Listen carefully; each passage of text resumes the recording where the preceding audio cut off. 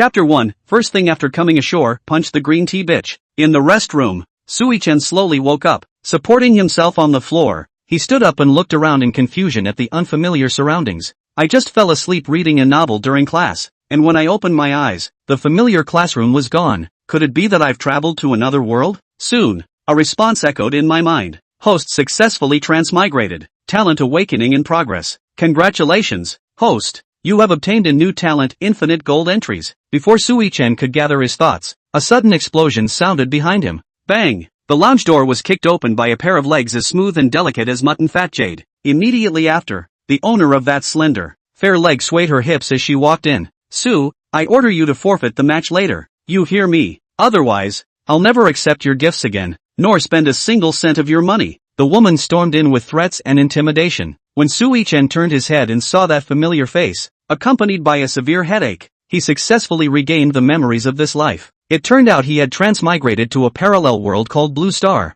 a high martial world where martial arts prevailed. Sui Yifun's profession was a beast tamer, and it seemed he would soon participate in the school's arena duel. It's a school-organized friendly competition where two professionals duel 1v1. The winner can receive a substantial battle reward. This is the school's method to motivate students to quickly improve their strength in preparation for the national exam in 1 month. The woman's name is Li Baixue, a classmate of Sui-chan. At the same time, he's also the top-ranked player in the Earth version and a master of high martial PUA in this parallel world. Hey, can't you hear me talking to you? Seeing the other person staring blankly at her since she entered, Li Baixue stomped her foot in frustration and angrily shoved his shoulder. After staggering backward but managing to steady himself, Sui-chan's face darkened instantly. Are you out of your mind? Why would I spend a damn cent on you? Try laying another finger on me. I dare you. Although his predecessor had awakened the strongest talent among beastmasters, infinite taming. However, this profession was extremely resource-intensive, requiring massive funds for both nurturing beasts and purchasing equipment, yet he came from poverty. It was like handing a golden hoe to a one-armed man,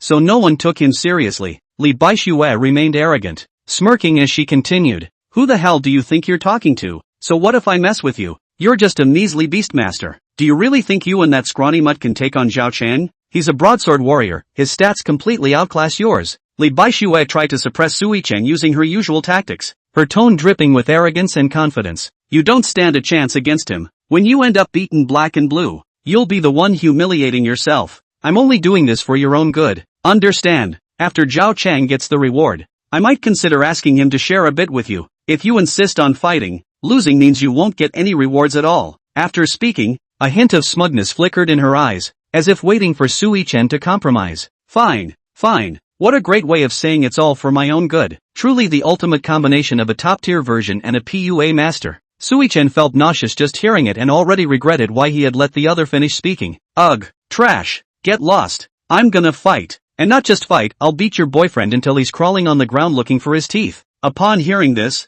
Li Baixue's expression drastically changed, her eyes filled with shock and disbelief. What did you say? This was the first time she had heard Sui-chan say no to her, even going so far as to hurl insults. Her heart was filled with anger and resentment. She couldn't accept that this man, who had once been so obedient to her, was now treating her this way. Li Baixue's eyes widened in fury, the flames of anger burning fiercely within her. She raised her hand, ready to step forward and teach this little sycophant a lesson like she always did. But before her slap could land, a whooshing sound reached her ears. Smack! The sound erupted like sudden thunder, cracking through the air. Li Baixue's head was whipped to the side, her hair flying wildly from the unexpected force, disheveled and stunned. Her pale cheeks visibly swelled with a rapidly emerging palm print, burning like flames upon her once arrogant face. The five-fingered mark stood out vividly, crimson as could be, as if branded with shame. Li Baixue's head turned back mechanically, her eyes gradually reddening as she screamed hysterically. You just wait. With that,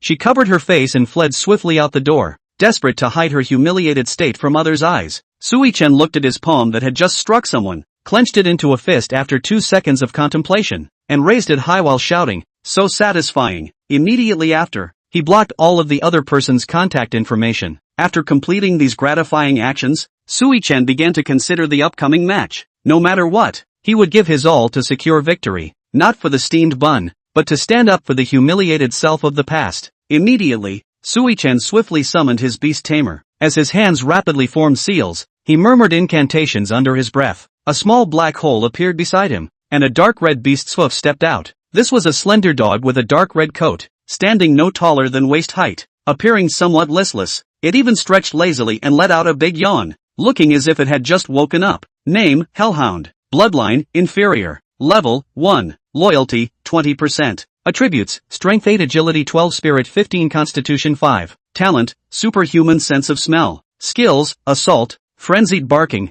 Driving. Personality, Lazy. There was a hint of dissatisfaction in its eyes, and it even rolled them, as if complaining about why its owner had called it out so abruptly. Sui-chan patted its dog head and smiled confidently. Bruce, ready for a complete transformation? Sob sob. The soul hound still hung its head listlessly, letting out a perfunctory whimper. Clearly, it didn't believe its master's words. As a top martial arts student, Zhao Chang's strength ranked within the school's top 10. At present, the probability of Sui-chan defeating him in a duel was practically zero. Yet the reason Sui-chan dared to act so boldly just now was naturally because he had his own confidence. His confidence stems from the second talent awakened upon successfully transmigrating infinite golden traits. Infinite golden traits, at every level, you can draw one golden trait that can be bestowed upon any target. After the target fuses with the golden trait, their strength is greatly enhanced, and mutations may occur. These two talents perfectly complement each other, allowing for a zero-spend, thrilling Beastmaster experience. Sui-chan quickly sat cross-legged on the spot, holding his breath and focusing to enter a meditative state. As he willed it, countless golden rays began swirling around him, moving at incredible speed and in vast numbers. They formed a yellow barrier-like shield around him. However, this magnificent sight existed only in his meditative vision. Ordinary people couldn't perceive such a spectacle. A few breaths later, the golden inscriptions scattered, leaving only a golden talisman suspended between the brows. Congratulations! You have drawn the golden legendary inscription, Frenzied Soul Sunderer. Chapter 2, I just used a basic attack. Why did you waste your ultimate? Sui-chan didn't hesitate at all and directly bestowed the entry upon the Netherhound. Entry: Frenzied Soul Sunderer successfully bestowed. Tamed Beast, Netherhound, inferior, 100 Sunder Netherhound, legendary. A surge of golden light suddenly erupted from the Netherhound's body as its appearance quietly began to transform. Just like that, it completed its transformation in utter confusion. Your contracted beast has achieved advanced growth and will feed back a portion of its attributes to you. Strength +5, Agility +5, Spirit +8, Constitution +3. When a contracted beast's strength improves, it will feed back a portion of its power to its master. Therefore, beastmasters usually focus on nurturing their tamed beasts. Even if they have to live on chaff and gruel themselves, they'll buy the best equipment and finest beast meat for their tamed creatures. The current Netherhound had grown massive, now standing as tall as Sui-chan's shoulder. Its entire body was covered in jet black fur that shimmered with an enigmatic glow under the light. Its head was massive and imposing, with eyes like burning blue ghost flames, emanating a chilling aura of the underworld. Sharp fangs protruded from its mouth like gleaming daggers, while its four thick legs resembled stone pillars, exuding raw power, and its claws were razor-sharp. Once the Hound of Death could sense demise, but now the rift-rending hound brings death itself. In the lounge stood a floor-length mirror, and as the rift-rending hound gazed at its transformed reflection, its eyes welled up with tears. Beast companions are sentient. It clearly understands how different its current state is from its former decadent appearance. As if reborn, even it itself was astonished, but more than that, it felt gratitude, grateful to its master for helping it shed its old self, successfully transforming its humble origins.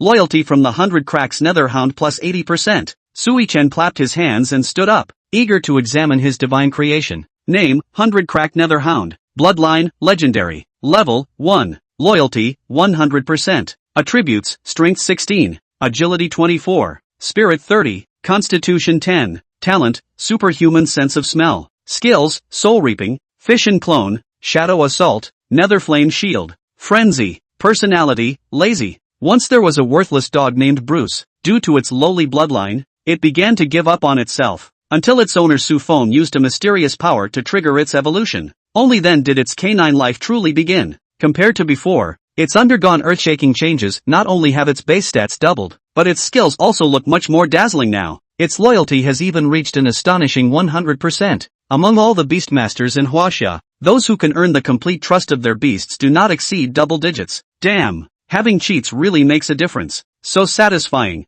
The only fly in the ointment is that his personality hasn't changed, which is a real shame. The bloodlines of beast spirits are ranked from low to high as follows: inferior, common, advanced, elite, epic, legendary, mythical. Jumping directly from inferior to legendary isn't just evolution, it's practically a nirvana-like rebirth. Oh whoa! The 100 crack underworld hound buried its head in Sui-chan's embrace. showering him with affection while wagging its tail so fast it could rival a helicopter's rotor. Just as the boy and the dog were embracing each other in a touching moment, the broadcast outside sounded. Students Sui Chen from Class 8, Grade 12, and Zhao Cheng from Class 5, Grade 12, please proceed to Arena 3 immediately for your duel. The broadcast outside kept repeating. Right on time, Sui Chen patted the dog's head, gazed through the window with increasingly determined eyes, and a sharp aura surged around him. Now, it's our turn to take the stage. The duel platform was set up outdoors, which had the advantage of minimizing maintenance costs. Today's blue skies and white clouds, with bright sunshine, were perfect for sending someone to bask in the hospital's sunlight. When Sui Chen arrived at the designated venue,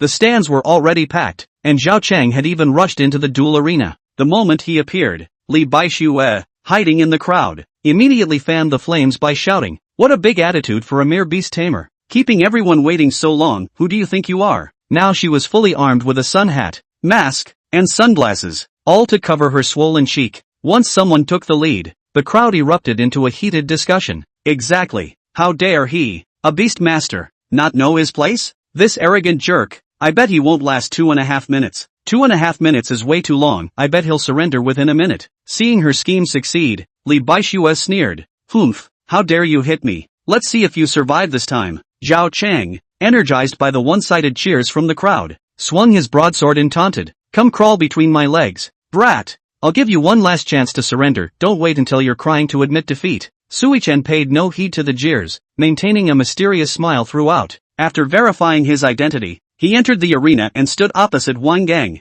Both parties are present. The match begins. The teacher in charge of presiding over the competition announced loudly. As soon as the words fell, Zhao Cheng swiftly charged forward, dragging his massive broadsword. The broad and heavy blade of the sword scraped against the ground, emitting a piercing sound and sending sparks flying all the way. Sui Chen showed no panic. With a light tap of his toes, he retreated to create distance, then swiftly formed hand seals to summon the 100-split Netherhound. A flash of black light streaked by as the majestic 100-split Netherhound appeared beside him, its ghostly blue eyes gleaming with vigilance and a thirst for battle. Awah! The 100-split Netherhound threw back its head and howled, its voice echoing like a cry from the depths of the underworld, carrying boundless authority that shook the surroundings. The crowd gasped in astonishment, their jaws dropping as they had never seen such a ferocious tamed beast before. Its massive body, sharp fangs, and eerie blue eyes all radiated a terrifying aura. Aren't we all just newly awakened novice professionals? Why do you seem so different? The most shocked was Zhao Cheng. This didn't match what Li Baixue had told him at all. Wasn't it supposed to be a scrawny dog? This was clearly a hellhound from the underworld. Zhao Cheng paused briefly before executing his skill. Sword uppercut. With a mighty heave, he swung the broadsword upward, its blade shimmering with light as it slashed toward the 100-crack Netherhound with a fierce momentum. But his brief moment of hesitation allowed the 100-crack Netherhound to dodge the powerful strike, and it immediately retaliated by lunging back at him with a powerful push of its hind legs. The 100-crack Netherhound charged at Zhao Cheng like a black lightning bolt, its speed so fast that its figure became almost a blur. However, Zhao Cheng was, after all, one of the top students in the school. In an instant, he assumed a defensive stance, shielding his body behind the massive sword and withstanding the 100-crack Netherhound's shadow assault. The man and the dog fought several rounds without a clear winner. The 100-crack Underworld Hound couldn't break through Zhao Cheng's defense, while Zhao Cheng couldn't even touch its fur. Whenever Zhao Cheng tried to shift his attack target and directly take out Sui Chen, the 100-crack Underworld Hound would pounce on him, catching him off guard. Zhao Cheng was quite frustrated, forced to grit his teeth and endure this awkward stalemate. The duelists on the field were exhausted, but the spectators on the sidelines were thoroughly entertained. For the first time, they witnessed the true power of a beastmaster firsthand, far from the uselessness their teacher had described in class. As the stalemate dragged on, the 100-crack's Netherhound was unexpectedly forced into a tight corner of the arena. Zhao Cheng keenly seized this tiny opening, overjoyed, and without hesitation gathered all his spiritual energy to unleash his ultimate move. Damn mutt! I'll smash you into pulp. The originally massive broadsword suddenly emitted a white glow and expanded several times in size. Reaching the height of a one-story building, Zhao Cheng leaped with all his might, leaving 2 deep craters in the ground beneath his feet. His body arched like a bow mid-air before crashing down with the force of a thunderbolt. The entire audience was stunned by this scene. Even the teachers on the high platform gaped in astonishment. With a deafening boom, a deep fissure was carved into the arena, and billowing dust quickly spread like thick fog. Beastmasters have inherently low stats, relying entirely on their beasts for offense. If even their beasts are defeated, the Beastmaster stands no chance of winning. In that dead angle, there was nowhere to dodge. They had no choice but to take the hit head-on. Zhao Chang was extremely confident in his strength. That was his most powerful strike, and no peer-level professional or beast could withstand it unscathed. Even if not dead, they'd be severely crippled. The entire venue erupted with thunderous applause, while Li Baixue cursed wildly from below the stage. Ha ha ha, Sui Chen. If ****ing swear on your mother's fortune.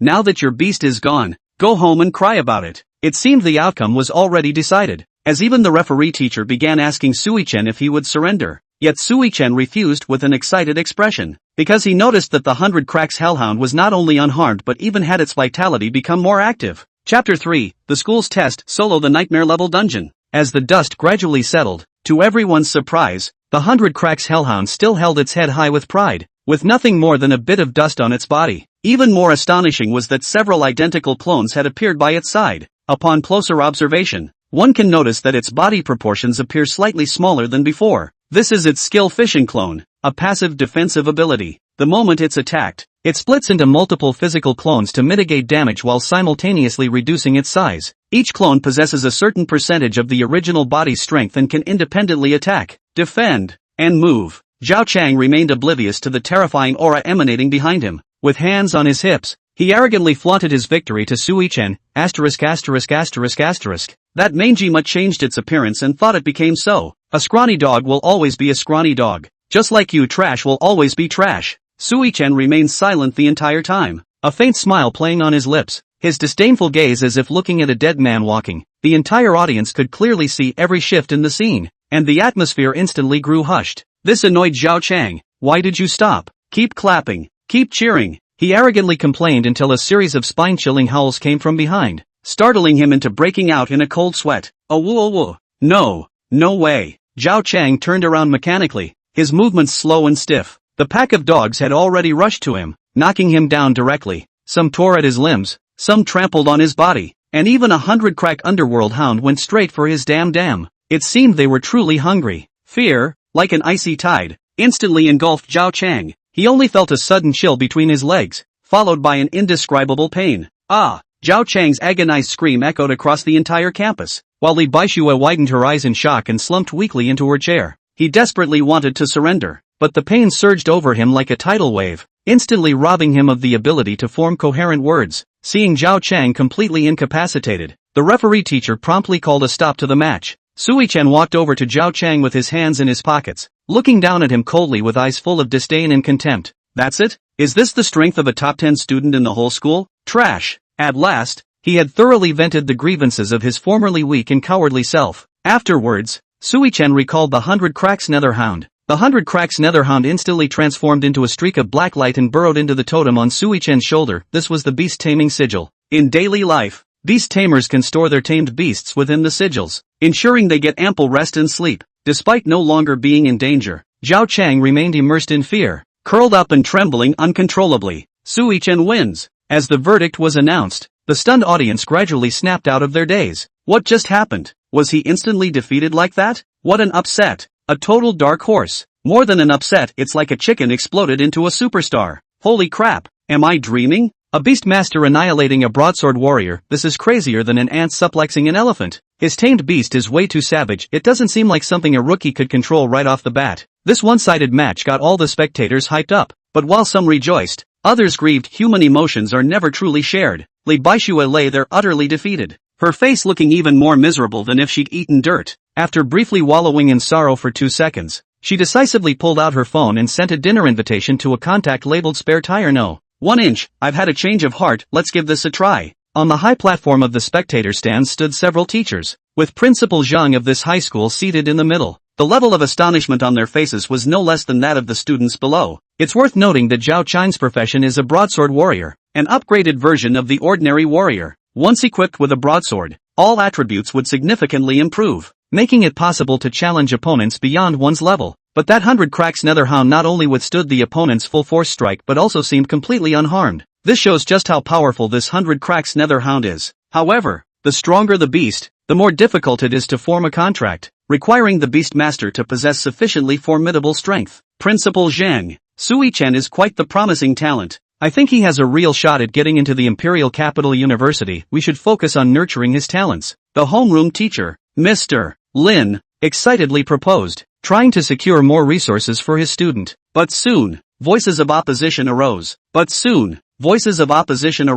Nurture what? As everyone knows, beast taming can spiral out of control at any moment. The stronger the beast, the higher the risk of losing control. Haven't there been enough cases of beast injuries in recent years? Even students can't control their beasts properly, let alone veterans on the battlefield. He couldn't even control his own beast properly, biting the opponent's groin. How outrageous is that? The speaker was Director Chi, who was not only Zhao Chang's homeroom teacher but also a longtime rival of teacher Lin. His most prized student had been publicly humiliated like this. Although rushed to the hospital immediately, the injuries were extremely severe. There might not even be a guarantee of recovery. How could he not be angry? Director Lin raised an eyebrow slightly and retorted bluntly, "How can you generalize everyone like that? And how do you know it wasn't Sui-chen who gave the order? You are not a fish. How do you know the fish's happiness? Understand? Besides, Sui-chen's attack wasn't against the rules. The referee didn't say anything, yet here you are making a fuss. Do you think you know better than the referee? By your logic, are you suggesting that General Lang Su on the front lines might rebel, or lose control of his tamed beasts and attack others? Sensitive areas? Slandering national leaders is a grave crime in China,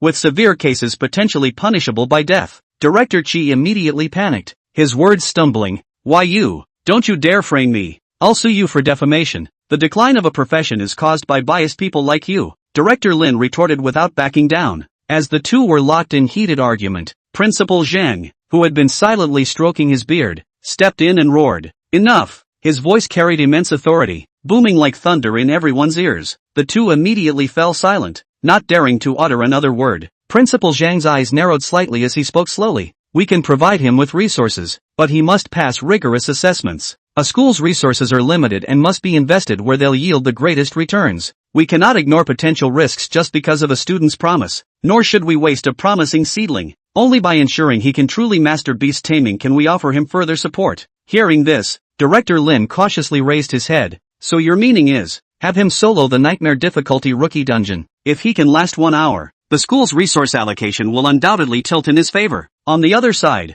Sui-chen naturally couldn't hear the decisions being made by the leaders on the high platform. After collecting his reward, he left the school directly. After returning to his shabby little rented room, Sui-chen summoned the 100 Cracks Netherhound once again. Due to the huge gap in rankings between the two sides in this battle, not only were the rewards doubled, but he could also freely choose his prize. And Sui-chen chose magic beef. This is a type of spiritual food specifically cultivated for tamed beasts. Consuming it not only restores stamina but also boosts experience. 100 grams cost 5,000 yuan, and Sui-chen received a full kilogram. Without hesitation, he poured all the beef into the dog bowl, crossed his arms with a paternal smile, and cheerfully said, "Eat up." A beastmaster's primary combat strength comes from their tamed beasts. As long as the beast's power increases, the beastmaster will correspondingly receive feedback. After the 100 Crack Underworld Hound devoured all the spirit food in its bowl, its level directly rose to 2. The attributes of the tamed beast greatly improved, and Sui-chen also received a small bonus, along with some experience, though it was still far from enough to level up. In the refrigerator, Sui-chen only found 2 eggs and a few stalks of Chinese cabbage, so after a simple fry and boil, he made himself a bowl of instant noodles. Just as the instant noodles were ready and he was about to dig in, suddenly, the phone in his pocket started ringing. Picking it up and seeing it was Director Lin calling, Sui-chen pressed the answer button. "Hello? Where are you right now?" The other party's tone sounded urgent, as if something pressing had come up. Sui-chen answered honestly, "I went straight home after the competition." Director Lin quickly outlined the school's requirements and rewards. Hearing this, Sui-chen's eyes instantly lit up. With his current sky-high talent ceiling, cultivation resources were precisely what he lacked most. "Meet me at the school gate at 7 a.m. tomorrow, and I'll give you the funds to enter the dungeon." Okay. After finishing a simple dinner, he went to bed and began meditating to cultivate his mental state. When a beastmaster summons a beast to assist in battle, they continuously consume mental energy. The more powerful the beast, the greater the consumption. To maintain long-term summons, he must increase his mental energy capacity. Prolonged meditation can expand spiritual power by continuously consuming mental energy, using this method of balancing growth and depletion. Soon,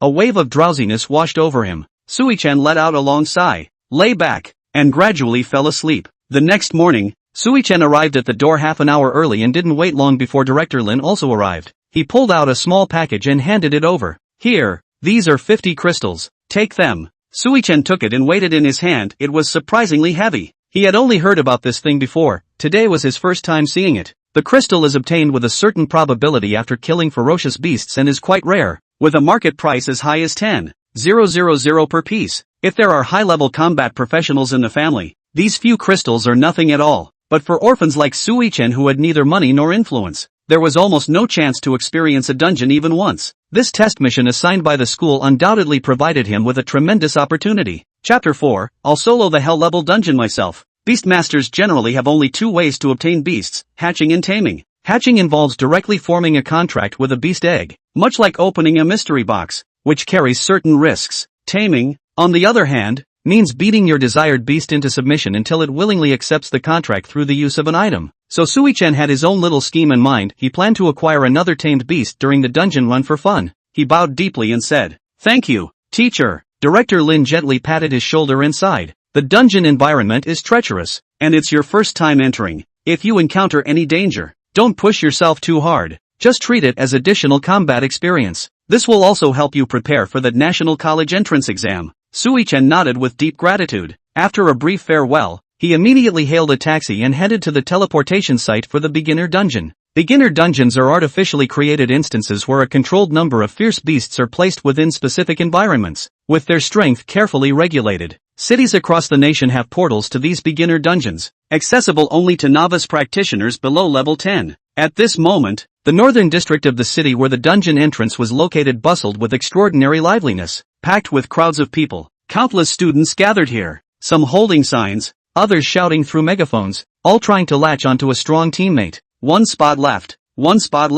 3 big brothers will carry you, just need a support. Girls only, no guys allowed. Anyone here with dungeon experience? If you're a pro, come quick, I'll follow your lead. Most students choose to enter dungeons in teams, as it not only increases safety by allowing mutual support against powerful monsters but also leverages each class's strengths to improve clearance efficiency. The task assigned to Sui-chen by the school was to solo the nightmare level beginner dungeon and survive for 1 hour. The difficulty levels of beginner dungeons are normal, advanced, hard, nightmare, calamity, hell. Many beginners can't even last an hour in hard mode when teaming up, let alone attempting nightmare mode solo. It's practically a fantasy. However, this is indeed the most straightforward way to distinguish ordinary people from geniuses. Even if Sui-chen could form a team, it's unlikely anyone present would be willing to join him. A relatively perfect team requires a damage-absorbing tank, a powerful AoE main DPS, an output capable of finishing off weakened enemies, and indispensable support to enhance the team's sustained combat ability.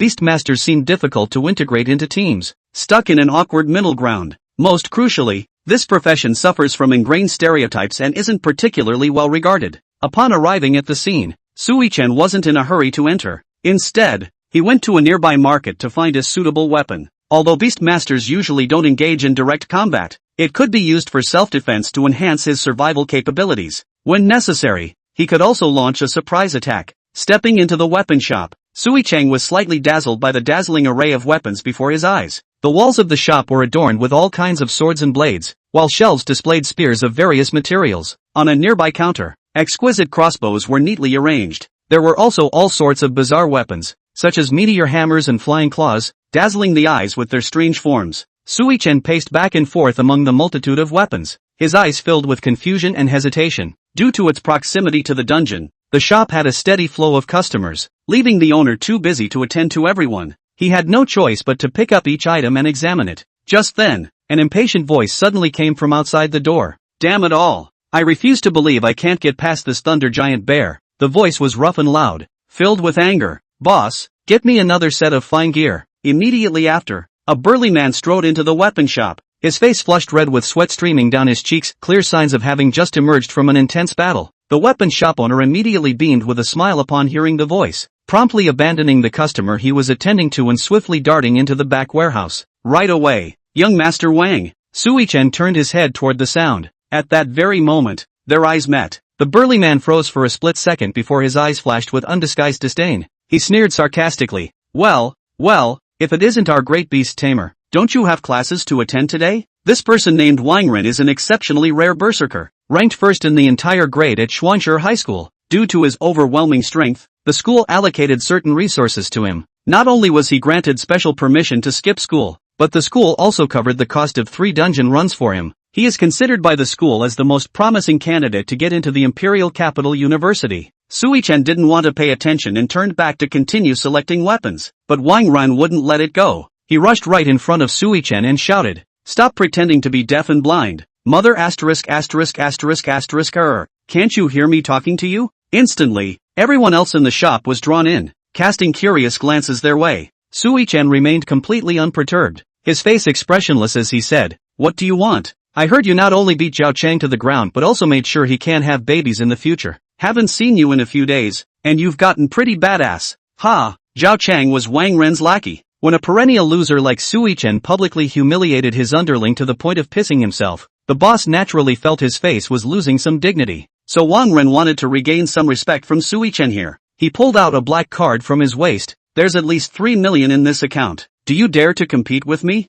Upon hearing the sum of 3 million, Sui-chan's eyes instantly lit up. "If there's money involved, then I'm wide awake. How do you want to compete?" Schools strictly prohibit students from engaging in off-campus duels, and the consequences of being caught are usually severe, ranging from a 1-year suspension to outright expulsion. The purpose is to protect weaker students from bullying. Simple. Solo the nightmare dungeon, and we'll see who clears it faster. If you win, I'll give you the card. If you lose, then obediently spread your legs and let me kick you. An unusual light flickered in Wang Ren's eyes. He made this request not to avenge Zhao Chang, but purely to experience the thrill of becoming the chicken exploder. As soon as these words were spoken, the audience in the shop erupted in uproar, with some men's faces already contorting with emotion. Sui-chen refused without a second thought. Play is play. Joke is joke. Don't joke about damn. Even if he had 100% chance of winning, he wouldn't gamble such an important organ of his body. Get out. Seeing the other party refuse so bluntly, Wang Ren's anger burned even fiercer in his heart, determined to make them pay. But at the same time, the scolding sobered him up, bringing him back to reality as he revised his terms. "Then let's change the condition. If you lose, just crawl between my legs." Hearing this, Sui-chen felt slightly tempted. A mere humiliation like crawling between someone's legs is nothing. Even the legendary god of war Han Xin endured it, yet ended up being revered by thousands. Although I currently possess 2 overpowered talents, I truly lack startup funds. The strength of the 100 cracks Netherhound is already evident. As long as you possess a golden trait, you can quickly widen the gap with peers of the same level. But Sui-chen didn't agree directly. After pondering for a while, his eyes suddenly became extremely determined, as if he had made a major decision, and he slowly said, "The rewards from the Nightmare Dungeon are too low. If we're competing, let's solo the Hell Dungeon instead." As soon as these words were spoken, the onlookers could no longer stay calm, erupting into intense discussions. This guy must be crazy. Even a perfectly coordinated 5-person team would struggle to last more than an hour in there, and he wants to solo clear it? That's just delusional nonsense. Wang Ren was stunned for a long moment before regaining his composure, his tone noticeably less confident as he asked, "What if no one clears it?" Each dungeon instance not only varies in difficulty but also features completely different environments. During these days, he had been grinding the Nightmare Dungeon and knew nothing about the Hell Dungeon situation, but precisely because of this, Sui-chen chose to directly challenge the hardest dungeon. "It's like you've been practicing middle school math. While I know nothing, might as well jump straight into solving advanced calculus papers together." Sui-chen crossed his arms, still looking completely relaxed. "Then let's see who can last longer." After an internal struggle, Wang Ren finally gritted his teeth and agreed. "Alright, then let everyone present here be our witnesses." At this moment, the boss finally found the equipment in the back of the warehouse and came out carrying a brand new set of fine gear, handing it to Wang Ren with a beaming smile. After receiving the set, Wang Ren skillfully pulled out the black card to make the payment. "Wait a minute," Sui-chen interrupted him. "This card is now the stake in our bet. How can you just spend it directly?" Wang Ren's mouth twitched as he pocketed the card. "Put it on my tab for now." With that, he stormed off clutching the equipment, leaving the bewildered shop owner behind. Sui-chen gave a faint smile and patted the shopkeeper on the shoulder. "You know who that big guy just now was, right?" The shopkeeper nodded. "Young Master Wang, the son of the Wang family guild's leader. Of course I know him." "Good. I'm his friend." What he meant just now was to give me another set of fine equipment, all charged to his account. Hearing this, the shopkeeper hesitated briefly, but given how the two had interacted earlier, they seemed acquainted, so he obediently complied. "Oh, okay." Chapter 5, all this is free experience points. Sui-chen used the saved equipment funds to purchase a contract scroll and some potions before rushing straight to the entrance of the Hell Level Dungeon. The entrance emitted an eerie red glow, and even the aura leaking from within the dungeon was enough to make the students keep their distance. This entrance is the least crowded one, allowing direct entry without any queue. You have selected the hell level dungeon, which is extremely difficult. Are you sure you want to proceed? Please consider carefully. Confirmed. This dungeon is also known as the Rookie Crematorium. It is highly discouraged to attempt solo.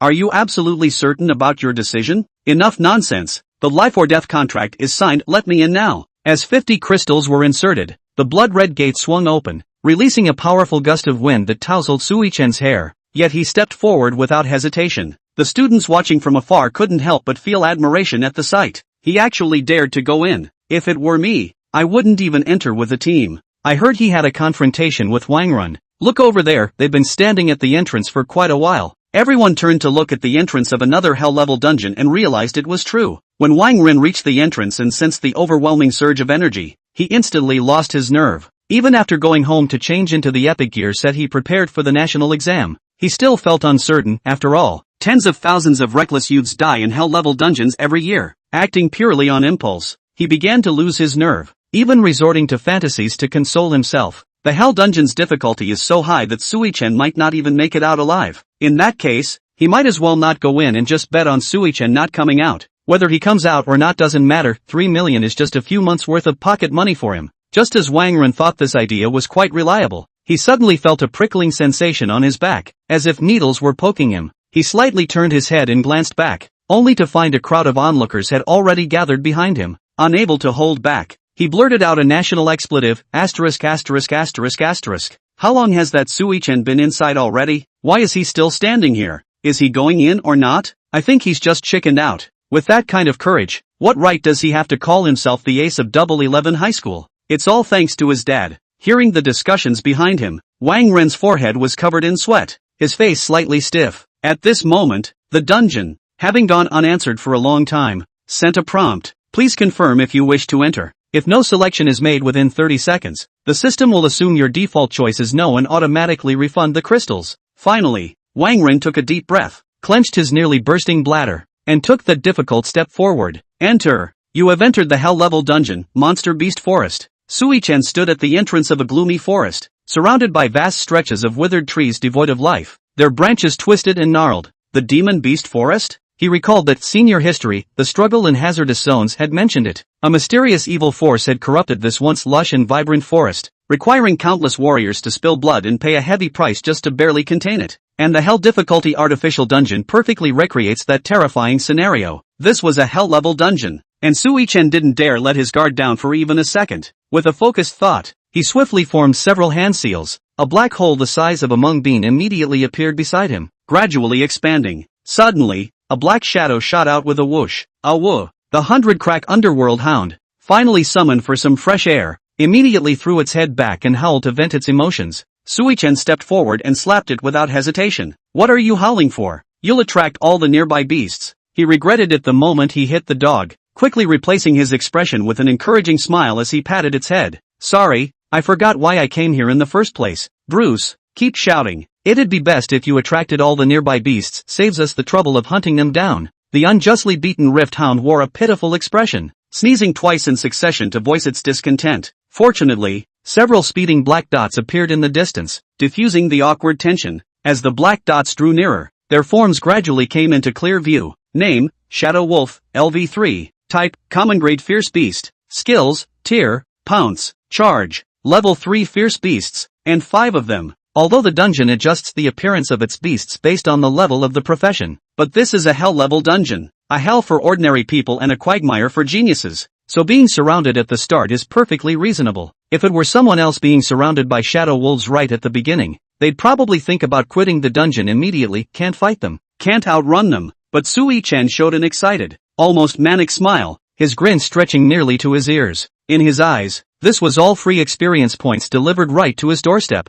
Isn't dungeon crawling all about slaughtering every monster on the map? Who even tries to sneak around in a dungeon? Achoo! Wang Ren, who had been hiding behind a tree trunk holding his breath, suddenly let out a loud sneeze. He also started off surrounded and had no choice but to try dodging first. But this sneeze successfully alerted the stone-armored beasts that had just barely evaded pursuit. They immediately curled up and rolled toward the sound source, crushing everything in their path into dust. Ah! Wang Ren immediately covered his head and scurried away, resuming his escape while shouting, "Oh my god, this hell dungeon is way too terrifying. I want to go home." Back to Sui-chan's side, the ferocious beasts in the dungeon are specially fed every day, but only to about 2/3 fullness. This way, they're neither fully fed nor starving to death, and their hunger keeps their wild instincts intact. These 5 shadow wolves held the advantage both in numbers and level, yet they didn't rush to attack, instead staying put to carefully assess their foe. Su Wanqing couldn't care less about their thoughts. With a flick of his finger, he commanded coolly, "Tear them apart." The 100 Rift Hound,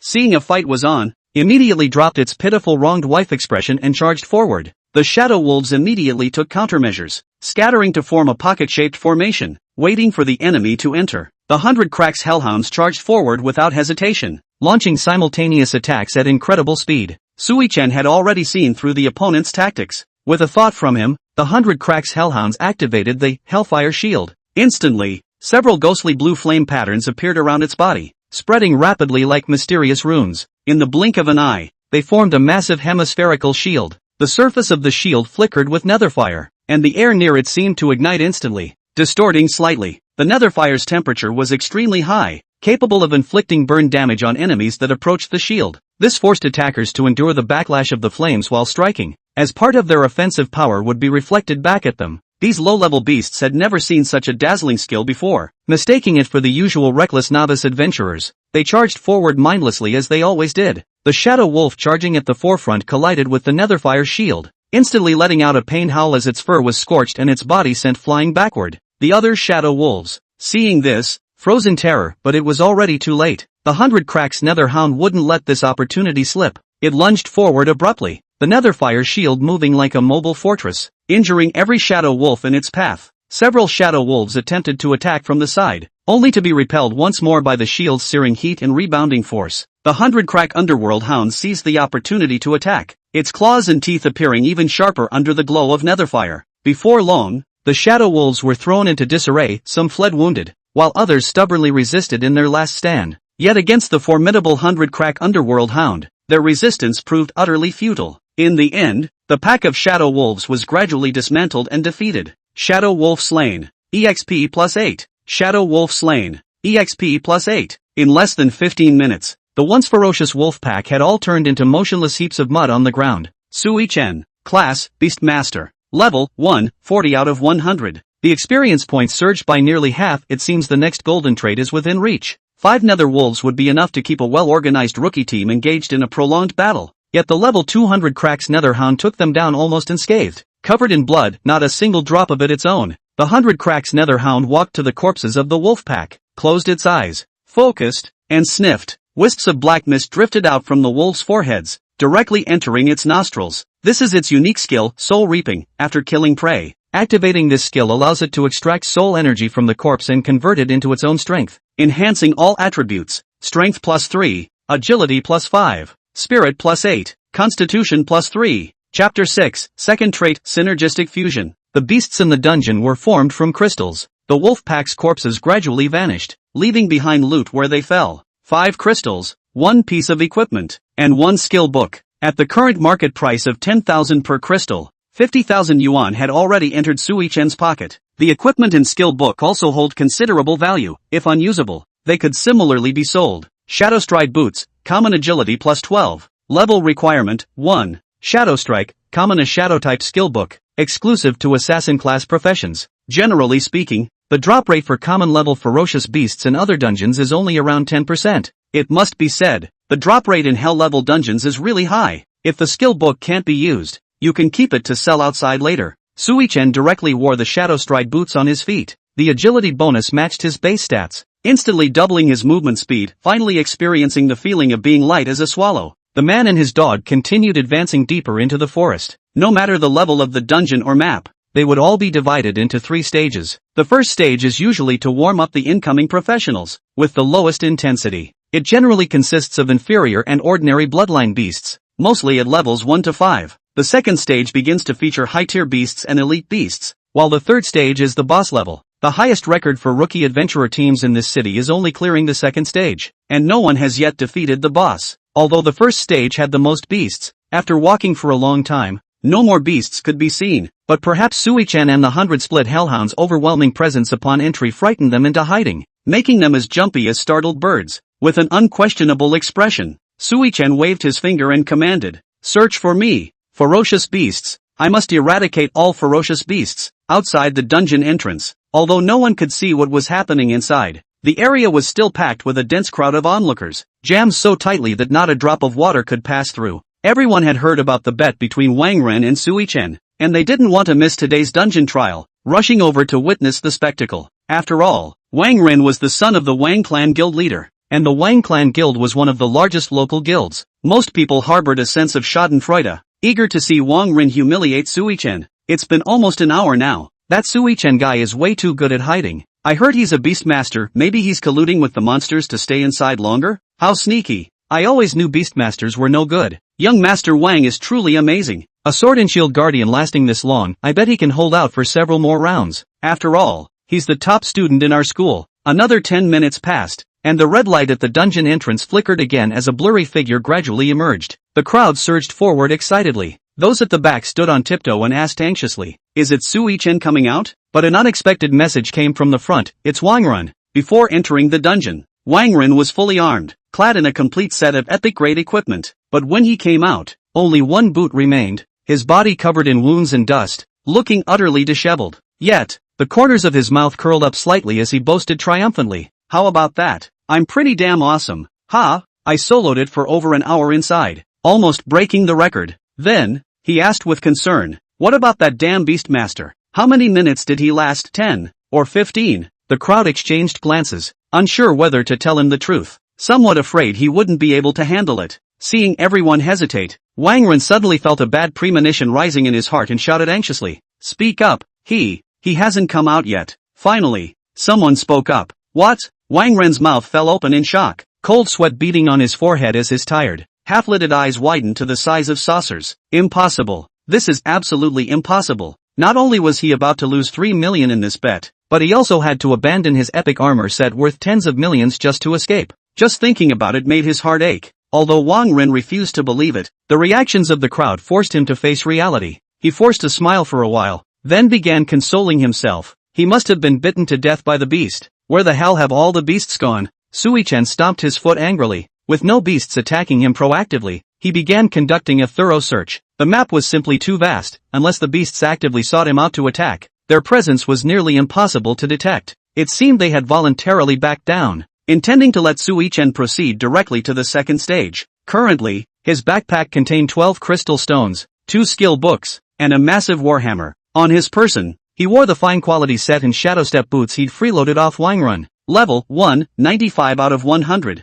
Just a tiny bit of experience left. Killing any ferocious beast would level me up, but it's been a full 10 minutes without a single ferocious beast in sight, which is why Sui Chen is acting so unusually agitated. Sob sob. The hellhound walking ahead suddenly stopped and turned back to give a signal. Sui Chen gazed into the distance and finally spotted the figure of the beast not far ahead. Name, green-haired turtle, LV4. Type, high-tier beast. Skills, yo-yo, tyrannical charge, turtle up. It's actually a high-level ferocious beast. This proves that the man and the dog have already entered and broken through to the second stage. Sui Chen's eyes lit up, and he immediately took the lead in charging forward. "Bruce, what are we waiting for? Let's kick his ass." When they charged forward, the green-haired tortoise unexpectedly displayed a submissive posture, exposing its vulnerable spots. For a fierce beast to voluntarily show weakness is an extremely rare occurrence. In such circumstances, there's almost a 100% chance of a successful contract, with an exceptionally high initial loyalty level. Although Sui Chen possessed the unlimited ability to tame beasts, he had no intention of subduing this one. He was no saint. If all defeated beasts surrendered voluntarily,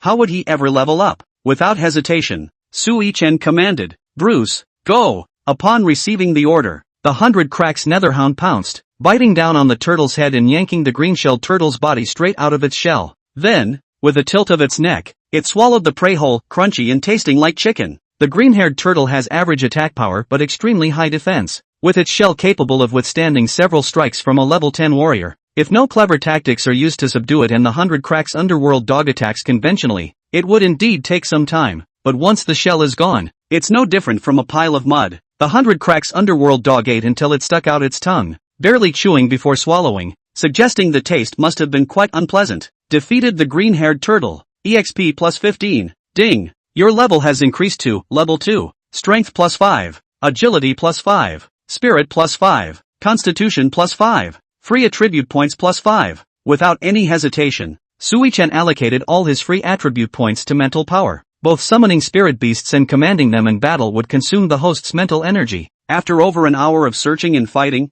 his mental power was nearly depleted, which was why he was so eager to level up, because leveling up would restore all his stats to peak condition. The faint glow from the remaining turtle shell fragments on the ground gradually transformed into loot, a crystal, a high-grade piece of armor, and a green hat. Turtle shell armor, high-grade constitution plus 30, physical defense plus 10, agility -3. Green hat, common, a very distinctive hat, perfect for you. Sui-Chen stepped forward to pick them up and examine them, his eyelids twitching as he strongly suspected the organizers were playing a prank. Never mind, drawing cards is what matters most. Sui-Chen composed himself and immediately began the most thrilling card drawing session. Once again, the familiar scene unfolded as countless golden attributes swirled around him. This time, unable to wait for the golden attributes to settle on their own, he eagerly reached out to grab them. Congratulations! You've drawn the golden legendary trait, Fusion Interconnection. Fusion Interconnection, overturning traditional rules. No more class restrictions. Freely combine skills and weapons to create infinite possibilities. Chapter 7, Suspected Death in the Dungeon, quickly inform the city lord. After reading the trait description, Sui-Chen's eyes lit up, and without hesitation, he bestowed it upon the 100 Cracks Netherhound again. Woo! The appearance of the 100 Crack Netherhound remained almost unchanged this time, but it had ascended in rank. Beast, 100 Crack Netherhound, Legendary, Legendary I. To verify his hypothesis, Sui-Chen took out all the skill books he had previously obtained. Shadow Strike and Fire Release, Great Fireball Technique are skill books for the Assassin and Mage classes respectively. Neither of these skill books could originally be bestowed upon a beast companion. Sui-Chen placed the two skill books in front of the Rift Hound. Little buddy, wanna learn? Deep down, he actually felt a hint of uncertainty. Fortunately, the skill book began emitting a faint blue light, indicating it was being consumed, which eased his mind. 100 Cracks Netherhound successfully learned Shadow Flash Attack. 100 Cracks Netherhound successfully learned Fire Release, Great Fireball Technique. If human skill books can be learned, then equipment should also be wearable directly, right? Considering it's a four-legged beast, wielding a giant hammer would definitely be inappropriate. Sui-Chen didn't make things difficult for him, instead taking out the tortoise shell armor. Here, put this on. Instantly, the protective gear in his hand transformed into a streak of green light, darting onto the 100 Cracks Hellhound. As the green light dissipated, an identical shell of the green-haired turtle from the earlier battle appeared on its body. However, due to size differences, it was enlarged several times over. This was far more amusing than anything he had seen on Dohai before transmigrating back. Witnessing this comical scene, Sui-Chen struggled to suppress his laughter, his facial muscles tense and his lips twitching uncontrollably. He extended a trembling thumb.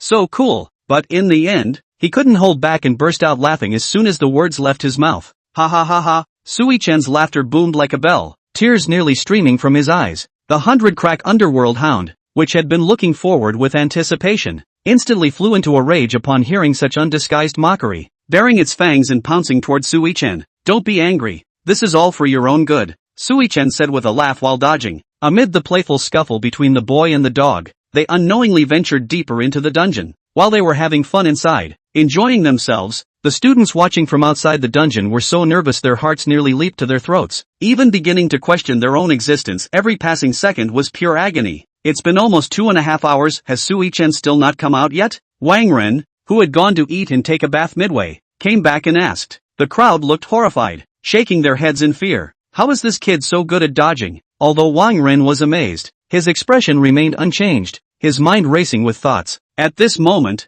someone coincidentally had the same thought and voiced it. We usually joke around, but right now I think there's only one possibility. Do you think Sui-Chen might have been attacked by the beasts to the point where he couldn't exit the dungeon? Or maybe even, the speaker mimed choking himself, rolling his eyes upward. Otherwise, how could a beast tamer like him stay inside for so long, especially with such a low level? As soon as these words were spoken, they gained the approval of most people present. Then what should we do? Beastmasters are indeed looked down upon, but it's still a human life after all. It seems there's only one way. What way? Quickly summon the city lord. Inside the dungeon, as the boy and his dog played, they continued to slay numerous high-level beasts. Level 2, 190/250. Sui-Chen noticed that ordinary ferocious beasts often appeared in groups, while higher-level beasts appeared alone from the start, at most in pairs. Maybe the strong are always alone. Just as he was still lamenting, a sharp popping sound suddenly came out of the sky. Wakey wakey. That voice was like a sharp sword piercing through the sky, causing one's heart to shake. Sui-Chen looked up at the sound of the voice.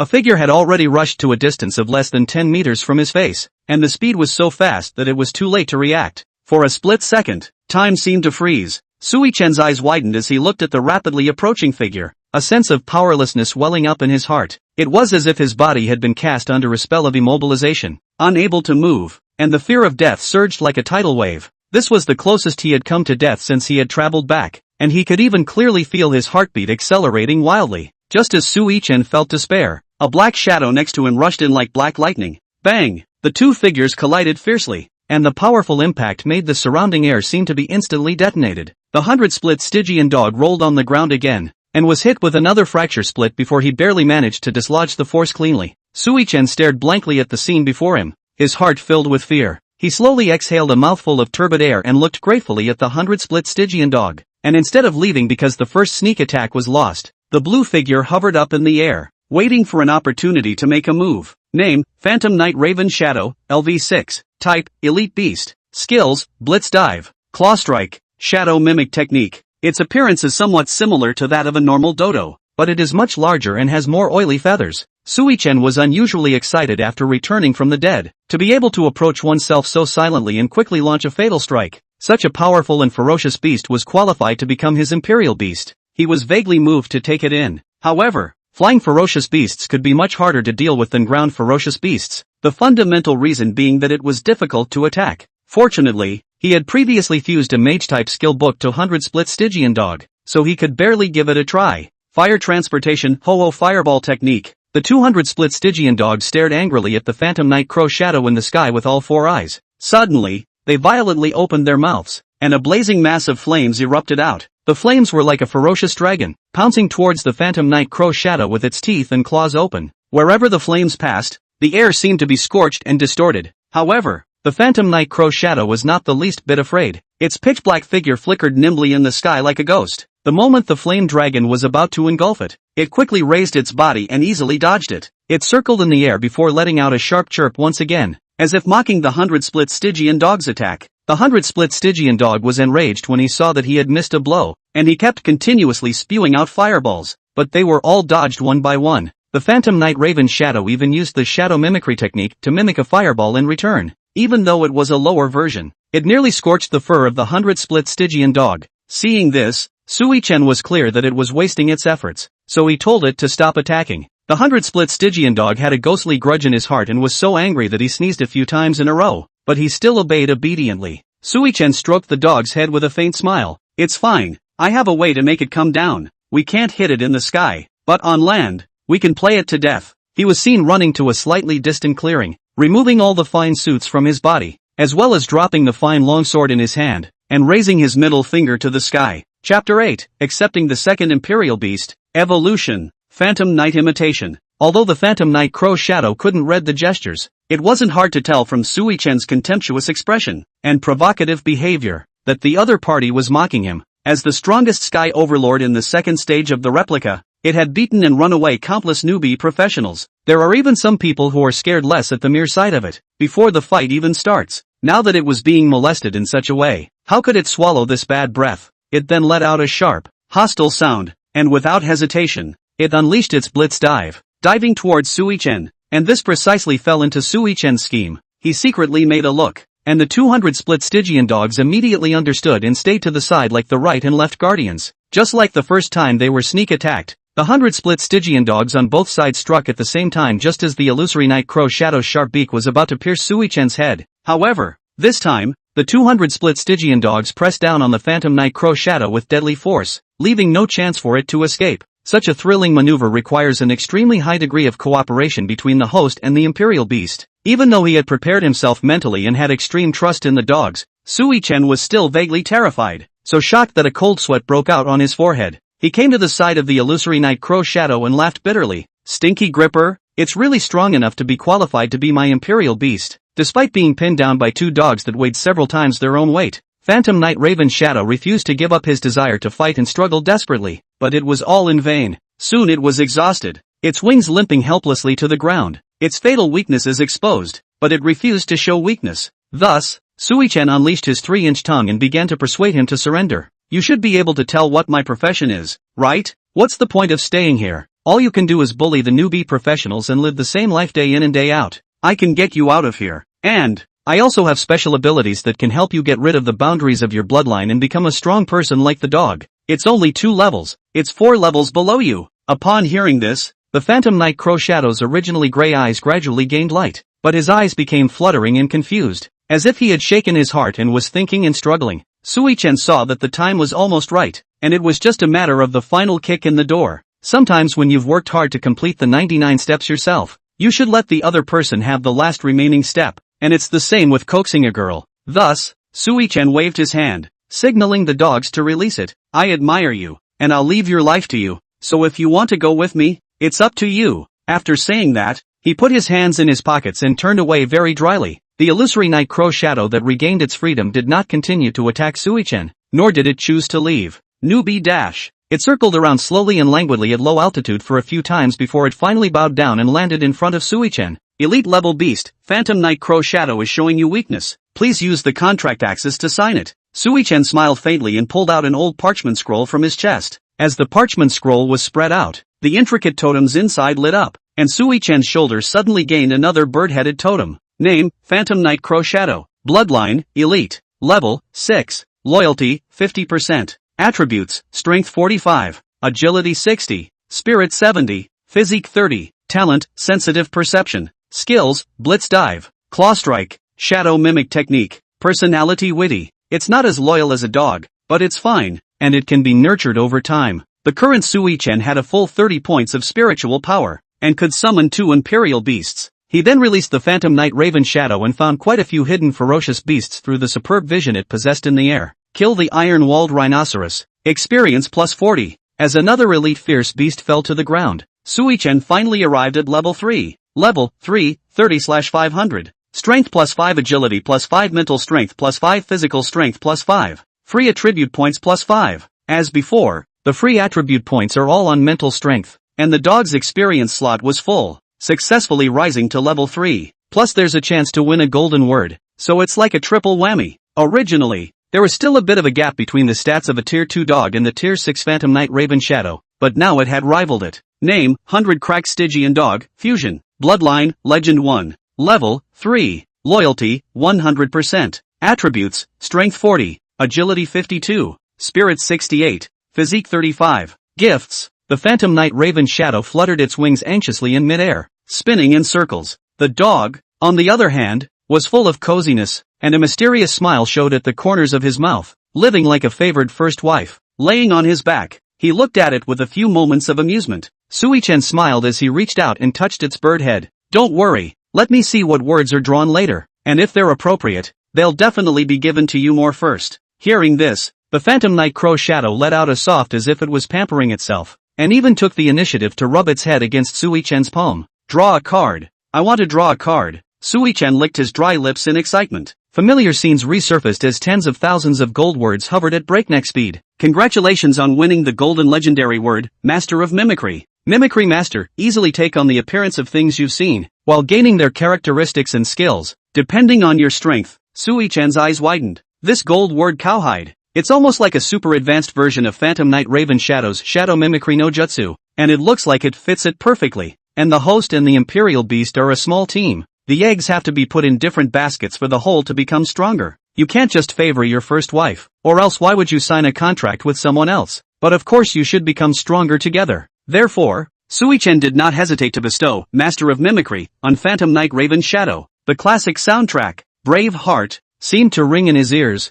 and the big bird in front of him began to shimmer and evolve. Imperial Beast, Phantom Night Raven Shadow, Elite, Phantom Night Mimic, Legend. Compared to the 100-split Stygian dog that underwent a radical change after evolving, the Phantom Night Mimic was simply no different from before. That is, its pitch-black feathers began to shine with an ethereal light. Also the temperament and bird phase have changed. Its whole person. Ah no, it is the whole bird's temperament has become softer, without the lingering coldness of the first meeting, and actually gives people an inexplicable sense of affinity just by looking at it. Name, Phantom Night Mimic. Bloodline, Legend. Level, 6. Loyalty, 50%. Attributes, Strength 180, Agility 240, Spirit 280, Physique 120, Talent, Sensitive Perception, Skills, Phantom Raid, Phantom Mimicry, Dark Camouflage, Mystic Affinity. Personality witty. Ding. Your Imperial Beast has gained advanced growth and will feed back some of its attributes. Strength +8, Agility +8, Spirit +8, Constitution +8. Another feed. Who would have thought that Sui-Chen, a level 3 Imperial Beastmaster whose strength and physique far exceeded that of a warrior of the same level, and whose agility was comparable to that of an assassin, and whose spiritual power was even more intense than that of a mage. Looking at the big bird with such explosive data, Sui-Chen's heart surged, and the dog even stood up incredulously, his face completely devoid of the peace and harmony of a moment ago. It looks like the title of gold medalist beater on the team is going to change hands for a while. However, Sui-Chen didn't ignore the dog's feelings due to his new powerful boost. He stroked the dog's head to give proper comfort. It's fine, we can become this strong when we upgrade. The Phantom Knight imitator had completely never expected Sui-Chen's promise to shed his bones and change his bloodline to be fulfilled so quickly. With such a master, why worry about the difficult road ahead? They even all saw the possibility of becoming a generation of demon kings. At this moment, its loyalty to Sui-Chen instantly skyrocketed. Loyalty plus 50%. Immediately after that, it used illusory transformation mimicry and transformed into a woman who gently landed on the ground. Chapter 9 Boss. Fire Bear War God. Jianyang City. City Lord's Mansion. A bearded, brown-haired, burly man raised his eyebrows and clapped his hands. What?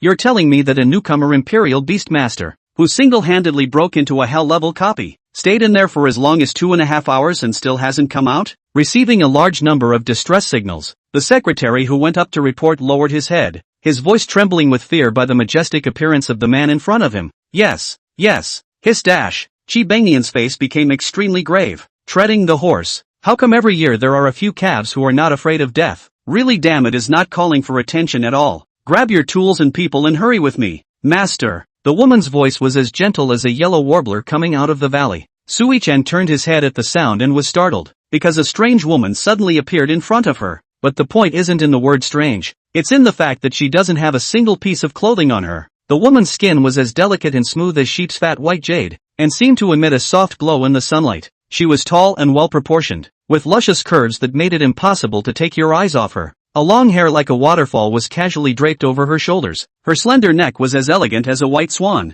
Her delicate collarbone was slightly concave. Her shoulders were round and soft, and her lines extended smoothly to her slender arms. The breasts of the double peaks are full and erect. The slender waist is not too much to hold. The rounded buttocks are slightly arched. The long straight legs are like jade pillars. Every line is just right. She just stood there silently, like a beautiful painting that was both stunning and shy. However, when Sui-Chen carefully viewed the woman's face, he realized that she didn't seem so unfamiliar. I can't believe it's the schoolgirl. Sui-Chen's eyes widened at once. Sushiro? And Sushiro's behavior was very much against normal humans. Not only did she not feel ashamed of her current condition, but instead, she quickly walked towards Sui-Chen with her arms open, respectfully kneeling down on one knee in front of him. Master, I'm just mimicking an intruder I've seen before. Illusory transformation into a human. Sui-Chen was once again surprised, not realizing that the schoolgirl in front of him was actually simulated by his own imperial beasts and could still speak. Surprisingly, it was exactly the same as the schoolgirl she remembered, reaching the state of being a fake. If it hadn't taken the initiative to recognize it,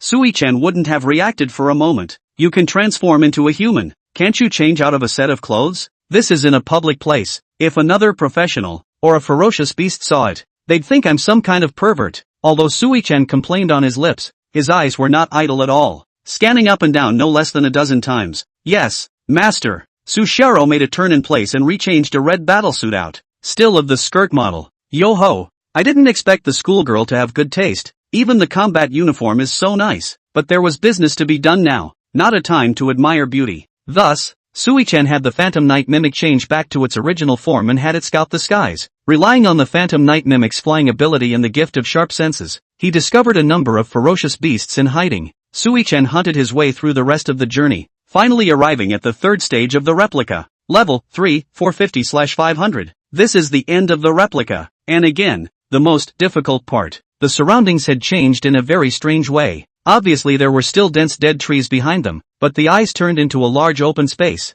very empty, and became extremely bizarre. It was as if there was an invisible dividing line that demarcated the place. There's absolutely no need for the sub to go to the trouble of changing the environment in order to emphasize the difference in the boss. And if you look away, you can still see vegetation already in the distance. How is it that the only thing in front of me is a clearing that's still shaped a bit like a gladiator arena? There's just one possibility, And that's just as Sui-chen was still thinking, a terrifying roar resounded through the heavens. The voice seemed to penetrate the soul, causing the heart to tremble. Immediately afterward, the earth began to tremble slightly, and in the distance, a huge figure came running wildly like a burning chariot. Name: Fire Bear God of War 3. Bloodline, Epic. Level, 10. Attributes, Strength 200, Agility 100, Spirit 150, Physique 190. Skills, Flaming Shock, Sea of Fire, Berserk Flame Sweep, War Trample. That is, the boss here has a large range of AoE damage. Its figure gradually became clearer, and the blazing fire was like an angry storm that danced recklessly around its huge body. Sui-chen recognized it at a glance. Not only did it have explosive stats, but it also possessed a great range of skill damage. Its appearance caused the temperature of the air in the surrounding environment to rise rapidly, and Sui-chen couldn't help but gulp as drops of fine sweat broke out on his forehead. Woohoo! The 100-split Stygian dog at the side rubbed against Sui-chen's thigh affectionately, and he instantly understood what the other party meant. It was trying to give up its turtle armor to Sui-chen. Sui-chen was clear that this was not the time for bravado. The dog had the skills to digest the damage, but he had a small life, and his level was still only 3 levels. It was more than enough to bully a high-level professional, but if you wanted to resist the boss skills of a level 10 epic, you definitely couldn't do it without the help of some props. So, decisively, he chose to take off the armor he was wearing and make an exchange with the 100-split Stygian dog. The Fire Bear God of War was also grumpy, and just after meeting, he gave a big gift straight away, wanting to end the fight straight away, using Sea of Fire without end. In an instant, with the Fire Bear War God as the center, a raging sea of fire erupted from it like a roaring dragon, spreading wildly in all directions. Blazing flames rose to the sky, the earth cracked from the heat, and a pungent, charred odor filled the air. Sui-chen tried his best to curl up his limbs and hide into his turtle armor the moment the sea of fire swept over him. Despite the protection of his gauntlets, he was nearly smothered even as the heat wave pounded and baked on his turtle shell. Under this horrible heat and powerful impact, although the hair exposed to the air was a bit burnt, it was finally hard enough to take the damage, and the turtle armor after experiencing this round of impact, directly on the spot scrapped. As the 100-split Stygian dog was engulfed by the sea of fire, its body instantly split into a dozen or so. This was the highest number of splits since its evolution, and each little 100-split Stygian dog was about to shrink to the size of a chihuahua. But even so, they still looked very tough, with a lot of their fur burnt, and a very wretched appearance. It wasn't sure if this was the limit of the 100-split Stygian dog, but at the moment, it was also doing everything it could to survive. The phantom night mimics in the sky were likewise not spared. The feathers that were originally as black as ink became charred under the roasting of the flames. Luckily, its level and value weren't low, and it carried the wave of attacks hard, but it also seemed to be struggling. The light on its body dimmed a lot, and its breath became a bit disorganized. The flames on the Fire Bear War God whose sea of fire dispersed had dimmed quite a bit, and it was clear that this was its strongest killing move. It looked at the standing crowd with great surprise, before vaguely sensing that the other party might not even be as simple as the usual newcomer adventuring squad that had previously offended the territory. Despite the fact that both the man and the beast were in great distress, the corners of Sui-chen's mouth lifted into a careful smile, as if he had already seen the dawn of victory. Chapter 10, The First Rookie Professional in Huaxia. Bruce, bird it back for me and reward you with roasted bear meat tonight. The dogs, who had been ordered to do so, immediately dispersed and surrounded the Fire Bear God of War, using the fire transportation Hanwha fireball technique. All of a sudden, pillars of fire spewed out crosswise in all directions, and there was no way to dodge them. Although it was not very powerful, and was nothing more than an itch to the Fire Bear War God, it was extremely insulting. Mostly the dogs are just too small at the moment, and the columns of fire spewing out kind of look like they're peeing on puppies. After the Fire Bear God of War threw his head back and roared, he frantically swung his claws and began to chase after the dog, but he didn't know that he had already fallen into Sui-chen's trap. Although the dog is strong, the level is too low, the difference in values is hard. But in fact, the dogs were nothing more than bait set up by Sui-chen, with the intention of consuming the Fire Bear God of War's physical strength and diverting its attention. And it was the rank 6 Phantom Night Mimic that was Sui-chen's killer weapon. After the Fire Bear War God's unremitting efforts, it really did tell it to slap a few doppelgangers to death in a row. The more he shoots, the more excited he gets, the more he gets on top of it, and all his attention is on butchering the dog. It didn't realize the danger until the whoosh sound of air being cut in its ears, but it was too late to even turn his head, and ate full of the Phantom Night Mimic's full-force Phantom Raid. That's a single burst of damage. The bird's beak was like a sharp dagger piercing through the stinking dog bear's head, and the two black shadows intersected, and the winner was already divided. The Fire Bear War God collapsed with a loud thud, lying on top of the earth that had been scorched into scorched earth by his own burns. It was stabbed in the head with a large hole, 1/3 of its face disfigured, and it was expected that it would not be able to take a wife in this life, but it was still alive with one breath. Ouch! Ouch! Paralyzed on the ground, Stinky Dog Bear let out a pleading yelp, his voice tinged with trembling and fear, as if he were begging for forgiveness. Sui-chan wasn't some kind of pro-mother saintly mother, so naturally he wouldn't be merciful. He pulled out a huge hammer from his backpack. 1 down, 2 to go. The bloodstains all splattered onto Sui-chan's face, but he remained expressionless and merely wiped them away. Sui-chan didn't say anything, just waving his arms in a single motion. On swinging out the 8th whack, the giant bear under his feet finally gagged and his head was whacked into mush. You are the first professional in Jianyang City to pass the Hell level copy. Congratulations on receiving the first pass reward, exclusive treasure chest *1. You have spent only 3 hours to clear the Hell level copy in a solo situation, breaking the previous record. Congratulations on obtaining the title of China's No. 1 newcomer professional. Sui-chan didn't have any emotional fluctuations after hearing the broadcast, as if this honor and reward had long been expected. He was more worried about his imperial beast's body than those things. Bruce, don't waste it, have a couple shakes. The 100-split Stygian dog slowly approached, dragging his scarred body. Several of its doppelgangers had been slapped to death by the fire bear war god, and there was no way to reintegrate them all, and they had all lost a lot of size. But the good thing was that the fire bear war god's strength and level were both extremely overpowered, and his essence spirit was naturally of the upper echelon as well. The dog recovered quite a bit after absorbing the energy, and all the wounds on his body began to heal. Attributes are also increased by huge amounts. Strength plus 10, agility plus 12, mental strength plus 15, physical strength plus 10. Immediately after that, 1 person and 2 beasts received their allotted experience, and the upgrading announcement sounded simultaneously. Imperial Beast, 100 cracked Stygian Dog, LV3, 100 cracked Stygian Dog, LV4. Imperial Beast, Phantom Night Mimic, LV6, Phantom Night Mimic, LV7. Ding! Your level has increased to level 4. You get 1 draw of golden word. Meanwhile, outside the portal, Chi Bengian was the first to arrive at the scene after receiving the student's message for help. It was true that there was an unfilled crowd in front of the hellish portal. The students in the periphery, suddenly sensing a powerful aura, couldn't help but turn back. Immediately afterward, with an ecstatic look on his face, he shouted, "The city lord is here! Everyone get out of the way! The city lord is here!" The crowd turned their heads at the sound. Upon seeing the city lord actually appear, everyone flocked to his side, sincerely expressing their admiration for the strong man. "Boss Chi, I like you so much. Can you give me an autograph? Lord Castle Master, my profession is also incinerator, and I want to become a powerful professional like you." Chi Bengian is a life-class professional incinerator. However, he had awakened a talent called instant refining. This talent can be used to enhance one's attributes by refining corpses. He soon realizes that his nugget of talent could be a game changer. Thus, the young Chi Baonian broke the mold and embarked on an unusual path, taking the national exam for combat class professionals. Barely passing the big exam, he went to an unimpressive university, joined the army immediately after graduation, and volunteered to go to the most dangerous battlefield, the Abyssal Devil's Cave. A total of 7 magic caves appeared in the Blue Star, and China alone accounted for 3 of them. The Devil's Cave was said to be the source of the emergence of ferocious beasts, and was known for its danger, with tens of thousands of soldiers lost there every year in China. It is said that Chi Gangyan's unit was attacked one night when he stepped into it, and more than 1,000 men were killed. He was the only one who barely survived and brought the location of the ferocious beast back to base camp. It was only then that the pack of ferocious beasts was able to be exterminated, narrowly escaping into the towns where humans lived.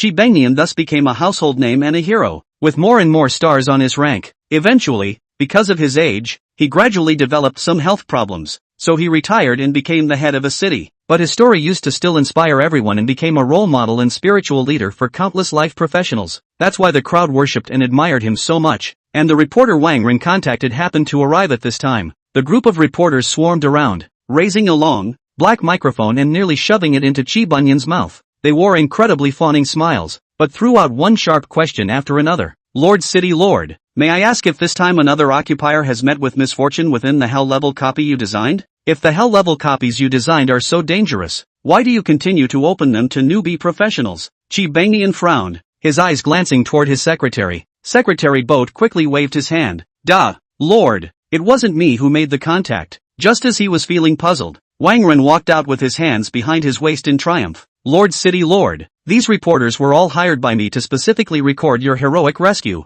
In reality, Wang Ren was merely trying to use the hands of reporters to hype up his bet and expand his reputation. Qi Bengnian's face was instantly gloomy at the words, but his face was extraordinarily red, obviously angry in his heart. If it wasn't for the fact that the other party was the King's Guild who had punctual taxes every year, he would have wanted to just slap and holler over. He forced himself to hold back his anger, ignoring Wang Ren who had a pleasing face, and walked towards the replica's portal device on his own. Qi Baonian first had the teleportation device checked, confirming that there was no problem with the replica's retrieval device. Then there was only one possibility left. Sui Chen was truly in danger inside that he couldn't resist, and didn't even have a chance to escape. Why would Qi Bengnian completely disregard the possibility that Sui Chen might be in there to blow away the ferocious beasts? Because this copy is specially built for some self-righteous geniuses, specifically to suppress their sharpness before the exam. Let them know that there is a sky beyond the sky, and how terrifying the ferocious beasts out there are. Chapter 11, Fire Eyes and Golden Eyes. As before, Sui Chen added all of his free attribute points to spiritual power. With another chance to draw, Sui Chen decisively began to draw. The golden light flowed and the countless words were dizzying. After 3 breaths, you have drawn the golden legend level phrase, Fire Eyes. Eyes of fire can perceive all information about things and analyze the surrounding environment, and can also recognize the target's concealment or camouflage.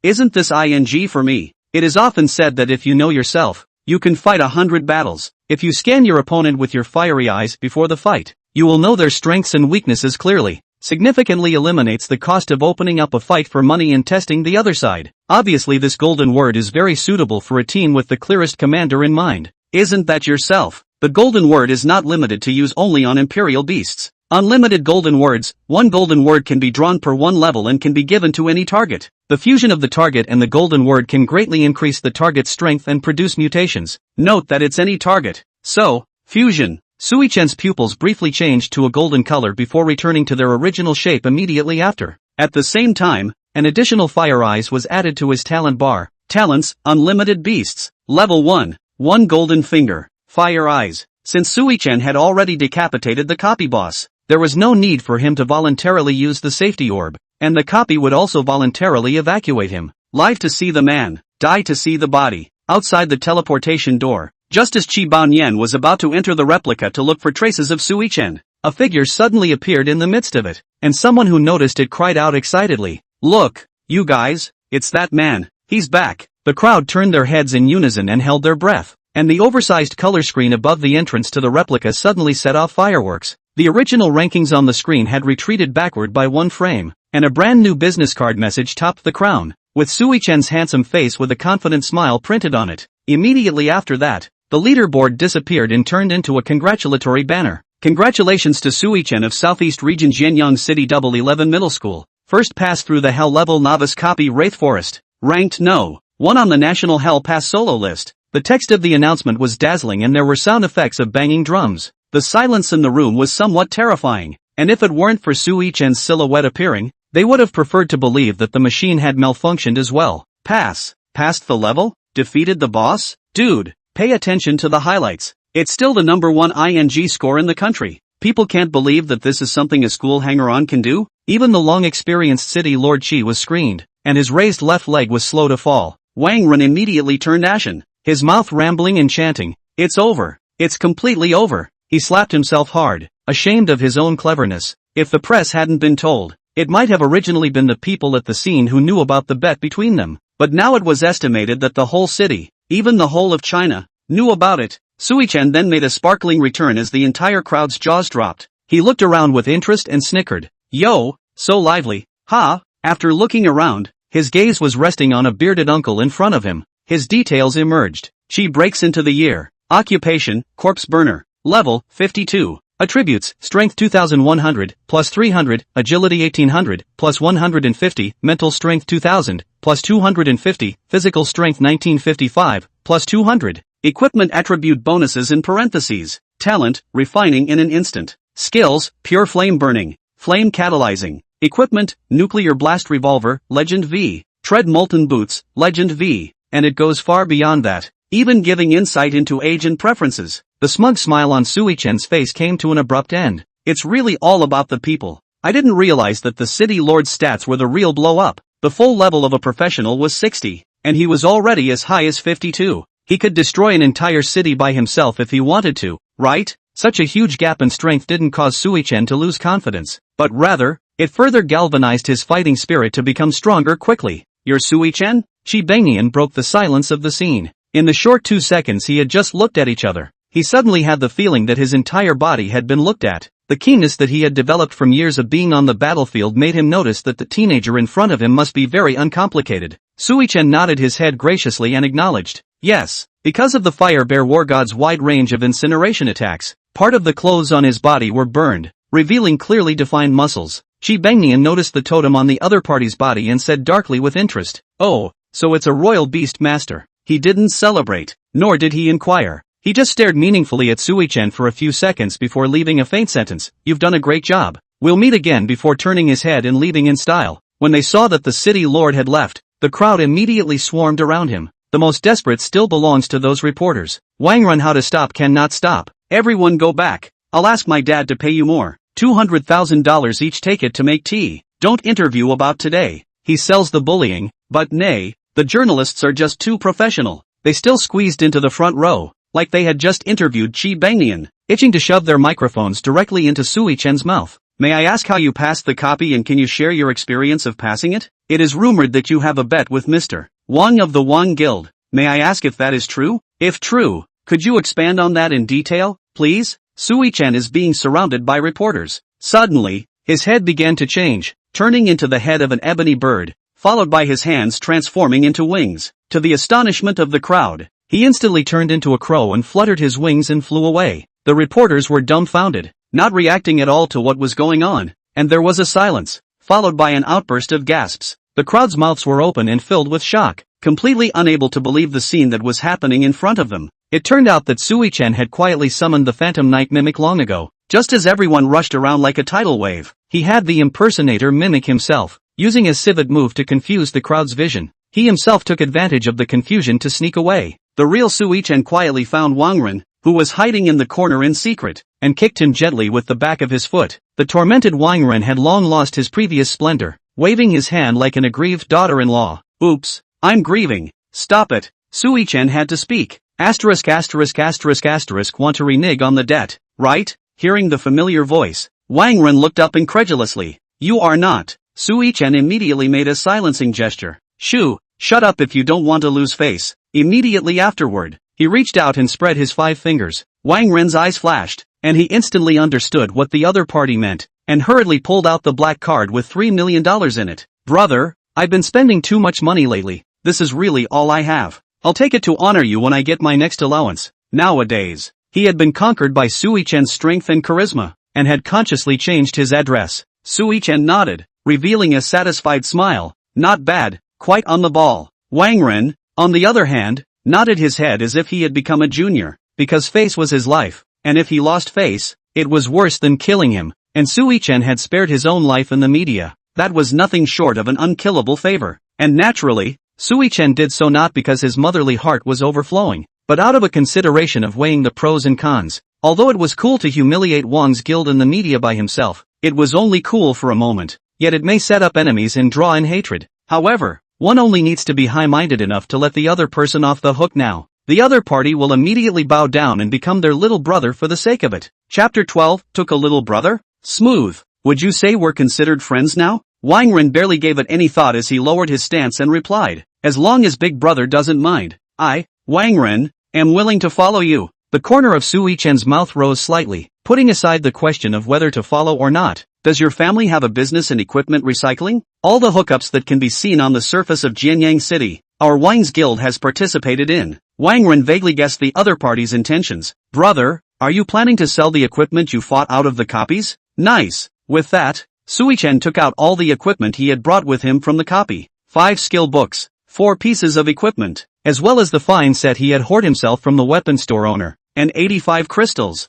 When Wang Ren saw this bell full of loot, his eyes instantly looked straight, hurriedly pulling Sui-chen to hide in a more secluded clearing, as if he would be snatched away by someone else in the next moment. What made him so excited was one of the epic skill books, Sea of Fire Without End. This skill book was exactly the loot that fell after defeating the Fire Bear War God. This skill hurts the enemy 1,000 times, and the range of release is too large, extremely easy to accidentally injure teammates, so Sui-chen had no intention of utilizing it and planned to offer it for sale. Generally speaking, High-level skill books usually sold for tens of thousands of dollars on the market, and elite levels could sell for hundreds of thousands or even millions. And the epic level can be marketed without a price. It's no longer a matter of money. It's that there's simply no place to buy it. Sui-chen could see the sizzling heat in Wang Ren's eyes, so he drew out the copy of Sea of Fire Without End and opened his mouth to make an offer in a diffuse manner. Since we're friends, let's give count on your friendship price. 5,000. No. How about 80 million? Last time, the price of an epic level skill book recovered by the Wang Guild was at $60 million. The price of $80 million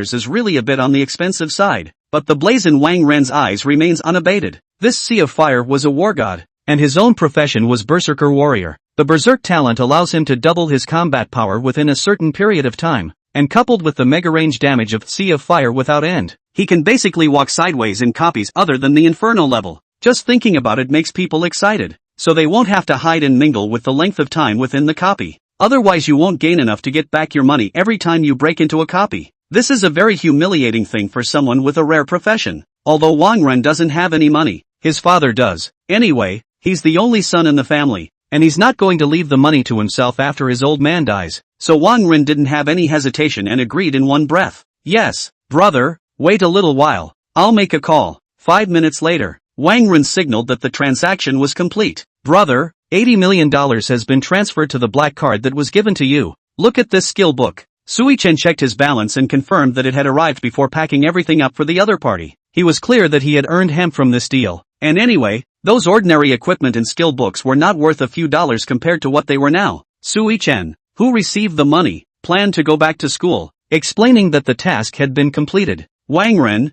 on the other hand, enthusiastically called for his own secretary to come over and give him a ride in his limousine. Looking at the luxury car parked in front of him, Sui-chen vaguely moved to want to treasure the heart. So twisting his head to stare at Wang Ren, with a frivolous tone, he opened his mouth and asked, "Why is he still sitting in my car right now?" The son followed his father's work, and Wang Ren, who had learned by ear, instantly understood what the other party meant. He pulled open the car door and pulled the clueless secretary directly out of the car. Then he quickly replaced it with a beaming smile to face Sui-chen and said, "The men don't know any better, so this car will be yours from now on." Sui-chen raised his eyebrows in eights and complained in a strange tone, "TSK, what later? This car was originally mine, okay?" Wang Ren hurriedly compensated with a smile. Yes, this little brother's mouth is stupid. He deserves to be beaten." With that, he raised his hand and huffed a couple slaps to his face. Only then did Sui-chen leave in satisfaction. 11 High School. Sui-chen inside the car frowned.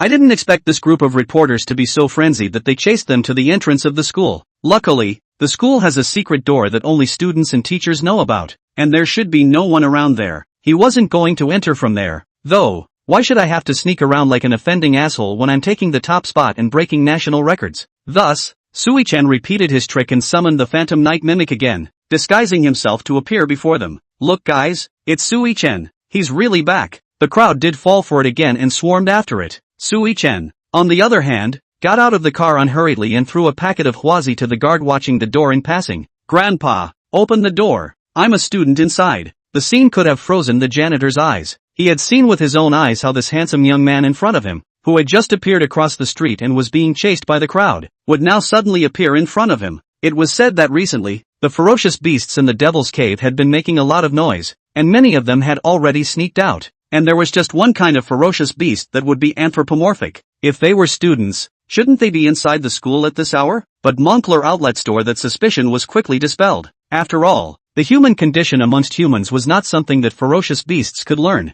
Besides, can it be a bad person who can buy a wazoo for an old man like me? After thinking about it so much, Moncler outlet store, I finally pressed the button to open the door, and smilingly asked, "If you still come here, bring a soft one. I'm not used to smoking the hard ones." Sui-chen pulled out another pack of softwa like a trick, and Moncler outlet store laughed so hard that all the yellow teeth that were not left in his mouth were exposed. He walked through the classes he used to take to get to the office. The figure that passed by was just seen by Su Xiaoro, who was sitting by the window, making the young girl's originally dead heart lake ripple. Inside the office, Director Lin and Director Chi were bickering as usual, just because Sui-chen's solo brush of the hell-level copy had been rumored in by reporters outside the school. The two were engaged in a heated discussion. Director Lin naturally believed his own student, while Director Chi balked at the idea that it was a rumor. If it's true, then why would he fall away during the interview? People are coming to the door with reporters. What else do you have to say? Mr. Chi, do you need me to show you the titles I've earned? Sui-chan's sudden appearance interrupted the argument, and the two of them turned their heads to look. I have shown up. This time Director Chi completely no words to pull the mouth. He suddenly said he had a stomachache, fled like running to the toilet. Director Lin made a move at this moment that went against the teacher's morals. He rushed at Director Chi's flustered back and raised two long middle fingers. Dead Mediterranean.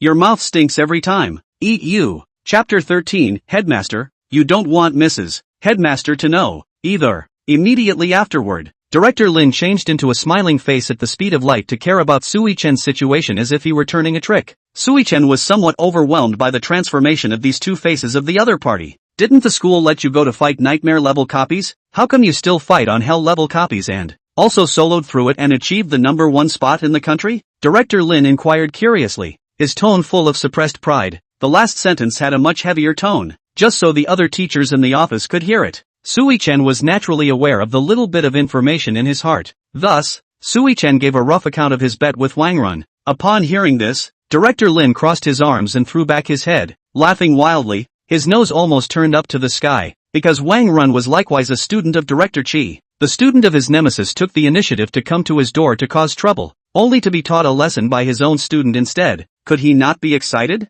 Ha ha, good job. For you to have such an achievement, my teacher is happy for you. The school will definitely reward you well at that time. By the way, Master has something to reward you too. With that, he opened the drawer and took out a bag of crystals. There are about 30 or so crystals inside. Take them all and consider it as a sponsorship from your master. This kind gesture was politely rejected by Sui-chan, and he took out the 95 crystals he had gotten from breaking through the barrier and stuffed them into the other party's arms. Feeling the heavy weight in his arms, Director Lin was shocked and a little out of his mind. Just take it. You can reward our class or use it for future children. It's kind of my early accompanying gift, okay? There is less than a month to go before the national examination. Now is the precious time to break into the copy to improve strength. And the crystal is the hard currency to open the copy. Since he couldn't use the crystals, it proved that Sui-chan had a new plan, and Director Lin had sensed it as well. After a few back and forth eye contact between the two, Sui-chan couldn't hold back his laughter and stated his intentions. I want to go to the tainted lands outside the city and be a vanguard scout for the town's beast army. The teachers in the office were shocked by this statement. Director Lin stood up with a swish, his eyes widening as he placed his hand on Sui-chan's forehead and questioned. Are you crazy? Do you want to go over there and seek death? A polluted place is a place occupied by ferocious beasts, or a place where ferocious beasts frequent and cannot be guaranteed to be safe. It has another name, the Magic Cave Border. In addition to the 7 Devil's Caves, there are tens of thousands of little Devil's Caves scattered around the world, and there's a little Devil's Den just outside of Jianyang. It's not like the replicas there are artificially created, and you can use the safety orb to escape from deadly danger. There, if one couldn't resist the attack of the ferocious beasts, there was only one result to face, death. But the reason Sui-chan wanted to go was simple. The bigger the storm, the more expensive the fish. The rules of the world are often as simple as that. Risk and reward are exponentially proportional. The experience gained from killing the same ferocious beast was 2 to 5 times that of a copy monster. And the contaminated land is under the jurisdiction of the military. The military and the people are of one mind. Help the military clear out the ferocious beasts and get rewarded. Sui-chan removed the other party's hand on his forehead and explained very calmly. Teacher, I'm not sick. I am an adult and I know exactly what I am doing and what I want. Director Lin stared at Sui-chan for as long as 10 seconds, looking at him so much that he was beginning to wonder if the other party was in love with him. Finally, Director Lin slowly spoke. Alas, you are only a student now, and the requirement to sign up to become a Vanguard Scout is at the very least level 10. If you must go, the principal will have to be asked to negotiate with the military, and there will have to be some kind of self-responsibility contract, something like a life and death agreement. Seeing the other party loosen up, Sui-chan released a smile. He pulled the other man on the hoof and was about to go upstairs to the principal, but Director Lin started to shrug it off. Oops, class is going to start later. I still have a class. Sui-chan directly pointed out a clear path. It's fine. When you're late then, just say that you did it on purpose, in order to test whether or not they're able to keep quiet in your absence. Director Lin froze slightly, giving up resistance and expanding his mind. The heart is straight from the inside, so it can still be like this. The empty corridors of the 8th floor are filled with just one room, the principal's office. It was as if even the air had frozen in the silent space. The long corridor stretched to an unknown end, the cold walls exuding a solemn aura. The one and only door, standing alone, looked a little out of place. Director Lin was just about to knock on the door when he heard a bit of a strange, odd voice coming from inside. He raised an eyebrow and warned in a low voice. Asterisk asterisk asterisk asterisk. Someone is committing murder inside principal. Prepare for rescue. As soon as he heard that there was a chance to take credit, Sui-chan summoned the 100 split Stygian dogs without saying a word, and led the way by crashing through the door and breaking in. X2. X2.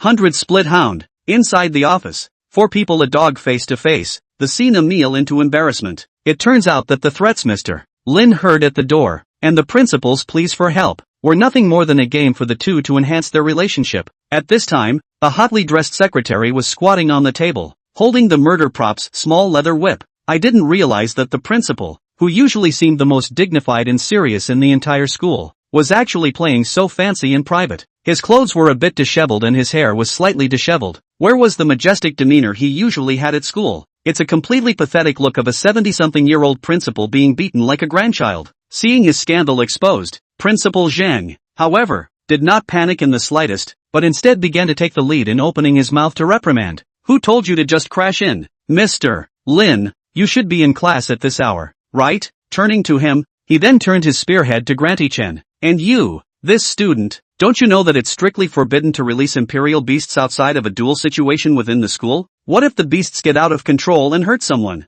Director Lin, who was used to being reprimanded, subconsciously admitted his mistake. I'm sorry, principal, but he was stopped by a sober Sui-chen. With the crowd confused, he walked over to the principal with a wicked smile. You, what do you want? Principal Zhang swallowed nervously a few times. Sui-chen waved his hand, signaling him to lean his ear over a bit. Principal Zhang hesitated for a moment, but hesitantly complied. Principal, you wouldn't want Mrs. Principal to know about this, would you? Hearing that threatening voice, Principal Zhang could no longer remain calm. Because he was actually a wife-beater and extremely powerful on his wife's side, he was able to succeed as a principal because of the support of the other family. But he hadn't been in the official world for nothing, and instantly heard that the other party must have something important to ask for. Class, I assume you guys came to see me about something. Why don't you still discuss your business first? Principal Zhang forced himself to be calm and asked. Go ahead, I'll see what I can do to help. What a man of understanding, worthy of being a principal. Thus, Sui-chen spoke of his desire to go to the polluted land as a vanguard scout. After hearing this, Principal Zhang was secretly relieved. As a matter of common sense, a newbie professional who hadn't reached level 10 going over there was no different from sending them to their deaths.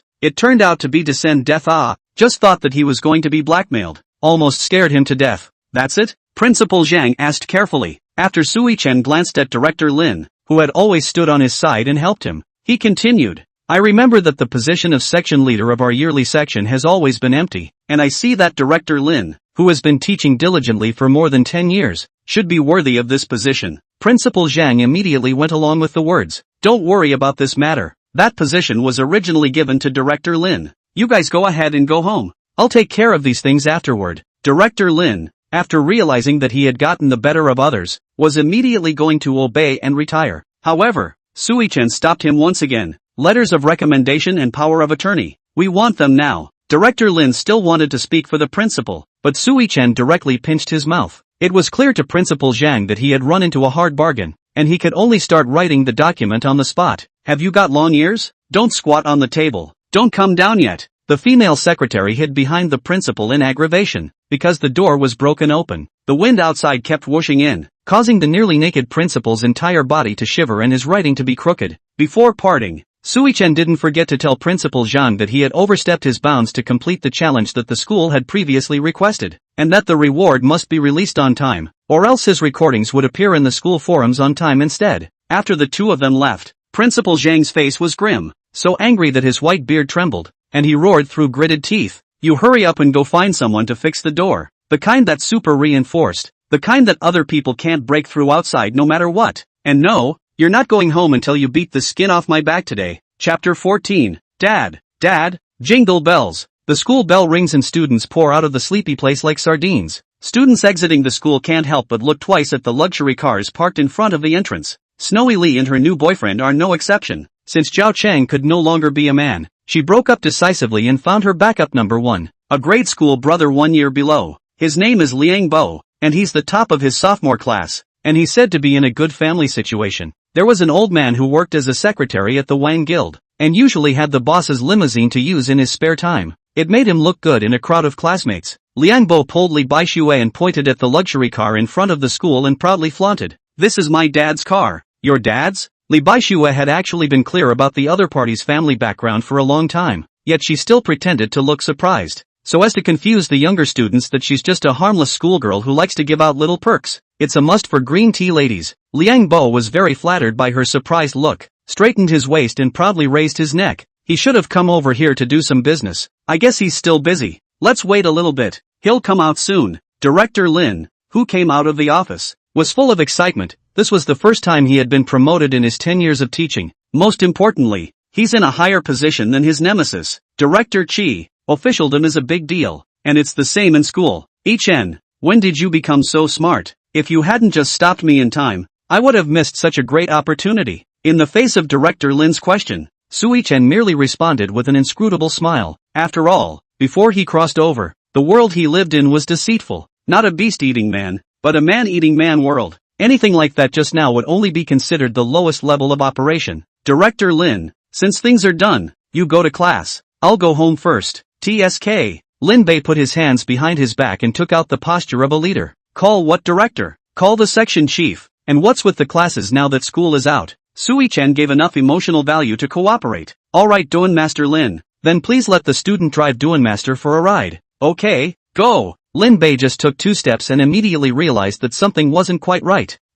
When did you get a car? Chen explained without changing his face. Why, just a few hours ago. My friend knew that I had soloed through a hellish copy and insisted on giving it to me, so I had to take it. Because of the high volume of people on the street, and standing by the limousine all the time and looking two-faced, plus the fact that the afterglow of dusk was still scorching hot on them. So, Liang Bo took Li Baixue and temporarily ran to wait in front of the convenience store opposite the school. Come on baby, open your mouth. Here comes the little flying stick. Liang Bo shook the popsicle in his hand twice before shoving it directly into Li Baixue's mouth. Then he said, "Baby, I have a vague feeling that our dad should be coming, so I'll go out and take a look." Turning around he breaks his pants a little quickly and adjusts his trajectory. When I looked up, I actually did see the door of the limousine close. He hurriedly rushed back inside and pulled on Li Baixue, who was chatting with the shopkeeper. "Baby, our father is here." The two jogged their way across the street. On the run, Liang Bo tore his heart out and shouted, "Dad, wait." He was genuinely worried that the limo would just drive away on the one hand, but on the other hand,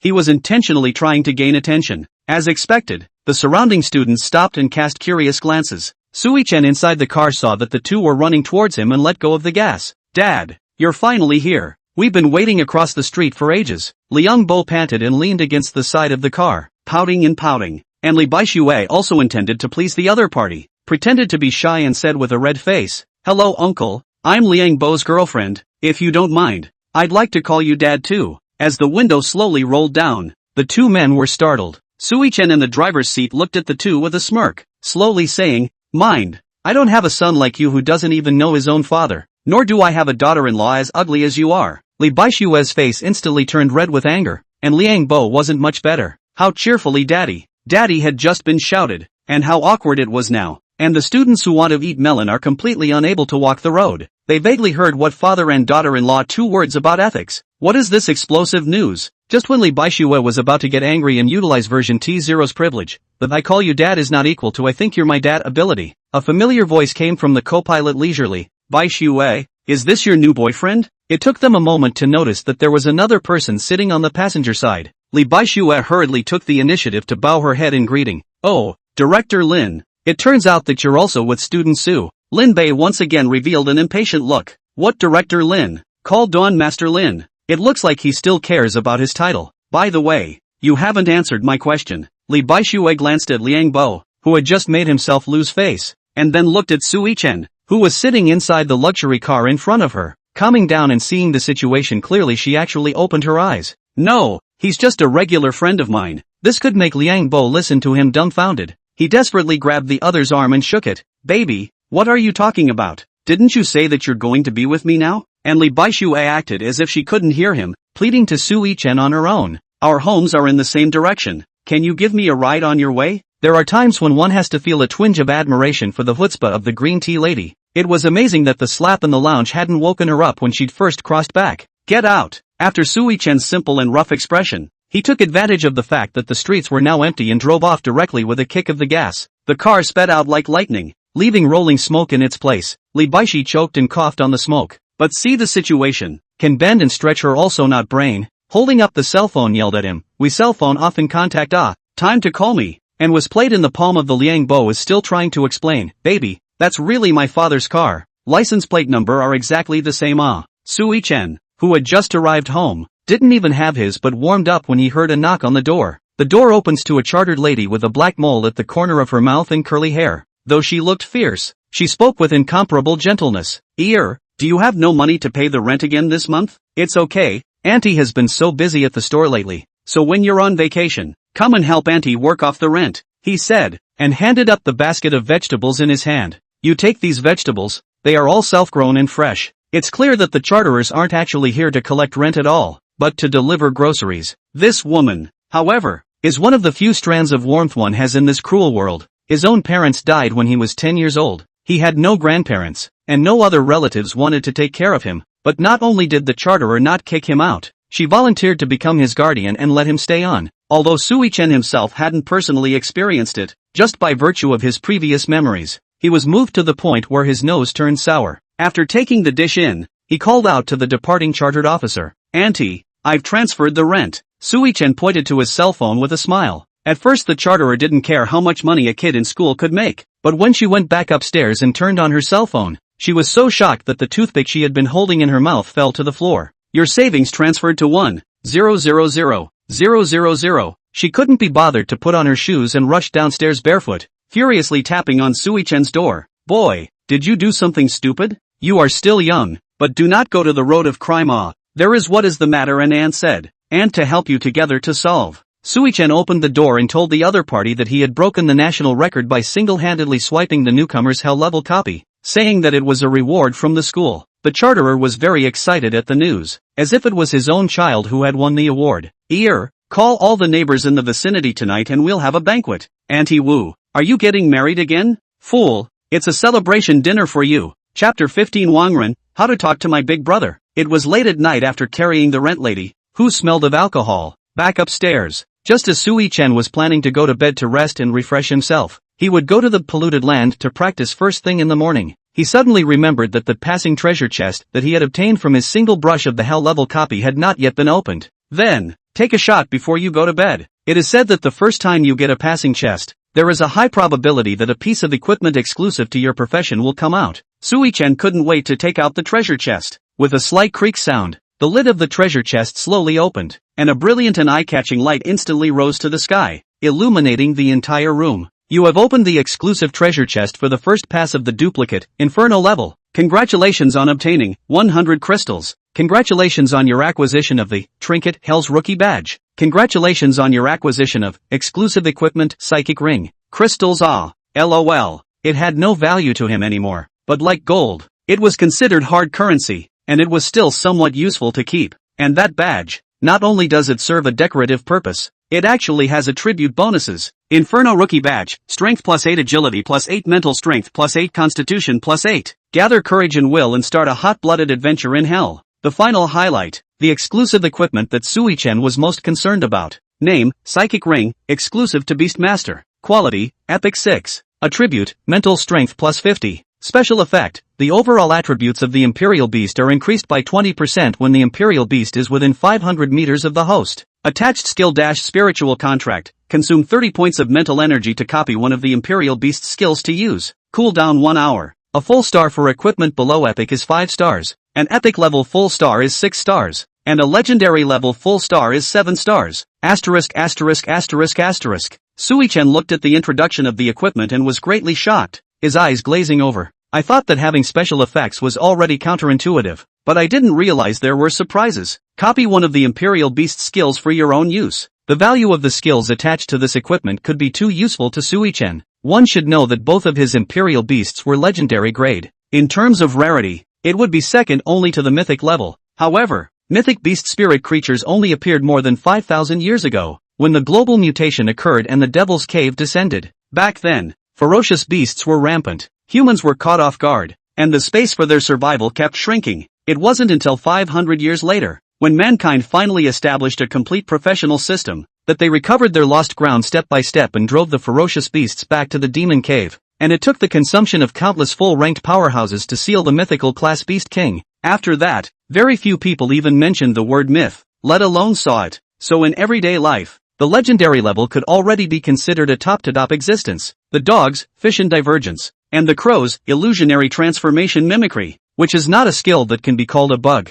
Now that's more certainty for tomorrow's mission to open up the polluted lands. Sui-Chen put his equipment on early and went to bed satisfied. At the same time, inside the heavenly private room of the radiant royal hall, imperial dishes filled the table with immortal agar. Wang Ren gathered all the minions who worshipped him under his hand to celebrate his achievement of spending an hour in a hell-level copy. Brilliant Royal Hall is the most upscale restaurant in the whole Jianyang city, and the Heaven's Character private room is a private room that many dignitaries may not be able to book even if they fight for it. Many of the minions took out their cell phones, cherishing this opportunity to pretend to send a circle of friends. Before dinner, Wang Ren suddenly stood up and raised his glass. The others did not dare to slow down in the slightest and followed suit. Even though I didn't clear the hellish copy this time, it was still quite rewarding. Here, I must mention someone, Sui-Chen. He is the of my Wang in this life, in my career as a warrior. Without waiting for Wang Ren to finish his sentence, Zhao Chang next to him brightened up and couldn't help but interrupt by interjecting, a stone stumble in the middle of a career. Big brother, I think the same thing, too.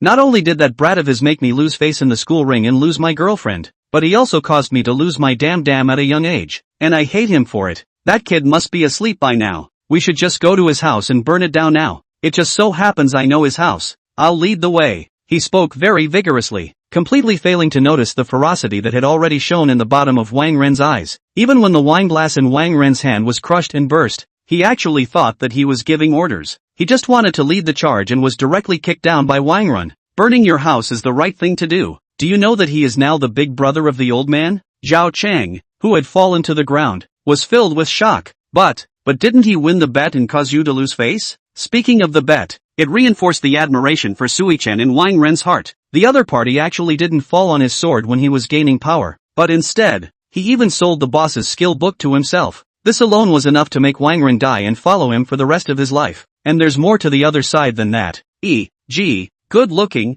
low-profile. Wang Ren looked at Zhao Chang, who still had a blank look on his face, and his anger increased. I guess you really haven't learned your lesson. Beat it for me. The other juniors looked at each other in disbelief, and after hesitating for a while, they still went forward to punch and kick Zhao Chang. Zhao Chang wailed on the ground holding his head, his heart filled with remorse. One of the juniors aimed directly at Zhao Chang's crotch to use a powerful Vajra kick in order to curry favor with Wang Ren. But I don't realize that the weaknesses to this place have long since been removed. The crowd stopped moving, expecting to hear screams, but Zhao Chang looked up, grinned proudly, and laughed cheaply. Hey, it doesn't hurt. Seeing this, Wang Ren was enraged and took matters into his own hands, reaching out for a scrying bag. The other hand wasn't idle either. Another black tiger's heart, specializing in sensitive areas. You know, don't, take it easy brother. At once, Zhao Chang's wailing resounded throughout the private room, even to the outside, where it was heard by the waiters who were preparing to serve the food. The waiter's heart was full of shock and he hesitated to go in. Wow, I thought we didn't have a little sister in there yet. Do rich people like to play like that? Some people get fat-assed for the night, while others sleep comfortably until they wake up naturally. I opened my eyes and looked at the time, which was exactly 8 o'clock. It seems that once people start getting stronger, their bodies all automatically regulate themselves. Sui-Cheng held the steering wheel with one hand and slowly followed the morning rush hour traffic. He didn't rush out of town, but went to the morning market first, because once you're out of town, you're never safe again. A man lives and dies by his strength. That's why it's important to be prepared for anything before you leave. Thus, Sui-Chen bought a few bottles of recovery potions and antidotes. As he drove to the entrance of the city, he was stopped by 2 soldiers standing guard. The ferocious beasts outside the city of the southern district are still rampant. For your safety, please do not go out of the city at the specified time. Please return the way you came. Sui-Chen opened it without haste and took out the prepared recommendation letter. Upon seeing the seal on the letter, the 2 soldiers stood in awe. Because the Scout Battalion does not compel capable professionals to participate, it is in a state of severe shortage year after year. The fundamental reason is that there are too many unknown dangers in the polluted land. But in front of this student who has not yet participated in the national examination, actually took the initiative to volunteer. Visible in the heart of the patriotic feelings are how strong. For patriots, There is no one who dares to respect them in the midst of chaos. They gave way left and right, moving in synchronized motion to give a military salute toward Sui Chen's car. Thank you for your service to our country. Please be safe and I hope you return safely. Sui Chen was very receptive to this respect, and returned the salute in the car in a similar fashion. Then, tapping the gas, he headed for the scout camp on the map. Chapter 16, Entering the Polluted Land. Outside Jinyang City, it was like another heaven and earth. The vast and boundless wilderness was paired with a haze if any in the distance, as if even the breath had become heavy. Even the earth has become pitted with a mixture of concrete and sand, making it very difficult to walk on. It's a good thing that the magic carpet suspension of the luxury car is awesome enough to be able to walk as if the car is on the ground while not losing speed. After 10 minutes or so through an unknown ruin, he saw the camp's buildings. From the looks of it, it's just an ordinary training ground. But if you continue a few hundred meters deeper, you will see a sign with the Chinese national logo. The plaque was also engraved with 3 big and majestic words, Beast Suppression Army. This was a special army that had been set up by Huaxia to fight against the ferocious beasts of the Devil's Cave. The scout battalion that Sui Chen was preparing to head to was a small branch of the army, a force formed by civilians. And the contaminated land is not far inward. The campsite of the Jin Beast Army here is the last line of defense blocking the polluted land and Jinyang City. That's why the inspections here are very strict. Before Sui Chen could drive into the barracks, he was stopped by the guards at the entrance once again and issued a fatal trio of questions. May I ask who you are? Who sent you here? What is the purpose of coming here? Sui Chen rolled down the window and patiently answered one by one. My name is Sui Chen. I'm a student of Double 11 High School, and I was sent by the school to complete the scouting mission because of my excellent grades. And again, pull out the references to prove your identity. The guards' faces remained stony when they saw the letter of recommendation. This is perhaps the attitude that a prospective first-line soldier should have. Absolute rigor must be achieved, and the nerves must be taut at all times. One soldier took the letter of recommendation and walked into the rest booth to make a phone call for verification, while the other soldier stayed put and stared at Sui Chen without even blinking. Jingle bells. The phone rings in the principal's office on Double 11. Dedicated lines are usually set up between various units of the government. This ensures that calls are not overheard by others, as well as minimizing outside interference. Inside the principal's room, an elder and a young man were sitting on chairs, their postures carrying a bit of intimacy, when an abrupt bell suddenly rang, breaking the originally tranquil atmosphere, and both of them were shocked. The secretary's face changed slightly, her body unconsciously tightening a bit, while Principal Zhang's heartbeat also steeply accelerated, and a moment of panic appeared between his features. What D ancestor A? It's just a phone call. It's not like my old lady is coming. Why are you so scared? Principal Zhang fondly let the secretary get off of himself. After answering the phone, he quickly got into the swing of things, his voice returning to its usual majesty. This is Double 11 Middle School. I'm Principal Chang.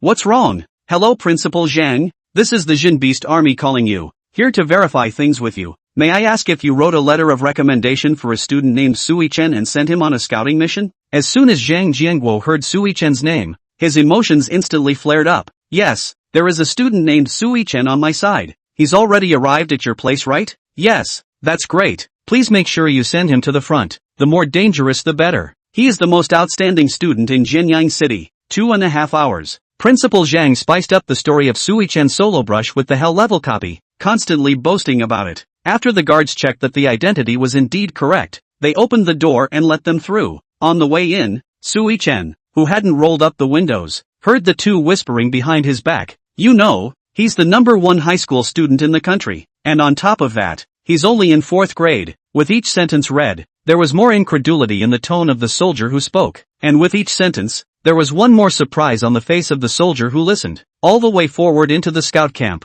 Sui Chen then saw dozens of people in different costumes gathered here. It was obvious that these were his fellow professionals who had come on a scouting mission. In recent years, more and more ferocious beasts had escaped from the Devil's Cave, and the contaminated land continued to expand, and the army's strength was really limited. They were already overstretched even to suppress the Devil's Cave, and since the ferocious beasts that escaped couldn't be ignored, they had to set up scout camps where the masses volunteered to play the heat and help clean up the beasts. These vanguard scouts will detect and clean up the contaminated land according to the arrangement of the Beast Suppression Army. Sui Chen roughly scanned the circle with his golden eyes of fire. All of them were socialites, and their levels all started at level 10. There was even a level 30 frost mage. He didn't beckon for his special presence, but silently drove around the corner and parked his car. Sui Chen had just gotten out of the car when he happened to bump into a veteran soldier in a Beast Suppression Army uniform walking towards him. He subconsciously lifted his chin in greeting. Oi, Only the way he had his hands in his pockets was invisible, making people feel tugged. But the veteran, in uniform, squeezed out a forced smile and responded by lifting his chin in a learned manner. Mentally keep reminding yourself, the other person is still a child, young and vigorous. This is normal. The two came together in front of the crowd, and Sui-chan smoothly blended into the crowd, and the veteran opened his mouth to introduce himself. Oi, my name is Lee Hongwei. Bah! He didn't realize it was so magical that he couldn't help but learn it. No one here dared to laugh, though, everyone listened with their ears open at full attention. After all, the missions to be traveled later could be life-related, and maybe a reminder from a veteran could save a life at a critical moment. The veteran cleared his throat and reintroduced himself. Hello everyone, my name is Lee Hongwei. I'm the commander of the 2nd Battalion of Scouts. First of all, welcome to Contaminated Land number 10. While distributing the props, he continued, your task is to clear all the low-level ferocious beasts within the polluted land, and if you find any high-level ferocious beasts, make sure to use the calling for help talisman at the first opportunity. Don't try to be brave. Every year, there are those who are not afraid of death, who lose their lives because of bravado, thinking that they can single-handedly take on high-grade ferocious beasts. As he said that, his eyes involuntarily flicked to Sui-chan. All the loot gained in there you can take, or you can come to me for military honors. Sui-chan pricked up his ears and listened, while picking up the ghostly talisman he had just received and carefully examining it. This yellow talisman should be the distress talisman that the battalion commander was talking about. The battalion commander's words were very succinct and clear, and within a few minutes the admonition was over. The crowds of people were rubbing their hands together and began to form their own groups in preparation for the march to the polluted land. Everyone's rank was in the double digits, and strong people naturally preferred to stay with strong people, who would want to bring a drag along in a life-threatening situation. Everyone didn't understand Sui-chan's true strength, so he was alone again. Sui-chan didn't feel alone though, as he had never thought of forming a group. From his perspective, the crowd is the weak one. Chapter 17, Rescuing a Stunning Beauty from Under the Kobolds. Instead, the bounty quest kinda doubled Sui-chan's interest. Scout Battalion Bounty List. Collecting the corpses of 10th level ferocious beasts, 30 military honors per corpse, no upper limit. Mapping of Contaminated Land number 10, 500 military credits, depending on the completeness of the map.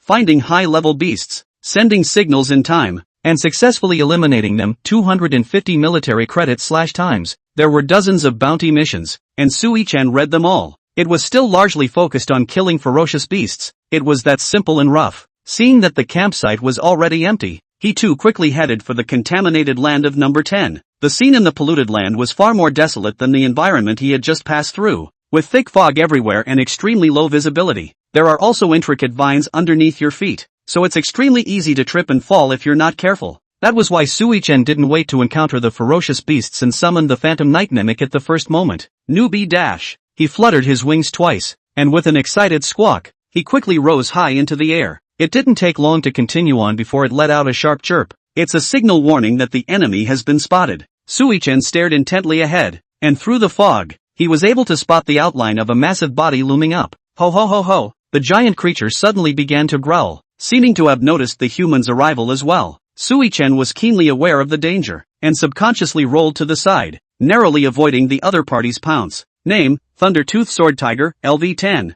Type, high-grade ferocious beast. Attributes, Strength 90, Agility 70, Spirituality 60, Physique 80. Skills, Thunder-Tooth Blast, Lightning Roar, Thunder Shadow Assault. Its fur shone like lightning. Its body was huge and robust, and the fangs in its mouth extended outside its mouth, looking extremely sharp. If he had just been really careless with this strike by the other party, he would probably have been penetrated through his body and might have directly died. However, Sui-chan, who had come back from the dead, smiled maniacally like a pervert. That's right, don't be like those ferocious beasts in the copy. Come and me to death. The Thunder-Tooth Sword Tiger living on the edge of the city heard the other party's meaning, and after sneezing violently twice with his nose, the fangs protruding from his mouth enlarged several times, like a sharp long sword, and launched a second attack. But Sui-chan had his hands in his pockets, unmoving, with a three-quarter contemptuous smile on the corner of his mouth. Just when the Thunder-Tooth Sword Tiger thought that it had finally killed this arrogant human and was secretly rejoicing in its heart, a sharp hissing roar once again resounded in the air.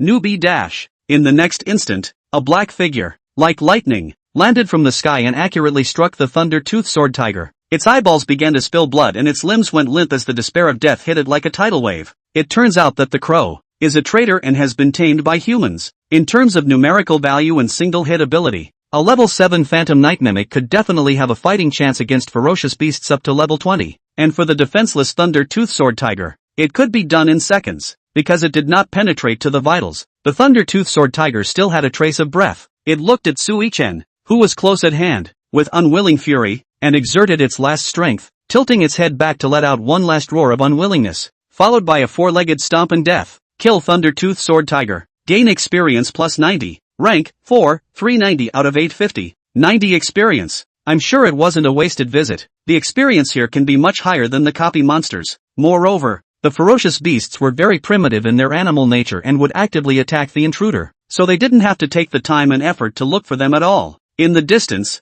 a level 15 Hawkeye archer had been attracted by the roaring sound long ago, and had unleashed Piercing Cloud Dawnbreaker to witness the entire process of Sui-chen's use of the Imperial Beast to kill the Thunder Tooth Sword Tiger in seconds. He rubbed his eyes in shock, doubting for the first time the eagle eyes he thought he was so proud of. A 4th level Imperial Beast Master can be this strong? Mom, I want to transfer. He told the people in the group around him what he had just seen, but none of them wanted to believe it. There is even a and he played better little friend. Directly let go of the mouth open sprayed, eagle eye. You also do not listen to what you are saying. I see your overuse of the eyes got cataracts it. On the other side, Sui-chen continued to delve deeper into the direction he had begun to select, and took out a small notebook to map down the route he had taken along the way. Although the Phantom Mimic could fly into the air and survey, the field of vision wasn't much better, with visibility of more than a few meters at best, like just now and so on. It's too late to warn about the danger. Therefore, Sui-chen released the 100-split Stygian dog as well, which could help him resist damage at critical moments. With one in the sky and one on the ground, one's nerves don't have to be so tight all the time.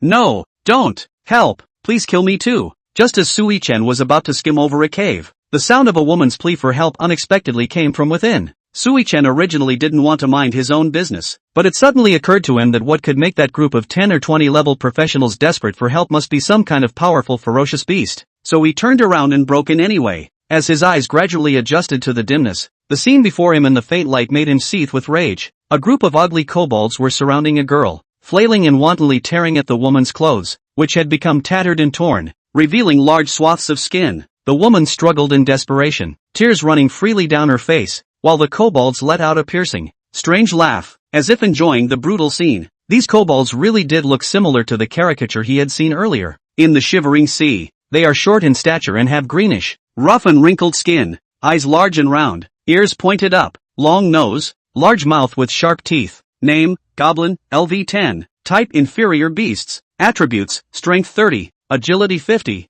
Mental Strength 20, Physical Strength 30. Skills, Sneaky, Extreme Taunt, Quick Raid. Characteristics, this is a perverted, color-lazy creature. It will mercilessly kill male humans, but will keep female humans in captivity to become birthing machines until they are abused to death. This creature, though, is extremely brutal and insidious. The two companions who had traveled with the woman had died horizontally next to each other. Instead, there were no large signs of struggle at the scene, and it was clear that they should have been ed to death, and a woman can survive. Really, thanks to her moving red face. After confirming the positions of all the goblins, Sui-chen didn't hesitate and directly ordered the 100-split Stygian dogs to come forward to fight. The kobolds who were immersed in the female sex finally realized that a human had intruded again, and they took up their weapons to fight. Kill Strong Kobold. Experience plus 12. Kill Shady Kobold. Experience plus 10. It's less experience, but there's more of it, so it's manageable. Due to the terrain, the Phantom Night Mimic was temporarily put away by Sui-chen, but these stragglers, the 100-split Stygian dogs, could handle them as well. Seeing that the dog was continuously hit with several detachments, Sui-chen calmly commanded without panic, use Fire Escape, Havo Fireball no Jutsu and roast them. A single fireball could easily cook a kobold. Roasting the cavern with the smell of roasting meat. It didn't smell good at all though. It smelled of rotting flesh and stank like a rat carcass in a sewer. Taking advantage of the chaotic and violent battle, the unattended women took advantage of the opportunity to escape. Because of the torn clothes, it was inevitable that she would spring to life when she moved, but she was so consumed with fear inside that she didn't care about that. Letting go of his hands and feet, he moved wide open in an effort to run to Sui-chen's side and seek shelter. As the number of kobolds within the cave was shrinking drastically, Sui-chen's experience slot grew violently as if a gas pedal had been turned on. Ding! Your level has been raised to level 5. You have been awarded 1 golden word draw. Seeing that he managed to raise another level in less than half an hour, Sui-chen couldn't help but raise his arms and cheer. Cool. He raised his arm just enough to accidentally touch the woman's soft body. The woman froze slightly, then her cheeks colored a scarlet red. Aha, benefactor, is that so? With that, she took even more initiative and pressed her body up, even hugging Sui-Chen's arm on her chest as she began to sway from side to side. Thank you for saving me from those ugly guys. How do you want me to repay you? Chapter 18. The fifth word. Grabbing the wrong one. A soft, warm and gentle touch kept coming from his arm before Sui-Chen's attention shifted to the woman and he carefully surveyed her. The woman's face was cold. Her eyebrows were like faraway daisies, her eyes were deep and charming, and under her high nose, her red lips were dainty and her skin was like snow, exuding the unique charm of a mature imperial lady. But as he watched, his eyes unconsciously moved downward and began to sweep for Mine's. The woman was keenly aware of Sui-Chen's gaze, and instantly became shy, her cheeks tinted with an even thicker blush. After a moment's hesitation, she slowly stretched her body as if she had figured something out. The little fabric that remained seemed so feeble at this point that it couldn't cover the woman's slender, shapely figure. Her curves were luscious, and every undulation exuded a mature charm that made her a sight to behold. Sui-Chen, who had gotten a cheap shot, quickly came back to his senses and hurriedly turned his head to the side. Sorry, I forgot to turn off my self-targeting,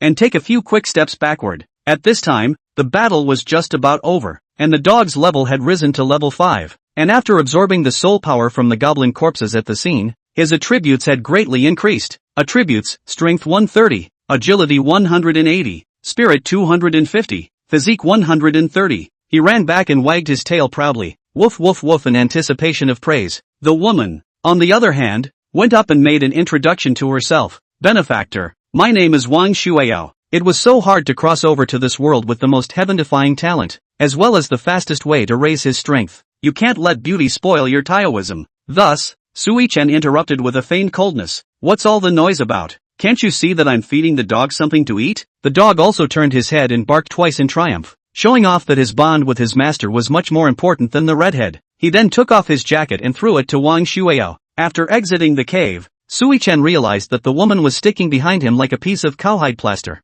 What? I'm responsible for saving you? So, he clearly refused. Don't follow me. I'm not used to grouping. You're excused for returning to base camp, or regrouping with someone else. Just don't come near me in any case. When he finished speaking, he quickened his pace. Sui-Chen had thought that his indifference would make the other party know what to do. I didn't realize that this woman was still following her. Only the distance had become slightly farther. Ugh, what a heel. Oi, sip, come here, Sui-Chen yelled. At once, Wang Shueyao's face showed joy as she ran wildly. After inquiring why the other party was following him, the reason given by the other party was quite reasonable. My profession is a healing mage, so even if I encountered a ferocious beast attack if I returned the same way, I wouldn't be able to put up any resistance. So, just had to rely on you. Sorry. Looking at her aggrieved appearance, Sui-Chen became a little less violent, and his tone became gentle. Alright, just bust out the bandwagon and fly you once. Just hide behind me and put skills to buff. Great. Wang Shueyao was incomparably excited, once again hugging and swaying Sui-Chen's arm,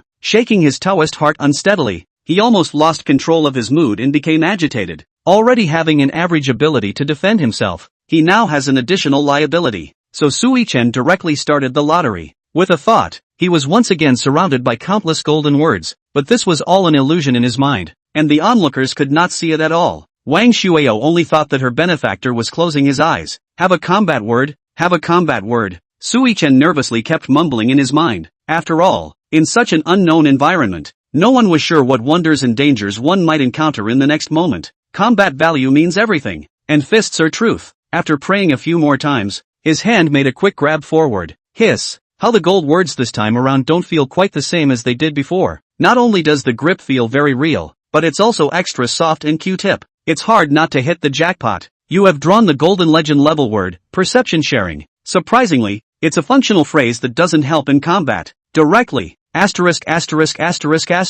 Sui-Chen excitedly opened his eyes, only to see Wang Shueyao in front of him with a look of incomparable shock, her cheeks reddening to the roots of her ears, and a few moments of doubt mixed in with her horrified eyes. He was already angry, so he had no good reason to dislike him directly. What are you looking at? Why are your eyes so wide? I wasn't just resting with my eyes closed and reaching out to casually move my hands. Is there a need to be so surprised? Speaking of hands, Sui-Chen suddenly realized that there was a hint of something wrong. Didn't I finish drawing the prizes? How come the feel of that golden word just now is still there? Wait, did? Sui-Chen couldn't help but squeeze and grab twice more to confirm, while his eyes moved to his outstretched hand. Asterisk asterisk asterisk asterisk. He quickly pulled his hand back and tried to get up to explain the awkwardness. I'm sorry, but Wang Shuiyao didn't give him a chance at all. With tears in her eyes, she grabbed the opportunity to question. Benefactor, you, what in the world do you mean? The moment she was rescued from the cave, she did think of any way to repay her benefactor for saving her, even offering her first time, but after being cold-shouldered by Sui Chen, the other party had built up an holy and majestic image in her mind. But now, the benefactor with the image of holy light in his heart actually also salivated over her beauty like those vulgar men who usually surrounded her, and even directly made a move to eat his own tofu. This huge sense of contrast was something she couldn't accept. With a feeling of being acted out and deceived, Wang Shuiyao shook her head, and with a series of complex emotions, she ran headlong and violently outside. Looking at the direction she left, Sui Chen kindly reminded from behind, "Hey, that's the depths of the polluted land. Come back, come back." Looking at the woman's gradually disappearing back, Sui Chen sighed heavily before still chasing after her. Chapter 19, Encountering a high-grade fierce beast. Asking for help? I'll kill it as it is. This woman can't run fast when she encounters danger. How come she can run so fast when she bets on fleeing? Sui Chen dared to follow her back all the way to run wildly. Froze after a few minutes did not catch up. However, there was a sudden cry for help from the front. Help! Help! Humph! What's the point of running around blindly? And now you want me to help? After Sui Chen finished complaining in his heart, he realized that it didn't seem to be what he thought. He pricked up his ears to hear the rising and falling calls. Asterisk asterisk asterisk asterisk. If I had known, I would have listened to the veterans and not been reckless when I encountered high-level ferocious beasts. Reinforcements haven't arrived yet? We can't hold out any longer. It turned out that ahead was a squad of 4, all 12 or 3-leveled professionals, and even a 15th-leveled Hawkeye archer. They had a clear division of labor and a sound system, with some people responsible for attracting the attention of the ferocious beasts, others harassing them with control skills, and still others outputting. However, when faced with a high-grade ferocious beast, they were still unable to fight. Name, Mountain Giant, LV-25. Type, Elite Beast. Attributes, Strength 320, Agility 30, Mental Strength 110, Physical Strength 500. Skills, Fist Fighter, Ground Shaker, Tai Rua Natural. It was an elite ferocious beast shaped like a large mountain with superb defense. The 4-man squad fought for half a day, not to mention dropping blood, and didn't even break through the opponent's defense, when they realized that something was wrong and used the distress talisman to call for help. Intending to retreat for the time being, they realized that there were already quite a few ferocious beasts encircling the place, making it impossible to leave. They had to watch out for the heavy punches that the mountain giants could be able to land at any time, and they also had to resist the siege of the ferocious beasts. Chicken, don't stop, keep running. A man with an airplane head hairstyle held his knees and panted heavily, his eyes extremely disheveled. Run, I really can't run anymore. You guys. Without waiting for him to finish his sentence, a fist the size of a small car landed on his head, smashing it into pieces instantly. The 4-man squad had already lost 2 men. The remaining 2 had been seriously injured and were barely able to fight. There was also Wang Shuiyao, who had suddenly intruded into the fray, hiding in a corner and shivering. Just as the eagle-eyed archer felt deep despair and planned to give up his position of harassing from a far distance and just go up to his death, his other remaining companion's eyes lit up with excitement and shouted, "Reinforcements are finally here." He looked up in the direction his companion was pointing, and there really was an extra figure on the hillside not far away. When the archer gathered his eyes and gazed at it, he was so frightened that the longbow in his hand almost fell to the ground. The visitor wasn't the army's reinforcements, but the 4th-level high school student Imperial Beast Master. The bright light of hope that had just gathered in the archer's eyes was instantly extinguished. Although it was said that the teenager was gifted and strong, but surely it wasn't strong enough to single-handedly take on a high-grade ferocious beast, was it? This was a level 20 elite ferocious beast. Even the 4 of them, who were 10 or so leveled professionals, couldn't match him. So what made him, a high school student with a rank of only 4, able to, out of the value of his life? The archer took a deep breath and riveted his mouth open to yell, "Get out of here! Hurry back and lead the way for reinforcements. It's not something we can handle." But Sui Chen acted as if he hadn't heard it, and with both his hands on his white crane's bright wings, he jumped downward and landed on the battlefield with a body as light as a swallow. The archer saw this and shook his head sadly. It's over. Another head for nothing. What a young life. What a shame. Sui Chen never did anything he wasn't sure of. Only the corners of his mouth lifted slightly, and instantly 2 figures rushed out from behind him, one high and one low striking at the same time. The mountain giant was strong, but its imperial beast was much stronger. The 2 imperial beasts looked like they belonged to an agile sharp blade, and they were especially quick to strike, and with an oddly high mental strength. You can say that the range is pulled full circle. Each of the phantom mimics' phantom raid was able to shatter a number of rocks on the mountain giant's mountain, causing heavy damage. The dog lifting his leg to pee at his feet was the ultimate taunt, making him angry and helpless. Can't hit it at all. Because of Sui-chan's joining the team, the situation had turned upside down. The battle went on for a minute almost as if it was thought to be crushing. The crowd looked so mesmerized that they even forgot that they could take advantage of this great opportunity to be able to escape in a hurry. Ho ho ho ho! The dying mountain giant threw back his head and let out an annoyed growl. It's particularly ungrateful. He had managed to awaken once, and he was about to be turned back into ordinary stone before he even had a chance to go to human territory and do some damage. What beast would be happy with that? After venting, it brings about extreme calmness. Its eyes, the size of green beans, flashed, suddenly enlightened. He changed the target of his attack. It started with a feint to the dog. After easily dodging it, the 100-split Stygian dog ran unperturbed to mark the spot on his other foot, but the mountain giant's feint didn't use much force at all, and easily changed the direction of the force, unleashing the only strength left in his body. He suddenly smashed at Sui-chan with a cold arrow. The eagle-eyed archer, who was mesmerized by what he was watching, realized the danger and hurriedly voiced out a reminder. Brother, quickly dodge. Wang Shuao even ignored the danger and directly rushed out from behind the cover. Benefactor. She frantically released her skills to stack layer after layer of shields on Sui-chan's body. Unfortunately, it was too late. Even though the mountain giants moved as slowly as they could, it wasn't like Sui-chan was as swift as his two imperial beasts. It was too late to avoid this punch. The moment the giant fist touched the shield, it made the crisp sound of a cracker being broken. Without even a hint of deceleration, it passed right through the spot where Sui-chan had just stood, swirling up dust all over the sky. Boo! Wang Shuaya tripped over herself and fell heavily to the ground, her knees rubbing against the ground, cutting off large areas of skin and oozing out a trace of blood. Her bright eyes gradually became shrouded in a layer of fog, and the tip of her nose began to ache. It's being sore, but it's just heartache for Sui-chan. Her heart was full of self-loathing. If he hadn't wandered off, he shouldn't have gotten involved in this storm. The eagle-eyed archer closed his eyes in despair and sat helplessly on the ground. After killing this talented high school student, they're definitely next. His spiritual power had long since seen empty, and he couldn't run at all. Just as the crowd fell into despair, the skills of the Phantom Night Mimic and the 100-split Stygian dogs in the air had already cooled down, and together they unleashed a surefire strike. Ouch! Newbie dash! They launch a surprise attack in both directions, running in both directions, with a sense of fatalistic homecoming, as the two black shadows crossed and penetrated the mountain giant's body.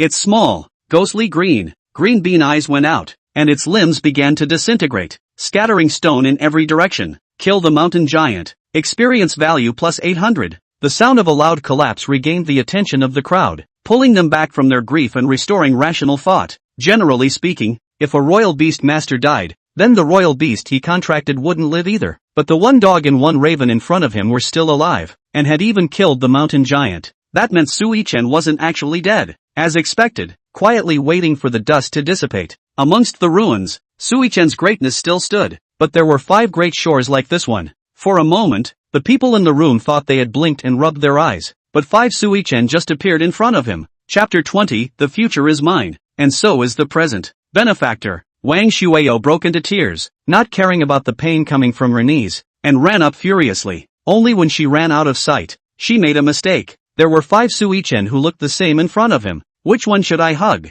She hesitated, never able to come up with an idea. Eventually it was simply all hugs. Sui-chan's original normal height should have been fully half a head taller than Wang Shuao. However, because of the splitting of the 4 doppelgangers, the height was steeply reduced. But now he was only as high as Wang Shuao's chest. During the embrace, he felt warmly and softly surrounded by love. The suffocating sensation of being blindfolded by Yuka, he experienced 5 times. It turned out that long before the battle, he had drunk the strengthening potion that boosted his attributes. The skill of the psychic ring, Spirit Fellowship, was copied into Fission Split to increase the margin of error in battle. As the 100-split Stygian dog and Phantom Mimic cleaned up the ferocious beasts that surrounded over near the field, Sui-chan once again acquired a chance to draw. Ding! Your level has increased to level 6. You get 1 golden word draw. Dogs and crows, likewise, are raised 1 level. The Hawkeye Archer, who had retrieved a life from death, hurriedly brought his one remaining junior partner to Sui-chan. Flop. X2. The two of them both knelt down and hugged his left and right legs respectively, following Wang Shuao's example and shouting,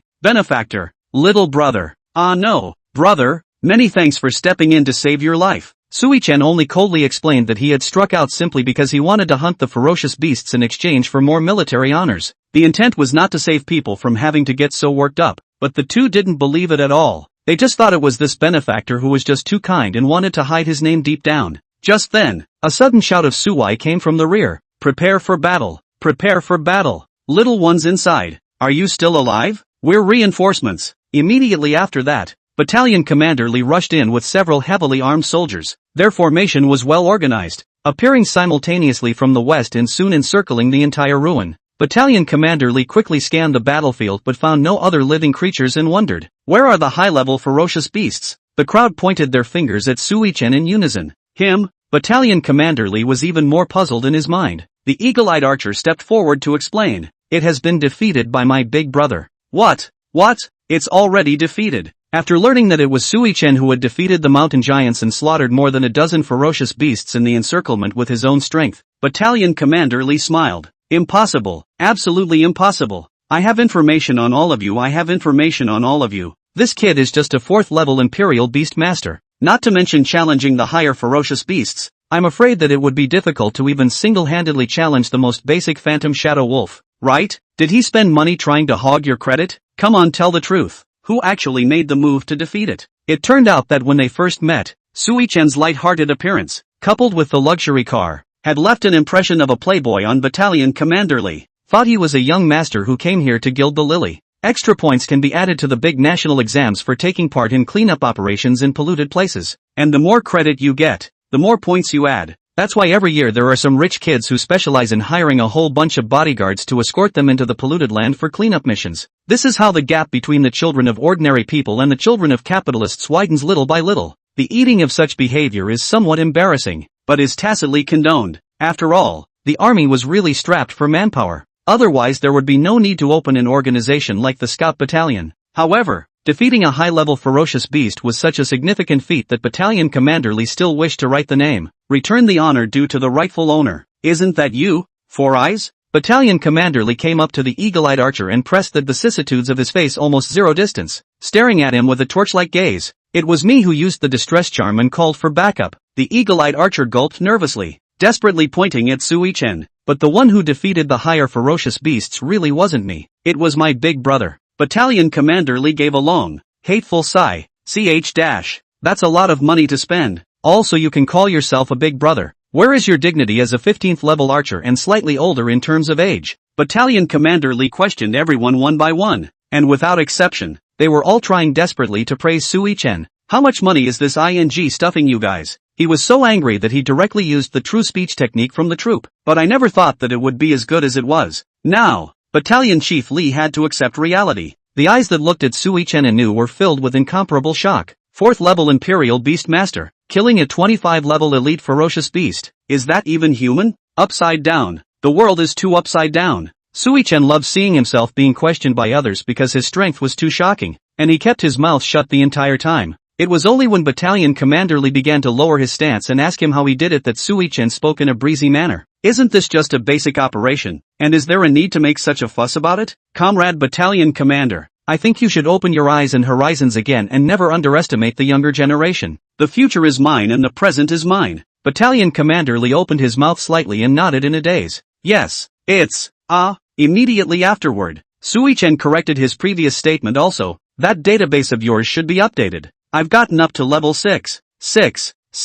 It's only been less than 2 hours, and you've gone straight from level 4 to level 6? Granted, the lower the level, the easier and faster it is to upgrade, but at his age, it would take him almost as many days to upgrade from level 4 to level 6. Battalion Commander Lee stared at Sui-chen for a long time before he slowed down. Immediately afterward, he began to care about the injuries of the crowd. Does anyone need to exit the contaminated land and receive medical treatment? As soon as the words were spoken, Hawkeye Bowman and his sidekick raised their hands. Me, X2, watching with their own eyes as their companions were beaten by the ferocious beasts to the point where not even ashes were left. They were truly afraid. He secretly vowed, even if he was so poor that he could only pick up garbage on the street in the future, he would never come back to this hellhole again. Battalion Commander Lee turned his attention to the only woman on the scene and asked compassionately, how about you, little girl? I see you're hung up on color too, so why don't you just quit? Wang Shuao didn't reply directly and turned her gaze towards Sui-chen. Sui-chen, who happened to be digging his nose, was a bit embarrassed. "What are you looking at me for? I'm just warming up my body, so I'm sure I won't leave." Wang Shuiao's fists were clenched and a resolute light flashed in her eyes. "Then I won't leave either." She was here for the simple purpose of proving herself.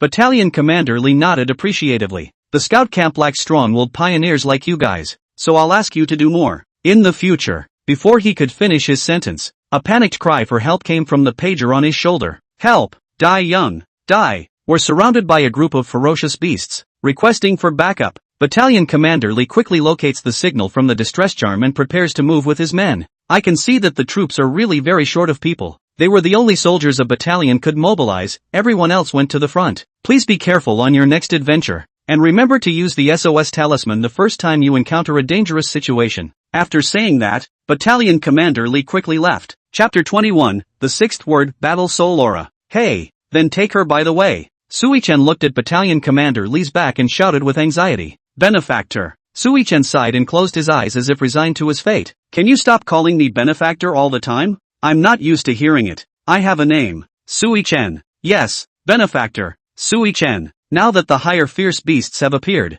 the next probability will be even more dangerous. "Tell me a little about your profession, so I can get to know you a little." Wang Shuiao nodded. "I'm an Imperial Capital University student, soon to be promoted from freshman to sophomore, rank 17, a healing mage." In terms of age, she was a year older than Sui-chen, but in front of Sui-chen, she was as shy as a cute schoolgirl, without the powerful aura of a schoolgirl, like a sheep that could be rubbed and abused at will. The minimum threshold for taking the national exam is 8 to 12, and at the lowest level of 8, she's only moved up 9 levels in a year. However, the Imperial University was one of the top schools in the country, and if it wasn't for any particularly powerful professions, level 8 wouldn't even be possible. The profession of healing mage, on the other hand, could only be described as average, slightly stronger than normal professions. That would make it seem like she's upgrading even slower in a year. It can also be surmised that she's simply not good in real life. Thinking about this, Sui-chen felt even more like she was a drag. "You'll have to follow me, but I'm not responsible for the safety of your life." After saying this,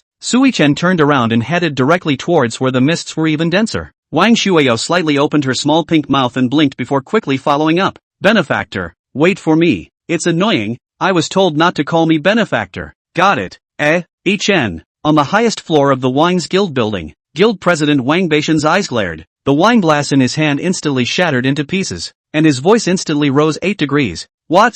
Miss is missing." An inch-haired man in bodyguard attire, trembling, lowered his head. Yes, even the cell phone is suddenly unreachable." Wang Badian knew that this was not the time to get angry. He forced himself to hold back his anger and continued to ask, "Then did the young lady mention any place to you before?" The inch-haired man thought for a long time in silence. "Miss didn't mention going anywhere, but a few days ago she had asked me about places where she could add extracurricular quality points, and even asked me to help her ask around. This girl, alas, it's really not called for." Wang Badian lightly pounded the coffee table, and the cups and glasses on the table were shaken and floated in the air for a moment. Find it for me immediately. See if there's any place in the whole city where you can add that extracurricular. That what the score?" "Yes." Sui-chen and Wang Shuiao arrived at the entrance of an abandoned temple and found several higher fierce beasts resting inside. Wang Shuiao's first reaction was to use the SOS talisman, but Sui-chen stopped it in time. "That's a lot of watery experience. What's the point of giving it to someone else if you don't brush it yourself?" "Shoo,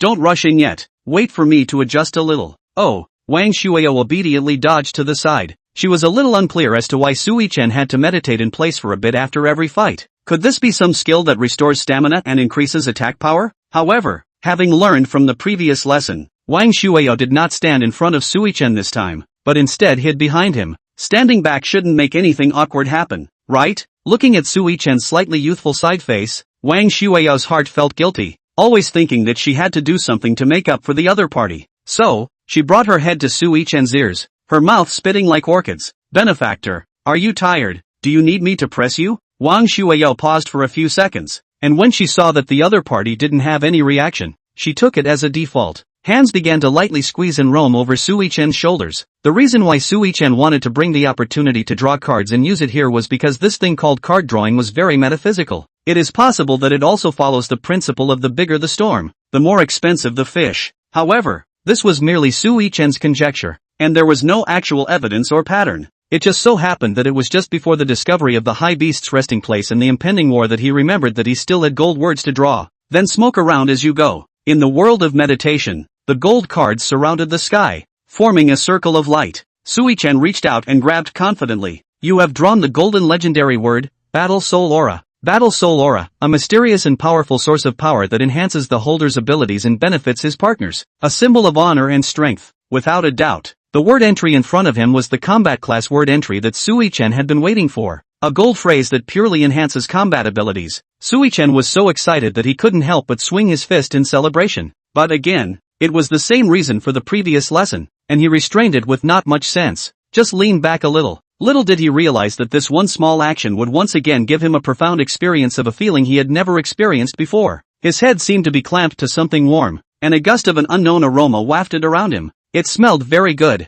like nothing he had ever smelled before. Wait, shouldn't. Sui-chan slowly raised his head toward the sky as if mechanically. Sure enough, I saw the familiar face. Only Wang Shuiao's pupils flickered as her hands struggled to cover her mouth. Don't dare move. Don't dare scream. After all, behind the wall were several level 20 ferocious beasts. Sui-chan quickly got up and wanted to explain, but Wang Shuiao beat him to it. Benefactor, you don't need to say anything, I understand everything. When we get back from this trip, I'll repay you as you wish. Looking at the girl's slightly aggravated look and teary eyes, 10,000 alpacas raced past Sui-chan's heart. Not big sister, you get it again? Injustice, really injustice. This time, it really made him jump into the Yellow River and he couldn't even wash himself. Sui-chan was clear that any explanation now would be futile, more like a cover-up, and the ferocious beast inside was an uncertainty that could wake up at any moment, and danger was imminent, so he took a deep breath and returned to his usual seriousness. I'll explain the matter of repayment to you later.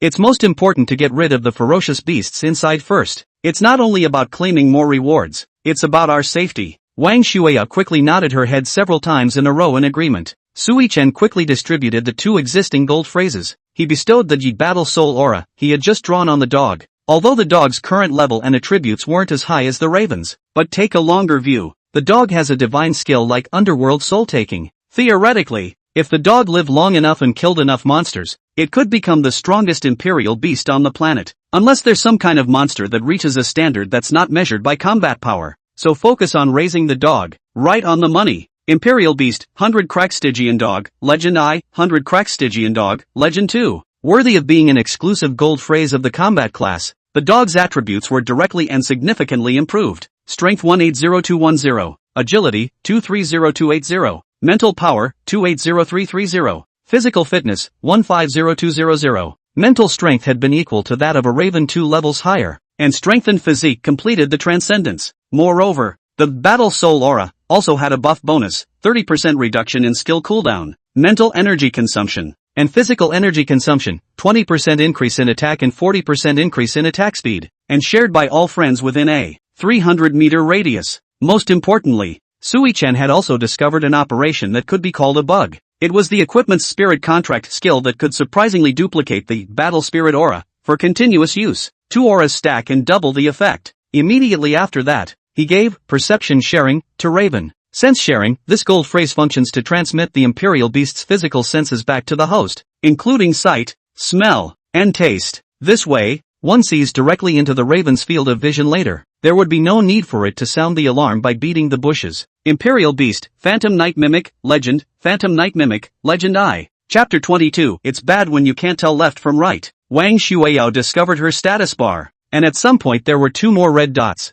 That represents the status queue effect. Curious, she clicked on it to check. Battle Spirit Aura from Sentinel Beast, Hyakuratsuki Hound. Battle Soul Aura from Beastmaster, Suichuan. A full 40% attack bonus and 80% attack speed bonus. What is this situation? She who had read a lot of books and was able to get close to a perfect score on the theory exam had never heard of this so-called Battle Soul Aura. Just as she was immersed in surprise, Sui-chan had already had the Phantom Night Mimic soar into the sky to scout for the enemy. Because the place had been occupied by ferocious beasts for a long time, the roof of the temple had long been in tatters. With the opening of shared perception, Sui-chan's pupils gradually widened, occupying the entire eye sockets. There were a total of 3 higher ferocious beasts in the temple, and 5 lower ferocious beasts whose ranks were all around level 10. They're all sleeping. It's a good time to sneak up on them. As the saying goes, to catch a thief is to catch the king first. and the opening must definitely be utilized to sneak up on those 3 higher fierce beasts with the advantage of a good first strike. Dogs and crows at the same time. Surely no problem, but surely it would also disturb those 5 lowly ferocious beasts.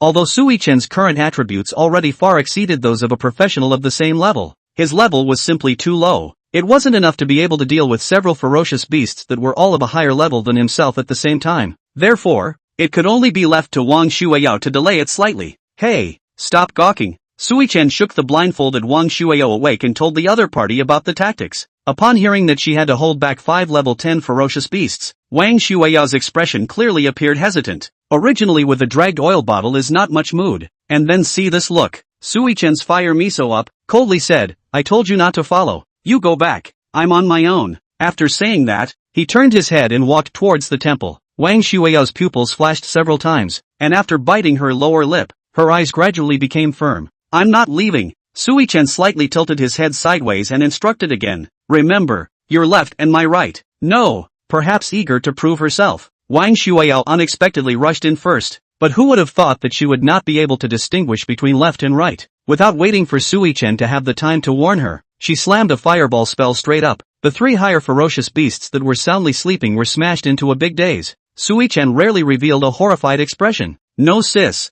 you've hit the wrong one. That's a higher fierce beast. The one you want to hit is on the other side. Ha dash? The reaction speed of the wild ferocious beasts was extremely fast, and one of them, the steel-clawed tiger, had already rushed up and waved its huge claws. Fear took root in Wang Shuiyao's feet. Even though she had time to dodge, she only subconsciously raised her hand to block. Suddenly, she felt a great pull from behind her, throwing her back and the great figure appeared before her.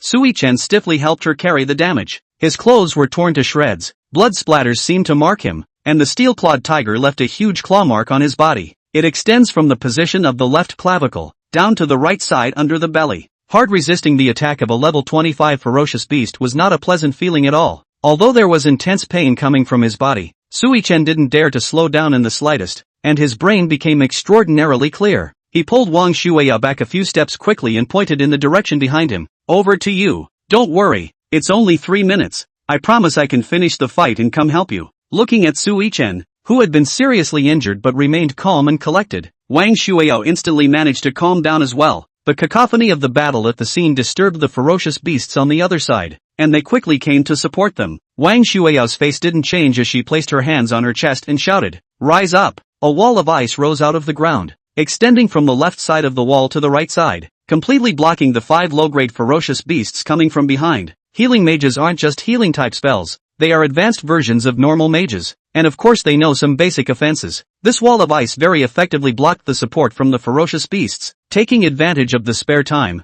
Wang Shuiyao quickly released a simple healing spell on Sui-chan. Although it didn't cure the root of the problem, it was good that the burning sensation on Sui-chan's wound had weakened quite a bit. Although he had now lost the chance to make the first move, Sui-chan was still confident that he had a 90% chance. Stinking tiger, how dare you scratch my handsome face? I'll pluck your skin, drink your blood and eat your meat. The summoned dogs and crows both sensed the infinite rage of their hosts, and riveted themselves to rush forward, seeking to resolve the battle despite themselves. With the double battle soul aura, the combat efficiency was far greater than before. The Phantom Knight mimic flying in a low spiral spinning flight directly used Phantom Assault and quickly dashed away like an electric drill, managing to hit it hard. It really is a one-trick pony, and the dog was beyond arrogant. You're so arrogant that you go straight up and intentionally reveal a hole to be beaten. Then you use the numerical advantage of your doppelganger to go up and surround the enemy and use Naruto Hohohoko no Jutsu, cooking food on the spot. Only, the delay on Wang Shuiyao's side didn't seem to be going too well. The 5 ferocious beasts on the opposite side were all inferior in rank to her, but they had the advantage in numbers and had a very strong desire to fight. It quickly broke through Wang Shuiyao's ice wall.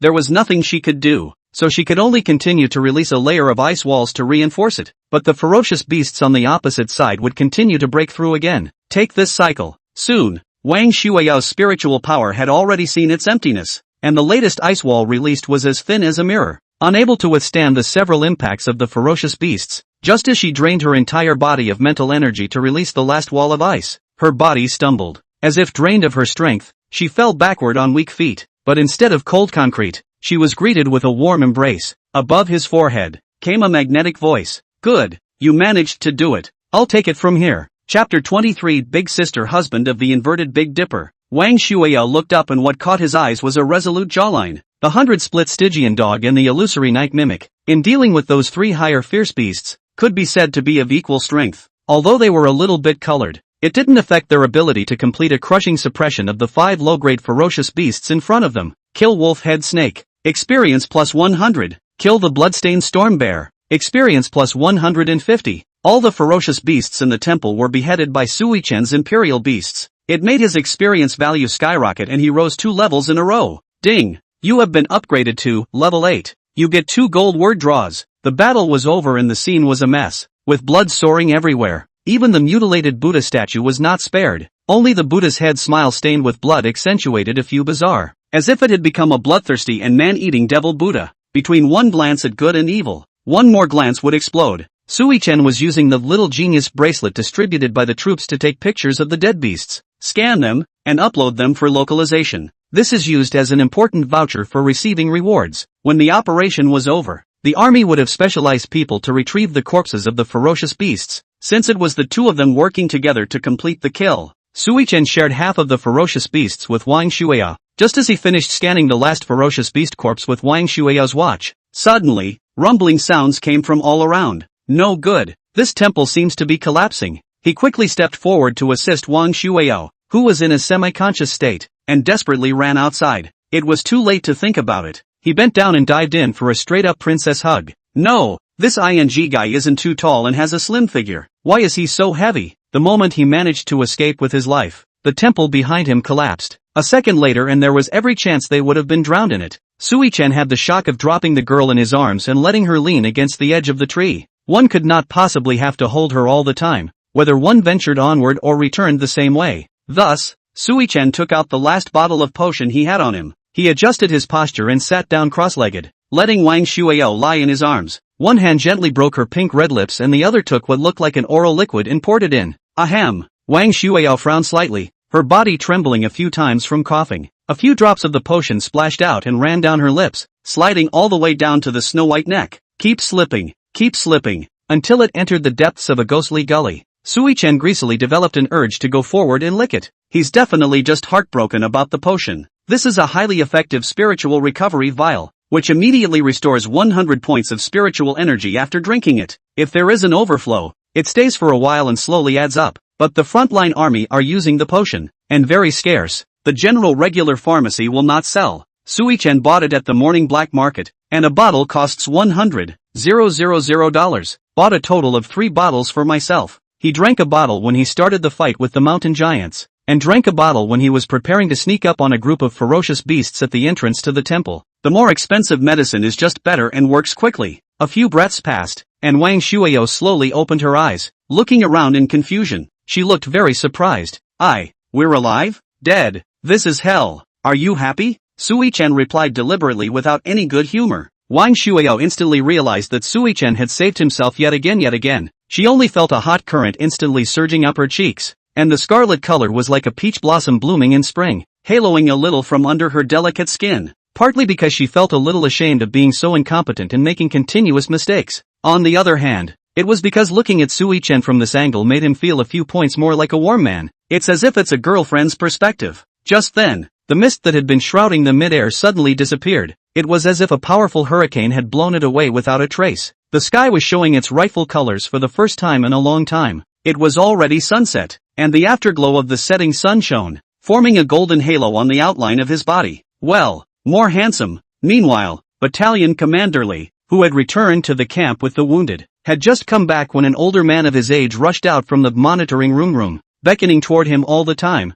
He cried out with an ecstatic face, Brother-in-law, come here quickly." Battalion Commander Lee's eyebrows, at once, stood up like inverted 8 characters. "What's all the yelling about? We've been told to call positions in the army." The reprimanded monitor gripped the corner of his coat and lowered his head in some aggravation. "Why don't you guys go down and rest, and wait until later after the roll call? The data is cleared, and the loot is handed out." Immediately after dismissing his entourage and the wounded, a smile squeezed onto Battalion Commander Lee's face. He quickly stepped forward to stop the monitor by the shoulder. "Ouch! My brother-in-law! No hard feelings, no hard feelings. I didn't mean to be mean. I'm not upset. I have something important to report." "Gee, what could be as important as my big sister's husband's emotions?" Without too much nonsense, Big Sister's husband hurriedly pulled him into the room and pointed at the screen to report the good news. Just now, the number 10 polluted land has finally been successfully recovered. At that, Battalion Commander Lee's eyes glared like light bulbs above his head.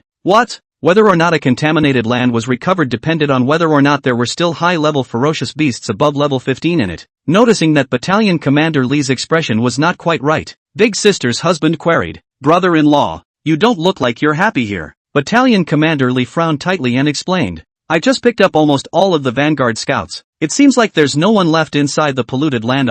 Hiss dash. It's hard to believe that. It's the gods and goddesses from the sky coming down to help?" Big Sister's husband was quite unconventional, and he opened his hands with one hand. "Why, anyway, give me a hug." The two men, dark-skinned, middle-aged, big old men, hugged each other tightly in excitement. Suddenly, Battalion Commander Lee slapped his head. "Oh, I remember. It seems like there's also an Imperial Beastmaster named Sui-chen who stayed inside with a female healing mage. It's hard. Could it be them?" Eldest sister's husband, brother-in-law. "What's the matter? What's wrong with these two?" "That female healing mage is a moderate 17. But that Imperial Beastmaster." Battalion Commander Lee stopped his words in mid-sentence several times in a row, which made his big sister's husband very anxious, even to the point of forgetfulness. He instantly forgot about the strict hierarchy in the military and directly grabbed Battalion Commander Lee by the collar and questioned, "So, what happened to that Imperial Beastmaster?" His situation is very complicated. How can I talk to you about it?" Anyway, he's only level 6. "What?" The strength of Big Sister's husband's hand unconsciously increased, and Battalion Chief Lee's collar was stretched. He was no less shocked at the moment than Battalion Commander Lee was when he had just learned of the resumption of the No. 10 contaminated land. Just then, the door to the monitoring room suddenly opened. Both were attracted by the rattling of the doorway. The eldest sister's husband hurriedly loosened his grip and instantly resumed his usual coy appearance. Quickly ducking behind Battalion Commander Lee, he followed with a standard military salute. The two men said in unison, "Good day, Chief." Chapter 24, Summer 2, is good for animals. An officer in his 50s or 60s, with slightly gray temples, walked in, with a full, unruffled aura. After looking around the room, he instructed his entourage behind him with a slight sideways glance, "Go out and keep a lookout, all of you, and keep the door closed by the way." "Yes, X3. When the attendants behind him all went out and the door closed, Battalion Commander Lee immediately lowered his arms, frowned and quickly stepped forward, lowering his voice in question. "Dad, why are you here? Could it be that there's a beast outbreak somewhere that requires us to go out on a team?" The man in front of him was the father of Battalion Commander Lee, Lee Yunlong. He was the leader of the Purgatory Regiment of the Southeastern Army stationed in the 3 southeastern cities. Generally speaking, senior leaders further up the chain of command have rarely led troops into battle themselves, and usually command battles remotely. It could be said that he was one of the bearers of the 3 southeastern cities. Li Yunlong patted his own son's arm, and then pinched his face with his rough fingers, revealing the standard gratifying smile of an old father. "What kind of beast tide has broken out? Are you so anxious for the country to be unsettled? I have to have something to come over. I can't even have a little personal time? Can't I come to see my son and my aunt?" Faced with a trifecta of questions, Li Hongwei's frown deepened, and he impatiently pushed his arm straight away. "Dad, can't you avoid suspicion? In case people know about our relationship and think that I relied on you to get to this position, the people under this hand will be unconvinced." Li Yunlong's brows crossed and his tone was domineering. Who dares to say that? And who dares to disobey? Grandma, I'll just shoot him with an Italian cannon. My son climbed to this position on his own merit, and he is unrivaled in literature and arms." As he spoke, Li Yunlong's voice became more and more high-pitched, and the corners of his mouth were on the verge of grinning up to his ears. When Li Hongwei saw his old man with this look again, he was already too lazy to argue and simply talked about business. "Chief, I have big news for you." Seeing that there was business, Li Yunlong instantly resumed his usual solemn and serious appearance and put his hands behind his back. "Speak." Li Hongwei straightened his back and cleared his throat. "Polluted land number 10 has been successfully recovered by our battalion." Upon learning of the news of the land recovery, Li Yunlong did not show any shock, but only nodded his head gently in recognition. "I remember this 10th contaminated place. Your camp must have organized a total of more than 20 dispatches before and after. That's a number of times that should really be recovered as well, but it's really a cause for celebration as well. Later on, you bring the person with the most credit for this operation on the spot, and I, Li Yunlong, will personally give him an award." Li Hongwei shook his head, his face still gloomy. "Dad, that's not what I was going to say about the big news." Li Yunlong finally showed a bit of surprise, his heart's curiosity tickled. "Oh, There's something bigger than this? The person who gets the most credit for this operation is probably a current high school student, who should have successfully switched professions not too long ago, and whose occupation is a sentinel. And he started out with a rank of 4. According to the big data we've acquired over 20 times, there are only 5 to 8 higher ferocious beasts left at the end of the 10th contaminated land. Our operation this time is called The Last Siege, and we aim to regain the lost ground in one fell swoop. But the siege didn't go well this time. The vanguard scouts were severely killed or injured, and I led the team that only managed to support the killing of 2 higher fierce beasts. That means this high school student has killed at least 3 higher fierce beasts, and there was a higher fierce beast that was killed by someone who arrived a few minutes before our support, witnessed with their own eyes. Upon hearing this, Li Yunlong, who had been in the battlefield for a long time,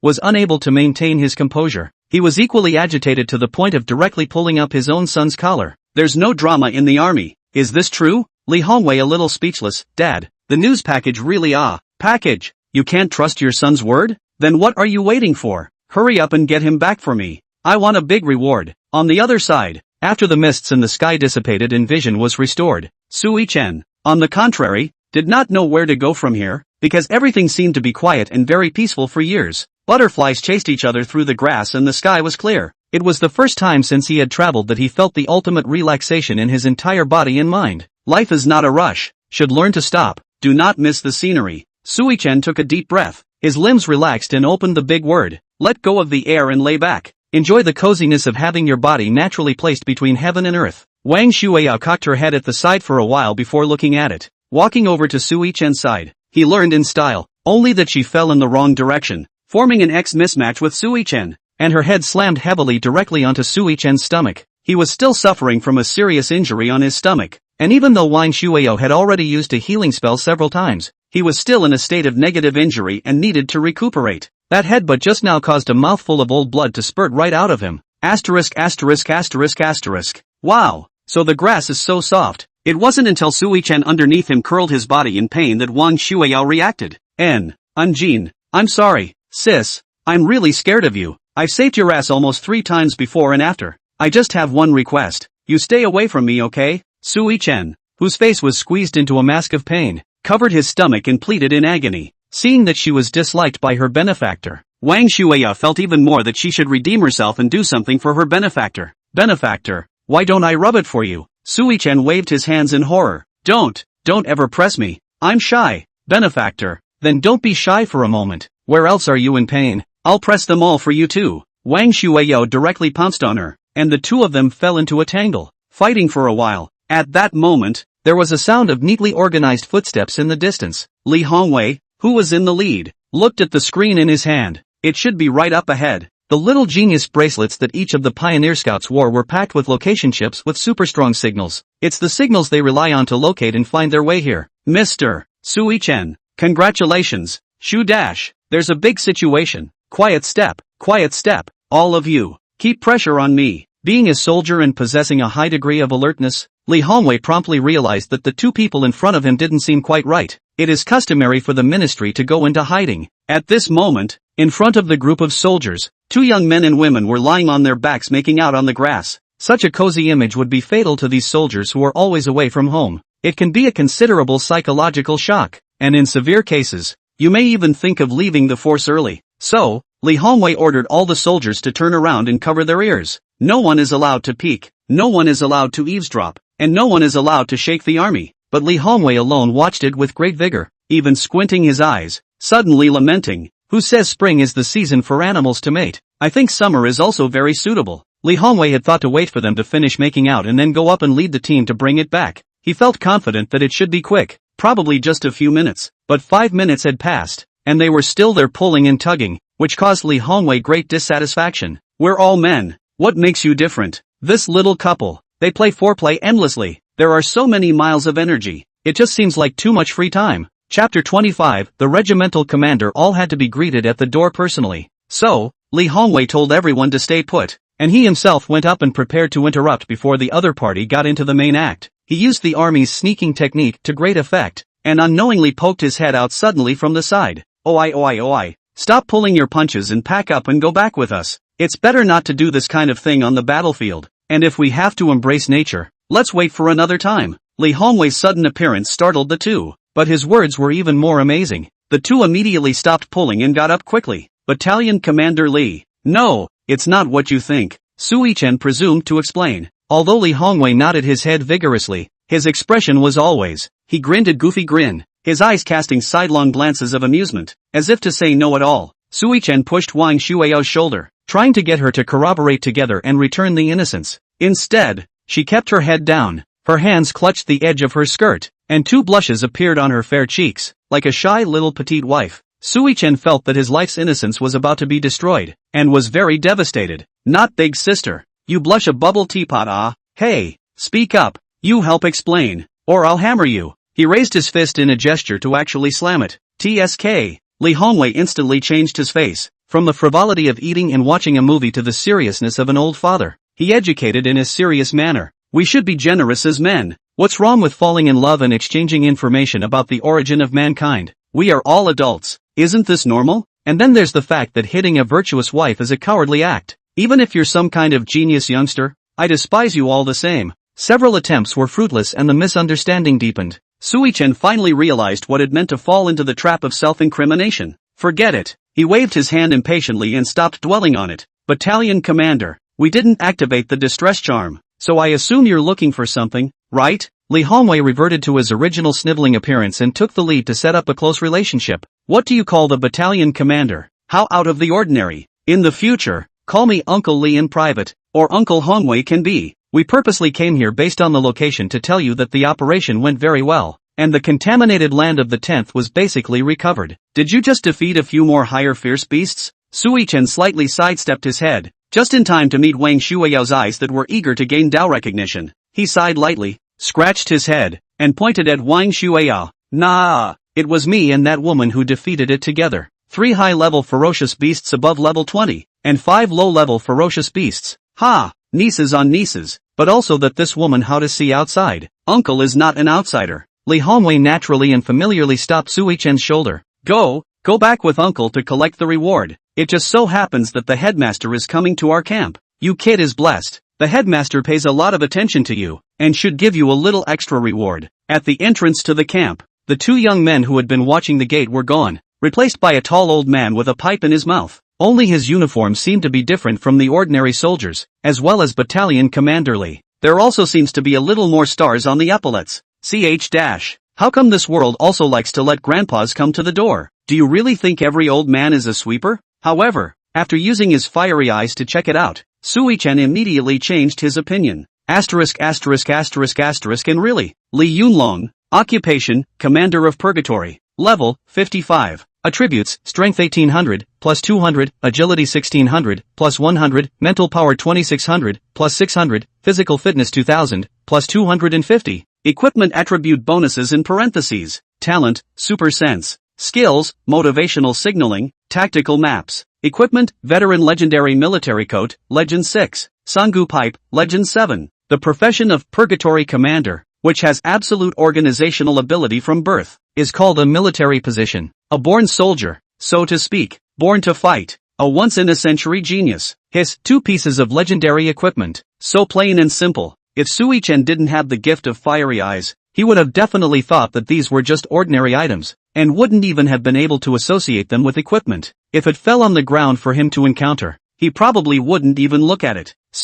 Walking to the door, Battalion Commander Lee and the soldiers saluted in unison. Good day, Captain. But Li Yunlong didn't even look at them, and walked straight through the crowd to Sui-chen's face, stretching out his large, rough hand. How are you, Mr. Su? I'm the leader of the Southeast Army's Purgatory Regiment, Li Yunlong. It shows how much he loves talent. Seeing that other people's big leaders had run to the door to personally greet triumph, Sui-chen of course had to give face and hurriedly shook it. Immediately after, Li Yunlong's line of sight shifted and landed on Wang Shuiao with a look of desire to speak. He was just about to inquire, but quickly figured it out. To make a girl brave the odds, go deep into the beast's lair, and swear to be with her. What are they if not lovers? This is, I get it. You must be Mr. Su's girlfriend. That's nice. You guys are quite the couple. Li Yunlong similarly reached out his hand. Little girl, you are also good. Hiss Hu. Sui-chen inhaled deeply, no longer having any waves within his heart. Li Yunlong's main goal is Sui-chen, so the words back to the front turn.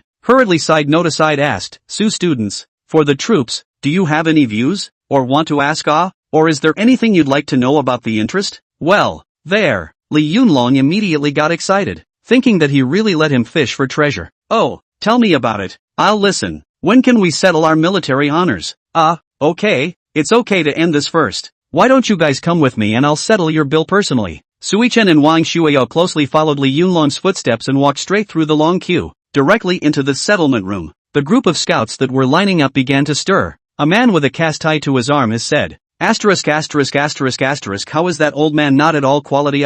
Open the back door in public. This is too arrogant. Shoo, but don't curse. That's the head of our Southeast Tri-City, Li de Cannon. The same regimental commander who used to yell at the 2nd Battalion commander to fire his gun? Or what?" The man was instantly dumbfounded. However, he was still unconvinced in his heart and shifted the conflict back to Sui Chen, who was following behind him. "Lean north. I remember that kid is a high school student, and he's still a 4th level Imperial Beast Master, right? What makes him able to cut in line?" Immediately after that, the man gave an expression of dawning realization. "Oh, I told you. How come I've never heard anything about Chief Li's son or daughter? Today is finally an eye-opener. That kid is definitely..." Just as he was indignantly exporting his speculations to those around him, the Hawkeye archer who was in the back of the line and whose life had been saved by Sui Chen just couldn't listen anymore. He clenched his fists and walked straight up, tapping the other man on the shoulder. What's up, bro? You're so loud." After saying that, the eagle-eyed archer flung his hand and slapped him across the face, leaving 5 bright red palm prints. The man covered his face and blinked accusingly. What are you doing? Lao Zi let you this kind of lying win and then spread rumors to the benefactor for no reason. Without him, you'd still be collecting a damn celebration reward. You can't even gag your doggy mouth with a mouthful of hot." The eagle-eyed archer reached out and greeted the man with every word for good measure. And the crowd, through this word for word, completely understood that it was the high school Imperial Beast Master who curried the whole scene. No one came forward to obstruct the process, and they clapped their hands. The man was spared until the guards watching arrived to suppress it. At this time, that man's face had been slapped into a pig's head, and was completely unrecognizable. For the Hawkeye archers, they gave appropriate punishment. He was fined for canceling the serving of dinner. As for the man, because Sui Chen had performed significant feats, and his gossip had negatively impacted the hero's reputation, the celebration reward was directly cancelled, and 50 military merits were deducted and a warning was given. Then, what about the fact that I don't have 50 military credits? Not enough to deduct? The man asked cautiously. The soldier in charge of giving the notice flashed a flash of dislike on his face. His heart was secretly unhappy. What a freeloader.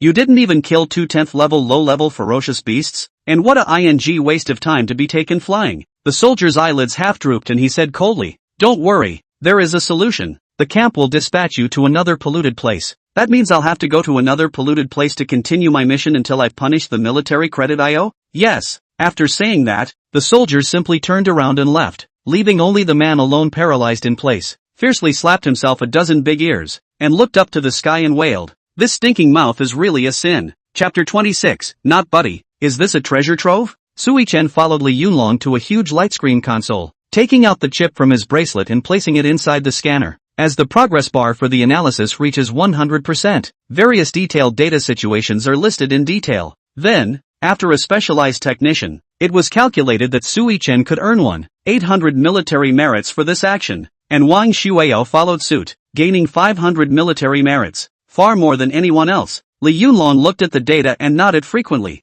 feeling more and more proud. It was as if they were already his soldiers. When Li Hongwei had gone to look for Sui Chen and returned, he had utilized the military's highest rank to directly access the school's database and retrieve all of his information. It blew him away, completely flat, uninspired, and arguably even a little pathetic. After all, Li Chen was an orphan, fatherless and motherless, without a single bit of power behind him. This proves that he is definitely a millennial. No, it's a genius that comes along once in a million years. The future is limitless. Such an out-of-the-blue genius. He must take it down completely and return it to his own power. If possible, Li Yunlong even wanted to be Sui Chen's godfather. He could even imagine bringing Sui Chen to the military camp to train for 2 or 3 years and then, after shaking the 4 quarters of the world with might and fame, he would become the youngest Primus Lieutenant, and he can follow suit and maybe get another promotion before he retires. Don't look at it as just a promotion, but the difference in treatment after retirement is several times. Li Yunlong simply couldn't suppress the wildly rising corners of his mouth, and couldn't help but ask directly, "Comrade Su, you should quite like fighting, right? Combat leads to experience, and experience leads to upgrades. once you level up, you can draw cards, which are known to be addictive. It's good to draw a card at one time, but it's good to draw cards all the time. Sui-chan nodded. Of course. Li Yunlong seemed to see the light of victory. Then are you interested in joining the army? Junior, I see that you are a good fighter with clear bones and excellent talent. How about it? Come join the army. If you do a good job, I'll make sure you get at least 3 promotions in a year. Sui-chan raised his head, hooking up the corners of his lips to reveal a faint smile. Headmaster, I've never considered joining the army. Let's just finish the military merit settlement first. Ugh. Li Yunlong was clear that the other party was politely refusing, and immediately felt a little depressed. He just couldn't figure out how anyone could turn down his personal special invitation. Isn't that clear enough? It would be rude to say it more clearly. The people in the settlement room, too, were shocked. That's a regimental commander, the head of a regiment. You know, no job is stable in these troubled times. Is there any more honorable and stable job than joining the military? Besides, the head of other people are almost explicitly said to open the back for you. Take the shortcut channel. This you don't want? Backbone, but too much backbone. The crowd secretly felt admiration for Sui-chan, while Li Hongwei secretly lowered his head and silently walked outside the balcony to light a cigarette. Kid, military honors can be realized into money or exchanged for items. What are you going to choose? It wasn't until after he had no luck with the talented young man himself that Li Yunlong's attitude apparently changed a bit for the worse.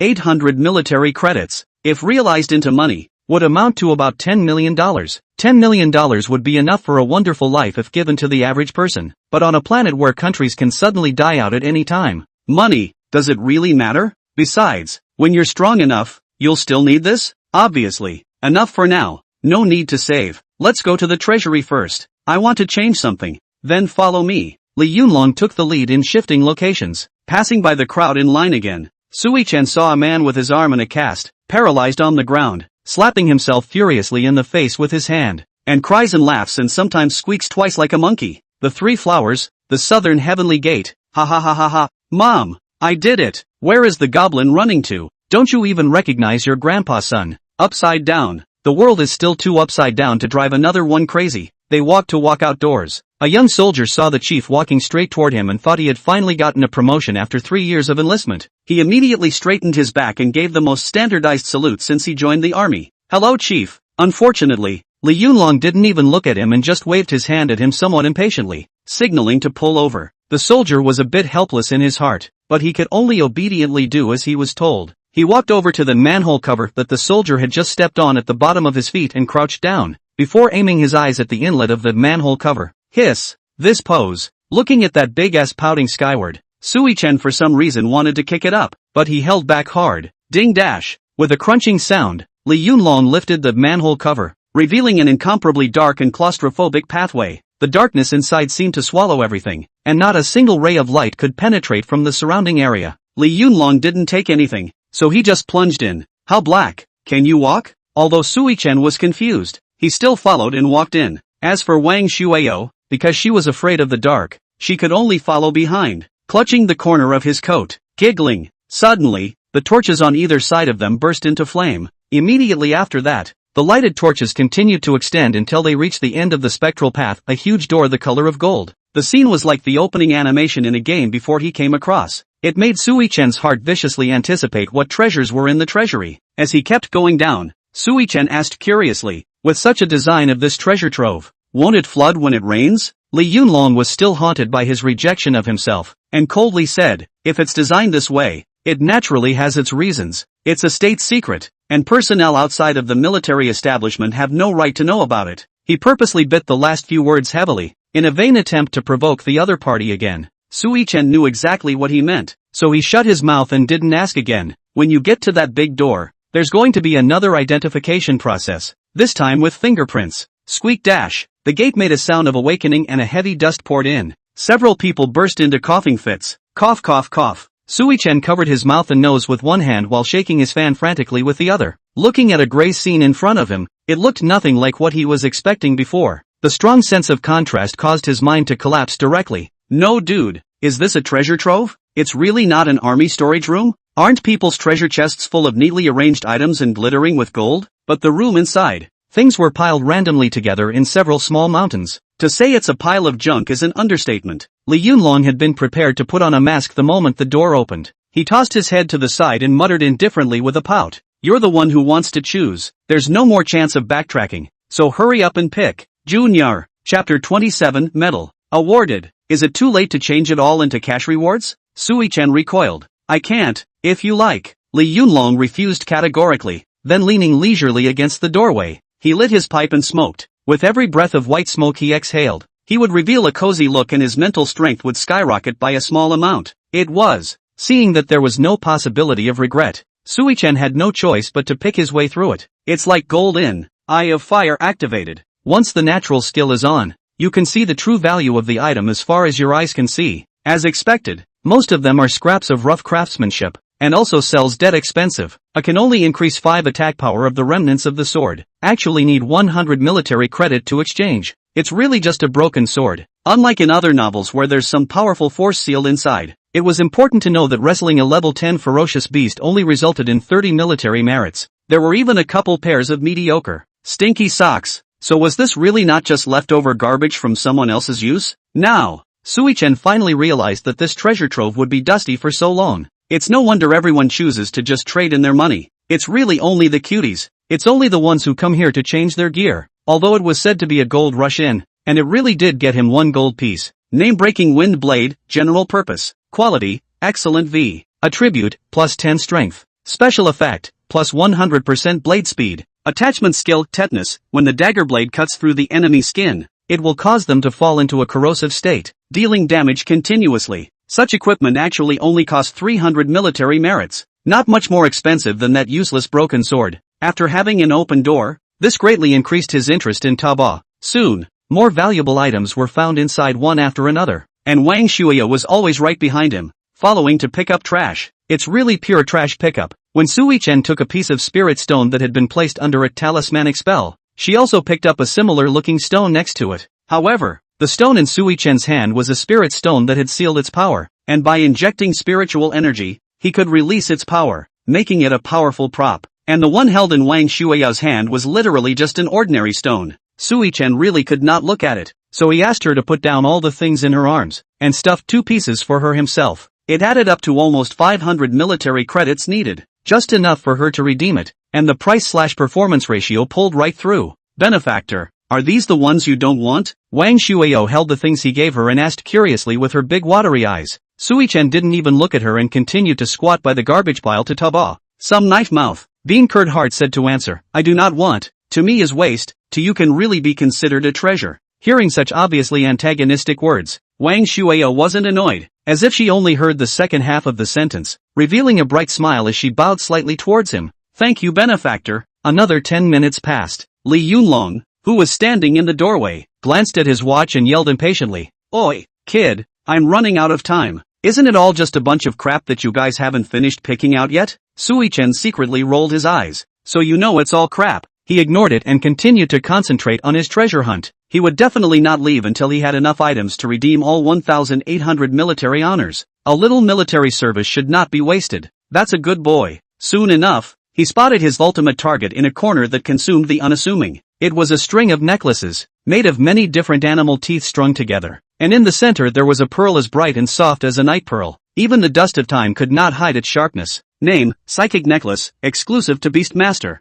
Quality, Epic 6. Attribute, Mental Strength plus 30. Special effect, the overall attributes of the Imperial Beast are increased by 20% when the Imperial Beast is within 500 meters of the host. Attachment skill - Spirit Attachment, the physical body as well as the soul transforms into a wisp of wind and attaches itself to the Imperial Beast, the duration of which depends on the host's spiritual power. Just by looking at the name, one could tell that the psychic ring he and Sui-chan were wearing was a set. It also has the same special effects as the psychic ring, and this spirit attachment skill looks interesting. Sui-chan picked it up, took a few breaths, placed it on his clothes and wiped it off, then wore it directly around his neck. Ding! You have activated the psychic set. Psychic set, within 500 meters. The overall attributes of your Imperial Beasts are increased by 100%. Attributes doubled. Doubled? This kind of cloak actually only need 50 military honors, just to make up the 1800 military honors. Can really let him Jane to the big leak. Finished picking. Let's go.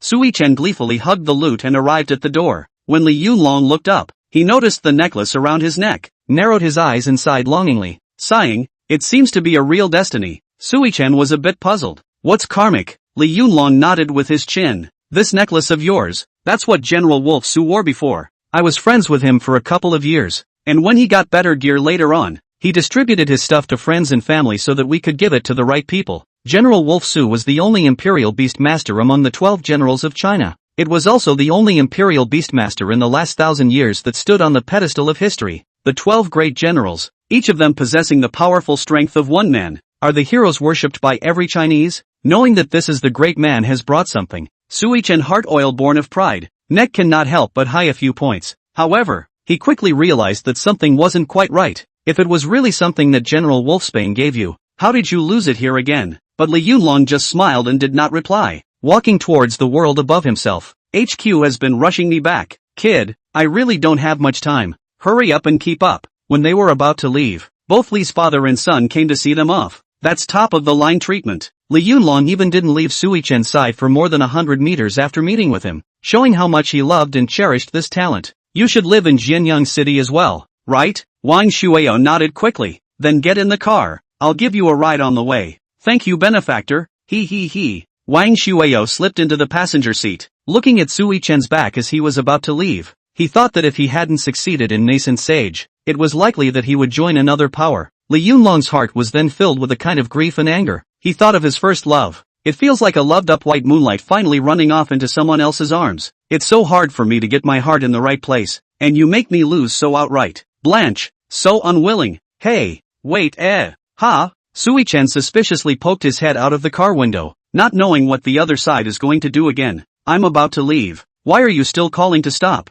You're not going to make any more melodramatic images at this time, are you? Li Yunlong squinted his eyes, his nostrils puffing out long white smoke. Don't go, okay? And really, hurry up. Giggle boom boom boom. Sui Chen hurriedly turned the key and started the engine in preparation for a speedy escape. Seeing this, Li Yunlong hurriedly changed his words. Wait a minute. I was just joking with you. Now I'm talking business with you. Only to see him snap his fingers with his left hand. A personal attendant immediately took out a red square box from his space backpack. Li Yunlong took the box and walked over to Sui Chen, his tone suddenly becoming incredibly serious. Comrade Sui Chen, on behalf of the 2nd Battalion of the Scout Battalion of the Beast Suppression Army, I award you with the Silver Medal of Merit for your contribution to fighting off the ferocious beasts and recovering the polluted land. What? Sui Chen really didn't expect it this time, but he was actually going to award himself a medal. Wang Shuao, who was sitting in the passenger seat, covered her small mouth and was filled with shock. The surrounding soldiers, moreover,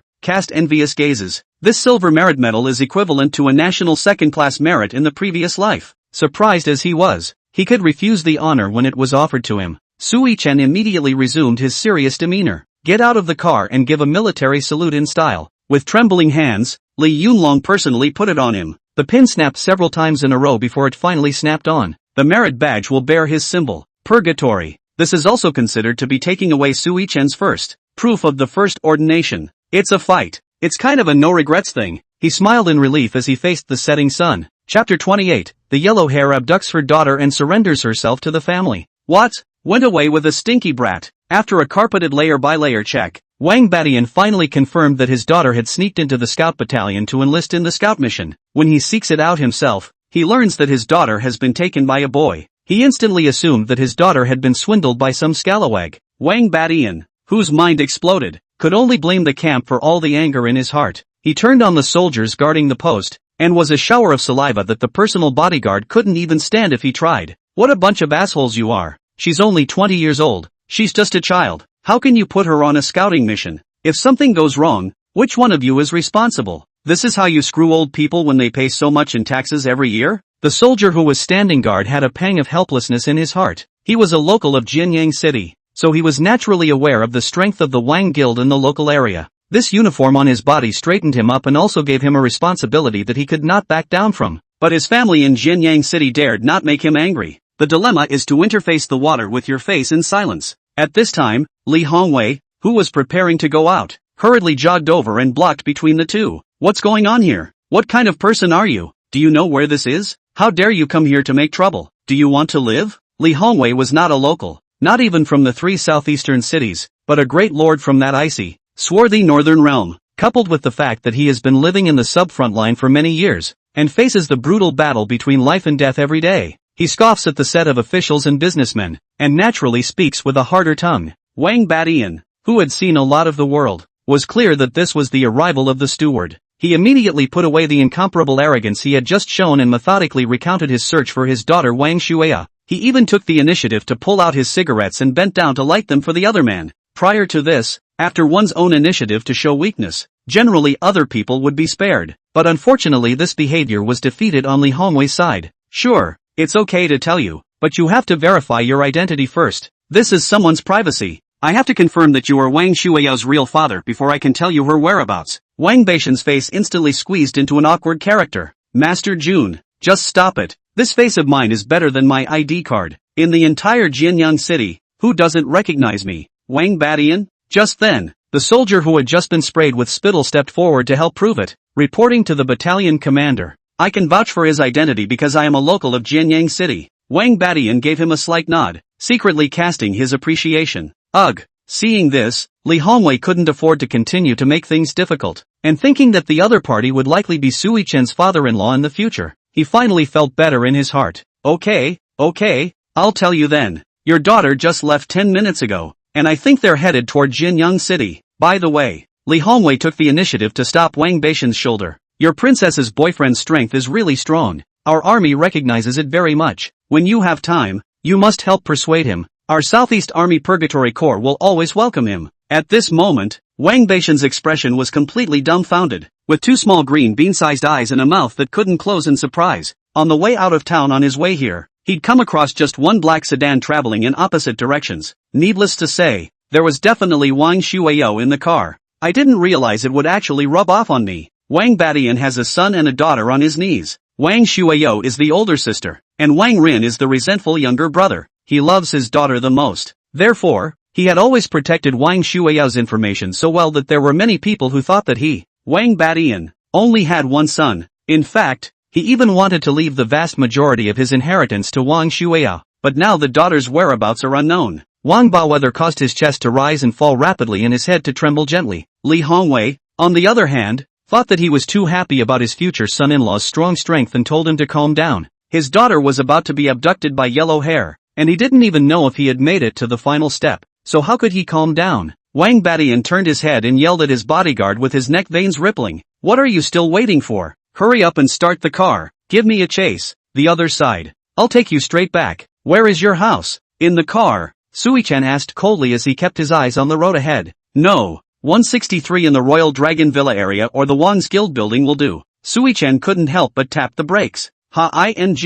Because of inertia, Wang Shuya moved forward defenselessly and was strangled by the brake band. There was just a little rabbit out front. Sui Chen gave himself a random excuse to himself. Wang Shuya stroked her messy sideburns and took it seriously. It's fine. Sui Chen put on the DJ on his side and drove slowly, over the sheer mountains, over the endless sea, and Wang Badian in the back. He directly ordered the driver to stand up and step on the gas. Finally, at the entrance to Jianyang City, Wang Badian finally caught up with Sui Chen's car. Thanks to the bodyguard's good memory, he memorized the license plate at a glance. At that time, he wondered if this wasn't the young master's car, and he hadn't heard that the young master had left the city. Follow me up. I want to see where this kid wants to go. If he goes to some so-and-so guest house, or hotel, I'll take his name if I don't break his legs. But when the scenery outside the window became more and more familiar, Wang Beishan's heart instead became more and more confused. By the look of the route, could it be that the boy is coming to the company to throw himself on the mercy of the company? Chapter 29. Are you trying to take in all my children?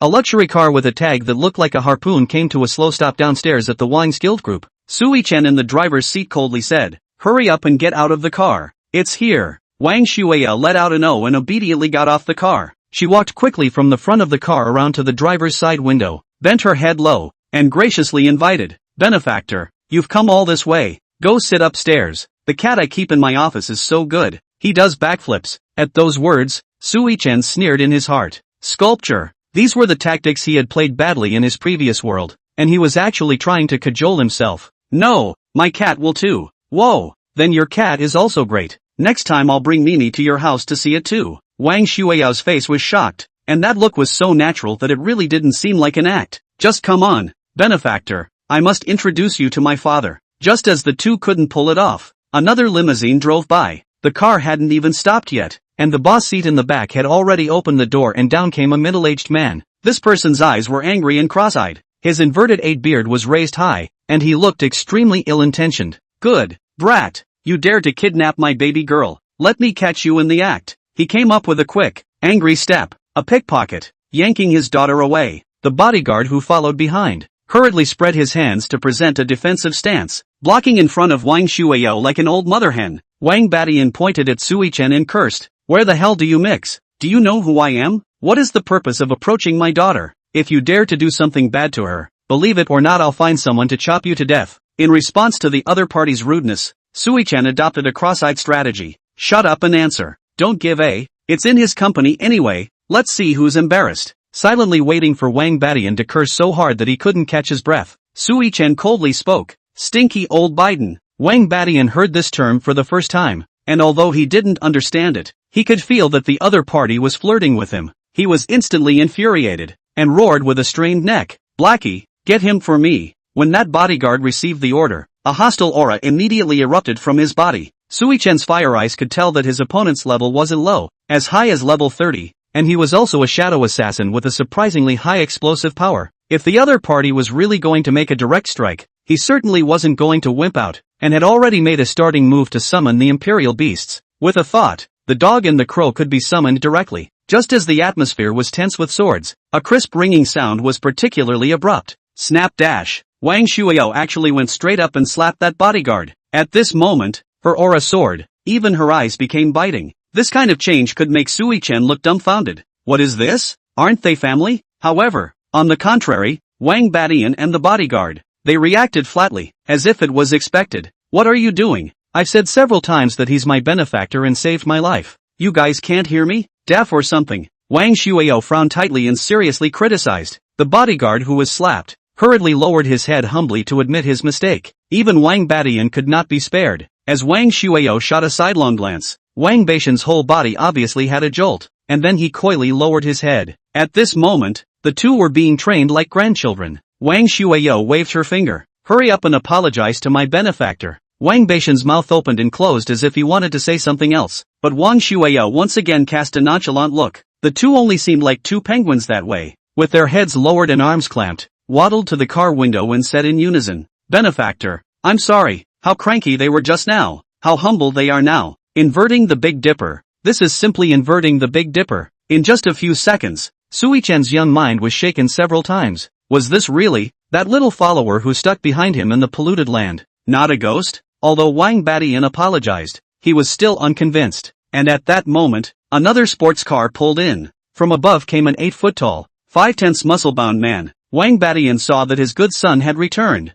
It was fine to coax his daughter in private, but he didn't want to lose his image as the head of the family in front of his son. He straightened his back and resumed his big boss demeanor. "Son, you're back." But Wang Ren directly ignored him, skimming straight and fast to Sui Chen's car window, calling out in surprise, "Big brother, big brother?" Wang Badian raised his eyebrows and couldn't help but read along. "You're a benefactor and a big brother. You're taking my family all over, aren't you? Is my wife next? Brother, why are you here?" Sui Chen felt that things had become a bit complicated, and things were beginning to be difficult to explain. It's better to let them digest it slowly within their own family. So he said, "Ask your sister. I have things to do, so I'll go first." When he finished, he rolled up the window and drove off. Looking at the car's distant back, Wang Ren waved his arms excitedly. "Take care, big brother. Bye." Wang Shueyo resumed her previous gentleness and similarly said goodbye at the back. "Benefactor, next time, you must come and sit down. Wait for the car to completely disappear into the street shots." The four people left in place looked at each other. The three men were fuming, and only one of the bodyguards was rubbing his chin in thought, trying to recreate the large melon.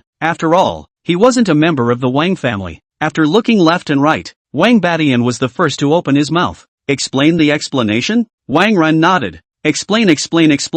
And Wang Shueyo walked into the building with a direct belt. "Then let's go." Wang's group penthouse. On the leather sofa, a blue-haired kitten, guided by a teaser stick, actually stretched out in the air and did a backflip, landing firmly on all fours. Wang Shueyo stroked its head, a slight pity in her tone. "Benefactor, still didn't get to see you do a somersault one. Wait for the next time. I'll take you out." After Wang Badian listened to his son and daughter recount the story of Sui Chen's divine bravery, he reacted like most people, his mouth opening wide and his eyes becoming dull. The words of his children, he surely believed them. Sui-chan had already had a great change of heart in his mind, and had moved on with his thoughts, but still need to see what my daughter's opinion is. Ha ha ha. Wang Badian came over to Wang Shueyo with a cheap smile. Shuera, you feel that, Sui-chan? Without waiting for the words to finish, Wang Shueyo protested in dissatisfaction. Dad, he's my benefactor. Well, you benefactor? Then let's be benefactors. How do you feel about our benefactor? Any ideas for? This time, it was Wang Batian's turn to say his words halfway on purpose. He raised an eyebrow and gesticulated wildly with both hands. Again, there were small hearts and thumbs pointing at each other, suggesting the obvious. When he heard this question, Wang Ren's reaction was even more excited than Wang Shueyo's. Dad, this is how you're going to turn my big brother into a brother-in-law? Seeing that the thoughts in his heart were thus nakedly pointed out, Wang Badian was somewhat displeased. Go, why are you so mouthy? What are you waiting for? Get the hell out of here. When Wang Ren left, Wang Badian once again piled on the smiles. Schwerer, don't listen to your brother's nonsense. Jenner's mouth. Dad. Wang Shueyo's fair face was instantly tinted with a touch of scarlet, and that blush was like the most gorgeous evening sunset in the sky, spreading from her cheeks all the way to the roots of her ears. She twisted the corner of her coat a little coyly and nodded gently. The smile on Wang Batian's face was grinning from ear to ear. Although the Wang family is doing well in business, but in the family, there had never been a truly strong person. Like Wang Shueyo and Wang Ren, they were also both of average talent and could only be nurtured by throwing money at them. Can available technology smashed out of the ground beat someone's pure genius? The Wang family needed someone like Sui-chan to improve the genetic bloodline a bit. This is the way to go further and further, nationally and internationally. So, Wang Badian touched his daughter's head and encouraged. If you like it, be brave and go after it. There's Dad to cover for you. If you can't, Dad will find someone to tie you up. Ouch, Dad. If you keep this up, I'm going to ignore you. Wang Shueyo clutched her chest, beamed, and turned around in exasperation. But in reality, his heart was happy, and the corners of his mouth could not be suppressed to rise wildly. Chapter 30, Adopting Ants as Imperial Beasts, Devouring Evolution. When Sui-chan returned home, the afterglow of the setting sun was spilling through the window onto the floor of the living room. As soon as he entered the door, his cell phone ding-dong, which turned out to be a message of greetings from the head of the Lin section. How's it going? Is everything still going well? It was then that Sui-chan felt exhausted all over. The whole day today had been spent in tense battles, and at this point,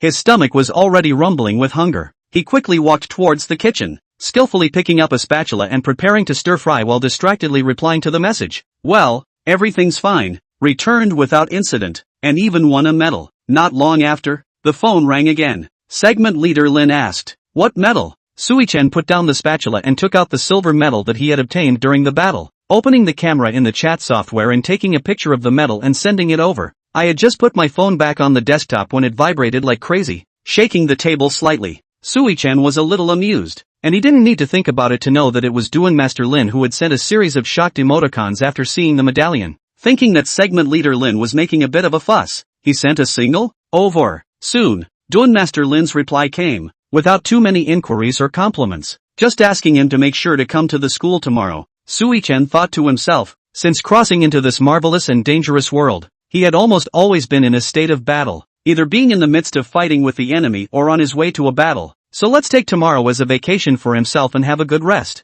So, he agreed to it painfully. After eating, Sui-chan began to treat the wounds on his body. While changing the medicine on the wounds, he was pleasantly surprised to find that the wounds had healed a lot. It seemed that the recovery ability this time was a lot stronger than before. After treating his wounds, Sui-chan lay comfortably on his bed, and suddenly thought that he had to do something to relieve his fatigue today before going to bed. For him, it's card draw. Of course, each card draw is like a surprise adventure that is both relaxing and enjoyable. I'm so tired today, why don't I just do 2 rounds? He suddenly remembered that he hadn't used the 2 card draw opportunities he had gained from level 6 to level 8. Draw cards and activate. Sui-chan shouted excitedly, and instantly, a splendid scene surrounded by gold cards appeared before his eyes. Without hesitation, he held out his right and left hands at the same time, ready for this surprise. You have drawn the golden legendary word, Mystic Empowerment. You have won the golden legend word, Equipment Fusion. Sui-chan froze. What was this? He actually drew 2 such powerful words at the same time.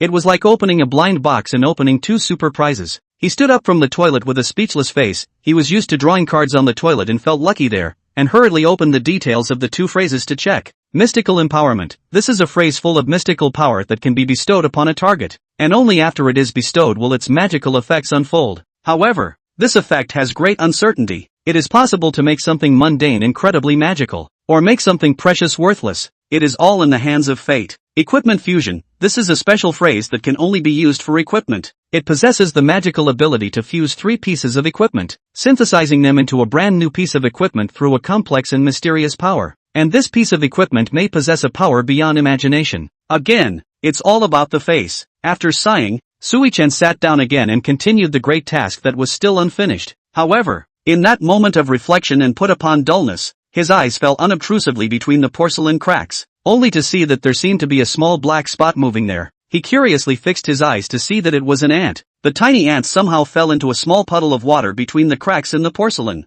It struggled desperately, six thin legs in the water scratching carelessly, as if in a fight to the death with fate. Although Sui-chan wasn't touched by its spirit, a bold idea was born. He wanted to try mystic empowerment on this ant. Just one word anyway, and he's still 58 levels short of full level. A full 58 words. Say it and do it. Sui-chan paid out immediately after pressing the pump button. You have given worker ant a successful contract. How did you make a contract with a common insect? Sui-chan just wanted to complain, but he obediently shut his mouth when he saw its information panel, exclaiming, "Holy, OU! Name, worker ants. Bloodline, inferior. Level, 1. Loyalty, 100%. Attributes, strength 2. Agility 2. Spirit 1. Physique 2. Talent, devouring evolution. Skills, none. Personality, naive. At first glance, gee, isn't that scrappy? But it has the gift of devouring evolution. Like the dog, it is an extremely rare growing imperial beast. The growth type imperial beast is strong in its upper limit. So what if there is a level limit? I will become stronger just the same. It was an almost invincible existence for the mid and late stages, which was why Sui-chan was still able to laugh after seeing such a tragic data panel. It was only when Sui-chan cupped this little gadget in his hands that he realized that there was an additional small black dot on the palm of his left hand, compared to the totem of this little guy. In that case,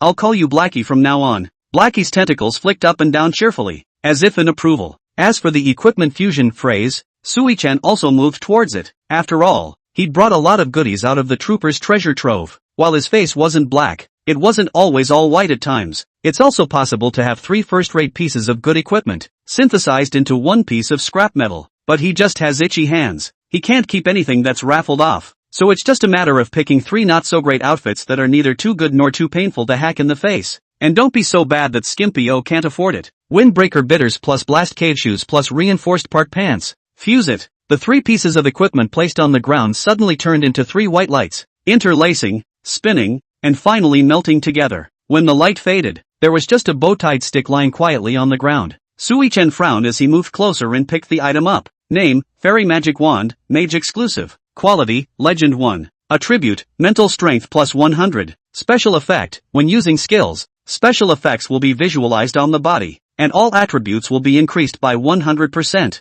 Attachment skill Inspiration, consume 60 points of mental energy to increase all attributes of the surrounding friendly troops by 50%, and heal injuries, exempt from negative effects. Duration is based on the user's own mental energy. Cooldown time 1 hour. You say he's non-existent. This thing is a legendary weapon that he melted out of 2 fine gears and 1 excellent gear. But you say he's OU, right? He can't use this equipment. Sui-chan was at a loss as to what to do with this equipment. A beep came from the phone. Opening it, he found that it was a message from class president Su Xiaoro. It's my birthday tomorrow. Can you come to that? Before Sui-chan had even crossed over. Su Xiaoro is one of the few rays of light in the former sufferer's life, as well as his childhood friend, attending the same school from elementary to high school. After Sui-chan was ostracized by his class group for his withdrawn personality, tragic life, and his transformation into a beastmaster, he was regarded as a freak just like the ferocious beasts. Only Su Xiaoro still treated him as a human being, and even borrowed 500 when he was about to lose his food. That 500 hasn't been paid back until now, and she hasn't mentioned it. Sui-chan was very clear because of the memories he had inherited. So, he agreed to participate and planned to give this fairy magic wand as a gift. It's a way of repaying the other person for the little favor they gave them in the old days. It's time to return the favor. A legendary great equipment was enough to boost her strength by several notches from her original. Just when Sui-chan thought that the chat would end like this, Su Xiaoro suddenly asked, "Did you have a problem with Class 8's Wangrun?" Sui-chan was somewhat confused. What does that mean? Su Xiao, he just approached me for your contact information. Sui-chen, then give it. Su Xiao, you really don't have a problem with him. If you have any trouble you can talk to me and I'll pass it on to the teacher for you. Sui-chen, Su Debanshan. Don't worry about it, there really isn't one. Suzanne, then I gave it to him. Soon, Sui-chen arrived with a friend request. But it's 2 strips. One is called Au Gengo, while the other is called Yo-Yo Can't Sleep. Obviously, the first one was Wangren. As for the other application, Sui-chen really couldn't guess who it was. It's hard to believe that Su Xiao gave my contact information to another person. Holding on to his curiosity, Sui-chen passed both of them. Almost instantly, he received messages from both men. Big brother, benefactor. Chapter 31, I'm too lazy to tell them, and they don't deserve to hear it. Duanchuan Lin. Early in the morning, Sui-chen came to the office to find Lin Bei before class on time. Duan Master Lin, who was organizing his lesson plans on his desk, looked up and hurriedly got up to greet him. Where are the medals? Let's see. While Sui-chen casually pulled the medallion out of his pocket, Duan Master Lin excitedly cupped it with both hands, as if he had discovered some kind of treasure. Old Lin came in a hurry. Haven't had breakfast yet. Have your bun. It's okay. Eat it all. Duan Master Lin lovingly held the silver medallion and looked up and down, and proudly took him to show off to the other teachers in the office. A little bit of Fan Jin's sense of insanity after he was successful. Ha ha ha, my student. This is the honor my student received. The other teachers, though silent, all cast envious glances. Silently, I opened the lesson plan and added a couple times more homework. Duan Master Lin returned the medallion to Sui-chen, hugged his shoulders, and said with bravado, let's go. This kind of happy event must be shared with the other students. Sui-chen wanted to keep a low profile, but naturally, Duan Master Lin just wanted him to play in front of everyone. Not only was he going to be praised in front of all his classmates, but he also said that the school was going to have an assembly to honor him. Sui-chen followed back to his long-lost class, and it just so happened that the first period was Duan Master Lin's class. Class, we have 20 days until the national exam. For the next few days, you will not have to come back to school and go all out to brush up on your grades. No wonder Duan Master Lin insisted that he must come to the school today. He just wanted to let himself be everyone's motivational mentor. Next, I'd like to announce a happy event. Someone from our school has been awarded a silver medal from the army. The whole room was in an uproar when these words came out. What?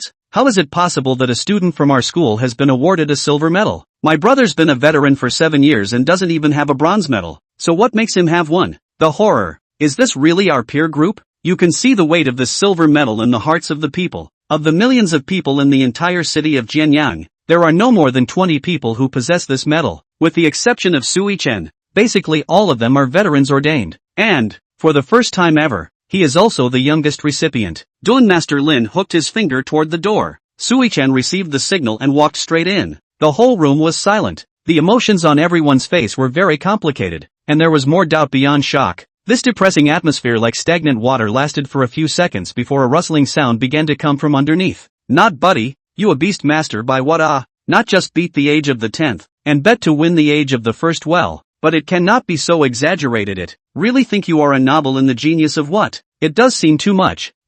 Will it be by the back door? What back door on his family that background, thieves come all have to leave 200 before leaving. Gee whiz, it does seem to me that it's just a back door, but it's a different back door, I guess. The skepticism, like a tidal wave, came overwhelmingly. Sui-chen's face, however, remained motionless, no different from when he had entered. But Lin Duanjian's heart has already panicked, fearing that Sui-chen will get angry and cross himself to go down and tear their mouths apart. You guys really don't want to get better when you're yakking in front of the gods? He didn't think people would want to question the fact that he had published it. In his heart, he secretly hated this group of people. They really deserve to be cattle and horses for the rest of their lives. In order to ease the atmosphere, Duan Master Lin tapped the table and called for a halt. Quiet. Next, let Mr. Su share with us some practical experience, which will be of great help to you when you take the national exam afterward. As soon as everyone heard that it was linked to their own interests, they immediately stood in awe, the sneer on their faces all but gone. Seeing this, Sui-chen smiled contemptuously. His starry eyes were cold,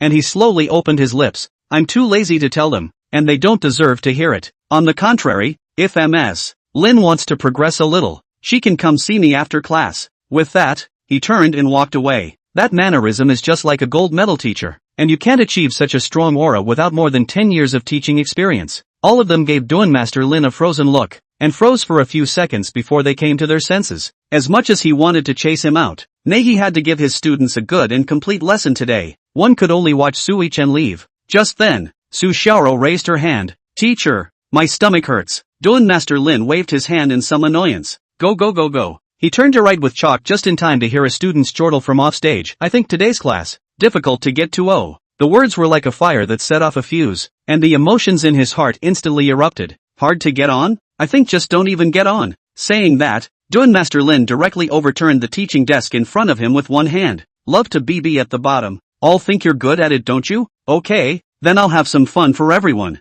All of you go to join the scout battalion on a mission, and no one is allowed to come back without 30 military merits each. The other side, because he had gotten up early today, Sui-chan felt that he still wasn't refreshed enough, so he went to the sink to wash his face. But it was this scene of washing his face that was mistaken by Su Xiaoro, who caught up with him later, that he had a weak heart, couldn't stand the questioning of his classmates, and was secretly crying. Sui-chan suddenly felt someone tapping on his shoulder. He turned his head quizzically. Ha, don't feel bad. Can I communicate with you? Sui-chan smiled bitterly and shook his hand, saying bluntly, I'm sad. Is that group of brainless harpies worth being sad about? By the way, do you have any paper? Bring it to me to wipe. Oh, yes. Su Xiaoro hurriedly rummaged through her pockets, but instead of finding paper, a handkerchief was produced. She looked at the handkerchief and hesitated for 2 seconds, handing it over with a slight blush. I don't have any paper with me. You can wipe with this. I haven't used it. Well, thanks. Sui-chan didn't think much about it and directly took it on and used it. You, remember to come to the birthday tonight? Okay, clear, the gifts are all ready for you. Don't worry, I have to go, so hurry back to class too. Thanks for the handkerchief. Wash it and it will still work. Ha ha ha ha. Sui-chan jokingly returned the handkerchief to the other party and snickered as he left. And Su Xiaoro looked at his back for a while in a trance for a long time before coming back to her senses. She gripped the handkerchief in her hand tightly and reinserted it into her pocket, exclaiming, it's so nice to become just like when I was a child. Night. Sui-chan arrived at Su Xiaoro's doorstep as promised, but just as it was time to knock on the door, he hesitated, considering that he wasn't on good terms with the rest of the class. The narrow-minded griffins wouldn't be able to keep their mouths from stinking if they stayed. Then it would be embarrassing for Su Xiaoro and put her in a dilemma. So he put the written greeting card and the fairy magic wand on the ground. Knock knock. After hearing a sharp knock on the door, Su Xiaoro jogged along in her slippers. Ta-da-da-da. Coming. But when you open the door it's empty. Only what's left on the floor. Curious, she picked the object up. After fixing his eyes on it, his pupils quake, and his entire body is unable to calm down. No. Su Xiaoro hurried back to her room and flipped through the encyclopedia of equipment. After a few comparisons, she finally confirmed that this was a legendary grade weapon, the fairy magic wand. She was both surprised and pleasantly surprised, but more than that, she was puzzled. Who would leave something like that on a doorstep at night? With curiosity, Su Xiaoro opened the greeting card that mysteriously appeared together. All it said was 4 big words, Happy Birthday. It wasn't signed, but she knew who it was from, because from the beginning, she had invited just one person to celebrate her birthday. Chapter 32. I came when I heard that I could add extracurricular quality points. Sui-chan, who had returned home, was the first to receive a message from Su Xiaoro, questioning why he had come but not come in. Sui-chan could only say that he was suddenly busy with something, because he does really have something. He's going to start breeding Blackie. Sui-chan put down the 3 large bags of things he had bought. Boo! The floor has to shake 3 times. The aunt selling meat downstairs was all happy because Sui-chan helped her clear the field. Xiaohei's talent is devouring evolution. That's not eating. Devouring evolution, gain evolution by eating flesh and blood. The higher the grade of the flesh and blood, the faster the evolution speed. These 3 big bags of stuff can be worth millions, because there were quite a few high-grade ferocious beasts' blood and flesh in it. Sui-chan summoned Little Black and casually pulled out a piece of steak and placed it in front of him. Poor Blackie. Never thought he'd get to eat a steak in his life, I guess. He pounced quickly on his little legs, but the steak in front of him was just too big for him. It eats at a rate that is, for the moment, unpredictable to the naked eye. Sui-chan then had to stuff all the other meat into the refrigerator. However, there simply wasn't enough to put in, so he splurged and bought 3 more big refrigerators. I guess Auntie Wu will be dumbfounded when she sees this month's electricity bill. Watching ants eat may be a bit boring for girls, but the fun reaches just right for boys. Just as Sui-chan's brain entered an incomparable release, an abrupt elevated tone pulled him back to reality. When he opened his cell phone, it was that annoying little scourge Wang Shueyo again. Last night's hard awkward conversation with himself until midnight caused him to almost not be able to get up today. It's not enough for today, so I'm going to hokey pokey again.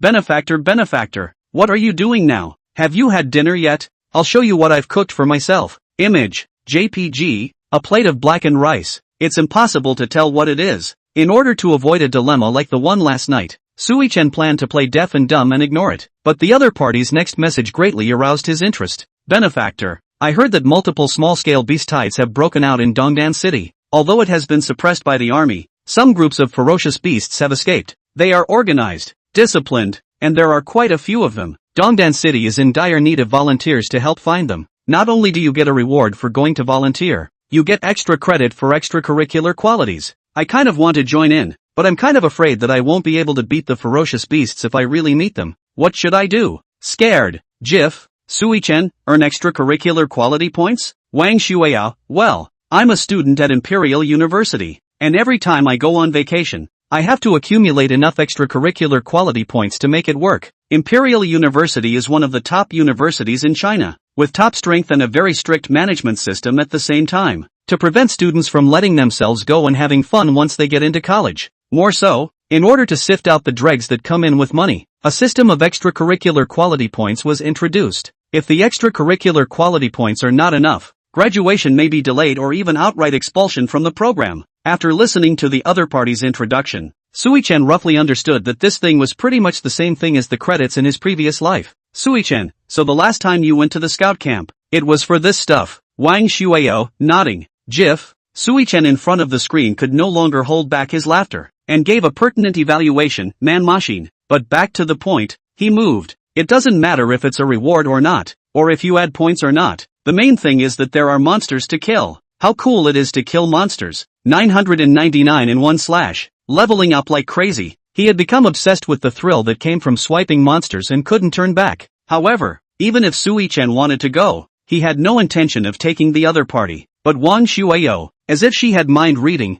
immediately sent a message again. Benefactor, you will definitely go right. Please take me away. Pathetic. GIF. His dash. That said, make it look like he's really yellow and wants to take someone else's girl and elope. Seeing the delay in getting a reply, Wang Shueyao started the bomber mode. Sui-Chen was well aware of the temperament of this kind of young lady, and if he continued to play deaf and dumb, she would most likely come straight to the door of the house. It would have been impossible to say anything about himself and her. By the time an unsuspecting neighbor sees it, it's the end of the bag. He even imagined what rumors would be spread by the intelligence group. Mothers, do you know that the boy on the 6th floor, who is only in high school, has brought his girlfriend back to cohabitate with him? And it seems that the girl is pregnant. One falls into the trap of self-evidence if one explains it. No explanation. Hell, if this rumor will end up going anywhere. I'm guessing illegitimate children could come out of the woodwork. To avoid this nonsense, Sui-Chen had to agree with her. I was just in the shower, and I only saw the message now. Yes, let's go together then. Tomorrow. Inside the luxurious villa of the king's residence, a girl was bouncing on the bed in delight in a room filled with pink color. Wang Shueyao covered her face with the quilt and took a long time to calm down, but her face was still flushed, because when Sui-Chen told her that she had just taken a shower, her mind actually automatically brainstormed images that lingered. It's hard to calm a young girl in the prime of her life when she's swirling inside. That's odd. After waiting for 10 seconds without a reply, Sui-Chen simply went straight to sleep. A night passes in the depression. The first thing Sui-Chen did when he woke up was to hurriedly check on Xiao Hei's condition. The steak that had been on the table had disappeared, and the little black one that was only the size of a grain of rice in the beginning was now the size of a peanut. Name, Soldier Ant. Bloodline, Common. Level, 3. Loyalty, 100%. Attributes, Strength 3. Agility 3. Spirit 2. Physique 3. Talent, Devouring Evolution. Skill, Corrosive Null. Personality, Naive. It's okay. Eaten a steak and went up to level 3 and completed an evolutionary metamorphosis. What if we ate all 3 big bags of meat? Dogs still have to fight hard to get stronger. And you kids move your mouth and eat to get stronger? Sui-Chen had felt sorry for Xiao Hei before, but now he still felt that the dog was a bit more aggrieved. Before he set off, Sui-Chen took some of the meat out of the refrigerator and explained that the chartered wife, Auntie Wu, came to help replenish it on a regular basis. He planned to leave Blackie at home and upgrade alone. The current one was still too weak and could still be trampled to death with a single kick. Just as Sui-Chen was about to set off, the cell phone in his pocket suddenly ding-dong rang. He had thought it was Wang Shueyao sending a message of urgency. I didn't expect it to be the school beauty, Su Xiaro, perhaps because the two have known each other for a long time. Her messages tend to be blunt. How did you increase your strength quickly? Tell me. In the face of Qingmei's question, Sui-chen answered truthfully, how else can I level up? Brush monsters to level up. Suzanne, newcomer copies? Sui-chen, that thing is too inefficient. I'm going to Dongdan City to help defend against the beast tide. The schoolgirl in front of the screen's fingers were white from overclenching and her face showed hesitation. She moved. And the newbie side quests are really limited in terms of what they can boost, and they cost a huge amount of treasure each time you start them. It's like fending off a tidal wave of beasts. Not only do you not have to spend any money, but the government even subsidizes you. After hesitating for a few moments, she took a deep breath and finally made up her mind. I'll go with you. Sui-chan's face stiffened, and his complexion seemed to have become even worse. Well, another one, 2 more, both can be baby bus activated. Just had this thought. Wang Run also sent himself a message. Hey, I heard that you and sis are going to go to Dongdan City together. Big brother, see if you can. Chapter 33, The Fierce Beasts Who Sent Themselves to the Door. At the high-speed train station, the 4 of them were assembled and ready. In this world, there also exists economic travel transportation built by mechanics. Over 200 kilometers across the 2 cities and only 100 out. If you are a student, there is also a 30% discount. A bit with the previous life. Both are gods for transportation of students out of their homes. Sui-chen simply finished introducing himself after each of the 3 of them.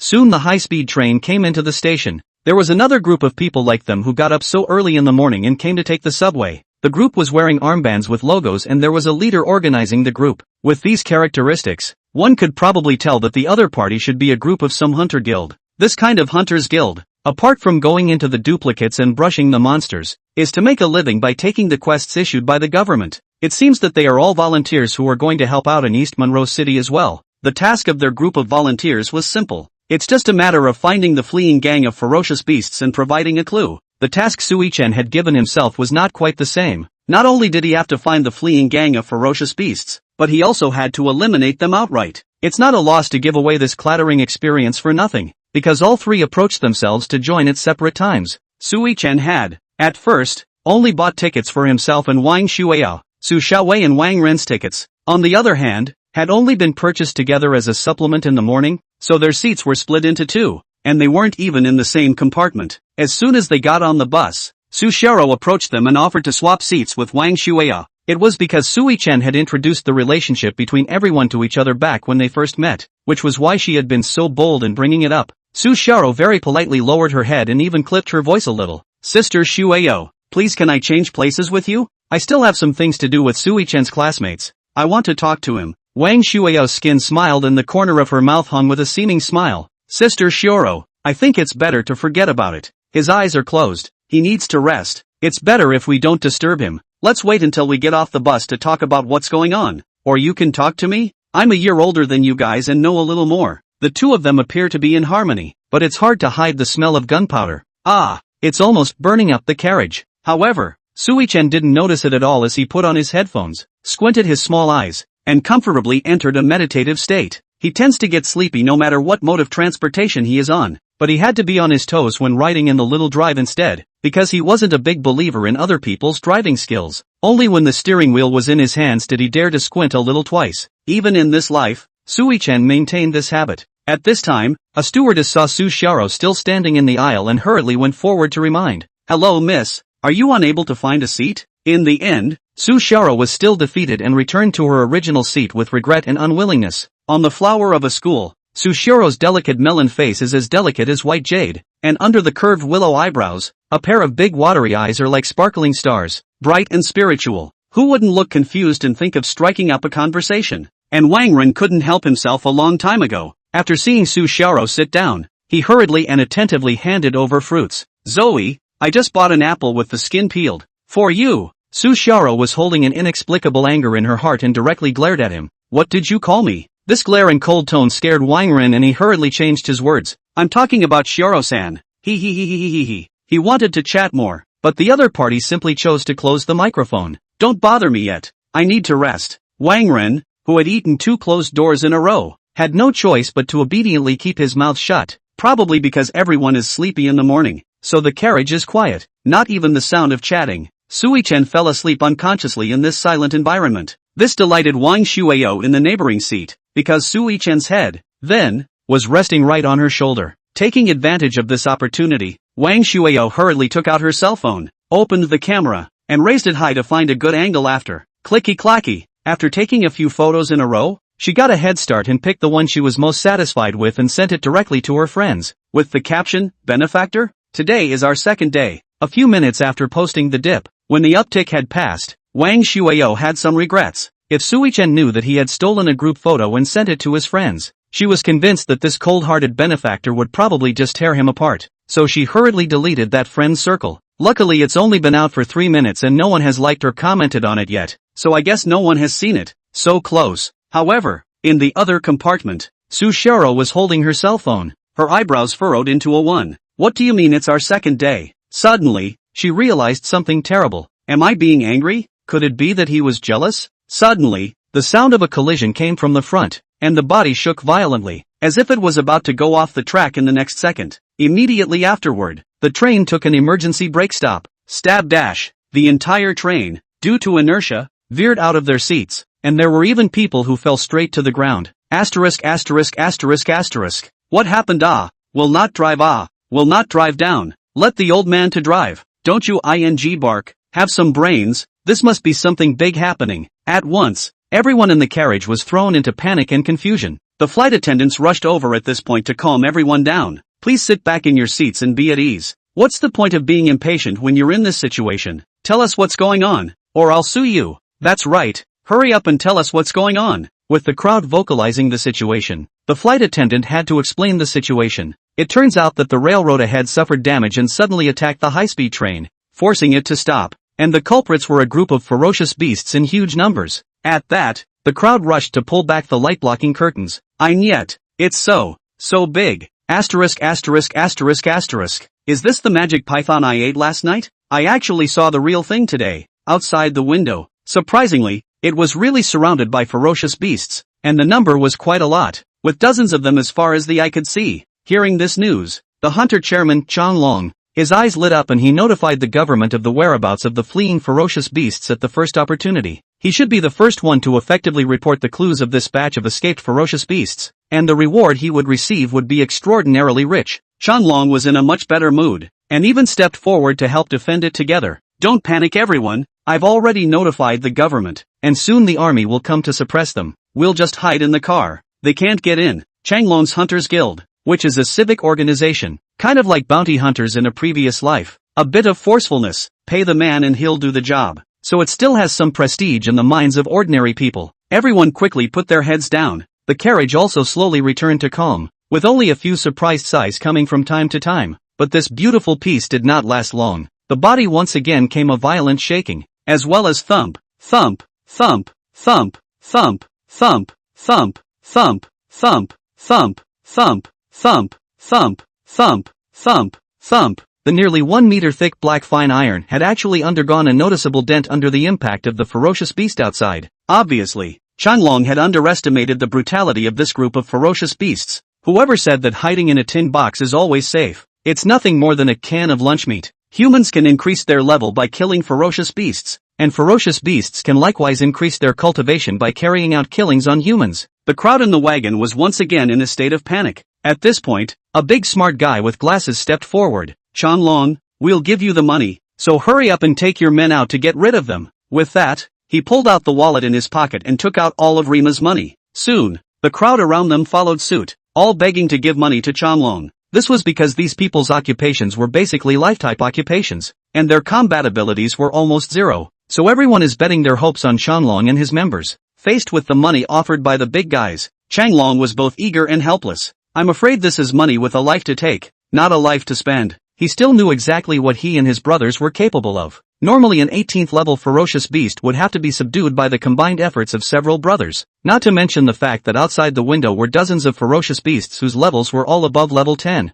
It's not enough for them to go out and stuff their teeth for others. Just then, a loud crash drew the crowd's attention. Boo! The part of the body that had been struck had been deeply dented and had developed cracks that extended like tortoise lines. Who knows if the fragile body will hold up after the next crash of the ferocious beast? The crowd's state of mind changed drastically in this incomparably tense environment, and they could no longer remain calm. They moved from an initial plea for mercy to a moral reprimand. You're the strongest here, and you still don't go out to resist the ferocious beasts. Do you still have some conscience? That's right, the greater the ability, the greater the responsibility. Have you ever heard of that? Chanlong was pressured by the crowd to lower his head dead, knowing full well that he couldn't retort in front of this group of cornered savages. At this time, Sui Chen, who had been keeping his eyes tightly closed, opened his eyes as swiftly as a sheathed sword, his starry eyes lighting up. Give me the money. I'll go. Chapter 34, Step aside. I'm going to solve a problem. Sui Chen's words immediately caught everyone's attention. The crowd threw curious glances at him.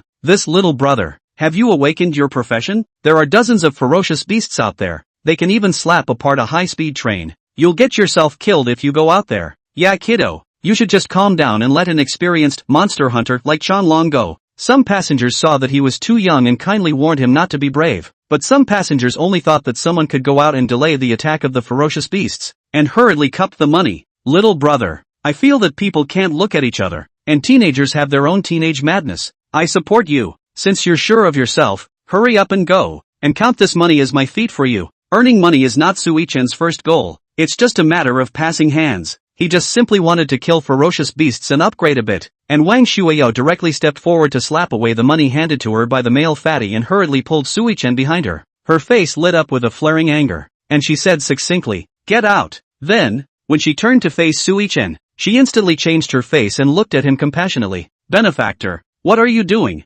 There are dozens of them out there. You'll really be torn apart by them if you're short of money. I can ask my dad to give it to you.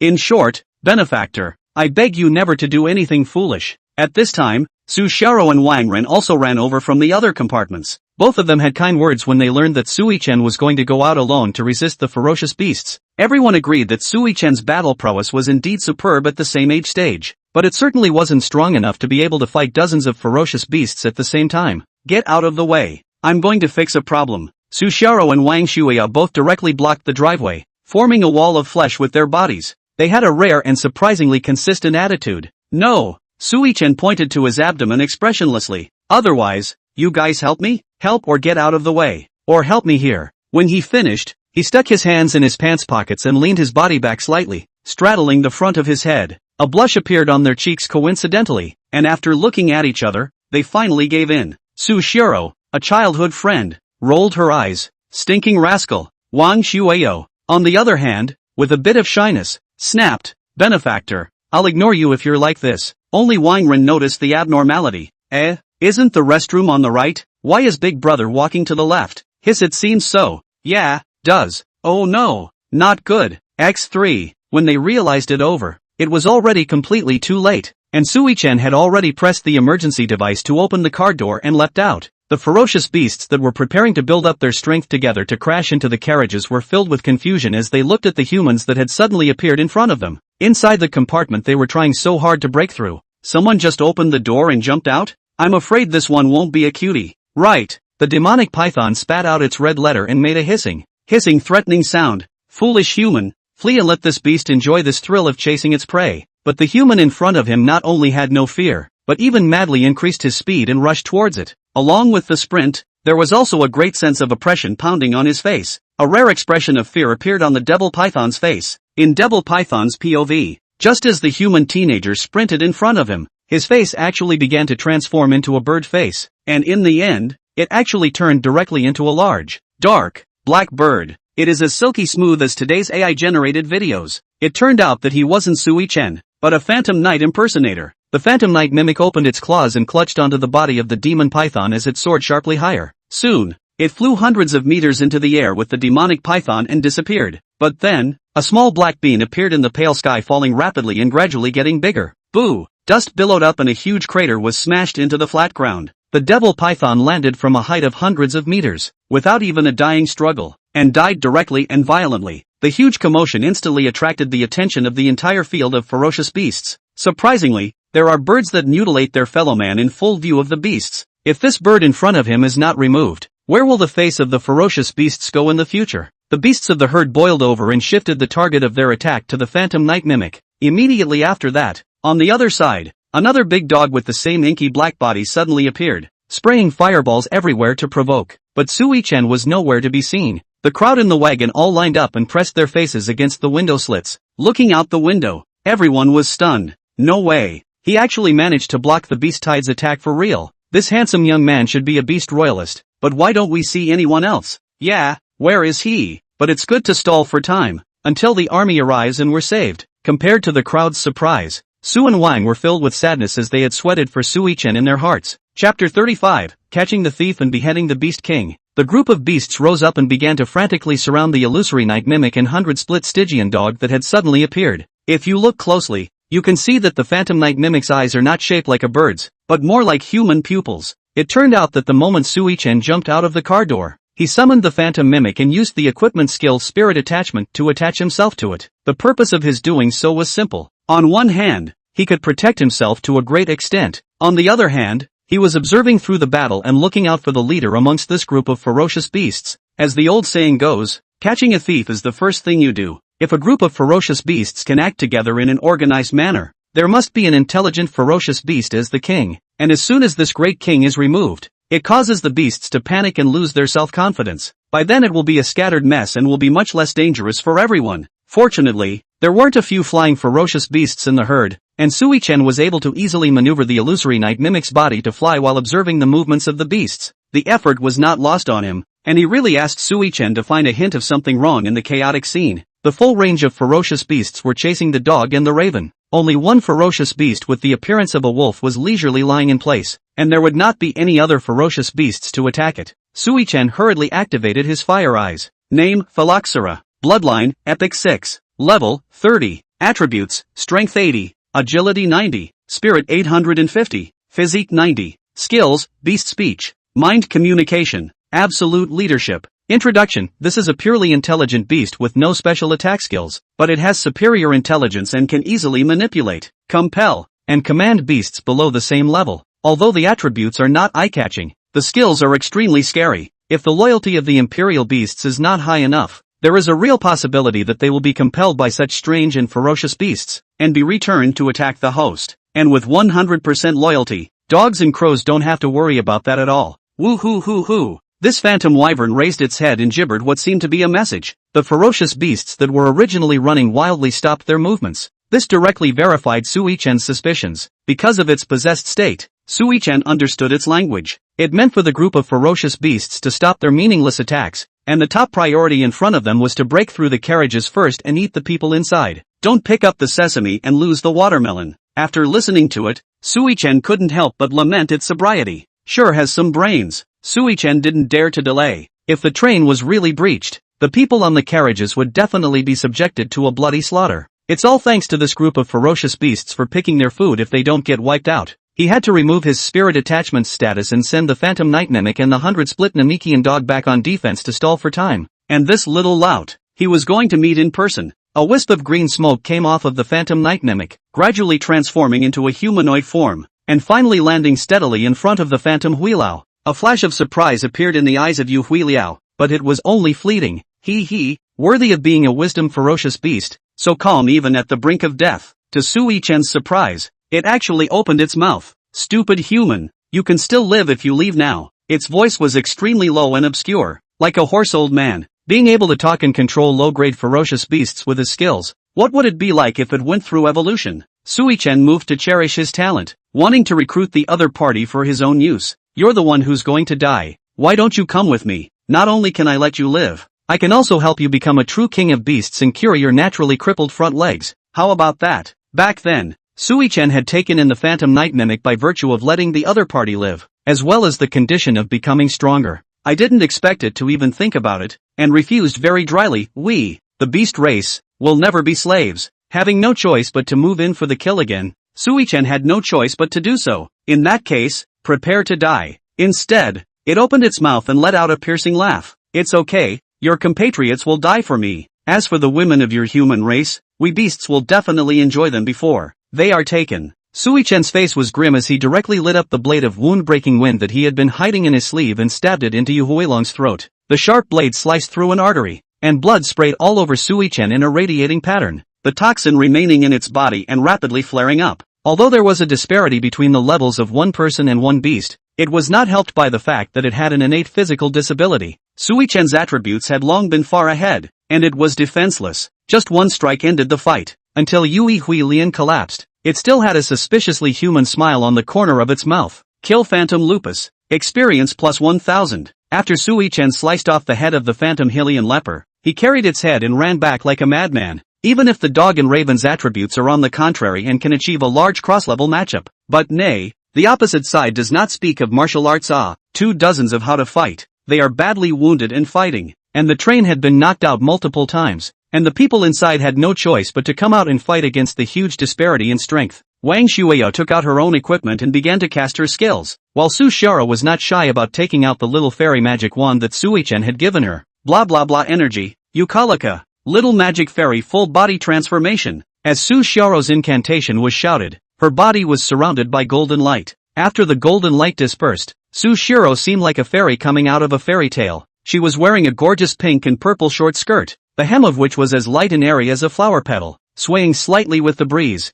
The edge of the skirt was inlaid with glittering crystals, refracting a bright light in the sunlight, and a delicate belt was tied around her waist, emphasizing her slender waist. This scene could dumbfound the people present. Even the ferocious beasts stopped killing. The originally chaotic scene unexpectedly ushered in a brief peace because of Su Xiaoro's transformation, and shocked gazes were cast. Su Xiaoro's cheeks appeared 2 blushes visible to the naked eye under the gaze of many eyes. Next to her, Wang Shueyo was filled with envy. I can't believe there's equipment that can transform. She wants it too. After a few seconds of peace, the man and beast came back to their senses and continued the battle. It was this little bit of time that Sui-chen rushed back to organize the battle. Bruce, turn berserk on for me. Xiaoro, you also quickly use your equipment technique to restore everyone's blood. Oh, good. Su Xiaoro responded by hurrying to create something. As the skill was activated, a large-scale flower totem appeared under her feet. The dog and crow were mostly healed, and all of their form had returned. Ouch! After a howl, the dark fur and eyes of the 100-split Stygian dog unexpectedly lit up with cold blue-green fire, and its size simultaneously swelled several times. The berserk skill allows it to dramatically increase its combat power in a short period of time, and coupled with Su Xiaoro's inspire skill, it raises the... It went up with its Pluto fire shield on and smashed through a couple of ferocious beasts that had already climbed to the roof of the car. Sui-chen's return gave the crowd a qualifying pill. Chanlong also finally calmed down and began to command his men to resist the ferocious beasts. All the warriors, all give me the front. Don't let this group overturn the carriage. Mages, hurry up and drink all the blue vials in their hands. Smash as many skills as you can. Don't save at this point. After this tough fight, I'll make it up to you. Chapter 36 Battle ends. Heroes of the Twin Cities. The human side utilized the advantage of the terrain and matched teamwork to the extreme. Even the life class professionals who didn't even have attack skills joined the fight. For a while, the two sides with different strengths managed to fight a stalemate, and the Beast Clan side was in disarray because they didn't have Yu Hui Liao. Bang! There was a sudden burst of gunfire not far away. It was clearly the sound of a pistol, but it was like a bomb exploding in the herd of ferocious beasts. Just this one bullet directly killed a few level 20 plus ferocious beasts. A sharp-eyed youngster was the first to shout,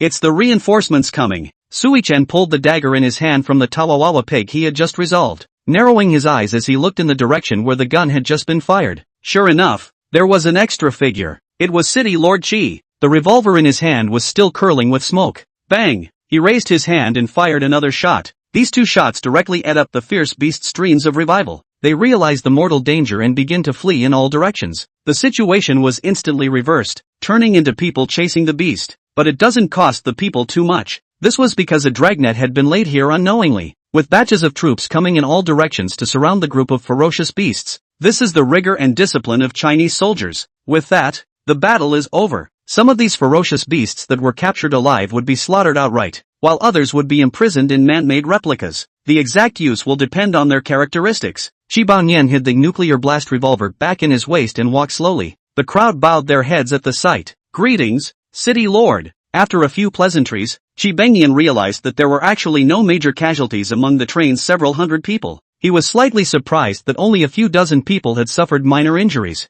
Not everyone was a level 50+ professional who could reach a strength as strong as his. It's entirely possible that those ferocious beasts will eat everyone here alive. Out of a veteran's intuition, someone must have taken a leadership role in this. He wanted to know who was so eloquent and resourceful to be greatly rewarded. The crowd didn't know Sui-chen's name, so they said that he was a high school student Imperial Beast Master who had just awakened his profession. A high school student? Beast Master? At this moment, Qi Baonian had a vague answer in his heart, and the figure of a handsome young man with golden pupils emerged. It can't be that coincidental, can it? At this time, Wang Shueyo stood out to solve his problems. She straightened her back proudly and cocked her chin in triumph. It's all because of my benefactor. Your benefactor? You're coming with me. Wang Shuya led Qi Banyan to the rear of the car and pointed at Sui Chen, who was bandaging the wounds of the imperial beast, and said, "Here, he's my benefactor." Even though Qi Banyan had a vague answer in his mind, he was still slightly surprised. Hiss, it's him again. Sui Chen raised his head slightly when he heard the commotion coming from the side and waved his hand expressionlessly.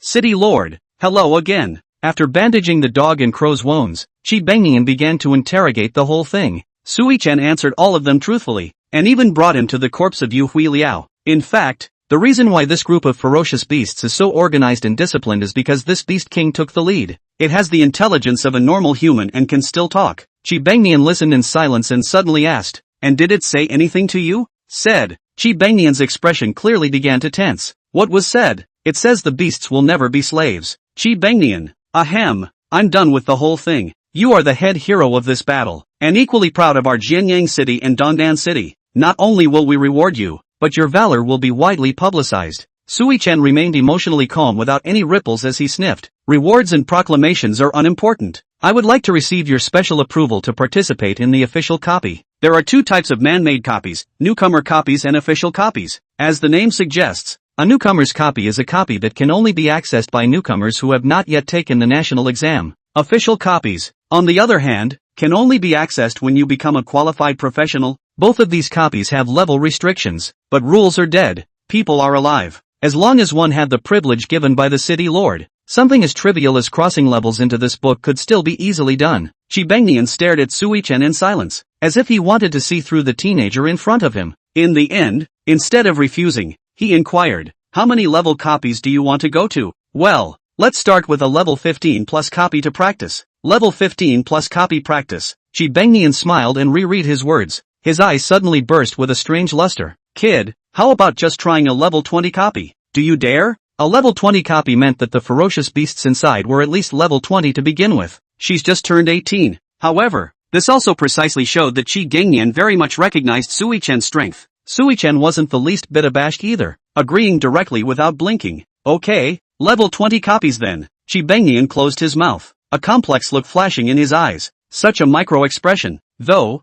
was only fleeting, because the group of ferocious beasts was found and arrested in advance. The crowd did not have to go to Dongdan City for support. Everyone rode back the same way in the army vehicle. Luckily it wasn't Battalion Commander Li who was out of the lineup this time, or he'd probably be pestering himself again. It's well known that trucks can't carry people, but military trucks can. Sui Chen was also experiencing the feeling of sitting on a bumpy truck. I didn't realize it was still weirdly dizzy, but he didn't dare to sleep with his eyes closed, because there were big beauties on his left and right sides. "Xiaoro sister, I realized that our professions are the same. Both are healing mages. By the way, where did you just acquire that weapon?" Wang Shuio spaced out Sui Chen and inquired about the origin of Su Xiaoro's her weapon that could transform. Su Xiaoro subconsciously glanced at Sui Chen, her eyes moving a little. Sui Chen had never been in the position of being stared at by a girl at such a close distance, and was very unaccustomed to it. "What are you looking at me for? Just say whatever people ask." Su Xiaoro eventually chose to hide it. "It was a birthday gift from a good friend." Wang Shuio immediately revealed an envious look. "Wow,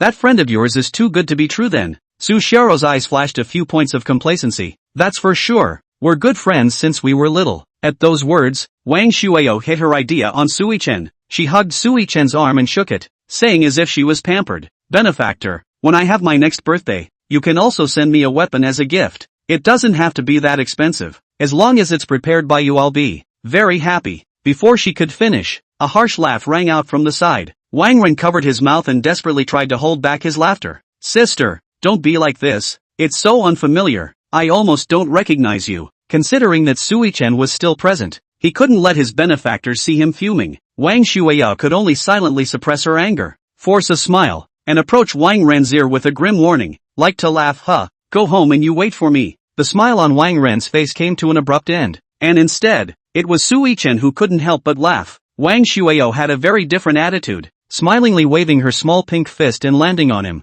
"A benefactor, don't laugh." Chapter 37 Anti-Wu. Sui Chen returned to his rented hut. At the door, he was surprised to find that it was ajar and not closed. "Strange, I remember it was obviously closed when I came out. Is it possible that there was a burglar?" "Oh, things are really getting interesting then. In Blue Star's law, burglars caught by homeowners are punishable by jail time. Therefore, Sui Chen began to get a little excited, but when he jerked open the door, he only found Auntie Wu on the floor. Sui-chen cautiously checked each room once, and after confirming that there were no people hiding in the house, he hurriedly ran to Aunt Wu's side. "Auntie, wake up, wake up!" Under his unremitting shaking, Auntie Wu finally woke up. When she woke up, she hugged Sui-chen's arm tightly and whirled around to reveal a horrified expression. "Weird, there's a monster. Auntie, don't be in a hurry. Have a drink of water to calm your nerves." Saying so, Sui-chen handed over the cup of water. "I just checked the house and didn't find any monsters as you said. Could it be that you're hallucinating something because you've been under too much stress lately?" Under Sui-chen's reassurance, Aunt Wu got up from the floor and leaned back on the sofa, her emotions gradually settling down. She began to believe Sui-chen's claim. Is it really just an illusion? Sui-chen, on the other hand, began to care about how little Black's evolution was going. Because Xiaohei's size was too small and it was inconvenient to search for him, he directly notified Xiaohei to come out with his mind. There was a sudden rustling sound from the kitchen, followed by a fist-sized cockroach crawling out. If you look closely, it's still very different from a cockroach. More like an ant with a pair of wings on its back. Name, Blatella cockroach. Bloodline, high. Level, 10. Loyalty, 100%. Attributes, strength 30. Agility 8. Spirit 200. Physique 15. Talent, devouring evolution. Skills, super breeding, corrosive nibbling. Personality, naive. Evolved again. Without waiting for Sui-chen to let out a wild cry of delight, Aunt Wu's surprised scream came from behind first. "It's right there. Ah!" Sui-chen turned his head to look, and Auntie Wu,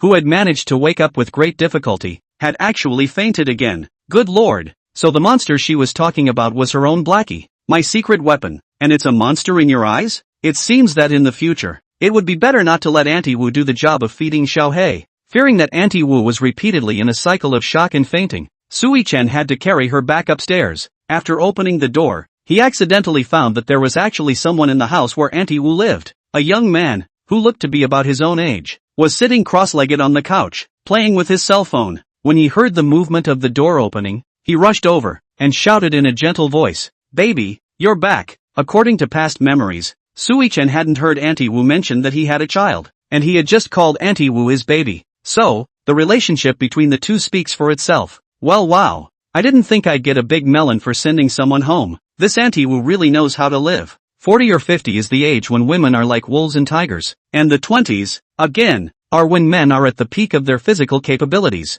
How is that not a good match? Because one's former world was truly abstract and odd, and even shopping bags could be taken as a gender. This is, at best, the most basic of soft eating for him, not wanting to make the effort and take a few decades off the road. The man's face was filled with shock and embarrassment when he saw Sui-chen. Sui-chen's acceptance of reality was extremely fast, and he waved his hand to calm the other party down. "It's okay, I can understand. Auntie Wu has been under a lot of stress lately. Just take care of her. Don't send me. I'll just go down. I live downstairs. Come sit at 606 sometime, and buddy take a lesson from you." The latter sentence was actually Sui-chen's joking words, not wanting to embarrass the other party too much. When he returned, he was ready to continue feeding Blackie. Upon opening the refrigerated fridge, he was dumbfounded. It was surprisingly dense and crawling with ants, and there was not a scrap of food left. All three freezer fridges were the same. Empty, not even a scrap left. "These are your people?" Sui-chen asked in surprise. Kuro nodded his whiskers in triumph. It turns out that this is super breeding, 1 child per second. And these ants are the previous soldier ants and worker ants respectively. It's a low attribute,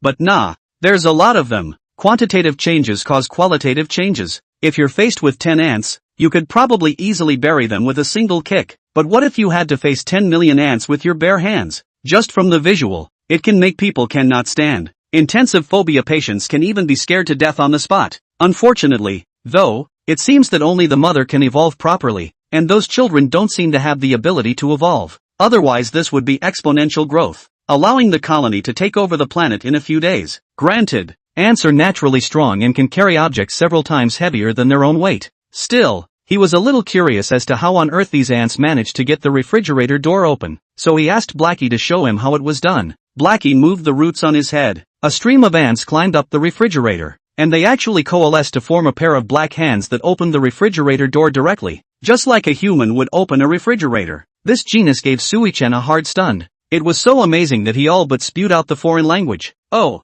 damn man, what the F***ck?" At the same time, Sui-chen hurriedly pulled out his cell phone to purchase food. The surprise Xiaohei had given him was too great. and he couldn't wait to see what Xiao Hei's legendary level form would be like. This time, he directly ordered 300 pounds of the finest ferocious beast meat, which cost him $5 million. How can you succeed if you don't put in the blood? If you can't give up the child, you can't catch the wolf. Meanwhile, the city lord's mansion. The troops were about to take the ferocious beasts captured alive to the specialized slaughterhouse for execution, but they were stopped by Qi Yunian. These ferocious beasts, stay in my city lord's mansion. I have a ferocious beast prison under the ground. Just hold them here with me for now, and when the copies are short of ferocious beasts one day, I can just send them to be replenished, and save you guys the trouble of capturing them alive. The small captain, who was the leader of the soldiers, had a difficult face. After all, the military and the government are not one and the same, so it's only natural for him to be hesitant. Qi Banyan's face instantly grimaced, a hint of impatience flashing in his eyes. What? I can't speak well? Must I make a phone call to your officer? At these words, the junior captain hurriedly shook his head and attentively offered a smile, reporting to the city lord. No need. I just accidentally wandered off. I'm really sorry. In that case, I would like to thank you, city lord. Go! Hurry up! He then hurriedly led his soldiers back to the base camp. Qi Banyan snapped his fingers, and the small assistant on the side hurriedly came up. I'm going to take these ferocious beasts to the underground prison and help me cope if anyone comes looking for me. Yes. Chapter 38. When you see this message, Double 11 High School, in front of the school. Aoyama? Arlo. Two middle-aged men who were not part of the school's title met with surprised expressions. Aren't you a teacher at Cygnus University? Why are you here? I should be the one to ask you that too. Why are you, the lord of a city, coming to someone else's city when you don't properly guard your own? Chen Xingshan smiled bitterly. Why? This is a long story. Rollo nonchalantly broke it right down. Long story short then. Alas line. A small group of ferocious beasts from the fringe land broke through the army's suppression and escaped into my Dongdan city. And that stream of ferocious beasts rarely possesses discipline, and all of them are not of low rank, which is extremely harmful to the people. Rollo frowned and hurriedly asked with concern, so has it been resolved? Of course the matter was resolved. Someone provided timely clues and organized the delay of the ferocious beasts. I came here this time specifically to award the heroes. Is that man a teacher here? Chen Xingshan shook his head, revealing a mysterious look. That's not but a student. Luo sucked in a breath of cool air inside. What a fearful ladder. By the way, what's that student's name? I came here today to look for a student as well. Chen Xingshan squinted his eyes and thought back carefully. That kid in old age said to me that it seems to be called what, Sui? Sui Chen? Yeah, that's him. Lao Luo, when did you become so well informed?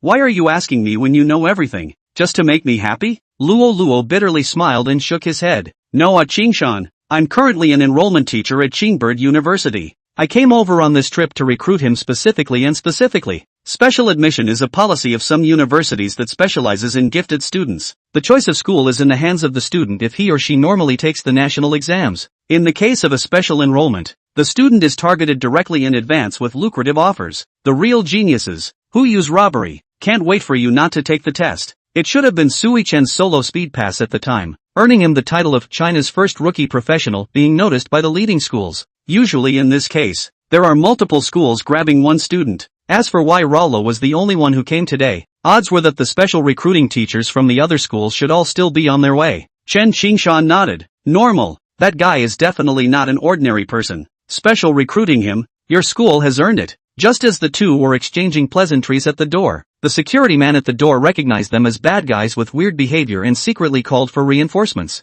Hillcap, this is Steel Cannon. Two sneaky bad guys have appeared at the main gate. Hurry up and get your old buddies over here fast. Let's just go in and find the students first, and we'll continue this conversation someday when we have time. Just as Luo and Chen Xingshan wanted to enter the school, a group of security guards suddenly appeared around them holding long forks and surrounded them. And these security guards, generally older, are about the same age as their dads. This is a school. It's full of students. What do you want? The two of them, Chen Xingshan and Luo, tried to explain their identities, but the security master didn't believe them at all. You say you're the Dongdan City Lord, then I'm still the Jinyang City Lord. This brother is still the Sunrise City Lord, and that other one is the Purple Clay City Lord. His words drew laughter from the group of old brothers, their mouths wide open, but without many good teeth and with black holes everywhere. The two of them were in an incredibly awkward situation, in and out of a dilemma. Good thing, Rollo notified the school in advance when he left. Principal Zhang happened to walk out.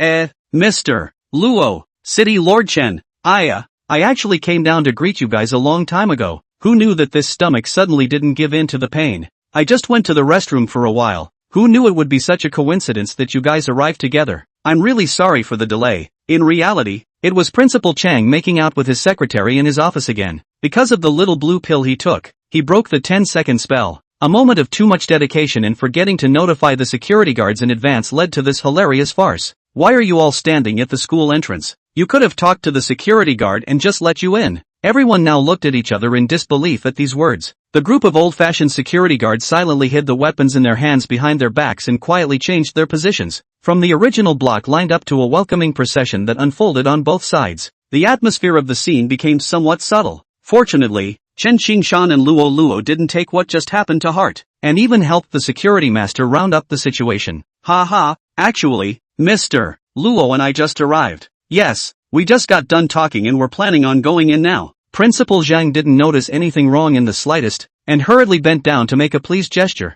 Then all of you hurry and come in. The moment Rollo entered the door, that big security guard came up to him and patted his shoulder. He thought the other party was trying to say thank you, and directly waved his hand in a dashing manner. It's fine, just open your mouth. No need to thank. The security guard, on the other hand, showed an impatient expression. With whom to it? Thank you, what thank? Got any cigarettes? Take a drag? At that, Rollo froze. Then, with a bitter smile, he pulled out his freshly unwrapped cigarettes and handed over the whole pack. The security guard is also a real person. Said one will only take one? Do not want more. But it was one for him and one for his old brothers. After one round of distribution, the cigarette case was just about empty, and Rollo still had to carry the empty case himself. Principal Zhang brought the crowd to the senior teacher's office. He revealed a smile full of apologies. I'm sorry, my humble self usually grades. The office is too dirty and messy, so I'll have to condescend to the two of you. Feel free to sit down. I'll have someone bring some water. That who?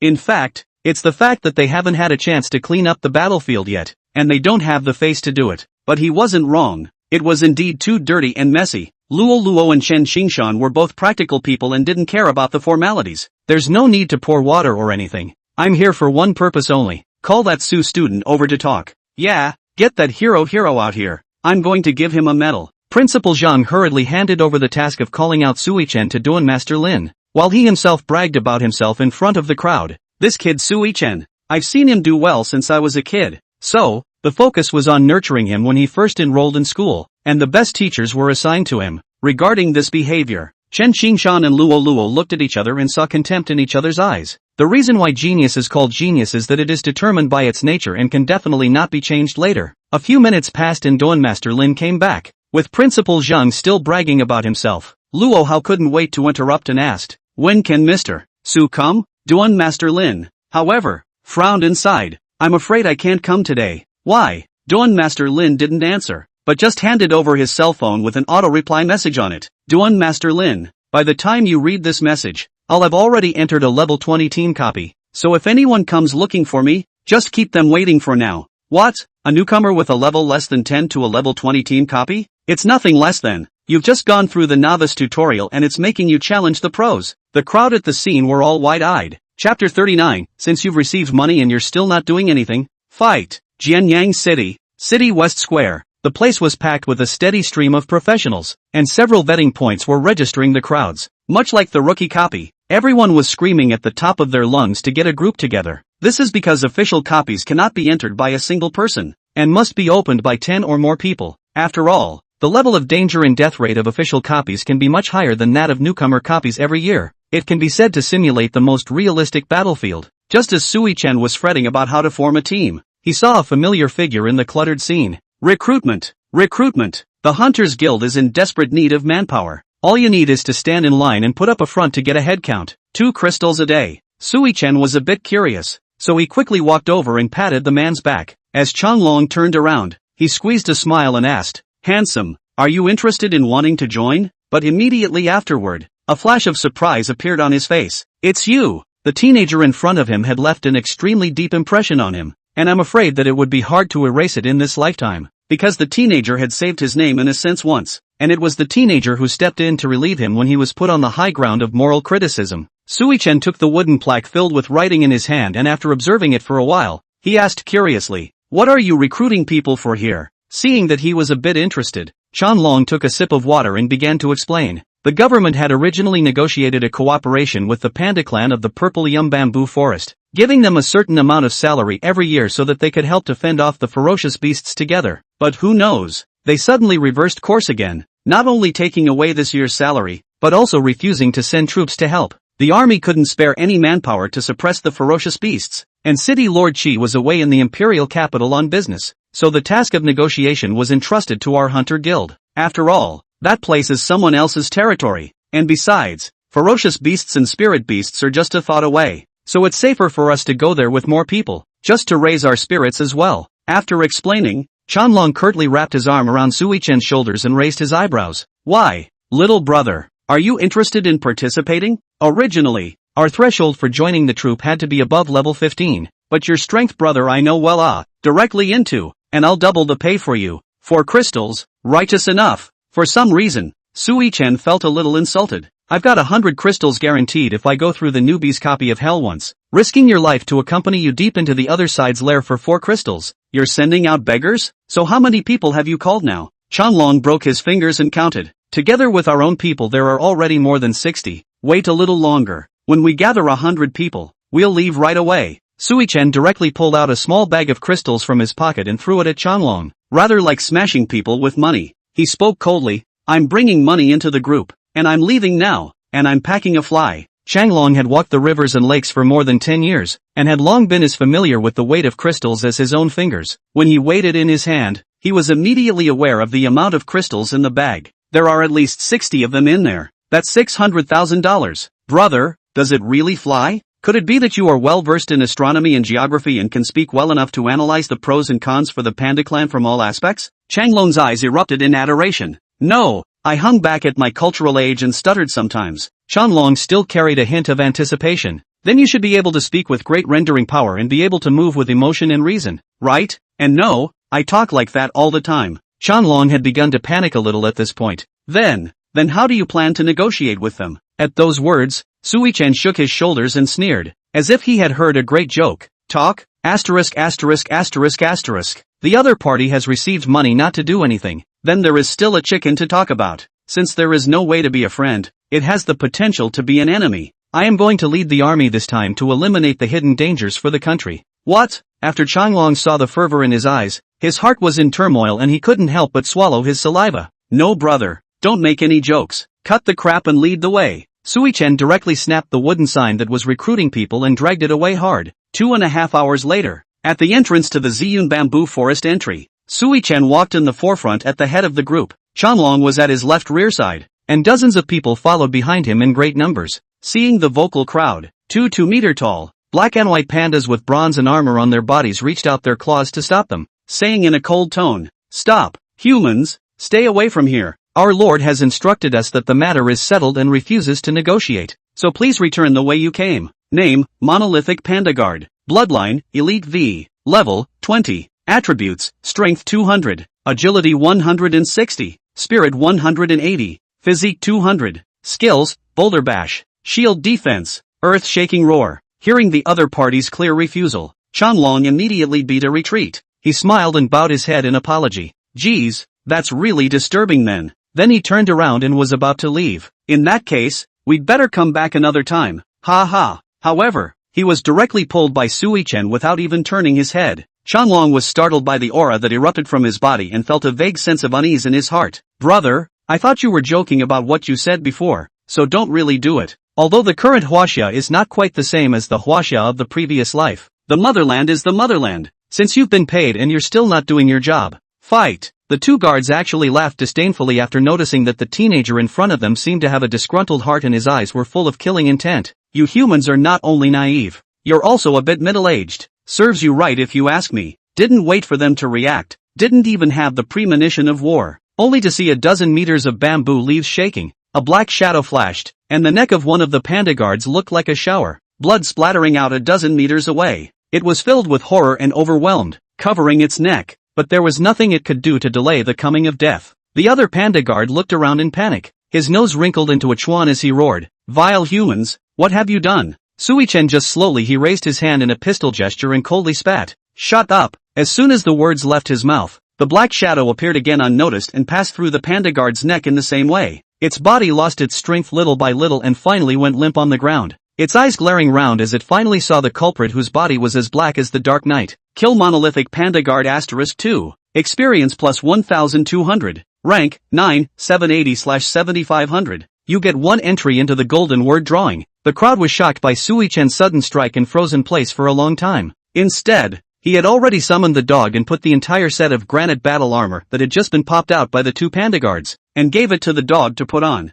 The dog has the fusion phrase, which not only allows it to be worn directly, but also adaptively resizes the armor. That battle armor was made of thick rocky material with a color as deep as ink. The helmet was fastened tightly on the dog's head, revealing only a pair of beady eyes, the sides adorned with sharp spikes like the fangs of a fierce beast, intimidating to the eye. The shoulder gauntlets rose high as 2 small mountains, and the chest armor partially fit the dog's body tightly, outlining its strong silhouette. The Phantom Knight mimics soared in a circle overhead before slowly landing on Sui-chan's shoulder. This man, dog, and bird, standing together, had quite that damn sense of destiny. Perhaps that's the tie that binds. Chapter 40, the 9th golden word, bloodline returning to the ancestors. Sui-chan knew that he had just caused quite a panic in front of the crowd with his rash strike. The melon that is twisted by force is not sweet, and the person who stays by force is not used. You'll have 10 seconds to think about it, and it's up to you whether you stay or go. After Cold finished speaking, he sat down cross-legged and started the lottery. A few breaths passed,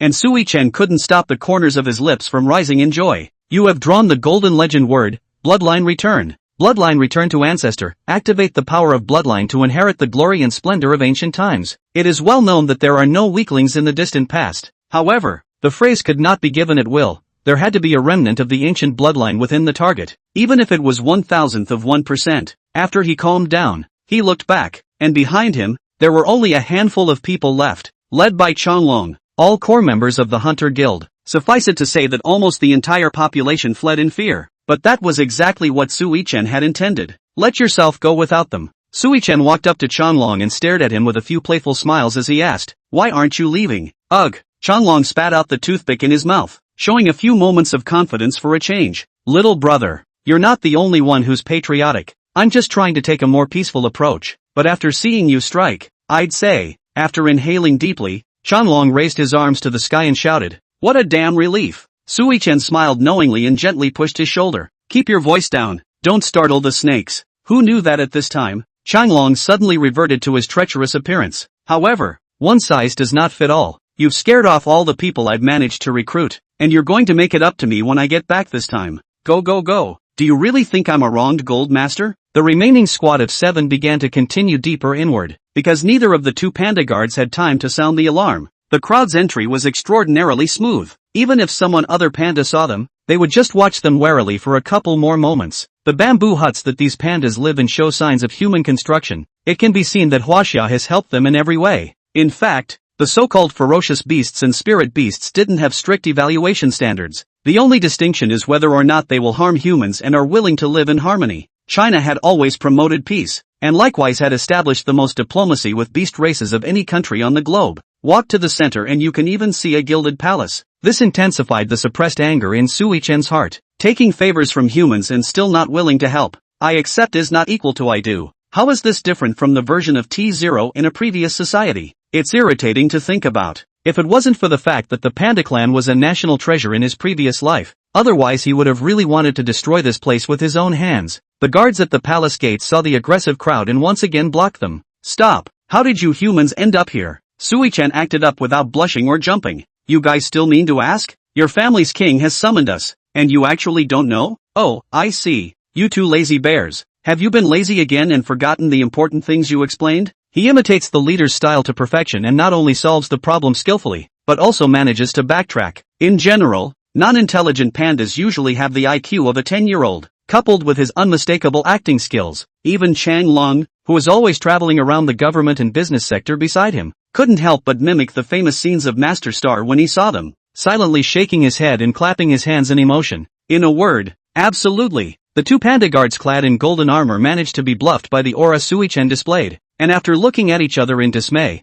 they hurriedly stepped aside to the sides, and they knelt down in unison, pleading with Sui-chan, "Human messenger, we were wrong, please don't tell the great king." "Okay, if the king blames it on us, not only will we go hungry, but will also be beaten. No. Sui Chen, on the other hand, was moderate and didn't stomp on his nose. Seeing as you know your mistakes and change them, this matter will be settled. If there's a next time, I'll make sure you eat 3 pounds of bamboo less. Let's go. He led the way and swaggered straight to the palace, and Shanglong and the others followed at a quick pace. The scene inside the palace somewhat surprised Sui Chen. Carved and gilded, the huge stone pillars are carved with lifelike panda totems. Comes and goes, along with panda attendants dressed in ancient human garb. That voluptuous body with the vintage trim is simply beautiful. Even if it is a wide range of knowledge, traveled all over the world of the Changlong cannot help but burst a foul mouth. I little popping beans. This dam will also to enjoy it. Engage in the renaissance, right? When the bears saw the intruding humans, they invariably showed panic and fled. Soon enough, a panda with frivolous fur on his body came out with a cane to meet him. Name Wisdom Panda Elder. Bloodline, Epic 1. Level, 30. Attributes, Strength 150. Agility 100. Spirit 300. Physique 130. Skills, Arcane Insight. Wisdom Shield. Power of Wisdom. Who are you? Fearing that Sui Chen would be impulsive again, Changlong spoke up before him, making his intentions clear. We are representatives of Huaxia, here to negotiate with you. Elder Panda's eyes narrowed, realizing that he kept scanning over the crowd, finally resting on Sui Chen and staring for a good 10 seconds. Finally, he slowly spat out, "You guys are coming with me." The crowd then followed it around 7 times to a more expansive hall. Sui Chen was once again wide-eyed. On the south side of the palace, a burly panda sat on an ornate throne, dressed in a long robe embroidered with exquisite patterns, wearing a golden crown, his eyes revealing deep wisdom and majesty. Several panda maids in plain dresses danced in the center, holding feathered fans. On both sides of the palace, there were neatly arranged columns of panda officials, dressed in different colors of official uniforms, some talking in low voices, some thinking seriously. All the pandas, though, were suddenly drawn to attention by the presence of the crowd. To see a panda dance, in this life, it's worth it. Chapter 41, Panda Emperor equals Dragon Figure? This human, are you doing something? Put your cell phones away. No pictures are allowed here. Several of the personal panda guards opened their mouths and bellowed, and also stepped closer, attempting to step forward and take the phone. Sui Chen couldn't spoil them. Who wouldn't be able to call his little brother? The dog and the raven stood up in front of them with their chests puffed out, no less imposing. He, on the other hand, took his own cell phone to find the right angle to the front of the dragon chair, clunked a section of the shutter pressed, and did not even turn off the flash. Luckily, this panda emperor was quite cooperative, and even made a watery yeah. Name 5 elements Panda King. Bloodline, Epic 6. Grade, 42. Attributes, Strength 1000. Agility 850. Spirit 900. Physique 1200. Skills, Golden Mango Chop. Wood Spirit Entanglement. Water Curtain Shield. Flame Shock. Earth Rock Strike. Ahem. Human, you're going a bit too far and on. Returning to his senses, Emperor Panda realized that he had lost some of his temper and immediately returned to his previous majestic appearance. Sui Chen was still flaccid, and even wanted to rush straight to the dragon chair. Don't be nervous, I'll show you a good thing and you'll understand. Human, this king's divine position is not to be trampled on. Haven't you studied history? Emperor Panda danced anxiously in his position, his tall hat tilted to one side. Fine, fine, don't step on your ladder. I know you're in a hurry, but hold your horses. Blackie. Sui Chen snapped his fingers with a thought. As if by magic, a black mass appeared out of thin air at the bottom of his feet and began to gradually extend outward, forming the shape of a ladder. With that, Sui Chen directly stepped on the dark mass and walked straight up. It's always okay if I stomp my little pets, right? The bears have seen such a strange sight. All were surprised to close their mouths. Under the field of discussion. What are these? They seem to be ants. Have all humans evolved to this level? So is the next step to just control us? It was only when Sui Chen walked in front of him that the panda emperor came back to his senses. As the emperor of a clan and the strongest panda, he was able to let a district human act at will in his own territory. Do you really think we panda clan are all cuties? It stood up, attempting to put pressure on the teenager with its hill-like body. Ho ho ho, it showed its teeth and growled, expecting to see the human show fear. Nay, the other party didn't care and completely ignored himself, still playing with his cell phone. In contrast, don't be nervous, I just came up here to show you an emoji. With that, Sui Chen handed over his cell phone. Oh, after the panda emperor received the cell phone, he almost didn't pass out directly from anger. It was a very classic emoji emperor longed to. There are 2 more words underneath, bold. The 2 cannot be said to be very similar, only identical. The panda emperor misunderstood the meaning and thought it was a complete and naked provocation. This infuriated it, and dropping the tall hat on its head to the ground, it roared, "How dare you! Hypocritical humans, you're here to taunt me, aren't you? The originally noisy hall became silent, and the panda clan on the stage probed and looked around, waiting for instructions. The atmosphere at the scene was instantly tense. With swords drawn, on the high platform,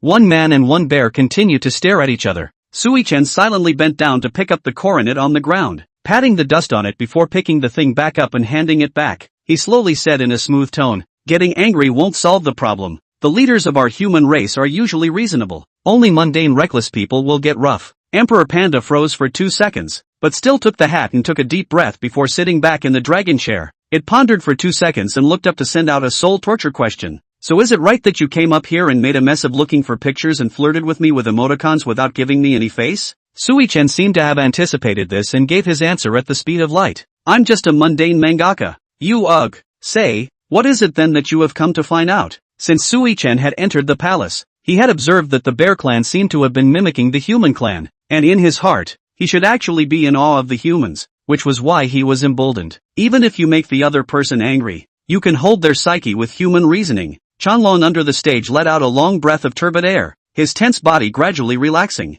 He was all set to run away just now. If they really fought, their side would definitely have zero chance of winning. No matter how capable Sui-chen was, it was impossible for him to directly exterminate a race, right? "We came here to inquire why the human race negotiated cooperation and then suddenly backtracked?" The panda emperor grinned his white, sharp teeth at the words and relaxed, paralyzed in his dragon chair, as if he were an old scoundrel. "Because we had no desire to work together in the first place. Since there is no willingness to cooperate, then why do you accept the help of our human race?" The panda emperor was momentarily speechless. "Anyway, it's your human race's voluntary, not subject to it for nothing, not subject to it being a little cutie. Besides, you humans just want to use us, just give a little bit of small profit and want us to sell our lives. Nice try. My clan is not strong or weak, but its numbers are scarce. What if it dies out and goes extinct?" Just as one man and one bear were arguing their case, a black and white, round, fat baby rolled in, literally with a roll, shrinking her body into a ball and just rolling into the great hall in a watery fashion. This panda and the other pandas, a serious stark contrast. The other pandas had more or less muscle mass on their bodies. Even the maid panda in her maid uniform had biceps on her arms that were bigger than Sui-chen's head. But this panda, it was round and chubby and small, kind of like a character from some anime in a previous life. Name, Iron-Eating Panda. Bloodline, Elite V. Level, 10. Attributes, Strength 110, Agility 90, Spirit 100, Physique 150. Skills, Bite, Bear Roar, Belly Burp. "Father, I thought it was a baby panda." But it was a shocking statement, and its voice was even more magnetic and low than Sui's very own. This great sense of contrast caused Sui-chen to clam up a bit. "It's fine if you don't open your mouth, but opening your mouth has the feel of a shattered white moon. We're at court now. What are you doing here if you're not going to train properly to catch up with your brothers?" The panda emperor looked very angry, and the dark circles under his eyes were a few points heavier. Through the scanning of his fire eyes, Sui-chen learned, the rather different panda in front of you is the first son born to the panda emperor and panda empress, and he has 5 brothers and 3 sisters. If the ancient firstborn son system of the human race is followed, then it is the next panda emperor. However, the strength aspect was extremely worrisome, and there was even a degeneration of the bloodline. However, this did give Sui-chen a glimpse of a turnaround in the negotiations. "Father, I just think we should be honest when we have been favored by the people. Have you forgotten, as you always say, a bear should be a bear? You little panda family knows nothing. You first raise your own strength before." Sui-chen suddenly interjected. That's not a good idea. I'm interrupting. This Duke Xiong should be the eldest son of the Jun clan, the next heir to the throne, right?" The good-faced panda emperor was instantly sensitized and redirected his attention back. "Yes, so what? Are you going to mock my clan?" Sui-chen hastily waved his hand. No. I just thought of a new cooperation program and wanted to ask for opinions on how it would work." Chapter 42 Bloodline Awakening. 9 Dawn War Beast. "Oh," the panda emperor turned his hands behind his back and cocked his head, suddenly interested. "What benefits can you give to our clan? Tell us first." A look of confidence flashed in Sui-chen's eyes, and he spat out the words clearly without panic or haste. "I can make your son the strongest warrior of the panda clan, far surpassing bears of his age." When these words came out, the whole room was silent. After a few breaths, a roar of laughter erupted. All the pandas within the great hall laughed without fail, their piercing laughter filled with contempt. Even his own father, Emperor Panda, laughed so hard he couldn't sit still in his dragon chair and slid to the floor. They were perhaps mocking Sui-chen for being a fool. Or perhaps they were themselves disdainful of the long duke. If you can really do that, I will immediately raise my troops now and send them to the front line to support your human forces. Sui Chen's expression remained calm and relaxed, unaffected by the slightest bit of the group taunt he had just received. Support is supposed to be what you do, and my condition is that your son must go out with me for a few years of training. Looking at the other party's incomparably sincere eyes, Emperor Panda climbed back into the dragon chair and also slowly entered a serious state. Do you know that the king has no jokes? But at that moment, Sui Chen skinned up again. You're June, but I'm not. Despicable human. You're trying to swindle me again. Hold your horses. I said I wasn't June, but I didn't say I'd lie to you. The main thing is, practice makes perfect. Emperor Panda. That already not-so-smart brain nearly went down from overloading the carriers. But practice makes perfect, and it listened.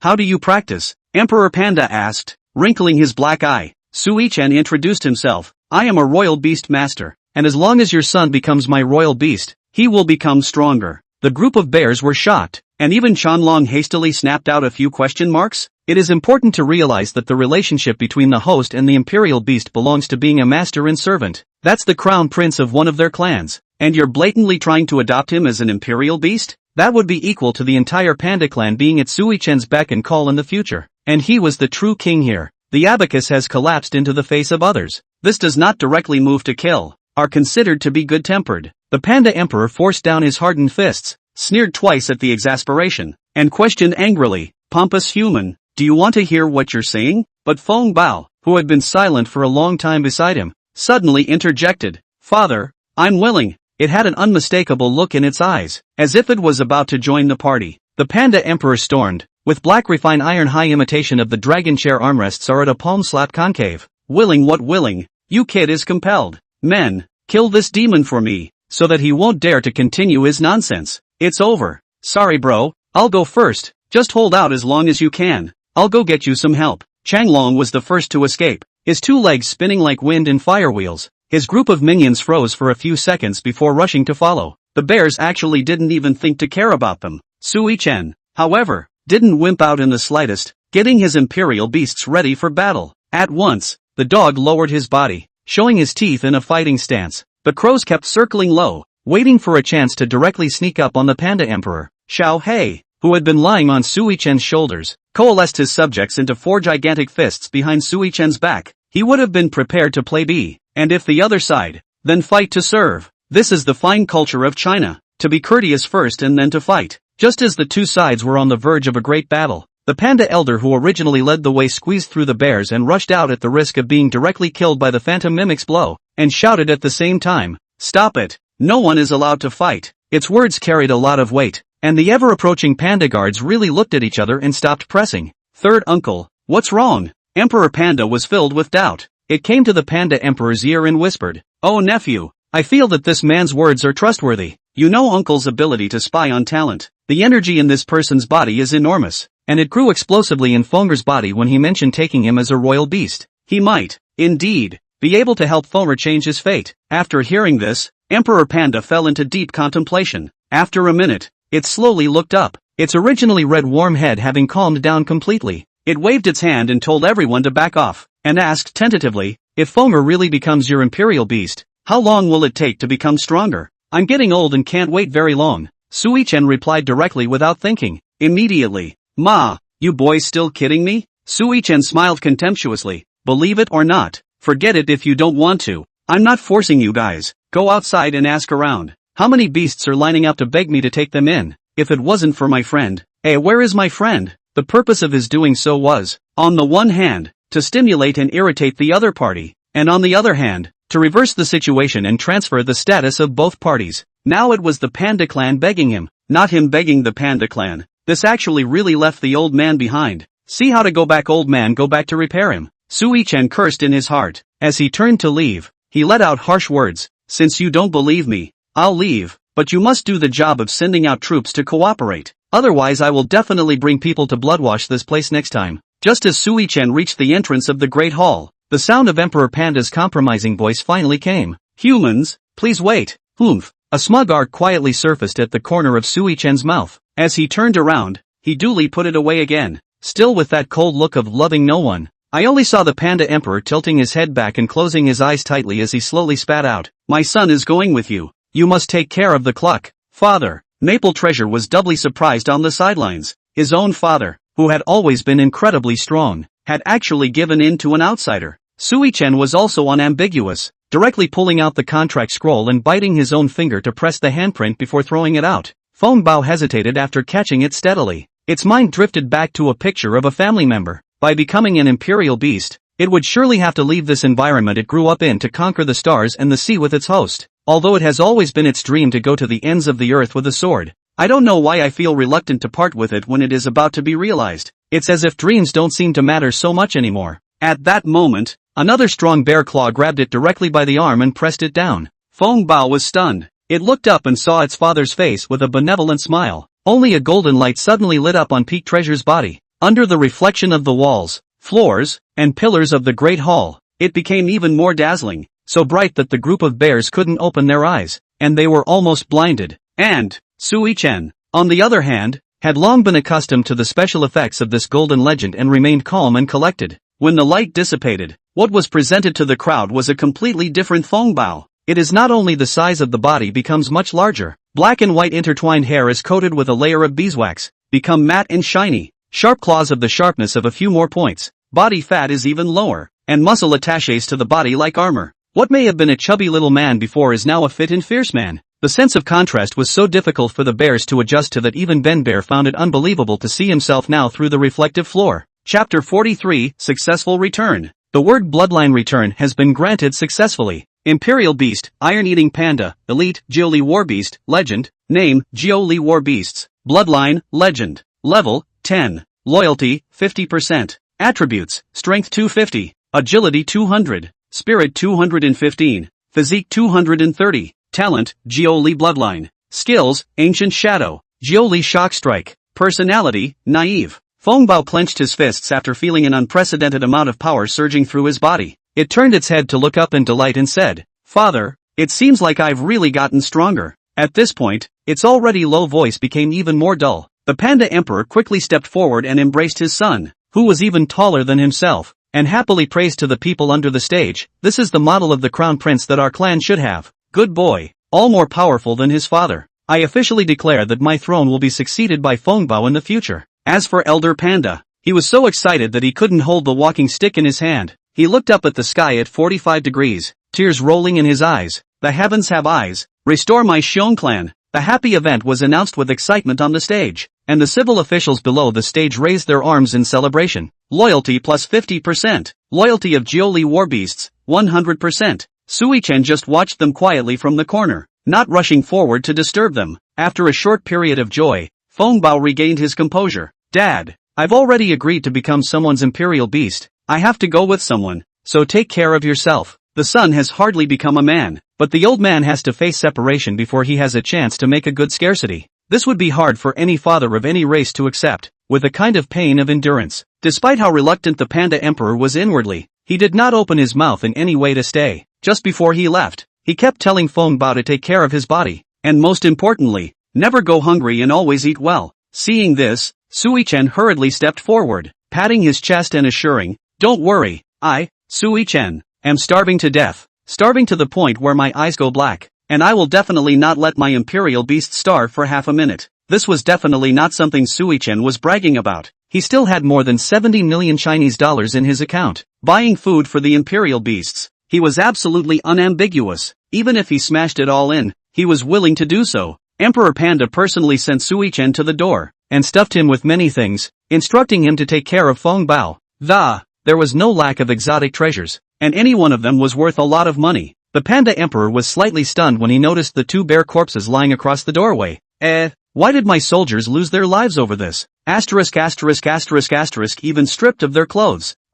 Unbeknownst to me, the culprit is right in front of us. Sui-chen's shrewd eyeballs turned, taking the opportunity to dump all the pots on the ferocious beasts. Then there's no need to say, the ferocious beast's brutality is known to everyone. Even passing dogs have to be replaced by 2 feet. This is surely all the ferocious beasts doing. I don't know if you'll read the newspaper, but a batch of ferocious beasts escaped from suppression just 2 days ago. Our human society is also under major threat, and the whole train could be destroyed. His shakedown worked, and the Panda Emperor was so convinced of it that he completely forgot that it was their armor that the dog was wearing. Its fur stood up like the spikes of a hedgehog, and its eyes became more and more fierce. Despicable, ferocious beasts, actually injuring my people. I will make them look good. Out on the march. Out on the march it must be. Go to agreement negotiations. I cannot be a treacherous bear anymore. The bear should be a bear. Sui-chen vaguely sensed that something was wrong and hurriedly asked, "What agreement negotiations?" As if he hadn't heard them, Emperor Panda continued to hug Feng Bao for a final goodbye before letting them leave immediately.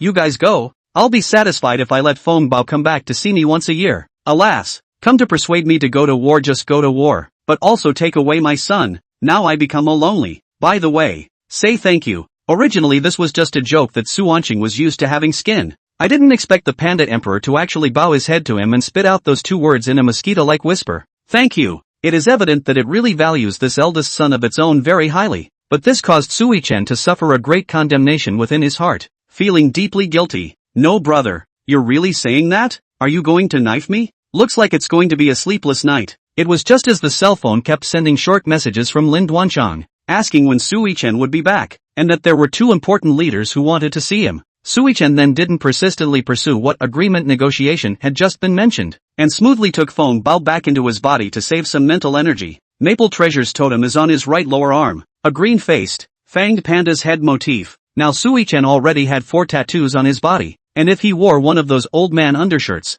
all the tattoos on his body would be exposed. Only his showy little face was a bit of a mismatch. A bit of a lint carrying a machine gun. That's because he's young, just turned 18. When we have a few more years to go and experience the vicissitudes of time, the whole body is expected to match more closely. Once upon a time, Sui-chen didn't like tattoos. Think of it as nothing more than a childish means for sociopaths to fill cups, show themselves off, and crave attention. But if it's tattooed on me, forget I said it. Leaving the Ziyun bamboo forest, Sui-chen hoofed it back to the school. Duan Master Lin was already waiting at the school entrance in person. Seeing Sui-chen's figure appear, he hurriedly came up, took his hand and pulled it inside. "Egu, my little ancestor, you're finally back. The two leaders have been waiting for you in the office for most of the day." At those words, Sui-chen drew his hand back, revealing a sneer without hiding it. "Humph, I didn't invite them. Since they want to see me, they have to do it at my pace." Saying that, Sui-chen slowed down his steps and walked unhurriedly as usual. Duan Master Lin froze in place for a few seconds, looking at the other party's tall back and savoring the truth in his words. I didn't realize that I had been practicing teaching for over 10 years and reading for over 30, but in front of Sui-chen, he was like a new recruit, without any literary bones. Teachers just love to speculate and do reading comprehension, and Duan Master Lin quickly came to his senses. "Well, that's a wonderful thing to say." He resolved from then on to be a little more condescending and aloof to his leaders as well, and to be a teaching man of character. The two returned to the office. Chen Qingshan and Luo Luo too boring waiting for several hours. Tea are drinking a few pots down. Even more than 10 years of friendship are chatting. They leaned back on the couch, resting their chin in their hands and drifting off to sleep. But the moment Sui-chen entered, they immediately shot up and surrounded him. "Classmate, you should be Sui-chen, right?" Sui-chen was startled by these two frenzied middle-aged men. What's wrong?" Both men immediately and excitedly introduced themselves. "Hello Su, I'm the enrollment teacher of the nation's top 3 Greenbird University, Luo Luo. I am the city lord of Dongdan City, Chen Qingshan." Sui-chen looked left and right at the two, still unsure. "So, I'm here to enroll you in a special program that not only exempts you from the national exams, but also gives an allowance to the top students. I'm here to give you a commendation for your significant contribution to the people of Dongdan City." Chapter 44, I want to experience the thrill of crushing the crowd. Upon hearing this, Sui-chen smiled heartily and waved his hand for the two to be at ease. "That's all there is to it. I'll take the kudos, but as for special recruiting, let's just forget it." Upon hearing the other party's refusal so dryly, Luo Luo, who had waited for a long time in vain, immediately became anxious. "Why?" he questioned with an anxious frown like a child whose own dreams were not understood by his parents. The reason Sui-chen gave was very simple. "I'm sorry, I don't have any thoughts of going special. Most importantly," Sui-chen paused, the corners of his mouth rising slightly. "I want to experience the thrill of crushing the crowd. Let those so-called geniuses from various places feel what it means to be truly desperate and the oppressive feeling of not being able to turn the tide with a full headwind." After saying that, the corner of Sui-chen's mouth always maintained a smile if anything. At these words, the entire office fell silent. Even Principal Zhang, who had been hiding in the corner eating cookies, forgot to chew. He froze for 2 seconds, chewing his mouth full of crumbs and walking slowly. Sui-chen, you don't know. You shut up." Without looking back, Rollo reached backward and precisely cupped Principal Zhang's mouth. Woohoo! It was clear that he had just been rejected and that the other person had done so in an extremely condescending and patronizing manner, but his eyes were shining with intense excitement. Mad. Just too mad. However, what he appreciated the most was this kind of student who had the capital to be crazy and had gotten so crazy that there were no boundaries, no power, but the man who was mad that is barking at a dog, incapable of raging, but there is strength. Both crazy people that is called a real genius. A huge gap has opened up between them and the average person. That gap was like an unfathomable chasm that could even be directly compared to the gap between humans and gods. How can you not be mad when you have the power to make people disappear with your hands? Sui Chen was the fastest holder of the current Chinese single-swipe newcomer hell-level copies. That's why Rollo believes he has this mad ability. Since the other party was determined to be so dry, Luo was not in a position to force himself, and would only appear to be long-winded and unintelligent. At the same time,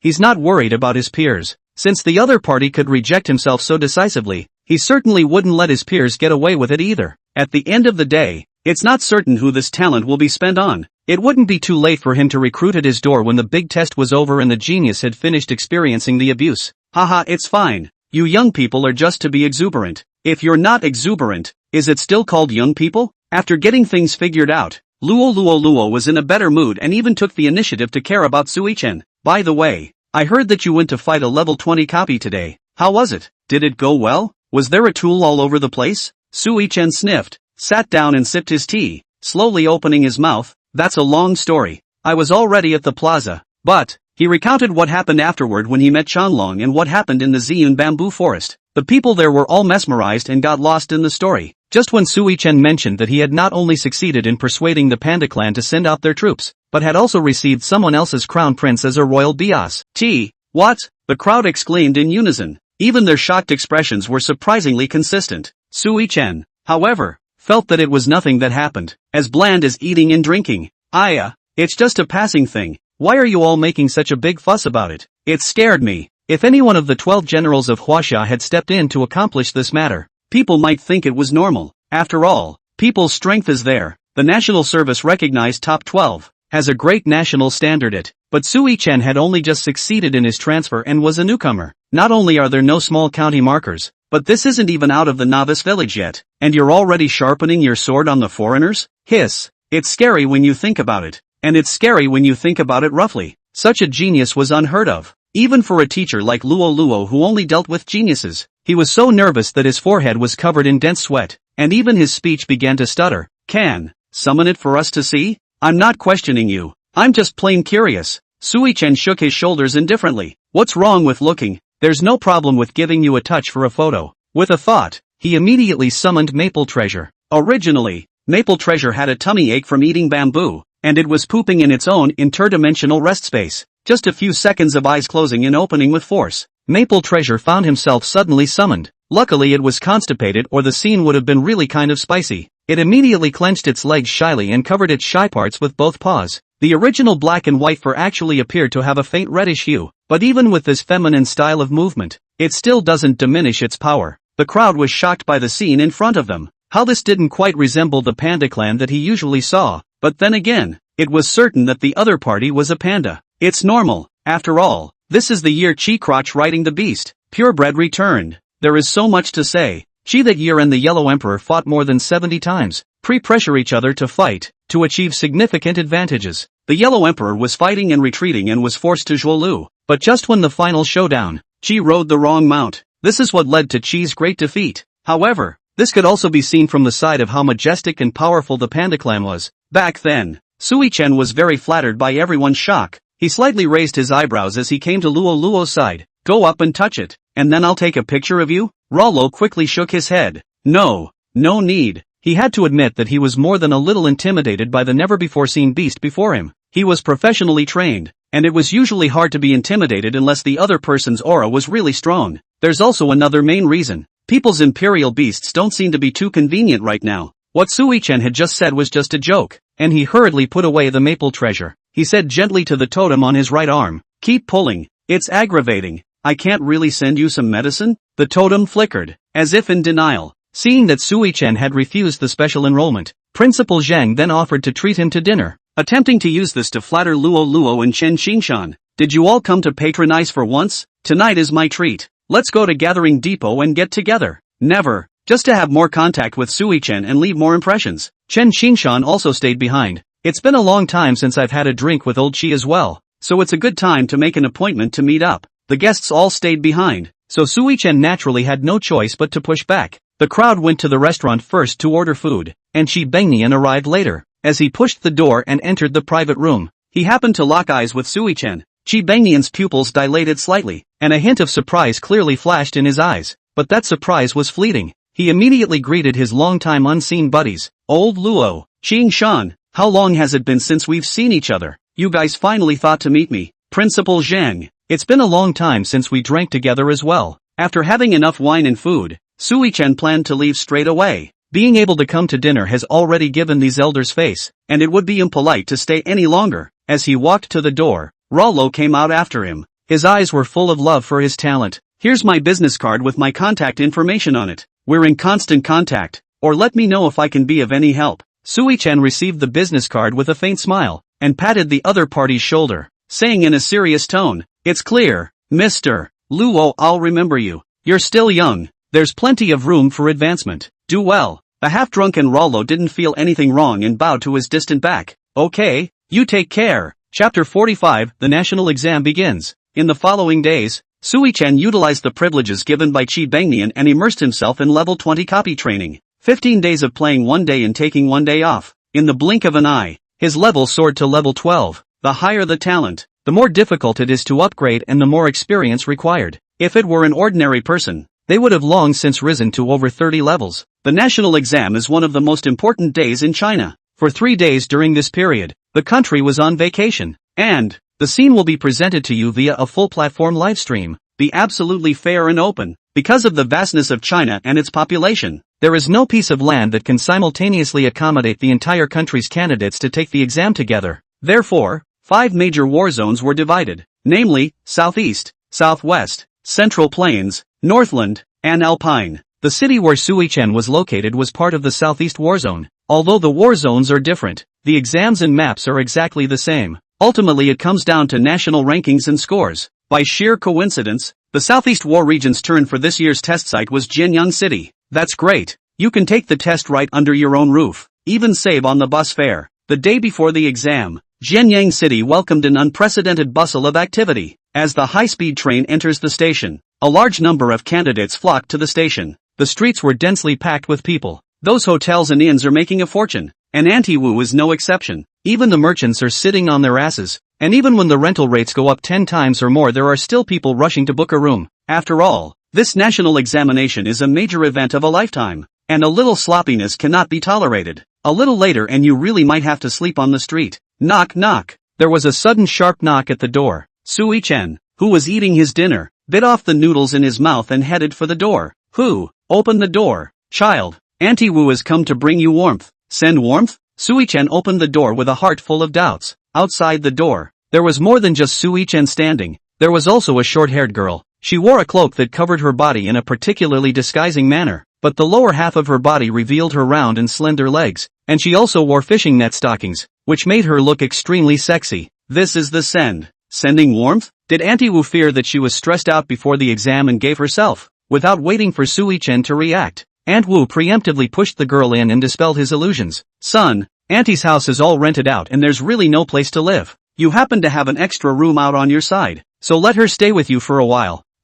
But, without waiting for Sui-chen to say anything, Aunt Wu had already closed the door and left. A few messages drifted lazily through the door. "You're all the same age. Get along. Young people, that's all Auntie can do. You'll have to seize the opportunity yourselves." Sui-chen looked at the strange girl he was meeting for the first time and barely managed to squeeze out a smile. "Hi." The girl didn't seem very talkative. Her lips stayed pursed and she just nodded slightly. "Have you had dinner?" The girl shook her head. "Since Auntie Wu sent you to me, then I will definitely take care of you." Sui-chen then contributed a ration. "Wait, I'll cook noodles for you." Geniuses often have weaknesses. Sui-chen's weakness is cooking. He's a particularly lousy cook, and cooking instant noodles is the only skill he knows how to do. Who would have thought that the talented young man worth tens of millions of dollars would be living in a rented room at a snail's pace, eating the cheapest fried instant noodles? 5 minutes passed, and Sui-chen brought out the steaming hot instant noodles. and thoughtfully placed 2 eggs and a few slices of bok choy. The girl just nodded her head slightly in acknowledgement.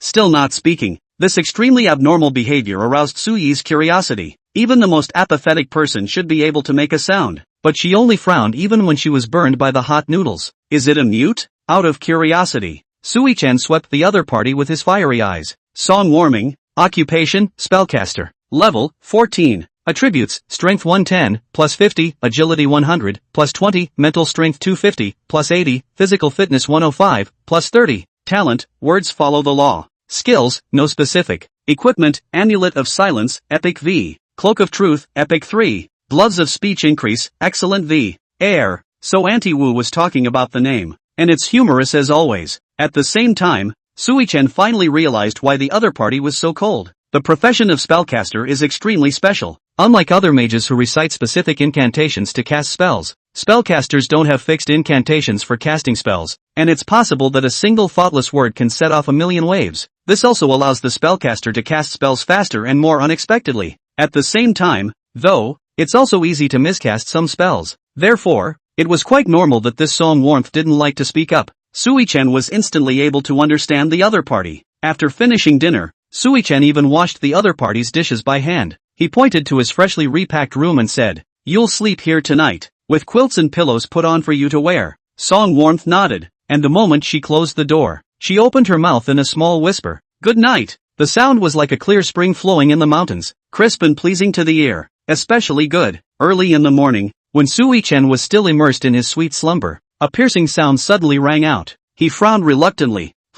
What's wrong? There was no response at the door. He had to get up and check it out himself. Pushing the door to the living room, he found milk and omelets set out on the table. And for two. It turned out that Song Warmth had already prepared breakfast. Porridge. She pointed in the direction of the kitchen with a grimace. After having breakfast, the two of them went together to the location of the examination center. The content of the exams is definitely different because of the different major career categories. You can't let someone who awakened the kitchen sink go into battle with a kitchen knife, can you? Is that going to be a meal for the ferocious beast? Or will you be the dish yourself? The content of the exam for life occupations is assessed on the individual's proficiency in the occupation. Combat class professionals, on the other hand, are simple enough to enter a copy-like place and grab monsters from other people. For support class professionals, it's either or both. Choose whichever one you're most confident in. Sushiro had seldom participated in battles except for the previous attack by the ferocious beasts on the high-speed train, all of which had been in the proficiency of crazy skills. That's why she chose the vocational competency assessment.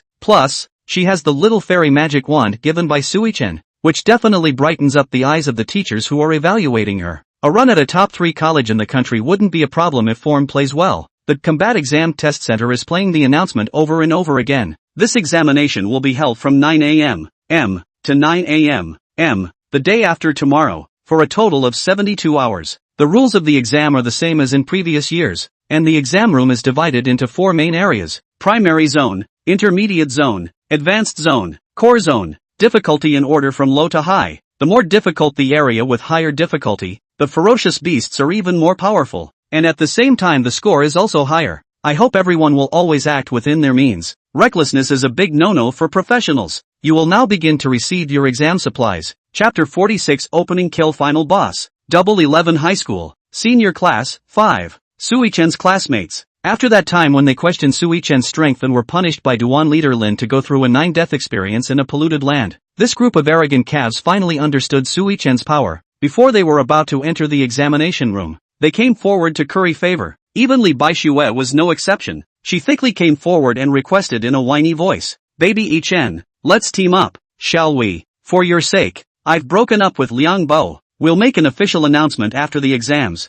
okay?" Sui-chan couldn't help but be amused by this anticlimactic remark. He really wanted to lift the skull of this version of T0 and see if it was filled with a little more water or a little more. It's okay that you played yourself like a dog licker before, but now you want to do it again. Ha, you think you're a phantom, don't you? This cheek has really got the true spirit of the country. Sui-chan unhurriedly approached the other party's ear. Li Baixue's heartbeat steeply accelerated. Little lickspittle, you can't do it with just a little outburst, can you? I knew no one could resist this girl's charms. Ha! Who knew that the next second, a huge shout exploded in her ears, scaring her whole body. Get out! Immediately afterward, Sui-chan continued to whisper eerily in her ear. Do you know that candidates are allowed to engage in normal robberies and confrontations within the examination hall? Stinking put up your pig's ears and listen to me. In there it's best if you don't let me see you, or else I'll see you once, beat you once, and definitely make sure you can't even get into a junior college. Although the other party's hot breath was constantly spitting on her ears, that gloomy tone instantly made Lee Baishue's heart fall into the ice cellar and her body was shivering. She barely managed to squeeze out a smile, wanting to try and fight for another shot. Aha, Ishin-san is really humorous. I humor you asterisk. That's a bit much for a joke. Are you kidding me? What? Oh, examiner. I'm not taking the test. I want to change my career assessment. And just like that, Lee Baishi was scared away. Sui-chen cast his icy eyes onto the students who had just gathered around him and chattered. They all immediately left with a sense of humor when they saw it as well, not daring to mention the matter of forming a team again. Only after the crowd had collected their supplies and the number of people had become less did Sui-chen go up to collect his own exam supplies. A tactical bracelet that records scores and has a map function. Oral nutrients that can rehydrate and energize. And compressed crackers that are very satiating. There's also a safe teleportation sphere similar to the one in the newbie copy. In the event of danger, use it to exit the exam directly and the score is fixed. They would spend the next 3 days inside the exam copy. After receiving their gear, students have 10 minutes to adjust. 10, 9. The hour hand jumps to point to 9 o'clock as the countdown hits 0. Drop. The portal to the exam copy opens. The huge entrance was like the bloody mouth of a giant beast, constantly devouring the candidates. An invigilator looked around the empty square,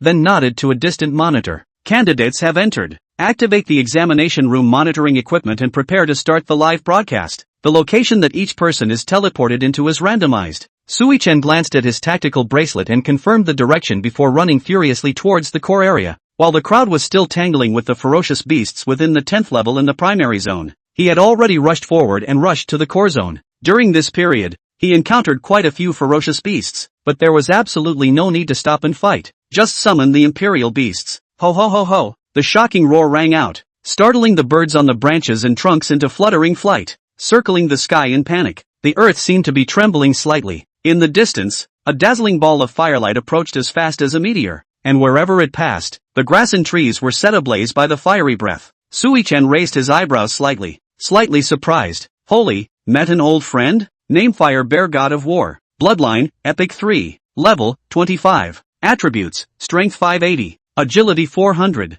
Spirit 480. Physique 500. Skills, Flaming Shock. Sea of Fire. Berserk Flame Sweep. War Trample. I didn't expect that the so-called boss of this core area, that is, the strongest ferocious beast in the entire exam, was actually the Fire Bear War God that I had defeated long ago. It's only a lot higher in rank. So does that count as betting on the right title for yourself? Although he had won the fight last time, it was a very lousy one, and he even hid in the turtle shell. Sui-chen could still always remember the previous disgrace, but this time, he was going to wash away the shame in blood. He backhanded the dog and panda and summoned them. Maple Treasure, give me KAM it. Just go straight to the big move. Early CD. After receiving the order, Feng Bao began to condense his internal energy. His face became incomparably fierce, and there was a hidden white mist gathering around his body. A giant ancient Iron Eater figure clad in bronze battle armor and more than a dozen meters tall loomed over Feng Bao, very hideous and terrifying. The Fire Bear War God who had just originally made a raging entrance froze in place at the moment and began to doubt Bear Sang.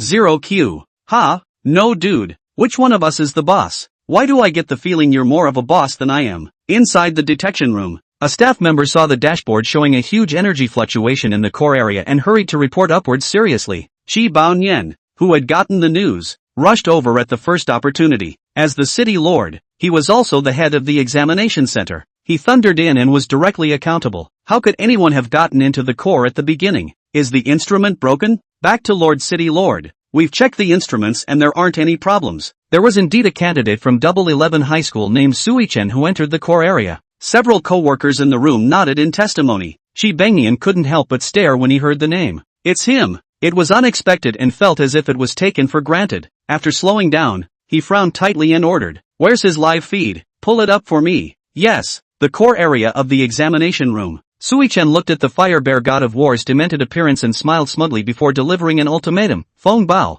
I want seconds. Yes, master. As the giant ancient Iron Eater shadow that had manifested itself slapped its palm on the Fire Bear War God, it turned from 3D to 2D, embedding itself deeply into the earth, and all of the burning fur on its body was extinguished. With the doggy's battle soul aura, Fongbao really did manage to kill in seconds. Kill Fire Bear War God. Experience plus 3000. Rating, 12, 3300/2. 5W. Chapter 47 The Mighty Quartet. Less than an hour into the examination, hidden broadcasts everywhere began to repeat the first reports of success. Core Area Boss, Fire Bear God of War, has been defeated by candidate Sui Chen, eliminating 1:11 seconds, successfully setting a new record. Core Boss, Fire Bear Warlord. The sound of the radio covers 100% of the interior of the examination room to ensure that every candidate is informed in a timely manner. What?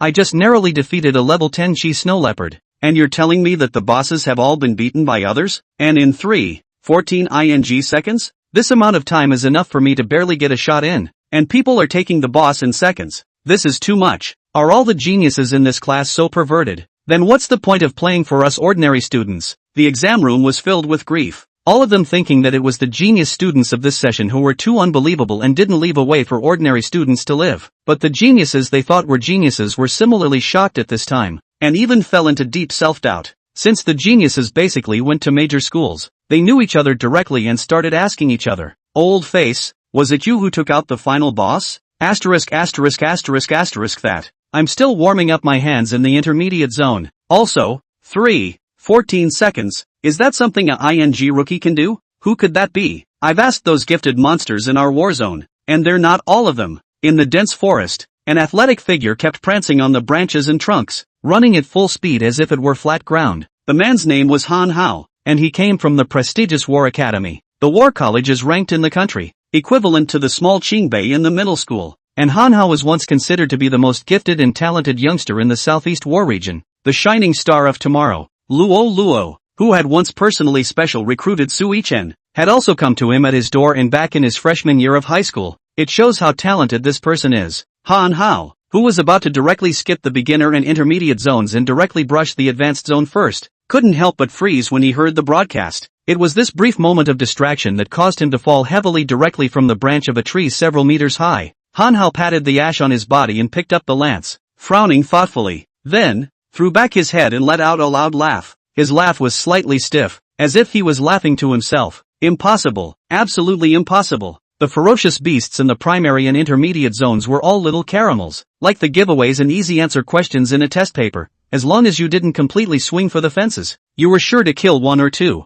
It will ensure that your paper score is not too ugly. And the advanced zones start to have mini bosses that are similar to the last question of a multiple choice and fill in the blanks, or answer questions, which start to require a certain amount of strength and brains. Even the first genius of a certain city would struggle slightly, and the core is the final piece of the puzzle. In the past, it usually took several talented youngsters teaming up to defeat many of them and share the score, and the odds of not being able to beat it when you join forces are very high. Apparently, it's only been just an hour since the opening, and the only boss in the core was killed. Even in the eyes of Han Ho, who was hailed as the star of tomorrow, it was a pipe dream. He was more inclined to say that there was a problem with the announcements in the examination room. 1:11 seconds? Oh, even the timing is strange like this. How can it be a newcomer? It's either a broadcast error or a computer error. Yes, it must be. After consoling himself, Han Hao took a few deep breaths, collected himself, and continued to rush toward the advanced area. Core area. Sui Chen went forward to gather up the loot in the deep pit. In addition to the must-have crystals, there was also that epic skill book that had been obtained right before the Sea of Fire Without End. Nothing new at all. Sui Chen picked up the skill book and casually placed it in his hand to play with it, spinning it around as a basketball was placed between his fingers. The epic great item that others had dreamed of for so long was no different from an ordinary notebook in Sui Chen's eyes. This is the bottom line and insight that comes with having a golden legend. Before, he had sold the skill book to Wang Ren because he was short of money, but now that he wasn't short of anything, money was no different from paper in his eyes. Forget it, it's at least an epic skill book, so let's give it to the dog. More skill is not better than more skill. Sip, come and eat. After being summoned, the 100-split Stygian dog wagged its tail and opened its bloody mouth to engulf the skill book. Imperial Beast, 100-split Stygian dog has acquired a new skill, Sea of Fire. According to the rules, there's just one final boss in the core. Now that he had been defeated by Sui Chen, if he wanted to continue growing his score, he would have to fold and return to the advanced zone. The Fire Bear God of War's kill score was 10,000 whole points, directly pulling away from the current top 2 Han Hao by more than 9,000 points. A score of 10,000 000 points is basically a lock for a top 10 ranking in the entire Warzone based on previous years. But this was definitely not enough for Sui-chen. He was going to appear as an absolute crusher and become a nightmare for this group of geniuses. Therefore, Sui-chen turned around and headed towards the advanced zone. At this moment, the number of people watching his exclusive livestream had already broken through to 300 million. The entire population of the Southeast Theater combined is just over 300 million people. A simple rounding up would amount to basically the entire Warzone coming to watch the big guy. And that number continues to rise. Doraemon, no, did I miss it already? Someone actually killed the boss in seconds. Is there a recording? I'm begging for it. 537. What are you recording the screen for? Is it to learn? Waking up from a dream, get up hard and sleep some more. The heat of the live room is determined by the beat real-time rankings. All the people were attracted by the huge difference in scores. The newcomers who came a little later were dumbfounded as they watched Sui-chen run at full speed. But the screen was full of clear awesome.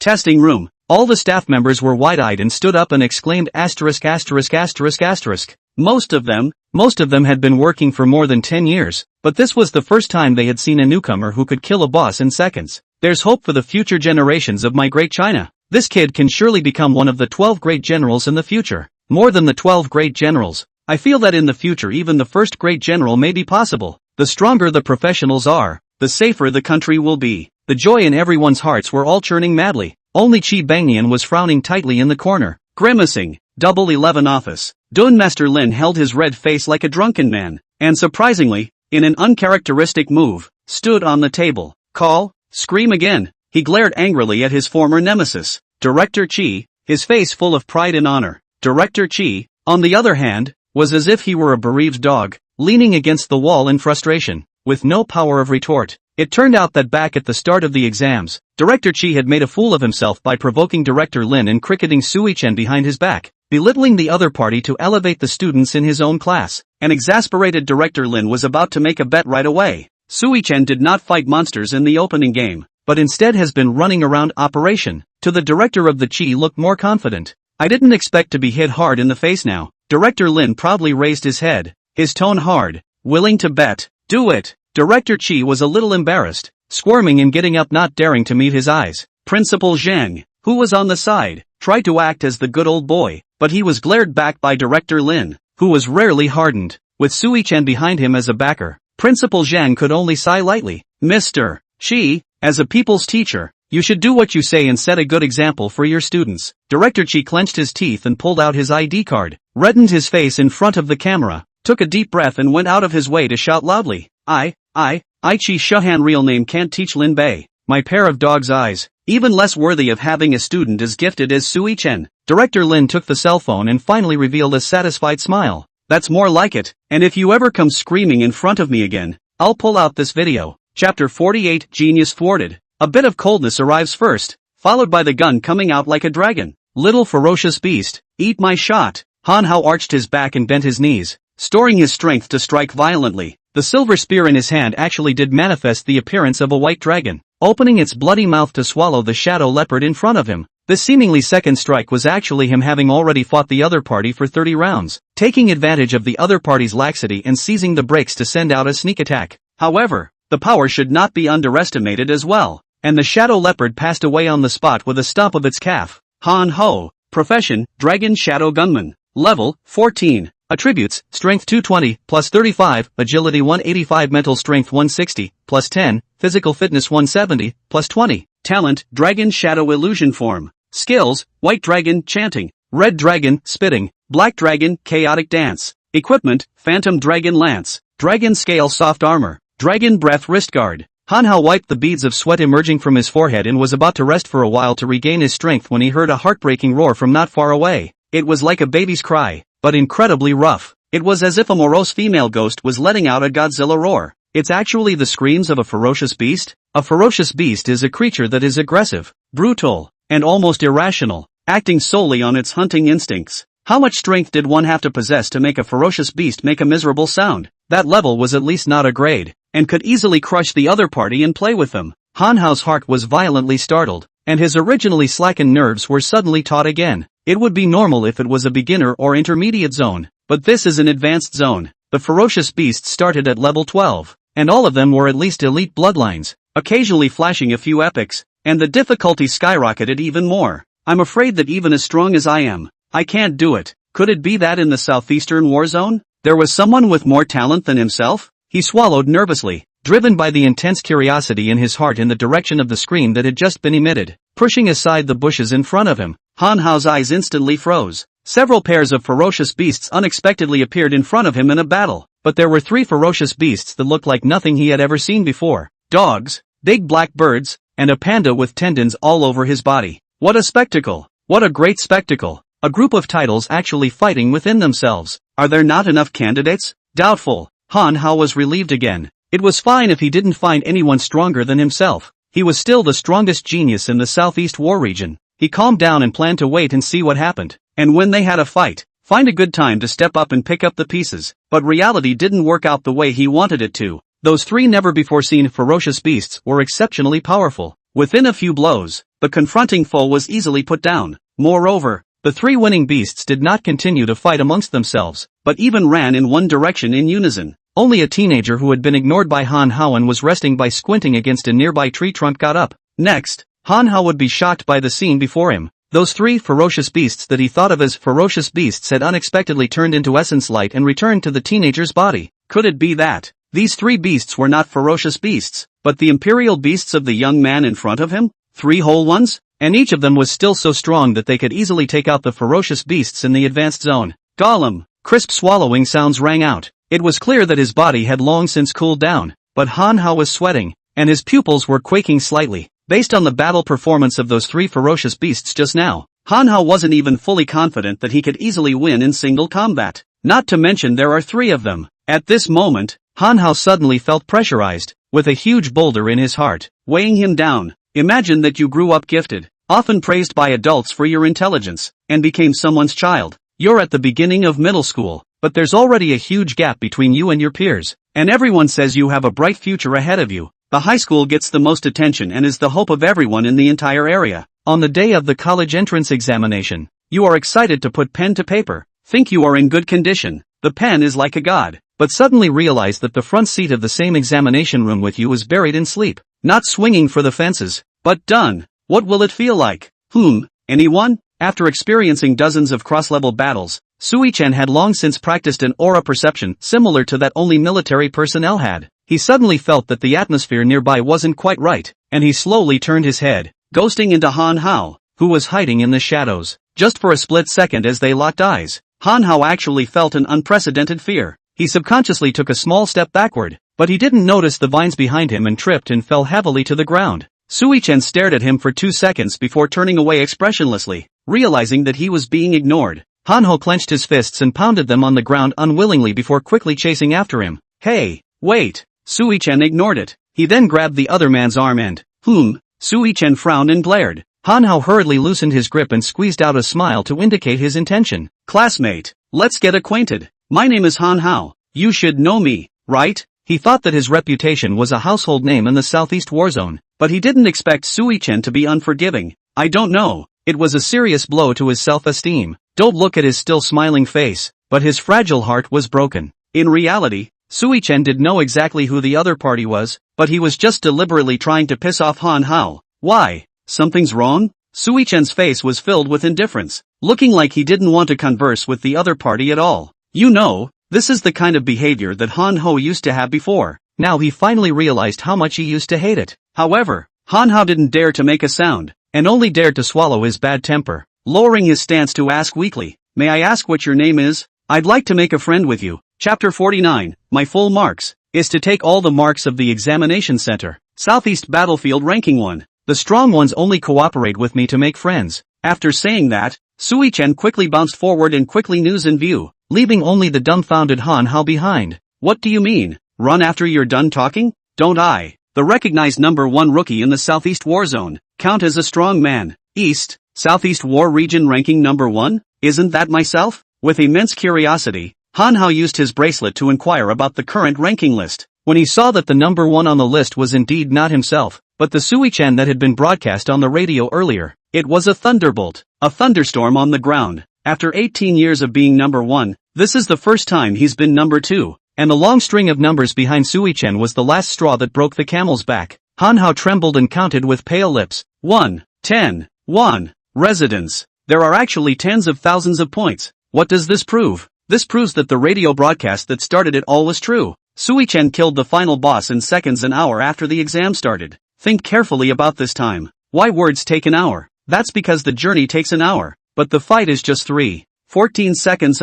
Puff. Hanhao suddenly felt weak in the knees and knelt on the ground as if he were dead. Originally, he had thought Sui-chen was too arrogant, but now he could finally understand the other party's indifferent attitude just now. If he possessed this kind of strength that crushed all living beings, he would definitely be 100 times more arrogant than Sui-chen, and would even have no problem becoming a party of bullies. It seems the other side is still too solid. Could it be that this is the difference between a genius and a god? Decades of bitter cultivation had only gained the qualification to see God. On the other side, Sui-chen fell into a moment of agony. It was too slow. He was just too slow to kill monsters. It took an average of 5 seconds to settle a high-level zone ferocious beast, and that didn't include the time cost of finding the monster. How can you kill the whole game like this? Moreover, the map of the exam is too wide, and although there are many ferocious beasts, they are all scattered. There simply wasn't the thrill of playing a copy where those monsters swarmed up, only to be cut down by a single blow from their own imperial beasts. Even the imperial beasts couldn't raise their nerves about the battle and were a bit lethargic. Perhaps it's a descending blow.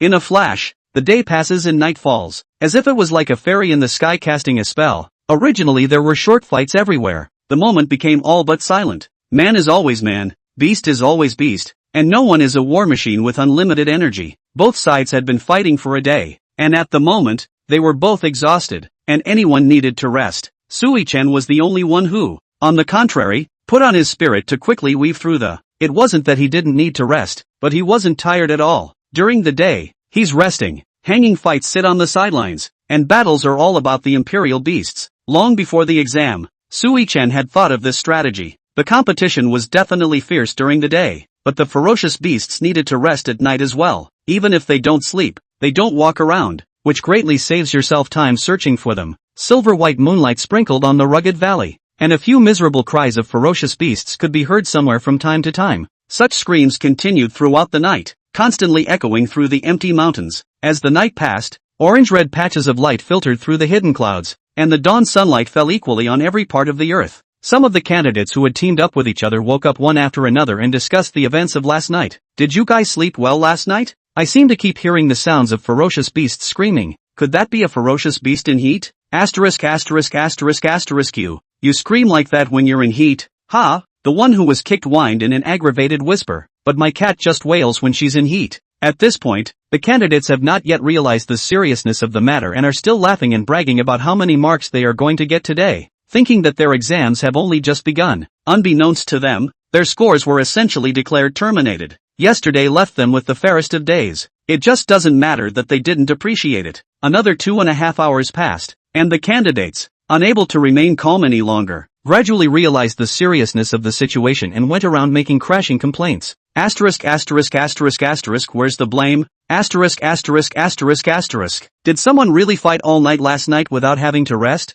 Ha! How is it possible to be able to brush through the monsters in the advanced area in one night? Is that still us professional newbies? I'm afraid this is not even possible for seasoned veterans to come. It's the second day of the exam and more candidates are already in shape and entering the advanced zone ready to make their mark. By all rights, their scores should have gone up a little faster than yesterday. But now, the candidates who stayed in the advanced area have not grown their scores for 3 whole hours. It's not that they didn't try hard enough to actively fight the monsters. Instead, you can't find the monster at all. As for that group of self-proclaimed talented teenagers from the southeast region, they likewise realized the existing awkward situation. Through contact, they gathered to confer. Is everyone getting 0 kills this morning? 2, the crowd nodded. Killing a hare? Waking up with the corpses of ferocious beasts all over the place, stinking to death. It couldn't have been that Hanhao kid who did it. No wonder he's nowhere to be seen. He must be weak-minded and secretly hiding. The one who exploded with foul language was a man with a stout figure and the height of a small mountain.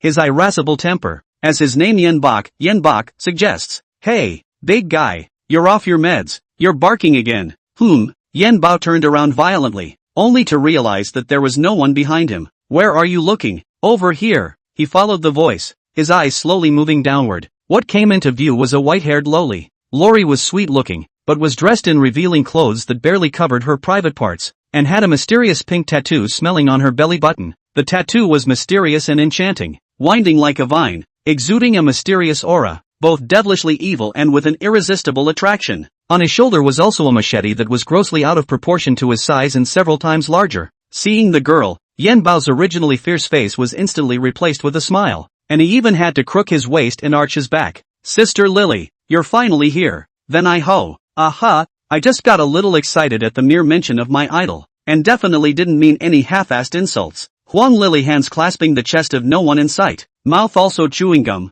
just like a big sister style, who made her another bright star of the war college. At one time, she and Han Hao were known as the twin stars of the Southeast War Zone. The two are not only equal in strength, but also have a great private relationship, which makes them a perfect match in the eyes of the world. Huang Lily blew through the gum in her mouth, her tone still flat. "Don't pretend. Han Hao didn't come. Can't get in touch at all. Also, this thing won't be Han Hao's doing. I'm well aware of his strength, and while it's indeed strong, it's definitely not to this extent." Yen Bao secretly sighed in relief. "And no, if it wasn't Ho, then who could have done it? Who else among us can blood the Superior District in one night? The genius is on the scene. You looked at me and I looked at you." All of them were in deep thought. At the same time, Han Hao was faced with the awkward situation of being all energized but unable to find a monster. But he was the earliest to find out, and when he woke up and saw the mountainside strewn with corpses, he was the first to realize that something was wrong and guessed that it was Sui Chen who had done it. At this moment, he was disheveled and hiding within a mountain stream, usually well-tended hair like floating in the air like willow scattered, buried deep in which the expression seems to cry like a smile, more like madness. The faint white light shining on his face looked extremely eerie. "There's absolutely no way for us to live. There's really no way to live. It must have been that lunatic who did it. Ha ha ha ha ha. What a crazy person." Chapter 50. The exam was forced to stop by Sui Chen. At the same time, the leaders of the examination center had also discovered that something was wrong through the live broadcast and the scores on the leaderboard. They immediately reported the situation to the top brass. However, because the national examination is synchronized across the country, it will take some time for the national leaders to rule and discuss. "Damn it, is this Sui Chen really a freshman? These imperial beasts. That aura looks like it's almost stronger than Laozi's. Why does Laozi look more and more like he's blending in?" Surabaya City's city lord Hong Kuan angrily slammed the table in a disgruntled declaration. The famous war college was the school in his territory, and the students inside were all the sons of heaven. But now that he was being suppressed by an unheard-of nobody with a cliff-like gap, it was naturally hard for him to accept reality. The other city lords in the room were startled and rushed forward to comfort them. Only Chi Bunyan in the corner threw a pile of information onto the table in front of him and said coldly, "He is a student on my side. This is his information." Hong Kuan misunderstood the other party's meaning. He hurriedly collected his temper and squeezed out a smile. "Brother Chi, what are you doing? I don't mean to connote you. I just..." Chi Gangyan lit a cigarette, quite impatiently said, "Let you look. You just look. Less nonsense." Hong Kuan picked up the information suspiciously and started flipping through it. 3 minutes later, Hong Kuan shook his head and sighed long and hard with a face full of bad luck, leaning back in his chair in self-recognition. "Brother, I was wrong. He's just an average student. I admit it was pride just now. Now I recognize his strength." Chi Bangnian stared tightly at the screen, and even though his eyeballs were covered in blood, he didn't bother to blink. What was playing on there was the image of Sui Chen running back to the beginner and intermediate zones and resuming another round of slaughter. His nose puffed out 2 long puffs of blue smoke, and he spoke in a slightly raspy voice. "No, elder brother Hong, you're probably right." "Ha?" Hong Kuan was once again confused by Chi Bunyan's words. It was his turn to speak for Sui Chen. "There's nothing wrong with his profile at all. It's just an ordinary student." Chi Bunyan retracted his eyes and slowly turned back. His angular face, illuminated by the chandelier, looked grim. "The problem is that his profile is just so usual. Do you look at this profile and think his stature is worthy of this strength? It has also been tens of thousands of years since Blue Star began its transmogrification. Although people can't control the career they want to change, they have gradually figured out some rules in the long history of this eternity. Careers, basically, are doomed. Based on the strength of your parents and your ancestral bloodline, you can roughly tell where your personal ceiling is. It's like a dragon giving birth to a dragon, a phoenix giving birth to a phoenix, and a mouse's son making a hole. Even if you rats can make holes through the sky, that's just luck. The essence still won't change. A rat is a rat, and can only hide in dark corners and peek around." As soon as Chi Bangnian's words came out, the city lords in the room rushed to grab Sui Chen's data and check it out. Silence ensued. One look at one without a squeak. The bloodline and bodyline were already deeply embedded in the people's perceptions. Even Chen Qingshan couldn't help but start thinking about it. coming from an ordinary family. When he was 18 years old, he unexpectedly changed jobs to become an epic elemental emissary. That's the only epic professional in town. It turns out in the end that it wasn't the ancestors' graves that were smoking, but the mother who cheated on her. His real father was a young master of a great family of distinguished birth. Otherwise, all 3 generations of his ancestors had been living-class professionals. So how could he have switched to a rare-class combat professional? Later, Chen Xingshan was furious and got into Mordor University with his own skills. On the battlefield, he saved his officer and made a miraculous achievement. After being discharged from the army, he was very fortunate to be taken care of and assigned to the position of town master. He was aware that he was able to change his life against the odds, all thanks to the bloodline of that biological father. Luckily, after so many years, his adoptive father also put aside his grudge, and the two even became sworn brothers. Within all of them, Chen Xingshan was the one who had the deepest sense of the effects brought about by the bloodline. That's just the way the world works though, but everyone misses the point. Why should a god accept the rules of mortals? Becoming of god is never unreasonable. On the other hand, Sui-Chen had already arrived at the beginner and intermediate areas of the examination center, and let the illusory knight mimic enter the game with his body, using himself as bait, deliberately illuminating an incomparably weak little girl, giving the ferocious beast the illusion that it could be eaten if it tried hard enough. Soon, a large swarm of ferocious beasts gathered. Sui-Chen had discovered an important detail, a big move although it had a long cooldown and seemed to consume more mental energy. However, using normal skills multiple times to hunt ferocious beasts would consume more mental energy. Besides, it's a good idea to use the CD early, or else save it for New Year's. He summoned the dog directly. Bruce, this is the time. Just use Sea of Fire without end. Oh hoo! The 100-split Stygian dog's originally pitch-black and incomparable fur was unexpectedly ablaze like the firebear god of war. That's the forward swing of the move. Taking advantage of the gap between the forward swings, it directly leaped high into the midst of the ferocious beasts that seemed like an abyssal swamp. Without waiting for them to fight against the 100-split Stygian dogs, the flames raging on the dog's body danced wildly in the air like fiery snakes, on the verge of blinding them. In a flash, the fire engulfed everything. The ferocious beasts within a 300-meter radius all suffered heavy blows. In the face of this monstrous strike, they had no means of resisting it at all. In an instant, all were killed. Defeat the Thunderbolt Lizard. Experience plus 233, score plus 500. Defeat the Earth Demon Rhinoceros. Experience plus 177, score plus 250. Defeat Cheese Snow Leopard. Experience plus 211, score plus 450. Experience and scores are skyrocketing like crazy. Rating, 13, 1200/4W. You can draw 4 in a row. 5 minutes later, that group of geniuses from the southeast battle region sniffed and looked over. But now, where was Sui-Chen's figure? There was only the masterpiece he had left behind, a blackened, charred landscape and the corpses of ferocious beasts. Asterisk.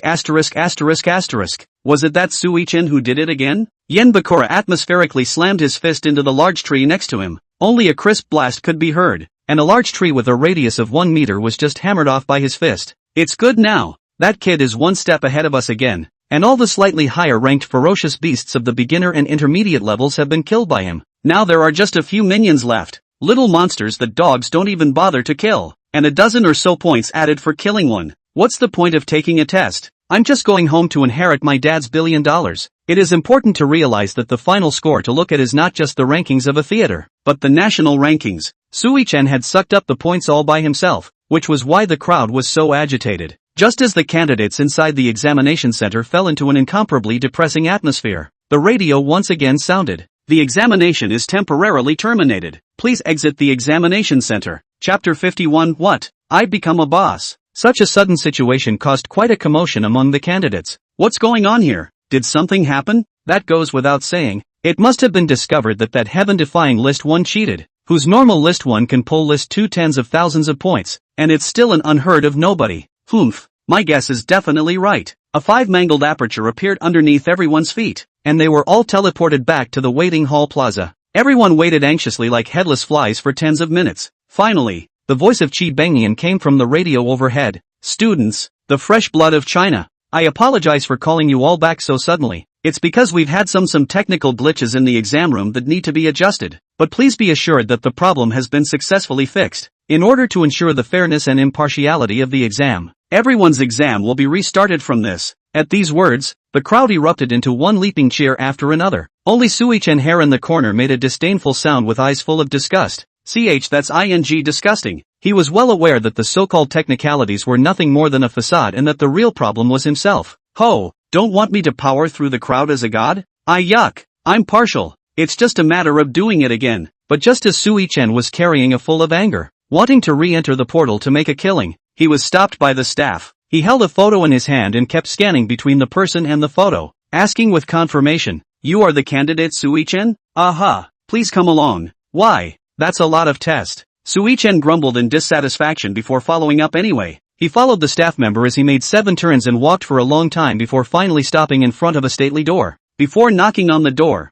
the staff made a point of briefly straightening their collars, showing how authoritative the person inside was. Report, the men have been brought in. Come in. Upon entering the room, in addition to seeing the more familiar Qi Bao Nian and Chen Xingshan, there were 7 or 8 middle-aged men in the room, but they were all clustered around an old white-haired man. Sui-chen, who had been asked to retake the exam, didn't give anyone a good look and frankly walked in with anger on his face. Without waiting for the person on the other side of the room to speak, he asked irritably, "What do you mean you're asking for a retest? But you've called me here alone? Is it a suspicion that I'm cheating?" Several people in the room looked at each other, but seemed afraid to speak. In the end, it was the white-haired old man sitting in the center who answered Sui-chen's question. "Student, please take a moment and don't get excited. I'm an inspector sent down by the state to investigate because your Warzone scores were too polarized this year. First of all, we don't have substantial evidence to confirm that you cheated, but it is a fact that you have destroyed the entire ecology and order of the examination room in your eyes." At those words,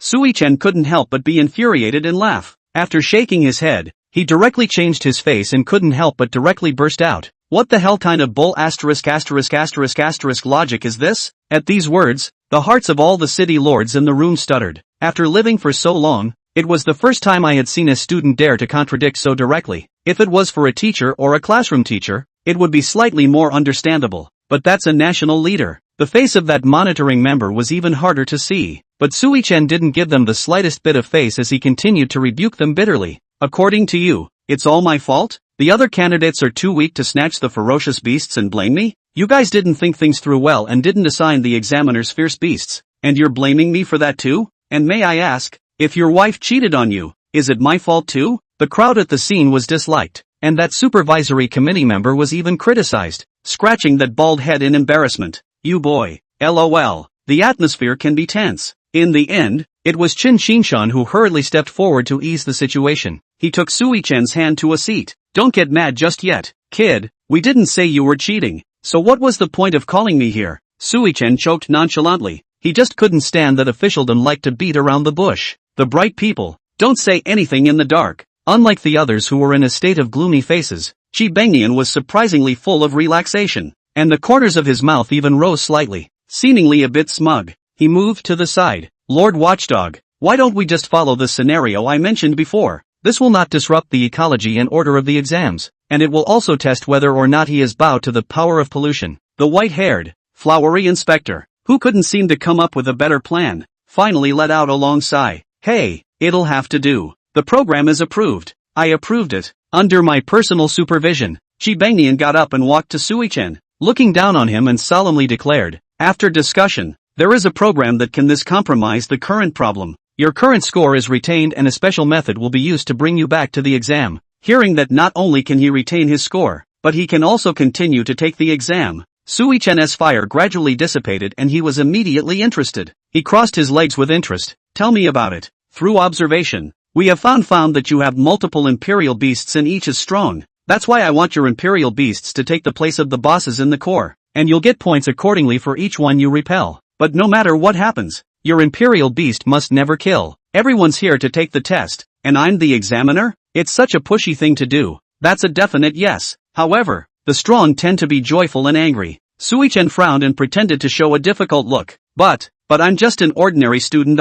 Why don't we just forget about it and let me go back to honestly killing monsters like everyone else? What's the point of letting you go back? Does anyone else want to go to college? Isn't this exam suspended for nothing?" As soon as the inspector heard this, the sweat broke out again on his forehead and he hastily shouted, "Don't!" Immediately afterward, he continued in a pleading tone, "As long as your performance is outstanding enough, I can use my authority and help you apply for a tutor's license." How does that sound in name only? Those peanut-sized eyes were full of anticipation. This so-called tutor's license is a bit like a teacher's license in a previous life, but not quite the same. Can get certain privileges. Having this document will indeed be much easier for future adventures. At least there has been a status gap with his peers. Thus, Sui-Chen agreed with full of joy. Okay. The ombudsman breathed a long sigh of relief and snickered at having solved the problem. If most of the people in the southeastern theater of war lost their names this year because they couldn't snatch the murderer, it would be hard for him to keep his hood up. Both sides feel like they've earned it. Chapter 52 Word Synthesis.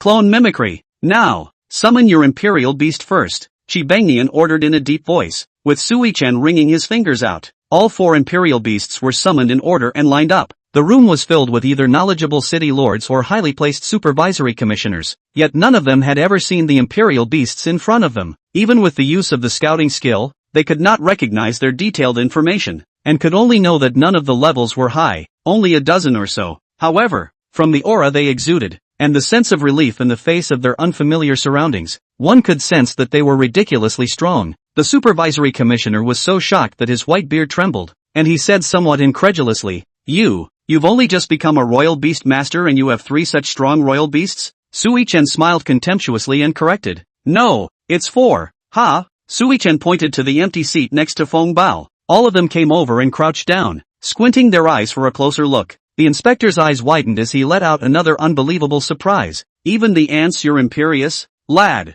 are you hungry? Sui-Chen disliked him nonchalantly. Humph, vulgar. You'll see what it's made of later. As a national-level dignitary, the supervisory commissioner, having been disliked back 3 times by a junior, had long since accumulated a lot of anger in his heart. Then get on with it. You'd better not let me catch you in anything. Before departing, Sui-Chen reached out to them for supplies. 30 bottles of red pills with special effects to restore injuries, and 30 bottles of blue pills with special effects to restore mental strength. These things cost $50,000 a bottle, and with the exception of the military and government, it would only be available on the black market, and the premium would be even worse. This is extremely rare in normal times. Sui-Chen intended to drink openly, euphemistically saying, summoning too many imperial beasts at the same time consumes a lot of mental energy. Even if he couldn't drink it all, he was going to just take it with him. The ombudsman granted his request. He can even handle the tutor's license within the system. He still can't handle these dozens of bottles of potion? Make an invoice for reimbursement. After the technical department's debugging, Sui-Chen was teleported to the core area alone. It was better this way, so he wouldn't have to spend time catching up on his travels. There was no one around. The surroundings were silent, and he himself was forbidden to kill the ferocious beasts, so he could only fight the candidates. Sui-Chen was soon so bored that he yawned. Just as his eyes began to struggle like the wings of a butterfly and a thick drowsiness set in, the slightly mellow voice of Chi Baonian rang out from a nearby radio. Class, the bosses in the core have been refreshed and technical adjustments have been made. The number of bosses has increased and the difficulty has decreased. Mind if everyone can try them all. The content of the broadcast was repeated over and over again, and Sui-Chen quickly perked up. With Chi Baonian's encouragement, there would definitely be people who weren't afraid to die to try it out later, and he himself would finally have some fun. Difficulty down? Little master. I'll show you what it means to feel oppressed and suffocated from the same rank. Sui-Chen instantly became excited, feeling energized all over. Though the imperial beasts were strong and in good hands themselves, but there are a lot of candidates, and sometimes people have to be scarier than ferocious beasts. For the sake of profit, any underhanded and detrimental tricks may be done. At least the ferocious beasts would only attack face to face, hissing and running at you. But people are different. Stabbing acquaintances in the back is a common occurrence. You can never overestimate a person's nature. Just to be on the safe side, Sui-Chen decided to smoke the golden word first. Originally, he had wanted to get 6 rounds together for a more auspicious number. But for your own safety, you'll have to smoke it first. 4 in a row. I smoke. You have drawn the golden legendary word, stance duplication. You have drawn the golden legend word, attribute simulation. You have drawn the golden legend word, void creature. You have drawn the golden legendary word, battle shock. There was something else that made Sui-Chen even more excited. Synthesizable word detected. Master of mimicry plus stance duplication plus attribute simulation, synthesizable. Words can actually be synthesized? This really brought Sui-Chen quite a pleasant surprise. But there is no indication that this synthesized word will necessarily become stronger. But the opportunity was right in front of us, and hesitation would be a defeat. So Sui-Chen decisively said, synthesize. Those 2 new words were automatically added to Phantom Night Mimic and reunited with the original Master Mimic, blooming with colorful colored light. A mythical word has been synthesized: clone mimicry. Imperial beast, phantom night mimic, legend 1, mimic shadow, myth. Clone mimicry, absolute perfect 1:1 copy of the target. Duration based on the difference between self and target. Evolution to myth. 1:1 reproduction. Then wasn't it as strong as a city lord like Qi Baonian who could just copy it over and use it for himself? Before, it could only be imitated cosmetically, but now any moves the opponent had could be used directly as well. Now the Imperial beasts have truly become divine beasts. Without waiting for Sui-chen to experiment with the effects of this new phrase, a group of people gradually approached in the distance. That's not moving too fast. Extrapolating from the time, they shouldn't have come over to die only after hearing the encouragement from the broadcast, but rather, they were running towards the core area at the beginning of the exam. That would be the so-called group of geniuses from the Southeast War Zone. It seemed that the fact that he had robbed the boss to begin with had left them with a small shadow. Manhwa led his fellow officers and rushed straight to the core area in a rush to defeat the boss before Sui-chen, but he saw a leisurely Sui-chen on the empty lawn. "It's you!" He changed his face instantly. Subconsciously, he thought that Sui-chen had already defeated the boss. Is it possible that the tragedy of history is about to repeat itself again? Bumping into a once-in-a-century retake. He'd really go crazy if it once again started with a sky-crashing opening and ended with a huge chasm of point spreads. I was worried about not having the opportunity to experiment, but someone actually came to my door. Sui-chen changed his usual indifference and eagerly went forward to greet him. "Hi," but it was replaced by Han-ho's neglect. Anxious to clear up just one thing. Did you take care of boss again?" Han-ho asked with wide eyes and trembling breath. Hearing this, the small group of friends behind them realized that the true genius who had overpowered the group was right in front of them. They had become as excited as Han-ho, and they didn't want to repeat the same mistake. It seems they are not aware that the real boss is right in front of them. Sui-chen pointed at his chest, revealing a hint of a playful smile. "What's solved or not, the boss is here." "Ha!" There was an outcry from the 8-man squad. Chapter 53. I made a slight move to suppress the entire field of candidates. Only Huang Lily stood out calmly. She clasped her hands to her chest and blew out bubbles with a disdainful look on her face. "Are you kidding me? You're a boss somehow." Han-ho, however, inexplicably felt nervous, and a cold sweat broke out on his forehead. If what Sui-chen said was true, that meant that the other party was several levels higher than himself, both in terms of strength and identity. That's not too scary. "Won't you guys know if I'm a boss when you defeat me?" Sui-chen quickly entered into a fighting stance, not bothering to explain himself to them. Suddenly, Huang Lily felt something behind her tapping her shoulder. 1 second. She was drooping her eyelids and looking like everyone else owed $8 million. In the next second, she swallowed all the gum in her mouth in shock. Because she saw an exact replica of herself. The crowd turned their heads to look after hearing Lily Huang scream, and they were all startled as well. What's going on here? How can there be two Lily sisters? Real or fake Monkey King? Feeling insulted, the self-respecting Lily Huang raised her 5-meter machete and slashed at the mirror man in front of her. Death to imposters. But surprisingly, the other party had the same machete as himself, and easily blocked it. Even the force was going to surpass itself at one point. "You should know that you're an epic-level giant blade Rex. What kind of demon is this?" Just when Huang Lily thought that the imposter in front of her was at most about the same strength as herself, the other party actually broke free of her suppression and quickly struck out, replicating the exact same move to slash towards her. With this chop, although Huang Lily blocked it in front of her, her body bounced out like a cannonball and was knocked back tens of meters away. It was evident that the other party's strength was above his own. What?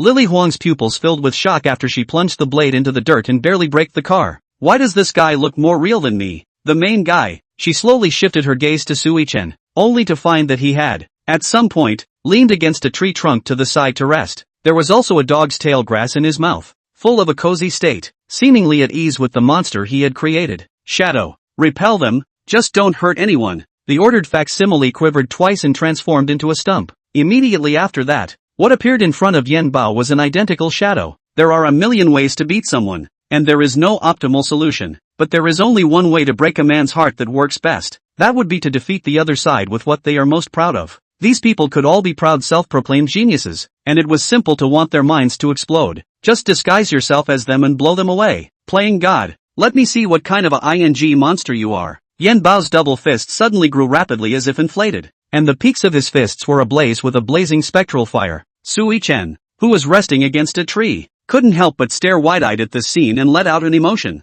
"Holy, Luffy is all straightened out? Shadow, learn it for me." The ordered facsimile Shadow immediately began to imitate it. The two Yen Bao with the same appearance threw punches at the same time. their fists smashing into each other like rain in a frenzy. The fists collided, erupting into one loud boom after another. The onlookers were dumbfounded, and even Lily Huang, who had lost the last battle, briefly forgot her grief. My god, old Yen is directly using berserk, right? It's the first time I've seen old Yen being so serious, using his full strength right off the bat. This is surely no problem now. That imposter is no more powerful than the original. At the same time, the number of people in Sui Chen's live broadcast room broke through once again, soaring in a straight line and infinitely approaching 350 million. The people of the entire southeastern region. People had never seen such a battle before, and the pop-ups were refreshing faster than ever. Blossom, I remember this anchor's profession is a beast master, right? What kind of beast is this? I want to buy it too. Aminos, save your breath and buy it. I don't think you'll ever see it in your life.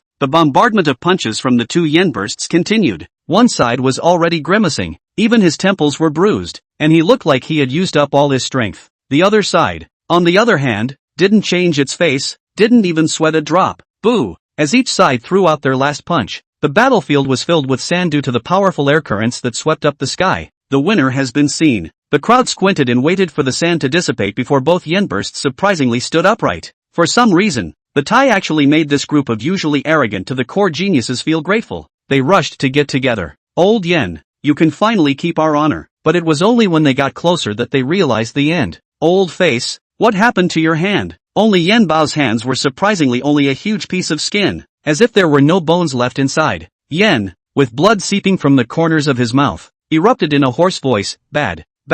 I seem to have lost to an imposter. The words came, and he fell backwards as if his strength had been drained. Han Ho hurriedly reached out to pull the other side. The facsimile shadow, on the other hand, turned into Han Hao's appearance, came up to him, and said coldly in his low voice, your turn, make it quick, or, it's okay if you all go together. It didn't even need to rest to single out all of its opponents. Han Hao lowered his head, not daring to look directly at the facsimile shadow. His broad shoulders shook twice before he seemed to make a huge determination. Let's go! This group of heavenly beings came in such a rage, and left with their tails between their legs in ashes. Defeat the 8-member A squad. Score +10. 000. Soon, Sui Chen's successive defeats of the two genius teenagers spread, and almost all the students in the examination center knew about it. Most of the students were shocked by this powerful strength. Even the strongest group of geniuses couldn't beat them, so they were still playing chicken. Going over to send them? Of course, there were some who were not afraid of death and rushed over, and it was an organized gathering of over 100 people. The leader was a small flat head. He had thick eyebrows rising. His eyes were unruly. The corners of his mouth rose slightly under his high nose, and his face was full of flair and conceit. Just by looking at his face, I get the impression that he's a bit of an unknown quantity. Iron Tears, the rules don't specifically say we have to go up there 1v1 and fight one-on-one. As we all know, bosses can be beaten in groups. Let's go together. After saying that, he actually led the charge. Sui Chen, who was sitting on the tree trunk, was so startled that he almost fell from the tree. ****** me. You kids playing hard to get, huh? On the subject of single combat, now the facsimile shadow absolutely need not be said. Who came are not good. However, it is a bit weak if you play more than one. The main thing is that there isn't a single rookie in this group that can play that can be replicated, either. Therefore, Sui Chen hurriedly summoned Little Black and Bruce. As for why Maple Treasure wasn't summoned, it wasn't because it was too strong. It only has a total of 2 skills, Ancient Void and Jiuli Shock Strike. The Ancient Shadow needed no introduction, and the power of the 9-life Shock Strike was even more violent than the Fire Bear War God's Sea of Fire without end. Can these new recruits stand it? A little inattention and a slap could kill someone. Chapter 54, Suppressing the Whole Scene, 2. The crowd was all shocked into stopping their charge. Since this was the first time everyone had met Sui Chen, they had only heard that he had a royal beast that could copy others at will and was even stronger than himself. I didn't realize there were actually 2 other ones, and Pinkie Pie only froze briefly, and resumed charging with the meteor hammer in his hand. Don't panic everyone, just a black dog and a fist-sized weird ant is nothing to be afraid of. We are more than 100 people. Keep charging with me. It seems that he really wants to do well on the test, but why would Sui Chen not want to? It's not like he's some saintly mother who needs to think of others. The world is inherently unfair. If I were to insist that this is a problematic exam, it would have to be the rules. The crowd's skills slammed wildly into the dog's body. The dog didn't need to flash. Opening the underworld fire shield was like scratching an itch when it hit his body. Every now and then, they open their bloody mouths again and have a close-up sudden face, all of which can scare these new,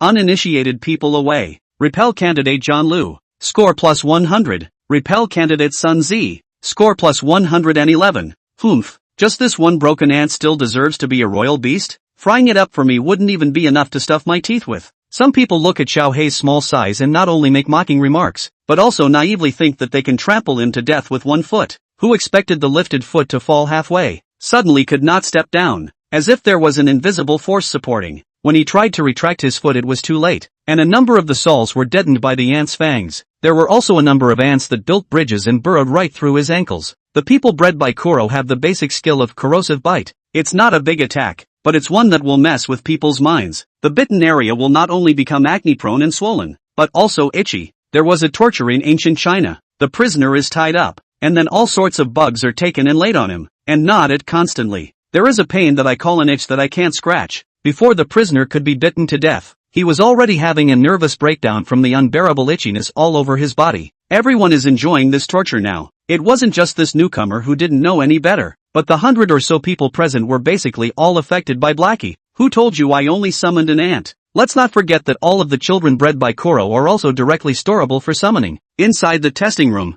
the city lords and the inspector commissioners stared at the huge monitor screen, their small mouths slightly open. This is too weird. He couldn't really have used some evil technique to cheat, could he? Hong Koen swallowed his saliva and couldn't help but let out a sigh of relief. Within the screen, the 100 or so candidates who had come to challenge Sui-Chen almost all collapsed onto the floor and rolled around frantically. The ombudsman suddenly remembered the key clue and became agitated, exclaiming, "It's the ants!" That white beard, too, trembled with excitement. Based on a process of elimination, and presumably combined with the characteristics of beast spirit creatures, the supervisory commissioner continued to stroke his white beard and lamented. It seems that his ants are not ordinary ants, but ants from Wang Wei's poems. Wang Wei, an ancient Chinese poet, recorded a peculiar ant as follows: the ant infestation. Ants and bugs live in remote places and multiply. If it is not by it, itching and suffering are difficult to leave. The crowd was shocked to hear the inspector's speculation. It was Hong Koen who had the most difficulty accepting it.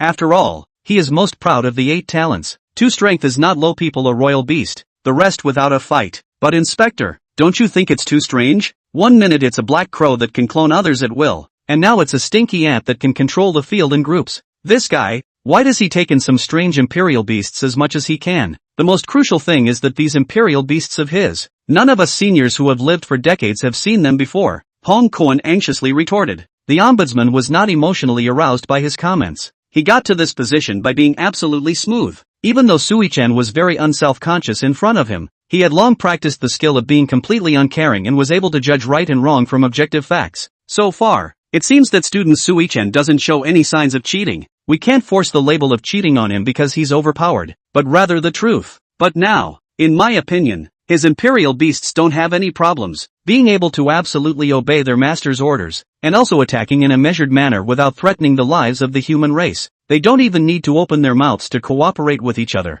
so it's obvious how deep the bond between them is. As for City Lord Hong, you just said that his imperial beasts are strange, and we haven't seen them before. Instead, I think it's a very normal thing. We can't rule out the possibility that his talent has some ability to evolve the imperial beasts, like Great General Wolf Su's son swallowing dogs. Have you seen them before? Doesn't that just confirm that his strong strength comes from the talent bestowed upon him? These words from the supervisory commissioner were considered to have completely cleared Sui-Chen of the injustice of cheating. The crowd nodded frequently, and Hong Koen gradually detached himself from his upper emotions and regained his senses, leaning back in his position to contemplate. Although the itch all over his body was indeed unbearable, there was no shortage of strong-willed students who could endure the itch and continue to fight. Sui-Chen then had to get Little Black to get real. The meat before the exam is not for nothing. And then remember that many of the corpses of the ferocious beasts that he slaughtered for a day and a night were also eaten by Xiaohei and his children. Xiaohei's level had long since come to a terrifying level 20, and advanced again. Name, Bug Empress. Bloodline, Epic. Level, 20. Loyalty, 100%. Attributes, Strength 80, Agility 10, Spirit 500, Physique 100. Talent, Devouring Evolution. Skills, Super Breeding, Corrosive Bite. Random Attributes. Personality, Naive. Random attribute, people bred by the Bug Empress have a 0.1% chance of acquiring a random attribute. This skill is awesome. Don't look at the probability that a child can only get a special attribute of 1 in 1,000. But don't forget about Black's other skill, Super Reproduction. It was a growth type skill that had evolved from the former 1 sub per second to 10 sub per second, a full 10-fold increase. The key thing is that this random attribute, like super breeding, is able to increase its probability due to leveling up. Sui-chen quietly released those ants that possessed special attributes. Boo! The crowd suddenly resounded with an abrupt explosion. This caused the originally chaotic crowd to instantly quiet down and turn their heads to look. It seems that this is an explosive ant that has been given the explosive attribute, which is not powerful enough to be fatal, but is still very painful. Enough to be able to tell by the extent of the screams of that blasted candidate. Not only were half of his pants blown off, but his skin had become charred from the burns. Immediately after that, more and more candidates suffered. Some people have had their third leg frostbitten by frozen ants and others have had half their face disfigured by corrosive ants. There was an endless stream of screams. The crowd fled. In a good way. The small flathead who originally rushed the most courageously and shouted the loudest slogan even directly used the safety ball to withdraw from the examination. Sui-chen nodded and recovered all the imperial beasts, allowing everyone to escape in peace. If he wanted to, with Kuro's strength, his people would indeed be able to wipe out everyone. Sui-chen was not a compassionate Madonna, nor was he a cruel butcher. He was just a mediocre, average student who was more than 200,000 points ahead of the leaderboard. The first day of this re-examination had almost passed, and no one could actually get half a step closer to the big tree where he was. Chapter 55, 140,000 points. Powering over the nation's candidates. After the first day's undefeated record was spread out, it was like a huge stone thrown into a calm lake, stirring up 1,000 waves. For the remaining 2 days, a peculiar silence pervaded the perimeter of the examination center, a silence that seemed to be the quiet before the storm, but was in fact a depressing atmosphere caused by the fact that no one dared to continue to come and challenge. Sui-chen spent these 3 days in this manner of extreme boredom. His final score was 145,620 points, a figure that was like a bright star in the night sky that everyone could only look up to. He was fully 130,000 points ahead of the second place, a gap that was like a heavenly rift, insurmountable. It wasn't that Sui-chen could only get these scores, it was really that there were only so many scores available in total for the entire exam. Like a bull breaking into a china store, he rampaged through the exam room, scoring all the marks he could. The moment he walked out of the examination room, the door has long been surrounded by reporters. It was a scene that resembled a grand assembly, with a glint of curiosity and excitement in everyone's eyes. The man came out. I don't know who shouted, but the voice was like a spark that instantly ignited the atmosphere. In an instant, the reporters were like a bunch of hungry sharks smelling blood, scrambling to rush forward, all wanting to grab the first interview. Student Su, you have obtained more than 140,000 marks in this exam, a feat that has already pulled the record of the National Grand Examination to a height that is almost unattainable in the later generations. It's almost like a myth. May I ask how you managed to do it? A reporter eagerly handed the microphone to Sui-chen, his eyes filled with anticipation. I heard that the exam was forced to stop in the middle and was reopened, which sounds unbelievable. Was it also because you were too powerful, so powerful that you broke the original rhythm of the exam? Another reporter was not to be outdone, his voice almost drowned out by the surrounding cacophony. Sui-chen, who was surrounded by many reporters in the center, had a faint smile on his face but only nodded his head, giving affirmative answers to all the questions in such a silent way. As for the real Sui-chen, he had long since donned a wide cloak that was like a natural barrier that separated him from the outside world. Without moving, he blended in with the bustling crowd and left without a word.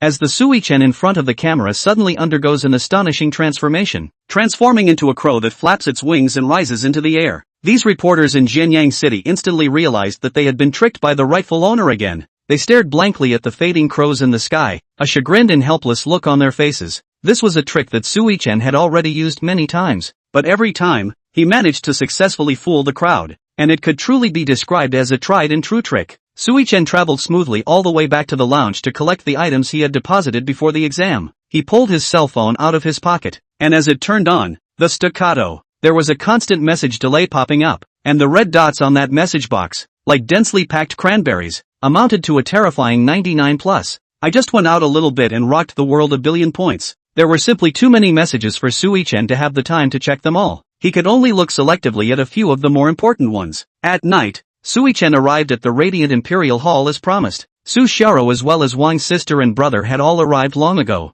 Benefactor. Sui-chen had just pushed his way in when he heard Wang Shuiao's delicate cry and quickly rushed over. He was prepared for this by raising his hand and pressing it to the other man's forehead. Calm down. Don't get so excited. Calm down for what? Benefactor, you've gotten over 140,000 points. Wang Shuiao's eyes widened, her eyes filled with admiration and marvel. Her voice unconsciously raised a few points. provoking a small echo in this spacious hall. The 9 people left in the top 10 don't have as many points as you together. How is this calm? I'm touched and excited for you if you're not. Saying that, Wang Shuya once again opened her arms for a hug. Sui-chen had no choice but to push her forehead forward slowly, arriving at the location to finally sit down. Congratulations. To the side, came Su Zhao's timid voice. Compared to the big-hearted Wang Shuya, Sui-chen preferred interacting with the reserved Su Xiaoro, and smiled and gave good looks as well. Just normal play. How did you do on your evaluation? At those words, Su Xiaoro's starry eyes flashed, her eyelashes fluttered,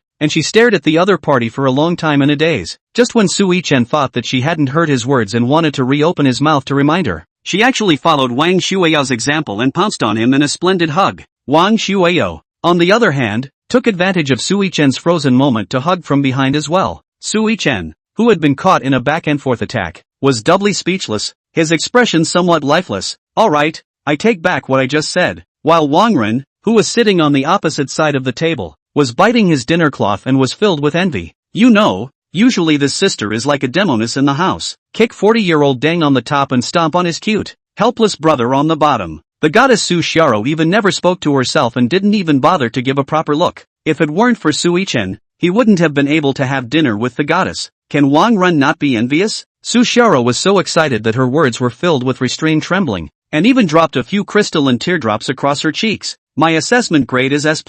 Before the exam, I specifically sharpened the magic wand you gave me, and the examiner was especially pleased. All thanks to you. When Wang Shuya, who was next to her, heard this, she immediately understood where Su Xiaoro got that equipment that could transform from before. He was so jealous that he made a disdainful sound. ch. However, with the two heads staggered apart, fortunately with Sui-chen in the middle blocking them, they weren't able to see each other's expressions. It took Sui-chen a great deal of effort to break free from between the two. Wang Ren took the opportunity to hasten to change the subject. Brother, you this achievement who compared to you, the school randomly picked all. You have plans to go where? The top 3 universities in the country are Imperial University, Cygnus University, and Mordor University. Although these 3 are not tied, the official order of combined strength is given in descending order from strongest. Sui-chen said without thinking, Imperial Capital University. His reasoning was simple. First of all, the comprehensive strength of the Imperial Capital University is the first in China, and he, a candidate who is the reigning number 1 in the country, of course wants to choose a school that is number 1. Secondly, there is one of the 7 magic caves of the world right near the Imperial University. If the polluted land was just a land occupied by ferocious beasts, the Devil's Cave was a land of evil, a place where ferocious beasts were born. Every year, the Imperial Capital University would send its strongest students to enter the edge of the Devil's Cave to participate in a real-world suppression. You have to know that if you go to the army, you have to have at least 5 years of military service, as well as the rank of colonel, to be qualified to be a guard of the suppression Devil's Cave. Sui-chen was most definitely looking at this magic cave. Unfortunately, the Wang Shuya next to her got the wrong idea, and actually clamped her legs and lowered her head and started to squirm. Without waiting for her to open her mouth, Sui-chen had a bad feeling and hurriedly explained. Don't think about it, I'm just, ouch. I know, it's not for people, I get it all. And of course I have to say that to the outside, not you, alas dash. Sui-chen looked at Wang Shuya,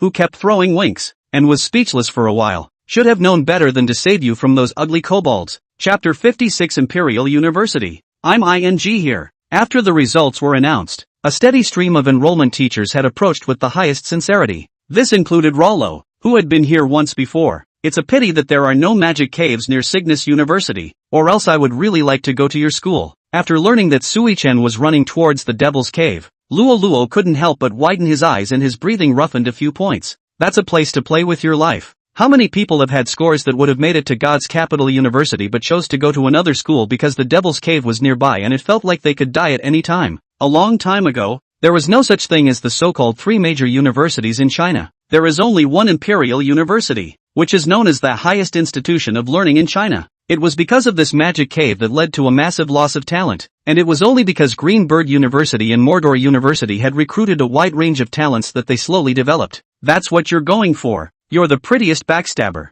aren't you? However, Rollo quickly regained his composure and understanding. He was not the first genius of the country in the traditional sense, and the other 4 Warzone's firsts combined didn't even have half of Sui-chen's score, and it also stopped the match and changed the rules by itself alone. And even the national-level supervisory commissioner came to personally supervise the examination. You can see how much energy is in this teenager's body. It's mortal danger to others, but it may be a painless game to him. When you think about it this way, it seems like things make sense. Luo Luo once again felt nervous about Sui Chen's powerful and forward-thinking mind, and couldn't help but swallow his saliva continuously. He took a card that looked like a bank card out of his pocket. Good luck then, and you're welcome to visit Cygnus University anytime. Sui Chen took the card. The front and back are printed with the totem of Cygnus University, as well as the school motto. It's a passport to YMCA. It was important to realize that this was an item that could only be obtained by the students and faculty of Greenbird University, and was an internal non-sale item with a marketable price. The average person still has to make an appointment to get into the YMCA and go through a series of tedious processes. And with this pass, not only do you get direct access to Cygnus University, there is direct access to other schools in the neighborhood and even discounts when shopping and spending money. It was evident how much Rollo cherished such an unparalleled genius. Unfortunately, if Sui Chen had been allowed to choose 100 times, he would have chosen Imperial Capital University. Who told you that you don't have a magic cave in your house? As Luo Luo left to walk to the door, he was suddenly heard greeting, City Lord Qi, you're here too? Well, I came to drop off the kids. Not a moment later, Qi Gangyan's magnificent figure appeared in the school office. People's enrollment teachers, who come from thousands of miles away from home, have to take congratulatory gifts to come and congratulate them. He, a city lord, was even empty-handed. Sui Chen didn't care. Now he had money, a way to get stronger quickly, and nothing to lose. I heard you chose Imperial University, right? For some reason, Sui Chen felt a lot more benevolent than usual when he saw the other party today. At least he would talk with a smile on his face. Before he had a tight face, as if he owed him $8 million. Sui Chen nodded truthfully. Qi Bengnian, on the other hand, talked about being polite and asked him to come back more often in his spare time, and he promised to continue to give him the privilege of entering high-level copies afterwards. Little Sua, when you come back from the Imperial Capital University, your strength will definitely go up several more levels again. When the time comes, I'll let you cultivate in a level 40 copy. How about that? Isn't it cool? Level 40 was already the highest level of the replica, and the difficulty had soared to the point that there weren't many replicas like this in all of China. This was because not only were high-grade ferocious beasts extremely aggressive, they were rare in number and the harder it was to capture them alive. The conditions for its entry were extremely harsh, and in order to enter, one had to possess a strength like that of a city lord at the very least. Sui Chen was a bit flattered. This is the first person who knows what his heart wants. His mood lightened and he joked, Lord City Lord, would you be overestimating me? Aren't you afraid I'll die in the copy? Qi Bengnian's face instantly became stiff. Seeing that the atmosphere was not right, Sui Chen immediately stated that he had just been joking. Just kidding, look how stunned you were just now. Qi Bengnian froze for 2 seconds and laughed along with him. Ha ha ha, I'm just kidding. I scared you, didn't I? Only, his smile was really stiff. It's just awkward and eyeless. Seeing that it was almost time, Sui Che was about to prepare to leave. The Imperial Capital University was in the northern war zone, a full 2,000 kilometers from here. If you travel by high-speed train like you normally do, you really have to sit on your ass. It just so happened that the admissions teacher from Tutor University was there. As a national manner, it's not too much for Sui Chen to rub a plane ticket. In the airplane waiting lounge, Sui Chen turned around and said, Alright, everyone, don't send them off. I'll come back to see everyone on vacation. Auntie Wu stood at the front of the crowd, her eyes slightly reddened and a package clutched tightly in her arms. Hearing Sui Chen's words, she hurriedly and quickly stepped forward, not caring whether Sui Chen was ready or not, and then shoved a stream of the thing she was holding in her arms into Sui Chen's hands. The package was wrapped in a piece of blue cloth, tied with a simple bow, bulging and exuding an aura of rusticity. Son, these are some local specialties that Auntie made herself, so if you're homesick, have some. Aunt Wu's voice choked a little as she raised her head to look at Sui Chen, her gaze filled with love and concern. Sui Chen knew that these souvenirs condensed a piece of Auntie Wu's heart, and each of them was carefully prepared by Auntie Wu, which was loaded with not only food, but also the taste of home and warm care. As she spoke, Aunt Wu's lips began to tremble slightly, and tears welled up in her eyes. Eventually unable to hold them back from coming out, she wiped her eyes with her rough hands, but she couldn't stop the tears that were like a dike. Sui Chen's heart ached when he saw this. Without hesitation, he put down the luggage in his hands, quickly stepped forward, tightly embraced Auntie Wu, and tenderly said, Auntie, don't cry, I will be back soon. You are like family to me and I will never forget how good you are. Sui Chen's voice was low and full of power, echoing in Aunt Wu's ears, causing her to gradually stabilize her emotions. Just then, the announcement overhead suddenly rang out.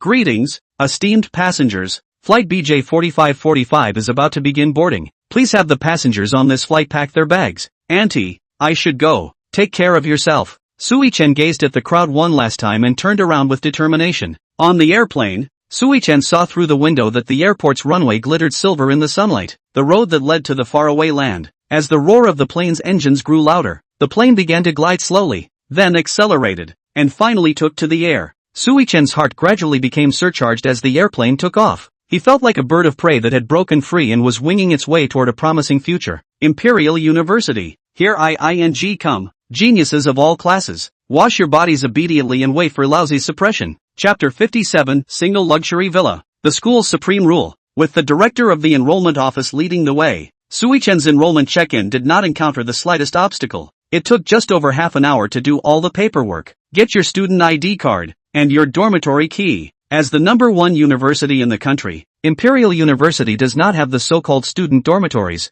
only rows and rows of large detached villas with gardens. Every student in our school lives in a villa. But of course, the luxury of the villa varies depending on the score. Teacher Wang paused and pointed to the tallest villa in the center with the brightest smile. A national top student like you lives in the most luxurious one. 3 floors up and down, with gardens and a swimming pool, totaling more than 1,000 square meters. Sui-chen took the key and gently inserted it into the lock hole, and the door opened with a click. He walked into the villa with his suitcase. Compared to the exterior, the interior of the villa is more luxurious. The large marble floors are luminous, with textures that look like natural paintings. The furniture and furnishings in all parts of the house are extremely fine. The sofa in the living room is wrapped in top-quality leather, beautifully styled and ergonomic. The pillows are made of silky satin, beautifully embroidered. The coffee table is made of crystal glass throughout, with elegantly styled metal brackets. The floor lamp in the corner has a mysterious pattern painted on the silk of the shade and a textured walnut stem. The decorative paintings on the wall are from famous artists and add an artistic atmosphere to the room.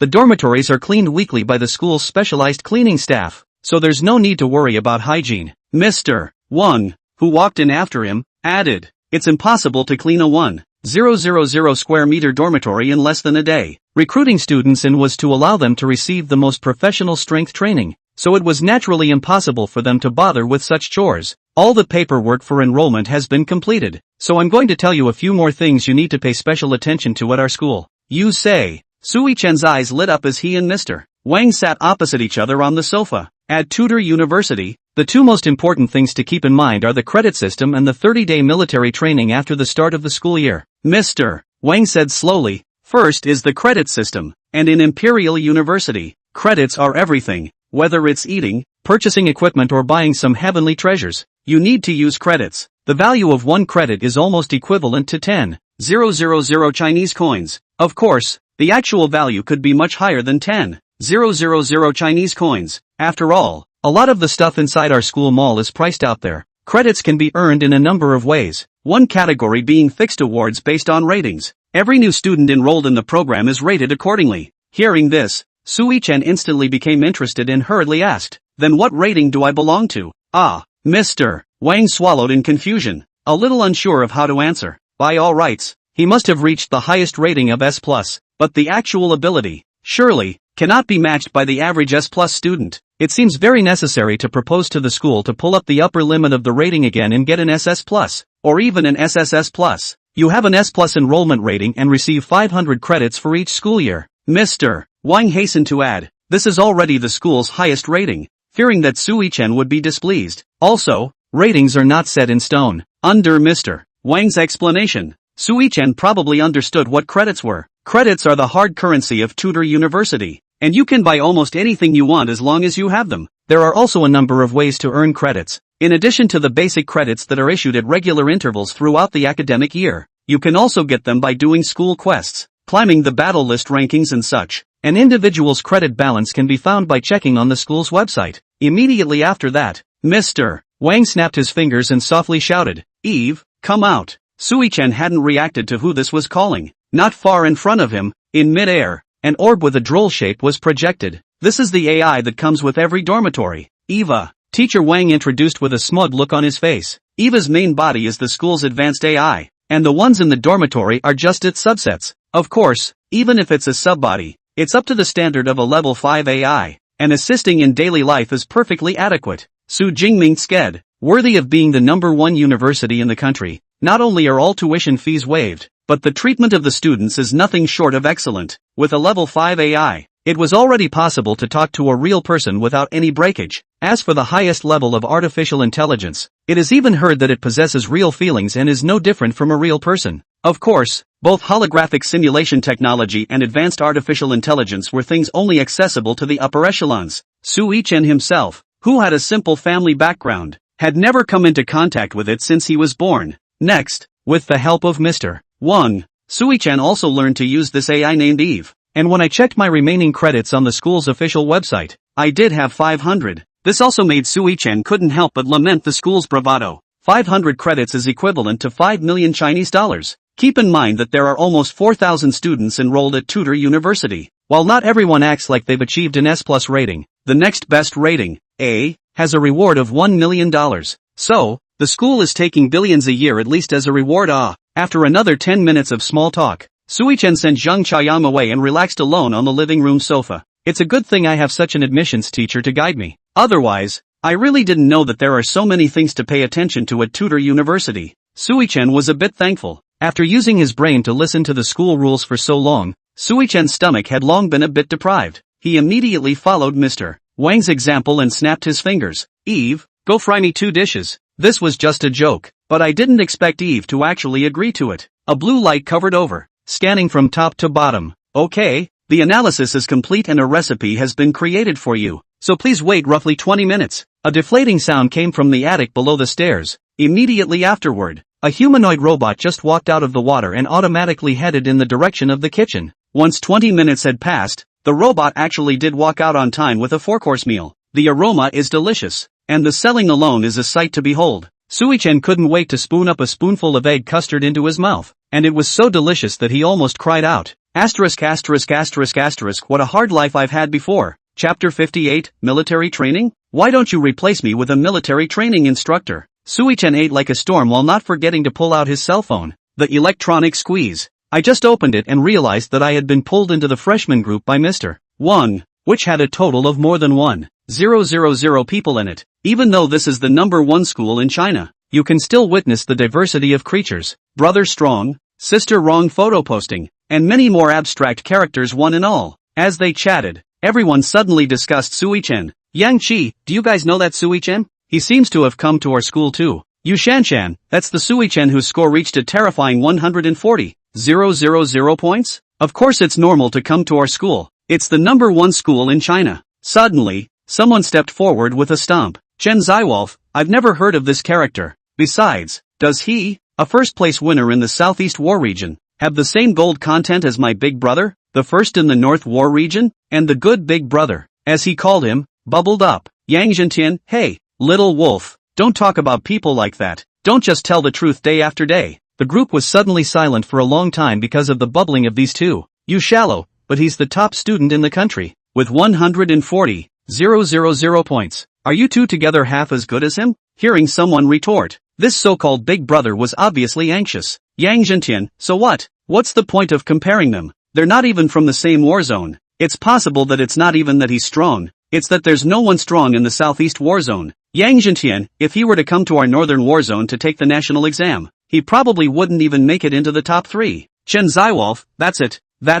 To put it bluntly, it's not known whether his 140,000 points are clean or not. All I know is that at that time even the supervisory commissioner went to invigilate the examination himself. And all I can say is that those who know what they're talking about know what they're talking about. Regarding the slander of others, Sui-chen's mood did not fluctuate for a second, but only felt more down to earth. It's useless to talk on the internet. If you have the guts, you still need to touch the reality. Anyway, there's a long time to come. There'll be quite a few more events at school, and there'll be plenty of chances to clean him up afterward. But just as he was about to turn off his phone, he was surprised to see a familiar name in the group. Su Xiaro, I'm Sui-chen's classmate. Please stop slandering him. Chen Ziwolf, no. Who the hell are you? Yang Zhentian, shut up. Chen Ziwolf, hear that? My big brother told you to shut up. Don't INGBB with the rhythm. Yang Zhentian, I'm talking about you. Chen Ziwolf, degree. Yang Zhentian, hey. Beautiful, don't be angry. My little brother doesn't know what he's doing. I'll educate him properly. Yang Zhentian, I've sent a friend request. Pass it, let's chat privately. By the looks of it, this Yang Zhentian should have just flipped through Su Xiaoru's space, otherwise he wouldn't have changed his mouth in seconds. Sui Chen had wanted Su Xiaoru to ignore the other party, but then it occurred to me that I didn't seem to be in any position to meddle in people's socializing, so I deleted the entire contents of the dialogue box again, and ended up sending over just 2 words, "Thank you." He then turned the cell phone off. It's better to read less on the internet. It affects the mind. I know very well whether it is right or wrong, so there is no need to make things difficult for myself. Early in the morning, Sui Chen woke up with satisfaction from his 3-meter wide king-sized bed. Some schools may also give incoming students a cushion for enrollment, but not so at Tutor University. The first day of the official school year was a rigorous military training program designed to dampen the sharpness of these geniuses. Sui Chen looked at the time. There are still more than 20 minutes. The dormitory from the playground is also more than 800 meters completely. Do not need to rush. He went at his own pace, washing up and eating the breakfast Eve had made. Everything was within Sui Chen's calculations. Finally, before the notified 8 o'clock, Sui Chen jammed his way to the playground. At this time, the playground had already gathered many students, and even the instructors were already in place, lining up in formation. Because he hadn't seen his classmates at all, Sui Chen could only check the cards in front of each array one by one. The eyes of almost everyone in the room were focused on him. A dark-skinned instructor scanned up and down a few times and suddenly heckled, "What are you doing, this student? Which class are you in?" This gave the unsuspecting Sui Chen a big fright. He turned around and patted his chest a few times, complaining, "Just ask, why are you talking so loud? I'm not deaf. I'm in dueling, 2nd class." At that moment, Sui Chen happened to see the sign at the instructor's feet. I didn't realize that the target I'd been searching for was right behind me. Song Yi frowned and waved his hand impatiently. "Come here." Sui Chen walked over. What he didn't expect was to be greeted by a flurry of flying saliva from the instructor. "Why are you so late? Do you know that all of us are waiting for you? Do you know what time it is now? Do you have no sense of time at all? How do you have the nerve to say that you're a freshman at Imperial University?" After Sui Chen wiped the saliva from his face, he unhurriedly pulled out his cell phone and handed it over. In the calmest of tones, he said the most disobedient of words, "Instructor, you have a bit of a problem, but I just want to say, I'm not late. What are you yapping about?" With that, he opened his cell phone, which showed the time of 6:59. It was still a full minute before the originally planned 7 o'clock. There was an uproar from the students at the bottom. How dare someone talk back to the instructor? You don't want to die, do you? You should know that the teaching style of the Imperial University is notoriously harsh. Naturally, then, the instructors hired for the students were not just some little soldiers or pawns with no reputation. At the very least, they're all former soldier kings in the army. You can question his military command ability, but you can't underestimate his ability to fight alone. If I see you later and pull you out for single practice, I won't be able to afford it. Soon enough, however, someone recognized Sui Chen,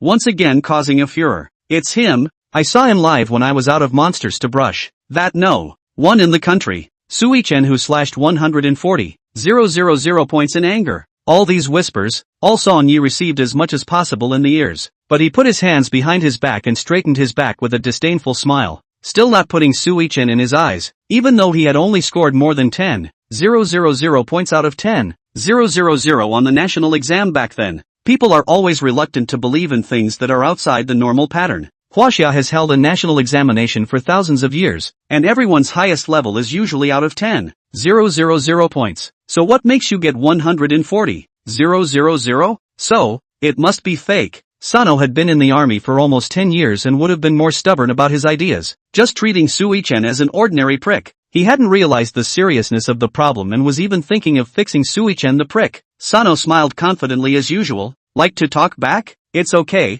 We'll have plenty of time to play with you slowly over time. I don't believe that I can't cure you of this bird's temper in this month. You, get back in line." Sui Chen didn't have any rebuttals, and obediently returned to the group, with so much more anticipation in his heart. Military training? How about replacing me with a military instructor? Chapter 59, Test Countdown. You question me? I know that you people are the pride of each place, hailed as geniuses by those around you, but with me, you're all the same. You're all rookies. Song Yi put his hands behind his back and growled towards the crowd in a facial grimace. The air is always sprayed with crystalline objects, glistening with the reflection of sunlight. Fortunately, Sui Chen was prepared and ran to the last row of the queue, which spared him the plague of saliva. "Turn right and run for it." Song Yi trotted ahead, and the crowd followed right behind. At first he was just jogging, but gradually his stride began to pick up and with it his speed, fast enough to run out of stumps. From their original close proximity, The crowd had gradually pulled out a distance of 5 or 6 meters. Song-yi looked back and the disdainful smile on his face intensified.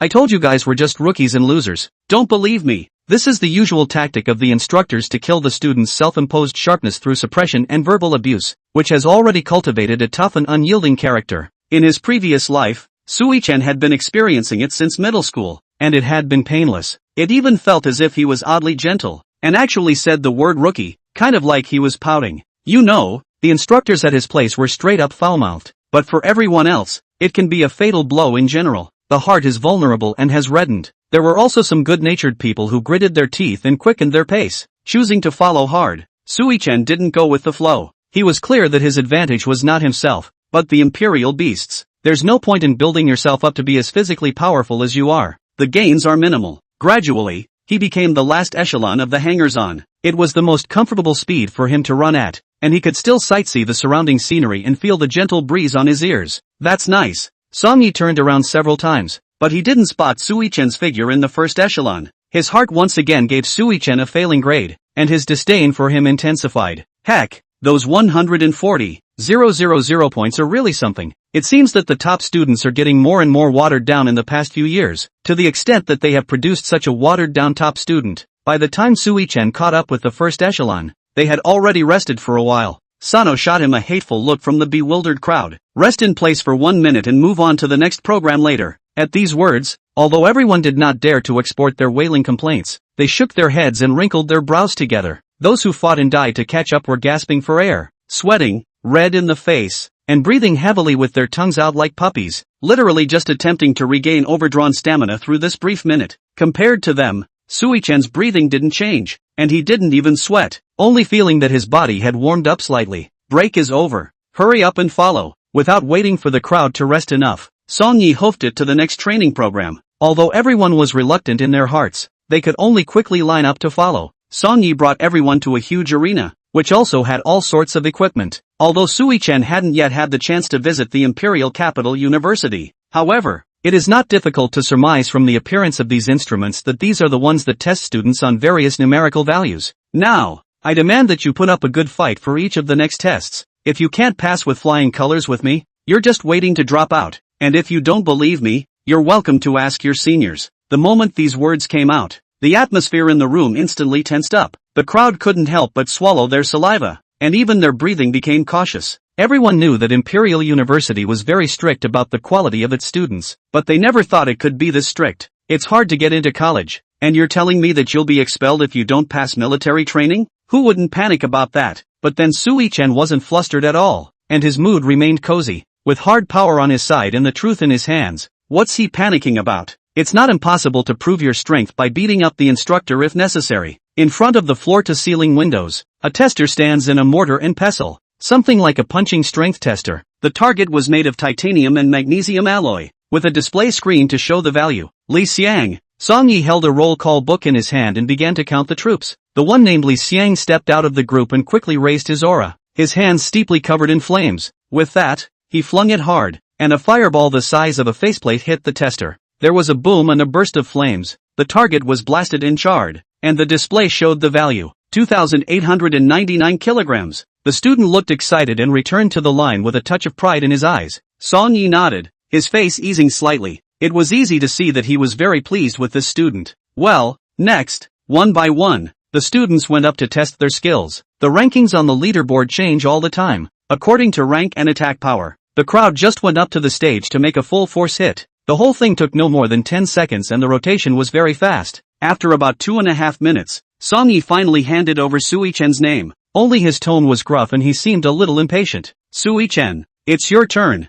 Hurry up. Compared to his impatience, Sui-chan was much more calm. Without rushing, he stepped up to the test bench. I can. Without waiting for him to finish his question, Sonya's impatient voice rang out again, interrupting him. You? Is it that much effort to just let you strike a full force blow like a sandbag? If you don't want to fight, then get down there and please don't hold up the students behind you. Sui-chan just wanted to inquire whether he could summon a royal beast for the test, as he was a royal beast master, but it is inexplicably labeled as the sin of delay, and without even finishing a single question yourself, you blasted out a few sentences in a row in response to your dislike. The bottom line is that the issue doesn't get closure. You didn't waste this time? Furthermore, He was already the last student. Where was the other one behind him? Sui-chan wasn't annoyed, nor did he have any rebuttal. As he wished, he swung a punch at the tester. Only the punch looked soft and seemed very weak. Pust. People's blows were crisp and loud, while his was very dull, like a muffled fart. The light blow, though it made little movement, was a deafening sound of discontent. Everyone at the scene knew exactly what Sui-chan meant. 666 kilograms. Even the data on the display screen gave an evaluation of Sui-chan's behavior. This was considered to have thoroughly annoyed Song-yi, who broke the ballpoint pen in his hand with one hand and angrily slammed it on the ground, gritting his teeth. Fine.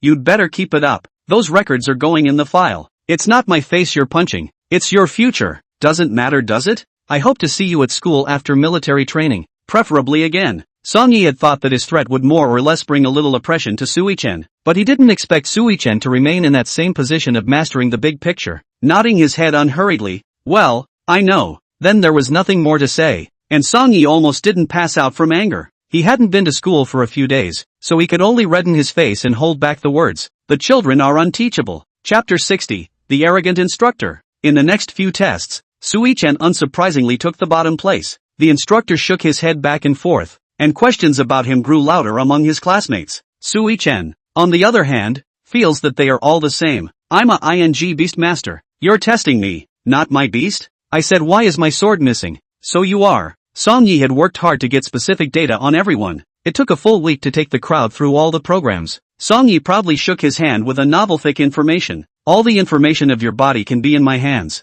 Absolutely scientific and open. Detailed to the point that the oxygen uptake of every breath is marked. Suddenly, his face changed and his tone became strange. Some of them, yeah, I don't even really want to talk about them, enrolled at the top of the school, but it's only been a few days and they've regressed to the bottom. Which one is your true strength? I won't say. That's your Warzone's problem. Anyway, when the military training is over, all the scum who sneaked in by petty means will be removed. So anyway, you guys behave yourselves. Though they didn't name names, everyone knew enough to know exactly who they were naming. Today is considered the real start of your training. When military training is over, I'll take your data again, and when that time comes, you'll know my good intentions. Song-yi squinted his eyes, already starting to move himself. But before I do, I have a most important test to test. Hearing this, the crowd's originally slackened nerves tightened again. Song-yi glanced at the data in his hand before dropping it heavily on the ground and sighing. At the end of the day, all of this stuff is just on paper. It doesn't help if the stats are awesome and the real-world ability is a piece of. What I want is for you to use 100 kilograms of force to perform 120 kilograms,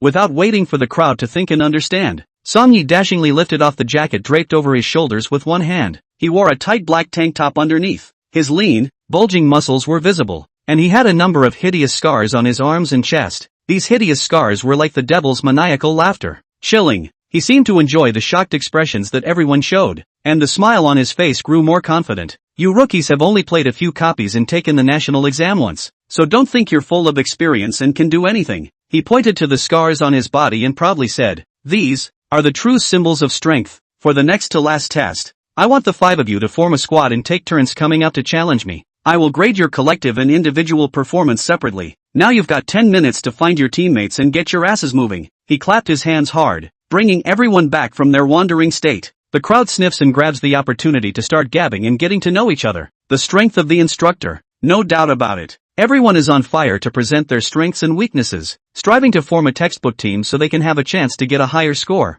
On the contrary, Sui-chan sat leisurely on the ground and took out little sweet water to rest comfortably. Military training often stopped for half a day. He has long been numb legs. This 10 minutes just can be used to rest. The crowd also selectively ignored him, mainly because his career is difficult to integrate into teamwork, and secondly because the strength he's shown over the last few days has been a real letdown. Everyone had long ago, like Song-yi, mentally labeled him as a watery first-round pick. 10 minutes passed quickly. A class of 41 people. The crowd formed exactly 8 5-member squads, leaving Sui-chan alone. Song-yi looked like he had predicted this outcome in advance and was not surprised. He walked up to one of the teams and patted them on the shoulder with a satisfied smile. 3 shield and sword warriors, a healing mage, and a berserker archer? He could tell at a glance what the students were trying to do. 4 bales? Very thoughtful. Then you will start. Those 5 students who were named excitedly entered the dueling arena with Song-yi. This appears to be just an ordinary delineated open space, but as Sano activated the device, the dueling arena was immediately surrounded by a translucent boundary. It's a protective measure. blocking internal and external connections, prevents skills from accidentally flying out and smashing the audience during a duel. This layer of boundary could easily withstand a full-force strike below level 30. Such a device is not cheap, and the one used by the school has a market value of more than $20 million.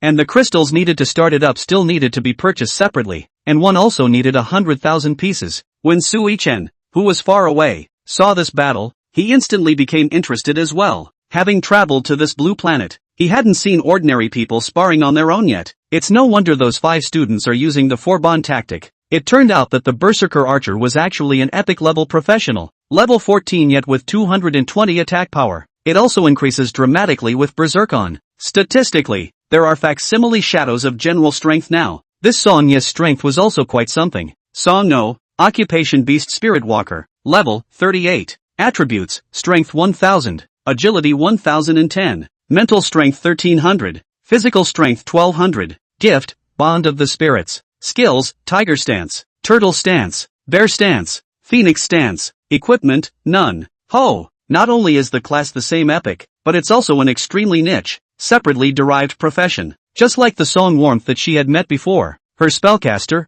too, was an extremely niche profession. The moment the battle started, Song Yi immediately entered into the fierce tiger stance. In an instant, a wild and fiery power raged within him. The toned muscles became drier and the skin took on the black and white lines of a fierce tiger. A layer, if any, of tiger's shadow seemed to linger around his body, which was the embodiment of the power of the fierce tiger stance materialized. The already athletic posture is now even more agile, and the 1010 points of agility seem to be further amplified at this moment, and the movement becomes as swift as a ghost. Song Yi opened his mouth long, and it was as if the sound of a tiger roaring angrily came to the ears of the students present. Chapter 61 Song Yi is strong? I easily suppressed. The 5 people on the field were stunned by the sudden scene in front of them, as if time had frozen at this moment. The formation they thought was solid as gold was now left behind, and their minds were left blank. However, Song Yi did not hesitate for a moment. His feet violently exerted force, and his entire body was like a stringed arrow swiftly rushing towards the enemy. His stance was athletic and swift,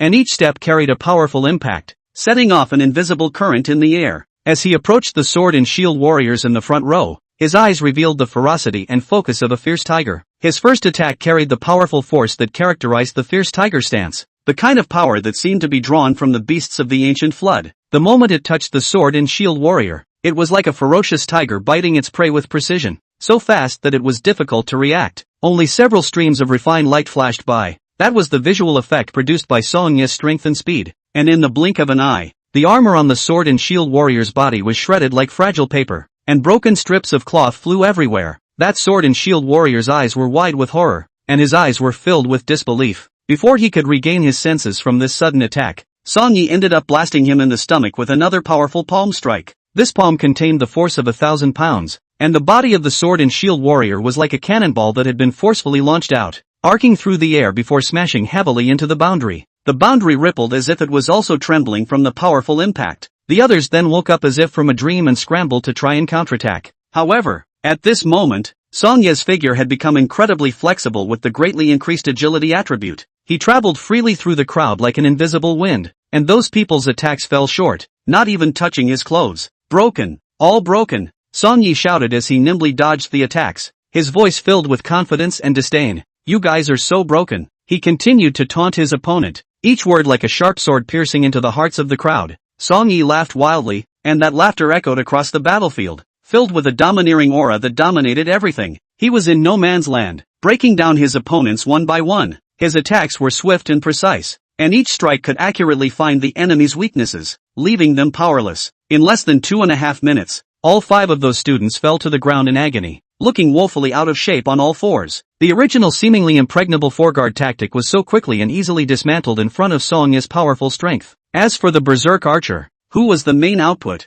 in the midst of the chaos, he surprisingly didn't hit Song Yi with a single attack. His panicked attack had instead mistakenly injured his own teammates, making the scene even more chaotic. Humph, that's kind of funny. Sui-chen outside the arena had originally crossed his legs with a careless look. At this moment, he lowered his legs and leaned forward, his eyes staring intently at Song Yi in the arena. Suddenly interested, the next few teams on the field were all crushed by Song Yi alone without exception. There are immensely normal all-position 5-man squads. There were also all-meat shields, known as the strongest shields, and all mages and archers, known as the strongest spears, although invariably by easy tool, but the whole living effect is really pull-full. Making Sano laugh for most of the day and successfully affecting the rhythm of his offense was a tactical victory. No team can sustain more than 10 minutes. Song Yi withdrew from his beastly state and took out the list of recorded scores, revealing a three-quarters sneering disdainful smile. The best time so far is only 5 minutes and 48 seconds. You really are the worst class I've ever had. Looks like I'm really going to get serious, and give you guys an intensity boost for the next few days,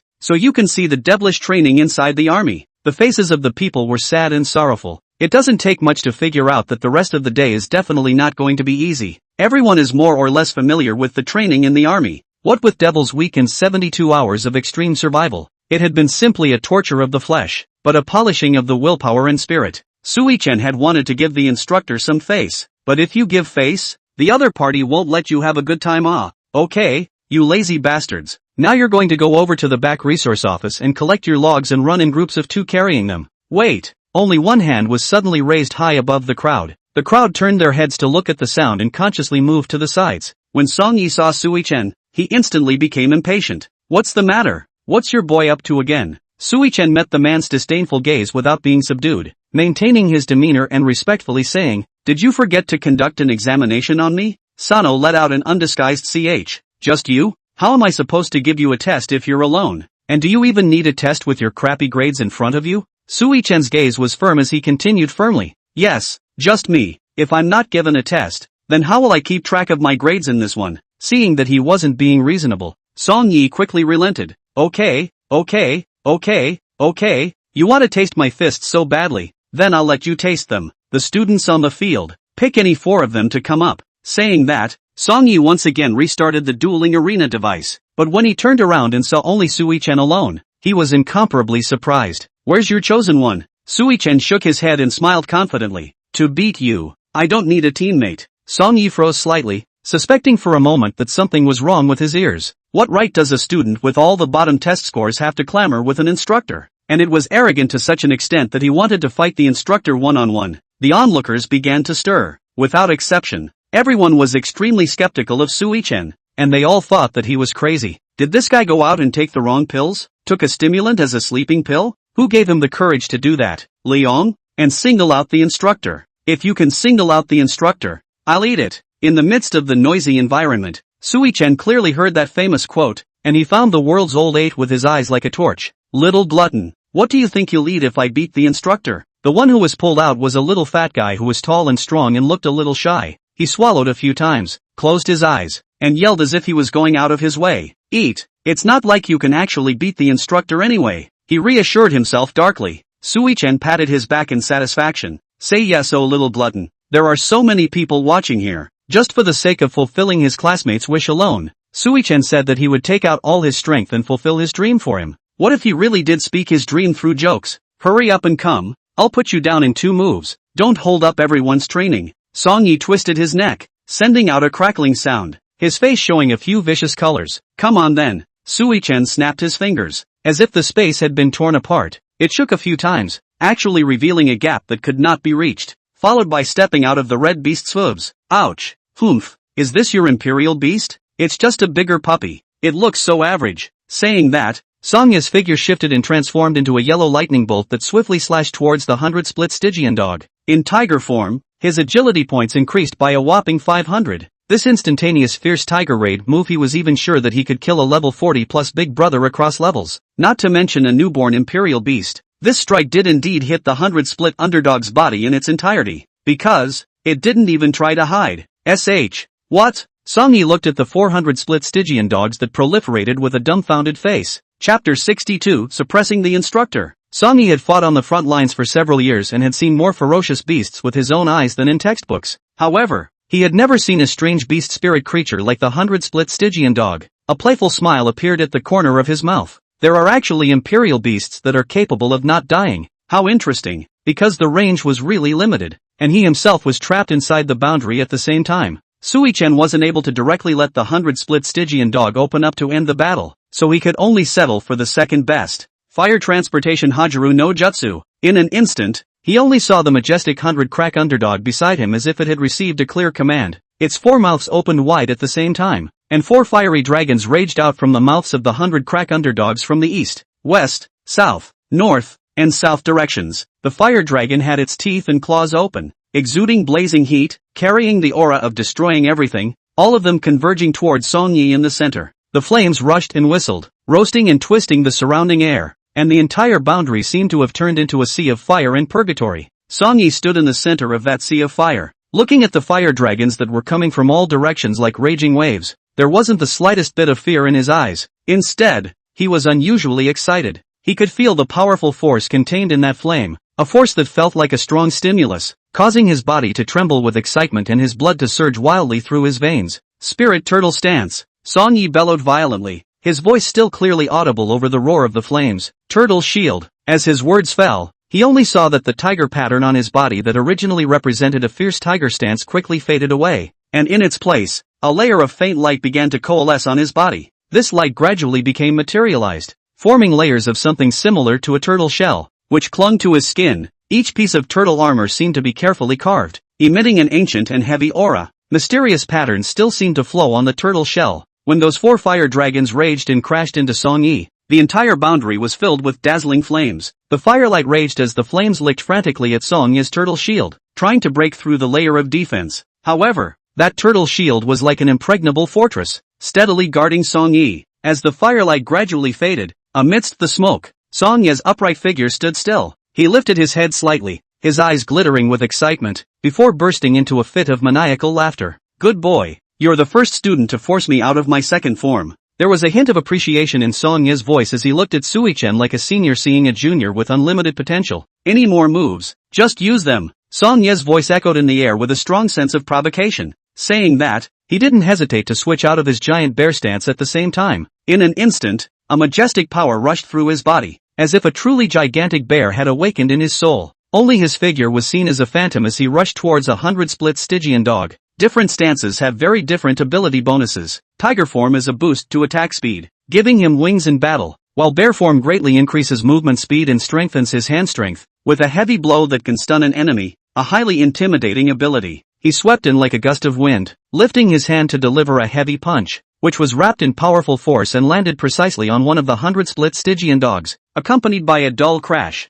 That 100 split Stygian dog was instantly stunned, and its body shook a few times before settling in place. Song Yi, however, did not stop for a moment. As if he had planned this, he sharply reversed his direction, like a cunning bear, and used this momentum to charge towards Sui-chen. It turned out that the attack on the 100 split Stygian dog just now was just a feint, and his real target was Sui-chen from start to finish. Just as Song Yi killed in front of him like a stray arrow, his eyes already seeing victory in sight, thinking that Sui-chen couldn't dodge the powerful strike, he saw the corners of the teenager's mouth seem to be lifting in triumph. It was a chesty smile, a confidence that seemed to have everything under control. Does he have any more tricks up his sleeve? A trace of doubt flashed through Song Yi's mind, a trace of doubt that was like a small stone thrown into the surface of a calm lake, causing ripples in the layers. Just at this moment of doubt, Sui-chen gently raised his hand. That movement seemed random, yet it carried an inexplicable rhythm. Without waiting for Song Yi to see the small black dots that suddenly appeared in front of him, those small black dots were like ghosts in the darkness that suddenly appeared in his field of vision. However, what was even more unexpected to him was that the little black dots exploded. Boom, boom, boom. A series of explosions rang out, and a huge impact spread out in all directions. Song Yi only felt a powerful force coming at him head-on. He didn't even have time to react more. He was forced back a few steps by this force. His body flew backwards uncontrollably, and finally rejoined the 100 split Stygian canine's encirclement. Song Yi was shocked. His eyes were wide and his face was filled with disbelief. What's going on here? Is this some kind of hidden weapon? But in this world, one has seen a lot about various weapons. Having been in countless battles at the forefront himself, he had never seen such a concealed and powerful weapon. It turned out to be Sui-chen who had discovered the correct usage of the little black subfolk. Sui-chen couldn't help but feel a little smug in his heart as he watched Song Yi's shocked appearance. He threw ants with random attributes as throws, a seemingly absurd idea that he managed to realize. The small black dots that had just been thrown out by Sui-chen were actually bomb ants. These bomb ants normally looked no different from ordinary ants, but when thrown by Sui-chen's special maneuver, they would explode the moment they touched the target, generating a tremendous amount of power. The students outside the field were once again agitated when they saw this scene, but this time it was no longer a denigrating taunt, but a burst of unbelievable cheering. Is this the strength of the No. 1 in the country? You deserve to be the No. one in the country. Sui-chan's image in their hearts completely changed. The little fat man who swore by feces was in a tense mood at the moment. His eyes were dull and he was thinking about the fact that if Sui-chan won later, did he really have to eat? Chapter 63 Songyi, it's over. Good. Quick. Then it's time for me to get real. Songyi laughed freely, and that laughter was full of confidence and triumph. As if by magic, he pulled a palm-sized gourd out of his pocket. As soon as that gourd appeared, it exuded an ancient and mysterious atmosphere, and the tiny gourd seemed to have a special luster flowing under the sunlight. Immediately afterward, the gourd grew several times larger in his hands, and in the blink of an eye, it became a size large enough for him to hold easily. He tilted his head back and raised the gourd in a bold and spontaneous motion. The gourd was surprisingly flowing with a simple liquid, which was like a silver-colored silk thread. Sui-chan wrinkled his nose and sniffed hard. The strong odor rushed into his nostrils and he immediately judged that it seemed to be the smell of wine. He secretly became vigilant in his heart, utilizing his golden eyes of fire. He clearly saw that all of his opponent's values were insanely skyrocketing. Name, Xianli Gourd. Quality, Epic 2. Attributes, none. Introduction, a metaphysical gourd, into which water is placed, can actually be brewed into wine. After quoting it, it stimulates the body's potential in 10 minutes, and all attributes are greatly enhanced. At this point, Songya's combat power was already far higher than the 100-split Stygian dog. It was as if a powerful aura surrounded his body, and every movement carried a mountainous power. Although that 100-split Stygian dog had the characteristic of immortality and was able to stubbornly resist, its attacks fell on Songyi like an ant trying to shake a tree, and it was simply unable to cause substantial damage to Songyi. Sui-chan understood in his heart that as long as Songyi changed his target to himself again, he would be powerless to fight back. Sui-chan opened his eyes slightly, his original relaxed demeanor disappearing, replaced by a serious and grave attitude. He knew that if he continued to belittle his opponent, he was afraid that he would be in a desperate situation. Just as Songyi launched another charge, an incomparably large figure descended from the sky, accompanied by a whistling sound of wind. Maple treasure shines. Fengbao's huge body was like a small mountain that covered the sky. Its thick fur glistened in the sunlight, and its huge claws were like sharp blades that emitted a cold light. Sharp as a tack, Songyi braked hard and took a few steps back the moment he was almost crushed by Fengbao's ass. His feet made 2 deep marks on the ground, raising a cloud of dust. Those eyes that were beastified into tiger pupils were filled with shock. You have a second imperial beast? There was a hint of surprise and scorn in his voice, and it was another beast spirit creature that Songyi had never seen before. And just from that majestic appearance, it was frighteningly strong. Maple Treasure stood there in a majestic manner, a majestic glow coming from its huge eyes, as if it was scrutinizing the opponent in front of it. Songyi vaguely felt that he was in some danger. He knew in his heart that if he didn't quickly resolve the battle, his face and position would be a bit untenable. Immediately, he took out his strongest stance and most dangerous state, Fire Phoenix Stance. In an instant, Songya's body was engulfed in endless flames. The flames spread quickly like a raging tide, wrapping his entire body in it. The flames took on a dazzling red color, and the sky-rushing red light reflected on everyone's faces, making the crowd's hearts skip a beat as they watched. The temperature of that flame was so high that the surrounding air was roasted and twisted as if a heat wave had formed. Doesn't it hurt to burn like that? Some of the students couldn't help the doubt in their minds and muttered in whispers. I know the trick. I purposely googled the instructor last night on purpose. This move is our instructor's strongest killing move. On the news, he relied on this move to kill 7 in 7 out in the beast tide. Then isn't Sui-chan dead? Who told him not to give face to the instructor? He deserved it. Little Fatty followed suit and chimed in, his hanging heart finally dropping as he wiped the sweat from his forehead with a sense of shock. It seems that there is still a chance to be spared from this turd of a disaster. After the transformation was complete, Songya's entire body underwent a complete change. His hair stood upwards like a burning flame, his eyes flashed with blazing fire, and a ring of flames surrounded his body. Behind his back, a pair of huge flaming wings slowly unfolded. Each feather was condensed from flames, and sparks splashed out when gently incited. His entire person was like a demonic god that had stepped out of a flaming hell, exuding an awe-inspiring aura. Songyi raised his head slightly, his gaze locked onto Sui-chan and his Fengbao. A low growl escaped his throat, and the sound echoed through the air like thunder. Then, his feet violently stomped on the ground, and his entire body rushed towards Sui-chan like an arrow off a string. As he flew, he trailed a long flaming tail behind him, and wherever that flaming tail passed, the ground was roasted and scorched. Sui-chan looked at Songyi, who was charging towards him, without the slightest bit of fear on his face. He gently patted Fengbao's head and whispered, "Keep your strength, don't kill anyone." Maple Treasure let out a low roar as if it understood his words. Then its body crouched down slightly, ready to fight. Its huge claws scratched several deep marks on the ground, showing its great strength. Sui-chan simultaneously threw explosive ant again to interfere. Song Yi didn't have the slightest intention of dodging as he directly broke through that light and continued to charge towards Sui-chan. However, that light unexpectedly triggered a violent explosion when it touched the flames on his body. The impact from the explosion blocked Song Yi's figure slightly, but he quickly adjusted and swung his burning fists as he continued to charge forward. Feng Bao wasn't willing to show weakness either. It raised its huge claws and met Song Yi's fist towards him.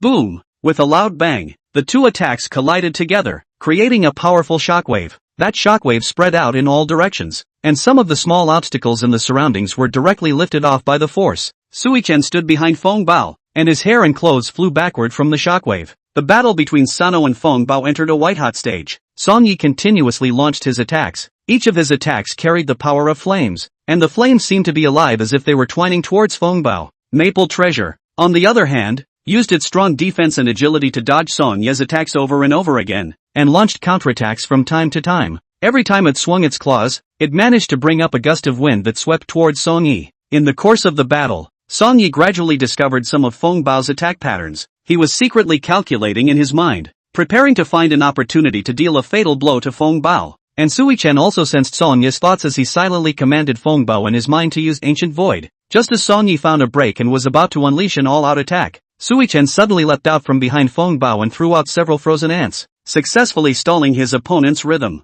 Feng Bao seized the brief gap and summoned his Ancient Void. When the phantom form of that massive bronze giant bear appeared on it, the crowd, including Song Yi, visibly froze for a moment. The shadow was so huge that the linking realm could hardly contain it. In the end, accompanied by a sound similar to glass breaking, the boundary was actually directly propped up and blown up. Song Yi was like a little chickadee at this point, staring up at Feng Bao dumbly. That huge bronze giant bear raised its huge bear paw that covered the sky and fiercely slapped down at Song Yi. Song Yi's eyes showed a trace of disbelief. Even if he forgot to dodge, he did not forget to lament. It's over. Boo! After the dust that filled the sky dissipated, Feng Bao put away his virtual shadow, and Song Yi lay quietly in the deep pit. His flame power began to gradually dissipate, and his body slowly returned to its original state. Seconds.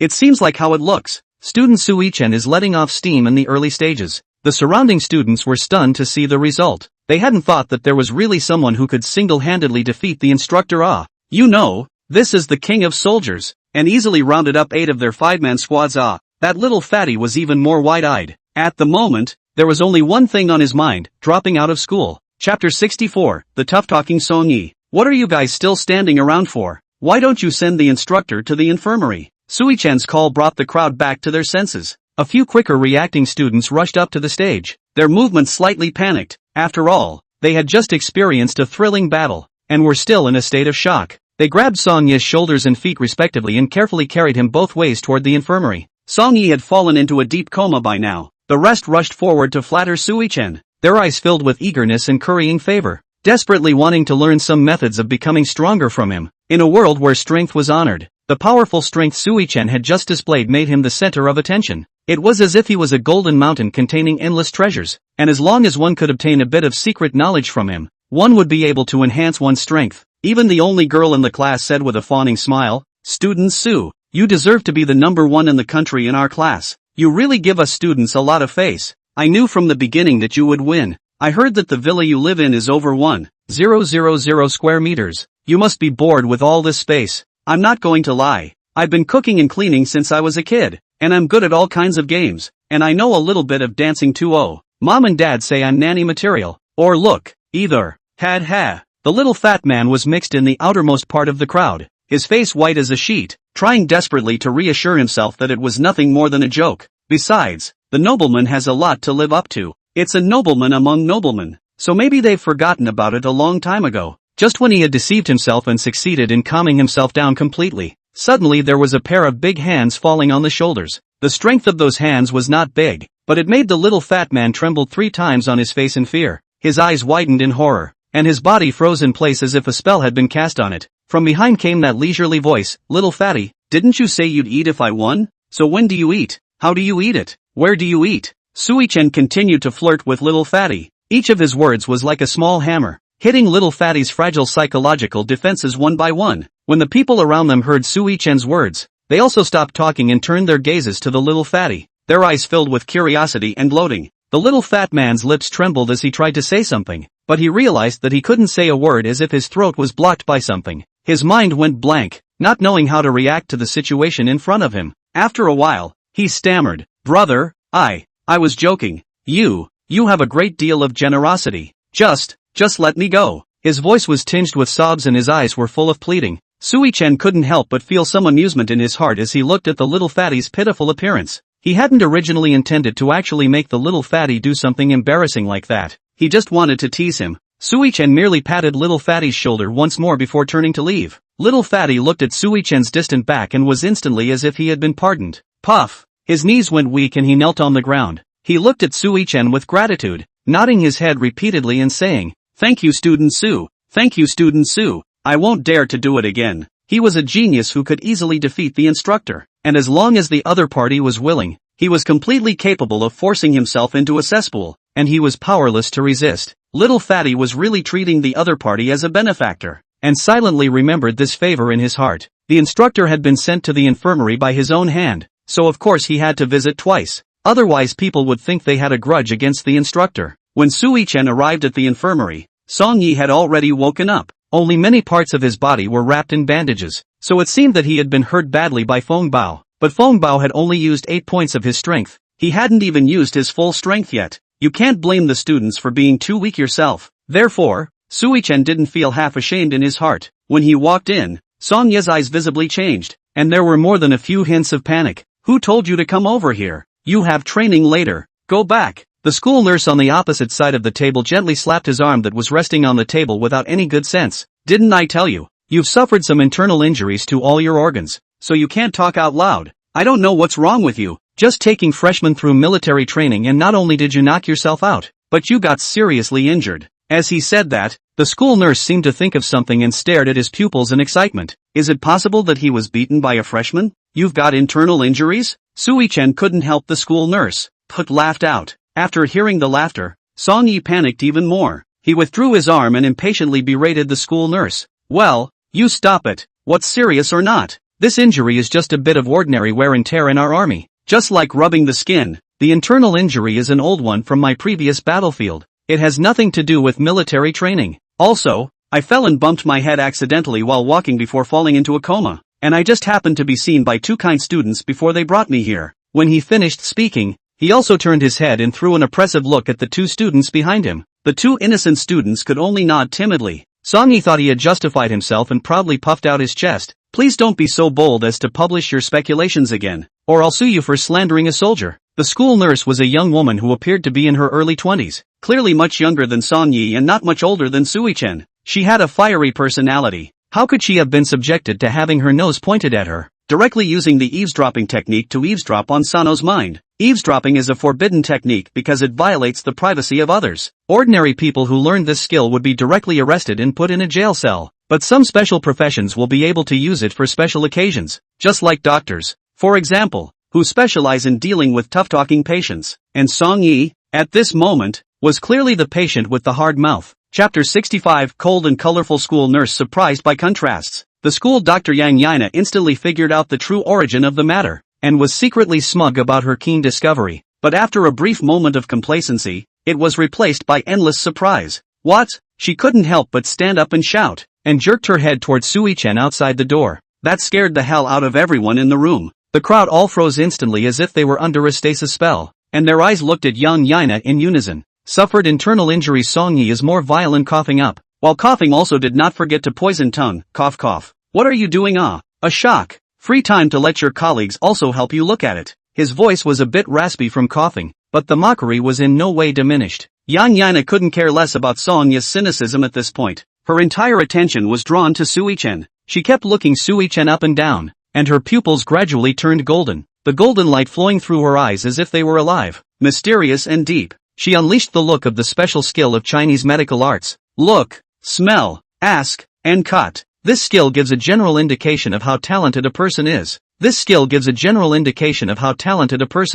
The average person usually has 3 to 5 colors on them, and these colors are like markers for their talents, either dull or bright. But when Yang Yana looked at Sui-Chen, she was surprised to find that he was covered in 5 colors. The colorful light looked like it had been plucked from a rainbow in the sky, and each color carried a special neon, especially bright and brilliant. like the brightest stars twinkling in the night sky. There were even colors she had never seen before, like colorful black and flowing white. In other words, Sui-chan's various talents were almost pulled full circle, and there were also unknown excesses. Even during her internship, when she observed all the powerful martial arts generals of Chinese history, Yang Yana had never seen such a strange sight. In reality, Yang Yana saw more than just Sui-chan's talent, and the other 4 gifts of the imperial beasts in him. Yang Yana's pupils slowly turned back to normal, but her eyes were dull. It wasn't until Song Yi walked to the door and was about to go back that she came back to her senses and shouted, "Wait!" Song Yi sneered and stuck his hands in his pockets. "Gu, just can't let go of me. If you beg me, I can.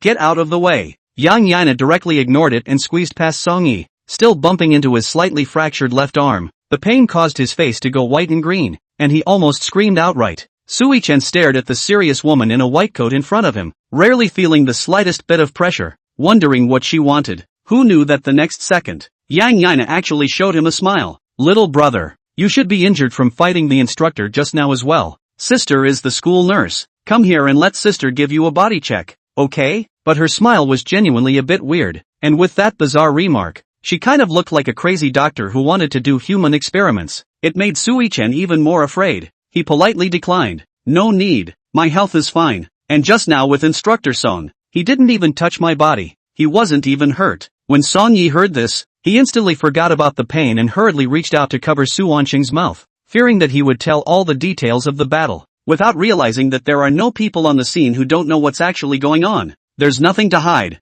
I'm just messing around with the kids. My hands are naturally measured, so how could I possibly get the kids hurt?" Song Yi smiled awkwardly, his eyes a bit averted. He didn't want the details of today's battle to be known by more people. "Well, we have to go back and continue our training, so we'll take our leave." Saying that, Song Yi secretly exerted his strength to yank Sui-chan, while casting him a begging look that was full of anxiety as he secretly said, "It's time to go." Sui-chan happened to not want to stay here much longer. This cold school nurse was just too weird, so he obeyed Song Yi. On the way back, Song Yi instructed with a serious look, "You're not allowed to say anything about what happened today." Having only seriously injured a 38th ranked soldier king in the district, Sui-chan didn't feel proud of himself, nor did he have any desire to show off, so he naturally agreed to do so. Song Yi then revealed a satisfied smile and began to pua. "Good boy, I felt from the beginning that you could do it." As he spoke, he patted Sui-chan's shoulder, a gesture that seemed intimate but was somewhat deliberate. "We are both strong.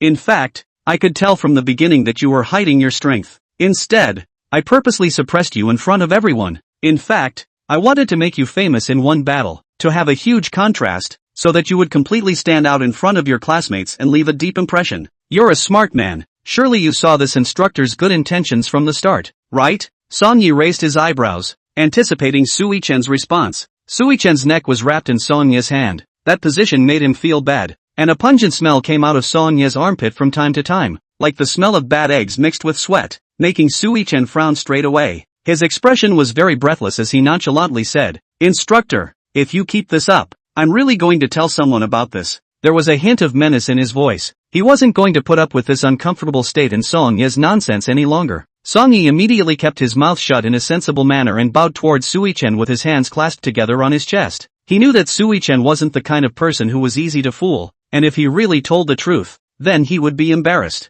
When he got back to the rest of the class, he once again instructed that he was not to tell anyone else about the day. He raised his volume, his eyes sweeping over the faces of each of his classmates to make sure everyone heard him. At that moment, a student who didn't have long ears raised his hand and asked, "Instructor, which is the one thing you can't tell anyone?" This student had an innocent look on his face and a puzzled look in his eyes. "Is it about you being defeated by Sui-chan's classmates, or the fact that you were seriously injured?" The moment his words left his mouth, they immediately drew laughter from the crowd, and even the person in question, Sui-chan, couldn't help but laugh. The gung-ho student, on the other hand, scratched his head in embarrassment. What's going on here? He still didn't understand why his words had caused such a reaction. Song Yi was so angry that the veins on his forehead bulged. He really wanted to teach this unenlightened student a good lesson, but he couldn't get angry. After all, his reputation had to be guarded by everyone, and if he lost his temper now, then the things he had previously instructed everyone to keep secret would be undone. So he forced himself to hold back his anger and came to the classmate. Squeezing out a smile that was worse than tears, he rubbed the classmate's face hard,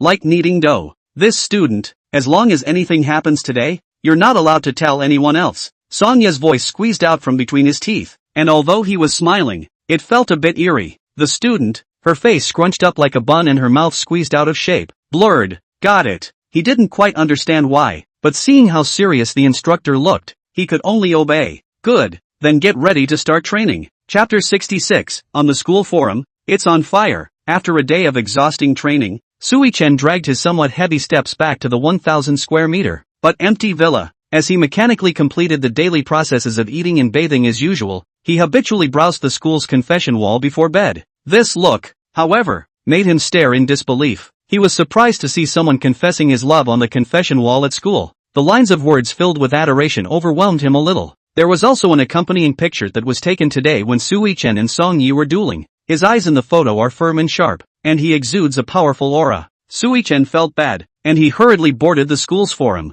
his finger sliding rapidly on the screen. As expected, I saw that posts about myself dominated today's forum hot list like a tidal wave. The titles of those posts were very eye-catching, such as Sui-Chen, the genius who came out of nowhere. Amazing, Sui-Chen is so powerful and the like. Even created a posting bar for himself called Yuzu Bar. This bar is described as being for discussing and sharing about Sui-Chen's daily life. Sui-Chen roughly checked the members of the bar, both male and female. Looking at those unfamiliar usernames, he couldn't help but frown, and in his heart, he secretly said, strong people all like to adore the same sex now, don't they? He was so disgusted by this feeling of undue attention that he felt sick to his stomach and barely managed to spit out the delicious meal Eve had cooked this evening. And sharing daily life, isn't that just doggy? He couldn't help but mutter in a small voice. He felt that he hadn't become a star either. He was merely the #1 newcomer in Huaxia, so why should he be surrounded and discussed like an animal in a zoo? The first hot search on the forum was the news that he had knocked out Song-Yi, and there were even videos and pictures to prove it. The video clearly showed every wonderful moment of the battle, from his skillful dodging of Song-Yi's attacks to the final launch of a powerful counterattack that knocked Song-Yi unconscious. Every image was incomparably clear. Immediately afterward, there were also people who were like digging for treasure, picking up a series of news such as Sui-Chen being awarded the silver medal by the army, as well as one person holding back the beast tide to save the train. Those news reports were put together like pieces of a jigsaw puzzle and presented to the crowd. The comments at the bottom were neat rows of 666, awesome, and kneel to the big guy. Various words of praise came out like a raging tide. There were even those who threatened that they could give Sui-Chen a pension just to have him accept them as his disciples. Those words seemed to be an extreme admiration for him, but in Sui-Chen's eyes, they only felt like an unwarranted disturbance. Sui-Chen himself saw these reports without a ripple in his heart. He just thought faintly, looks like someone's going to be in a hurry tomorrow. He knew that Song-Yi would definitely be anxious when he saw these news. After all, he had instructed him 1,000 times before not to let this matter spread out. However, all of this was like a farce that had nothing to do with him to Sui-Chen, and he didn't want to get too involved in it. Just as he was about to turn off his cell phone and rest, the screen of his cell phone suddenly lit up, and Su Xiao and Wang Shuiao unexpectedly popped up messages at the same time.